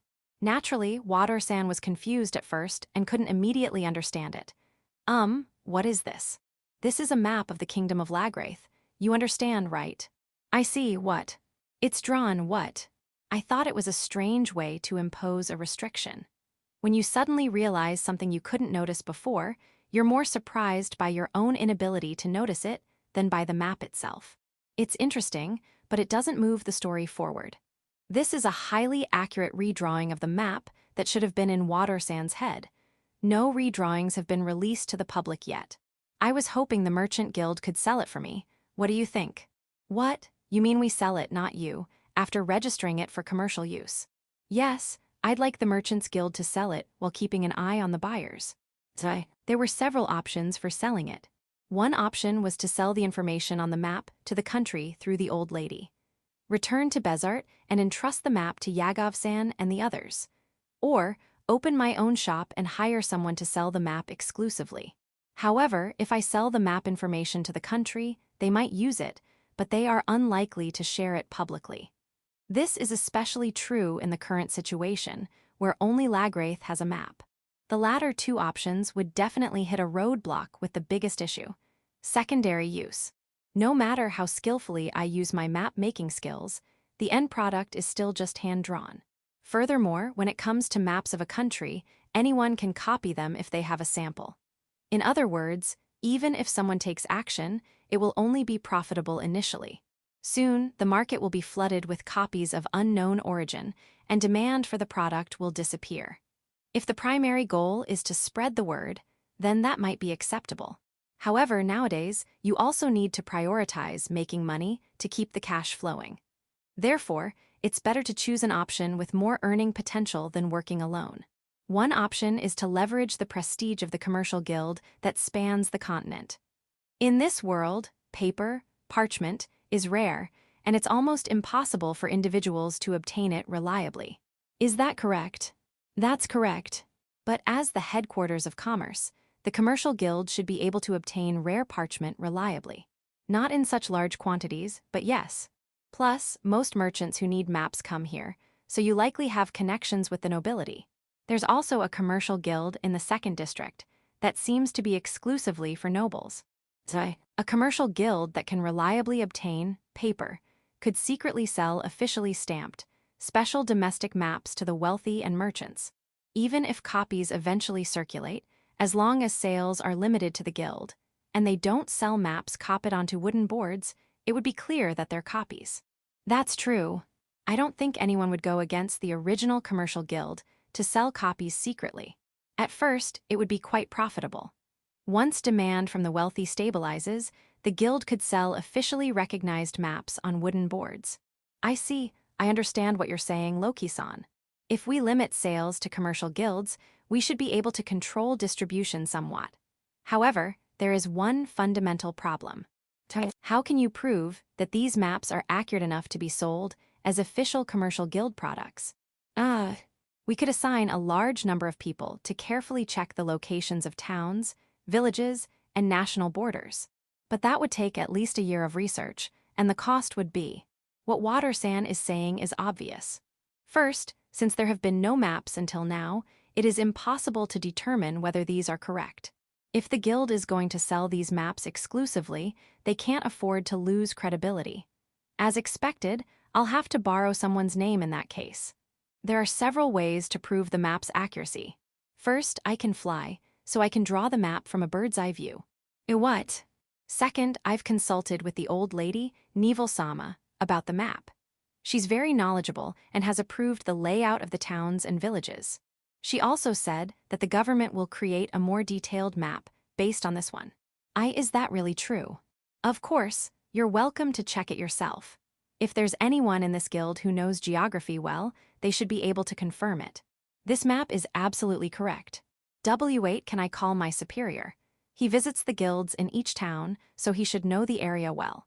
After that, things progressed faster than I had expected. I guess the national map creation project was a big deal. If you take your time, you'll miss out on business opportunities, so it's a merchant's job to act quickly and turn a profit. Leave the sample map as it is. In exchange for 15% of the sales, the commercial guild will be allowed to set the sales price without restrictions. The money will be kept in the commercial guild's account. We formalized these terms, and the contract was successfully concluded. If we had gone with direct sales through the guild, I might have been able to negotiate a higher share for myself. However, getting too greedy might distract from the main goal of spreading the maps. With this arrangement, perhaps within a year or two, merchants will carry maps to expand their sales routes, and maps will be displayed near the Hunter Guild's request board. As for the war, I'll just have to wait and see how things develop while traveling. Even if I obtain maps of other countries, neighboring countries will take action. While they're discussing military strategy, their territory will be exposed. After leaving the commercial guild, I climb onto the roof and take a deep breath where no one can see me. I feel a sense of accomplishment at having finished the job. Now, what's next? My destination is the neighboring kingdom of Waltz, located to the east. Even the old lady is almost within reach. In search of the next hunting ground, the next skill, and abundant funds, let's go to a new land. Author note. Thank you for reading this far. This concludes the arc. Next, I will post Loki's Notebook Part 4. The world will continue to expand. Loki's Notebook 4. Name, Loki Yuto Mamiya. Level, 56 skill points remaining, 871. Magic power, 626/20, plus 730, plus 50 additional magic power from sword magic. Strength, 328, plus 1346. Intelligence, 314, plus 477. Defense, 322, plus 227 ogre, plus 129 ogre plus 124. Magic defense, 302, plus 526. Agility, 317, plus 353. Dexterity, 321, plus 860. Luck, 317, plus 148. Blessing, none. Title, King Antslayer.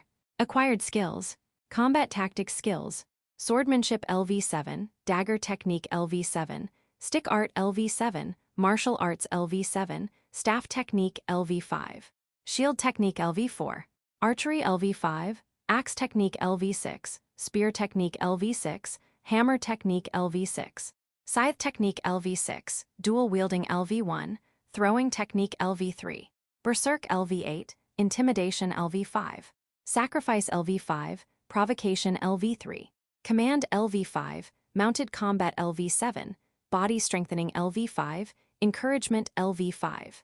Magic System Skills, Fire Magic LV2, Lightning Magic LV7, Time Magic LV4, Water Magic LV4, Earth Magic LV5, Wind Magic LV5, Healing Magic LV4, Magic Manipulation LV2, Abbreviated Spellcasting LV5.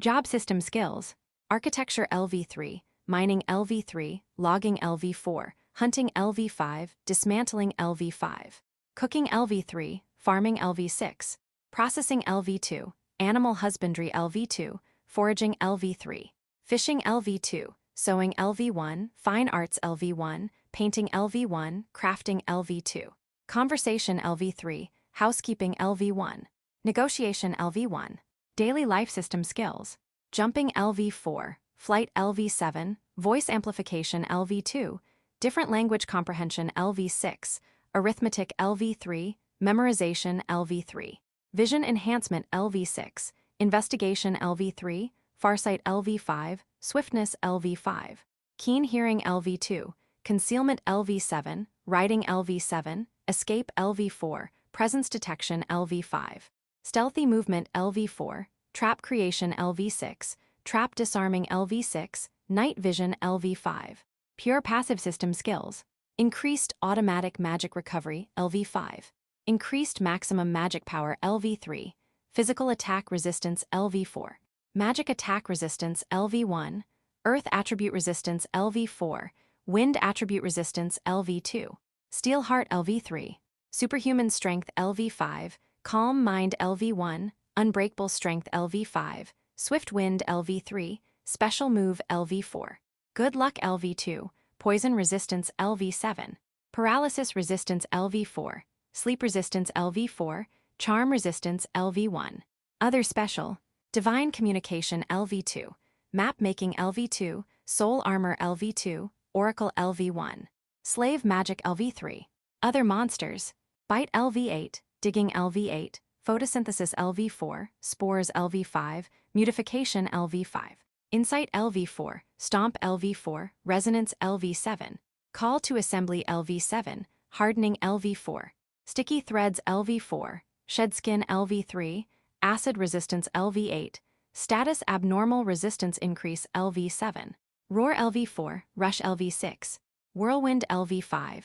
Acidic Liquid LV7. Mimicry LV6. Forced Awakening LV9. Enhanced Sense of Smell LV4. Increased Physical Defense LV4. Skill Details. Combat Tactics Skills. Swordsmanship LV7. As long as the user is wielding a sword-shaped weapon, attack and defense actions receive a bonus, no mana consumption. Optionally, for 2 seconds, specific actions receive a 310% boost to ability stats. Mana consumption, 17, strength bonus. Dagger Technique LV7. As long as the user is wielding a dagger-shaped weapon, attack and defense actions receive a bonus, no mana consumption.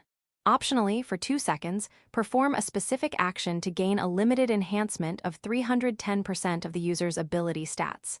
Mana consumption, 17. Strength bonus. Stick Art LV7. As long as the user is holding a stick-shaped weapon, attack and defense actions receive a bonus, no mana consumption. Optionally, for 2 seconds, perform a specific action to gain a limited enhancement of 310% of the ability stats. Mana consumption, 17, strength bonus. Martial Arts LV7L. As long as the user strikes with their own body, attack and defense actions receive a bonus, no mana consumption. Optionally, for 2 seconds, a specific action receives a limited enhancement equal to 310% of the user's ability stats. Mana consumption, 17. Strength bonus. Axe Technique LV6. As long as the user is wielding an axe-shaped weapon, attack and defense actions receive a bonus, no mana consumption. Optionally, for 2 seconds, perform a specific action to gain a limited enhancement of 280% of the ability stats. Mana consumption, 15, strength bonus. Spear Technique LV6. As long as the user is holding a spear-shaped weapon, attack and defense actions receive a bonus, no mana consumption. Optionally, for 2 seconds, perform a specific action to gain a limited enhancement of 280% of the user's ability stats. Mana consumption, 15. Strength bonus. Hammer Technique LV6. As long as the user is holding a hammer-shaped weapon, attack and defense actions receive a bonus, no mana consumption. Optionally, for 2 seconds, perform a specific action to gain a limited enhancement of 280% of the user's ability stats. Mana consumption, 15, strength bonus. Scythe Technique LV6. As long as the user is holding a scythe-shaped weapon, attack and defense actions receive a bonus, no mana consumption. Optionally, for 2 seconds, perform a specific action to gain a limited enhancement of 280% of the ability stats. Mana consumption, 15. Strength bonus. Archery LV5. As long as the user is wielding a bow-shaped weapon, attack actions and range receive a bonus, no mana consumption. Optionally, for 2 seconds, perform a specific action to gain a limited enhancement of 250% of the user's ability stats. Mana consumption, 13. Dexterity bonus. Staff Technique LV5. As long as the user is holding a staff-shaped weapon, they receive a bonus to magic effects, magic casting time, and defensive actions. No mana consumption intelligence bonus. Shield Technique LV4. As long as the user is holding a shield, they receive a bonus to defensive actions. No mana consumption optionally. For 1 second, the user can perform a specific action to gain a limited enhancement of 220% of their ability stats. Mana consumption, 11, defense bonus. Throwing Technique LV3 increases throwing range by 30 meters, no mana consumption. Optionally, increases throwing speed accuracy. Mana consumption, 9. Dexterity bonus. Provocation LV3 makes it easier to draw attention to oneself. Activation range, within 30 meters. Activates on creatures within a 2-meter radius centered on the target. Mana consumption, 9. Defense bonus. Berserk LV8. After use, all normal attack actions gain a limited bonus equal to 290% of the user's ability stats. However, until the time limit expires, the user cannot perform any normal attack actions against surrounding creatures. Duration 8 minutes. Mana consumption 0. Strength bonus. Dual wielding LV1. As long as the user is holding a weapon in each hand, they receive a bonus to attack and defense actions. Weapon type does not matter. Always active. Mana consumption 0. Strength bonus. Intimidation LV5. Instills fear in a single target, causing action hindrance and mental confusion. Mana consumption 5. Magic power bonus. Sacrifice LV5. Only when unarmed, gain a temporary 200% increase to strength and agility. Duration 1 minute. Mana consumption 25. Strength bonus. Command LV5. The thoughts of the user of this skill are more easily transmitted to allies under their command. The degree of transmission depends on the skill level. Range 1,000 meters. Duration 30 minutes. Mana consumption 50. Intelligence bonus. Encouragement LV5. Increases all ability stats of allies within a 25-meter radius by 20%. Cannot be stacked with the same skill. The user is not affected by the effect. Duration 10 minutes. Mana consumption 28. Luck bonus. Body strengthening LV5. Temporarily increases strength, defense, agility, and dexterity by 150% using mana. Duration 5 minutes. Mana consumption 25. Dexterity bonus. Mounted combat LV7. While mounted, all ability values are increased by 135%. The bonus also applies to the mounted creature. Always active. Mana cost 0. Agility bonus. Magic system skills. Fire magic LV2. Can use fire magic with mana consumption of less than 20. Intelligence bonus. Earth magic LV5. Can use earth magic with mana consumption of less than 50. Magic defense bonus. Wind magic LV5. Can use wind magic with mana consumption of less than 50. Agility bonus. Water magic LV4. Can use water magic with magic power consumption of less than 40. Defense bonus. Lightning magic LV7. Can use lightning magic with a magic power consumption of less than 70. Intelligence bonus. Time magic LV4.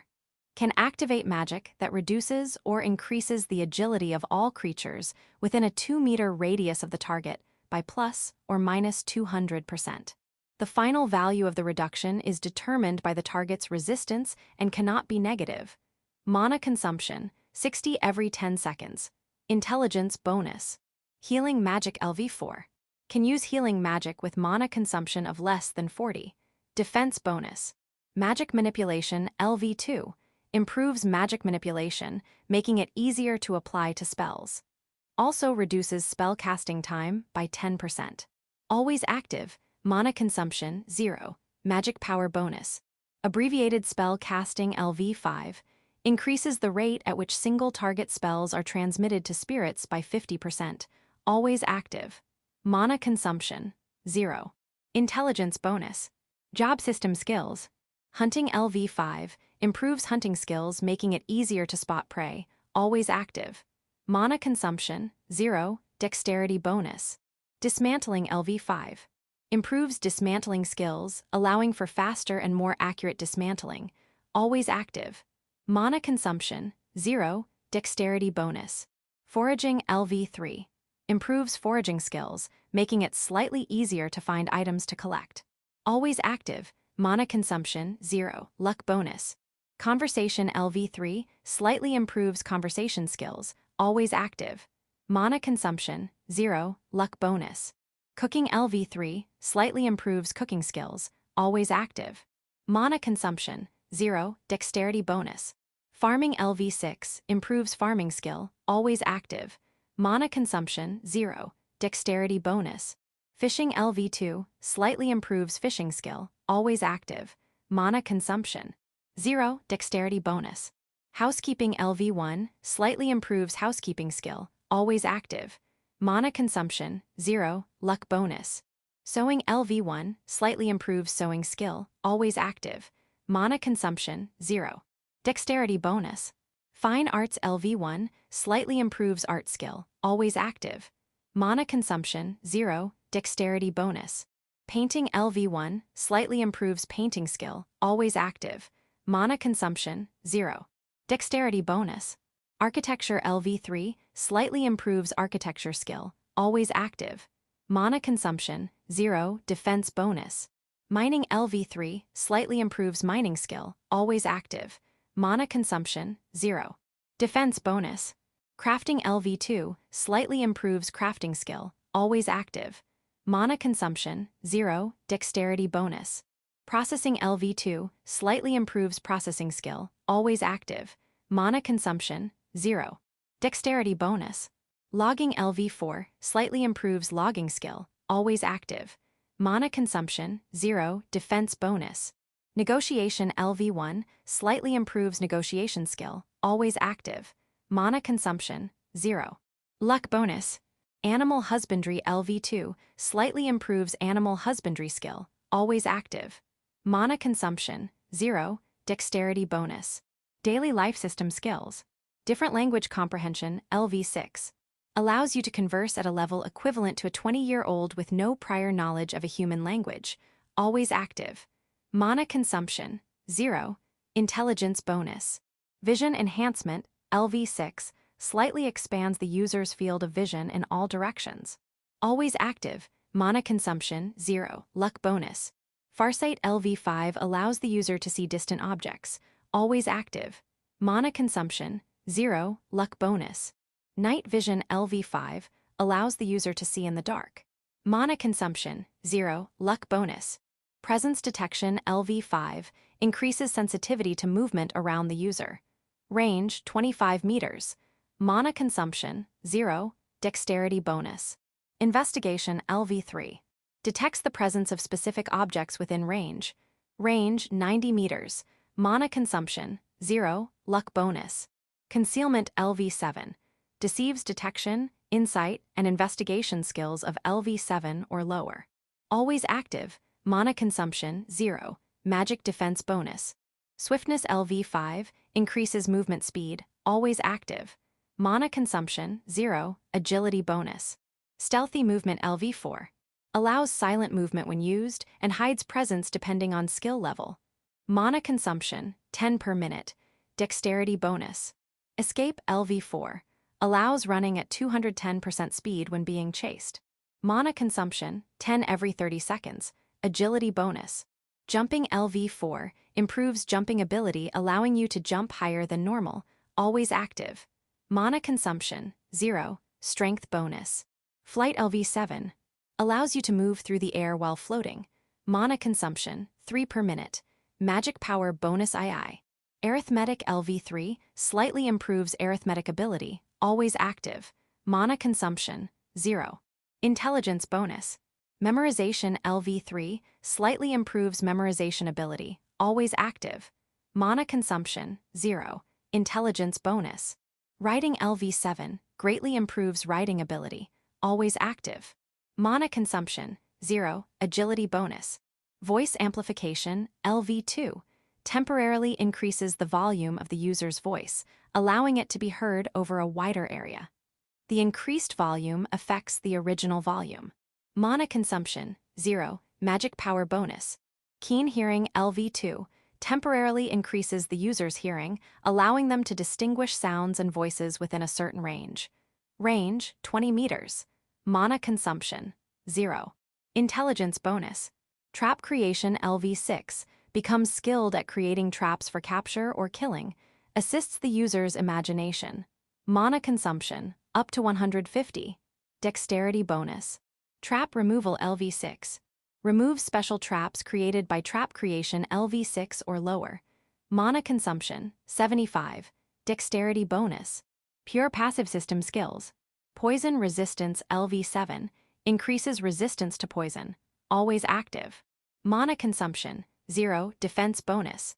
Paralysis resistance LV4 increases resistance to paralysis, always active. Mana consumption, 0. Magic defense bonus. Sleep resistance LV4 increases resistance to sleep, always active. Mana consumption, 0. Magic defense bonus. Charm resistance LV1 increases resistance to charm, always active. Mana consumption, 0. magic defense bonus. Increased maximum magic power LV3. Increases maximum magic power by 30, always active. Mana consumption, 0, magic power bonus. Increased automatic magic recovery by 25%, always active. Mana consumption, 0. Magic power bonus. Superhuman strength by 5, increases strength by 25, always active. Mana consumption, 0, strength bonus. Calm mind by 1, increases intelligence by 5, always active. Mana consumption, 0. Intelligence bonus. Unbreakable strength LV5, increases defense by 25, always active. Mana consumption, 0, defense bonus. Swiftness LV3, increases agility by 15, always active. Mana consumption, 0, agility bonus. Special move LV4, increases dexterity by 20, always active.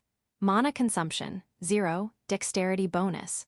Good luck LV2, increases luck by 10, always active. Mana consumption, 0. Luck bonus. Physical attack resistance LV4, increases resistance to physical attacks, always active.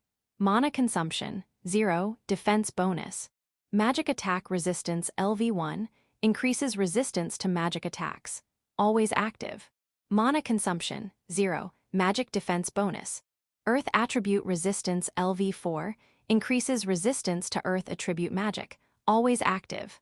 Mana consumption, 0. Magic defense bonus. Wind attribute resistance LV2, increases resistance to wind attribute magic, always active. Mana consumption, 0. Magic defense bonus. Steel heart LV3. Slightly increases resistance to mental attacks, effective against intimidation, always active. Mana consumption, 0. Magic defense bonus. Other special. Oracle LV1, special blessing skill for the priest class. Allows you to receive words from goddesses, can be used once per day, cannot be activated at will. Mana consumption, 0, magic power bonus. Divine communication, LV2, special blessing skill for the Shrine Maiden class. Allows communication with goddesses, can be used once per day. Usage time limit, 2 minutes. Mana consumption, 60, magic power bonus II. Map making LV2. Reflects roads and national borders on maps. Also allows changing the map's direction. Mana consumption, 0, magic power bonus II. Soul armor, LV2. Retains the soul of a monster that you have killed and grants yourself one of its stats. Maximum number of soul armor, 2 mana consumption, 5 magic power bonus II. Slave magic, LV3. Allows you to bind a target with a slavery contract and make them your slave or servant. Maximum Pisizian cost, 150. Mana consumption, 30 only when signing a slavery contract. Magic power bonus. Other monsters. Rush LV6. Rush forward at 280% of ability stats. Movement range can be specified. Maximum distance is 5 meters. Mana consumption, 15. Agility bonus. Bite LV8. For 1 second, apply a 330% bonus to ability stats when biting. Mana consumption, 17, strength bonus. Sticky thread LV4, unusable, magic defense bonus. Shed skin LV3, unusable, magic defense bonus. Photosynthesis LV4. When exposed to sunlight, natural healing and magic power recovery are slightly increased, always active. Magic power bonus. Hardening LV4. Temporarily hardens the body, increasing defense by 9 times for the duration. Duration 1 second.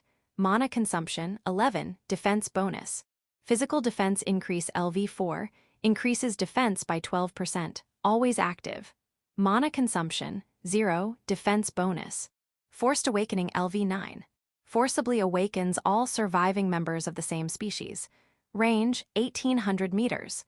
Mana consumption 50, dexterity bonus. Increased status abnormality resistance LV7. Increases resistance to all status abnormalities, always active. Mana consumption, 0, magic defense bonus. Call to assembly LV7, forcibly summons nearby monsters with the resonance skill.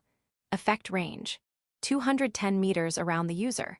Mana consumption, 17, intelligence bonus. Resonance LV7, unusable, intelligence bonus. Acidic liquid LV7, unusable, dexterity bonus. Digging LV8. Dig holes skillfully. Effect duration 8 minutes.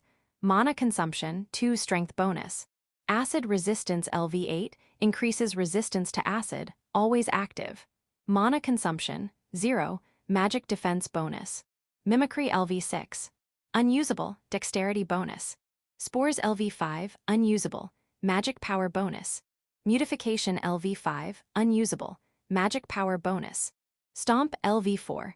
Attacks downward with 220% of strength. Mana consumption 11, strength bonus. Enhanced sense of smell LV4 temporarily increases sense of smell. The degree of increase depends on skill level. Mana consumption 0. Luck bonus. Insight LV4. Gains a slight understanding of the strength difference between oneself and creatures within sight. Mana consumption 0. Magic power bonus. Roar LV4. Inflicts intimidation on all creatures within a 4-meter radius in front of the user and nullifies all mental damage inflicted on the user. Mana consumption 40. Magic defense bonus. Whirlwind LV5. Sweeps away everything within a 720-degree radius with 250% of the user's ability stats. The user can move slightly while using this skill. Mana consumption 17. Agility bonus. Bonus status values. Each skill has a hidden bonus status value. These values cannot be confirmed for residents and are not displayed on the status screen, so you will need to verify them to determine the bonus status values for each skill. Skill Level 1. Adaptability +1. Skill Level 2. Adaptability +2. Skill Level 3. Adaptability +3. Skill Level 4. Adaptability +5. Skill Level 5. Adaptability +10. Skill Level 6. Adaptability +30. Skill Level 7. Adaptability +60. Magic Power only doubles. Magic Power II doubles again. Skill points required to increase skill level. Prayer to the Goddess. 0 to 1, 2 points. 1 to 2, 4 points. 2 to 3, 12 points. Increase in each stat when leveling up. Level 1 to 10. All stats increase by 3 and magic power increases by 6. Level 11 to 20. All stats increase by 4 and magic power increases by 8. Level 21 to 30. All stats increase by 5 and magic power increases by 10. Level 31 to 40. All stats increase by 6 and magic power increases by 12. Level 41 to 50. All stats increase by 7 and magic power increases by 14. Level 51 to 60. All stats increase by 8 and magic power increases by 16. The relationship between skill level, required experience, and skill experience obtained from monsters when the required experience value for acquiring skill level 1 from unacquired skill level is set to 100 estimated value. The experience points required to reach skill level 1 is 100. The skill experience points gained from monsters with skill level 1 is 20 per monster. The experience required to go from level 1 to level 2 is 200. The experience gained from a monster with level 2 skills is 40 per monster. The experience required to go from level 2 to level 3 is 600. 2,000 experience points are required to advance from skill level 3 to 4. 400 skill experience points are gained from each monster, with skill level 4. 20,000 experience points are required to advance from skill level 4 to 5. 60,000 experience points are required to advance from skill level 5 to 6. 200,000 experience points are required to advance from skill level 6 to 7. 2 million experience points are required to advance from skill level 7 to 8. List of countries mentioned in the story. Kingdom of Lagraith, the country where the main character currently resides. Kingdom of Waltz, east of the Kingdom of Lagraith. Kingdom of Freyville, also known as the Dwarf Kingdom, further east of the Kingdom of Waltz. Kingdom of Elgrand, country, where the reincarnated person Takuya lives, northwest of the continent. Velfria Empire, country where the reincarnated person Shiva lives, southwest of the continent. Kingdom of Albert, country, where the reincarnated person Marie lives, east of the continent. Republic of Ilion, country where the reincarnated person Hans lives, southeast of the continent. Kingdom of Odessen, a country in the north of the continent, where there is a high possibility of reincarnated people skilled in glassmaking. Papal state of Famel, location unknown, country where the shrine maiden lives. Kingdom of Juroi, west of the Kingdom of Lagraith. End of Volume 5.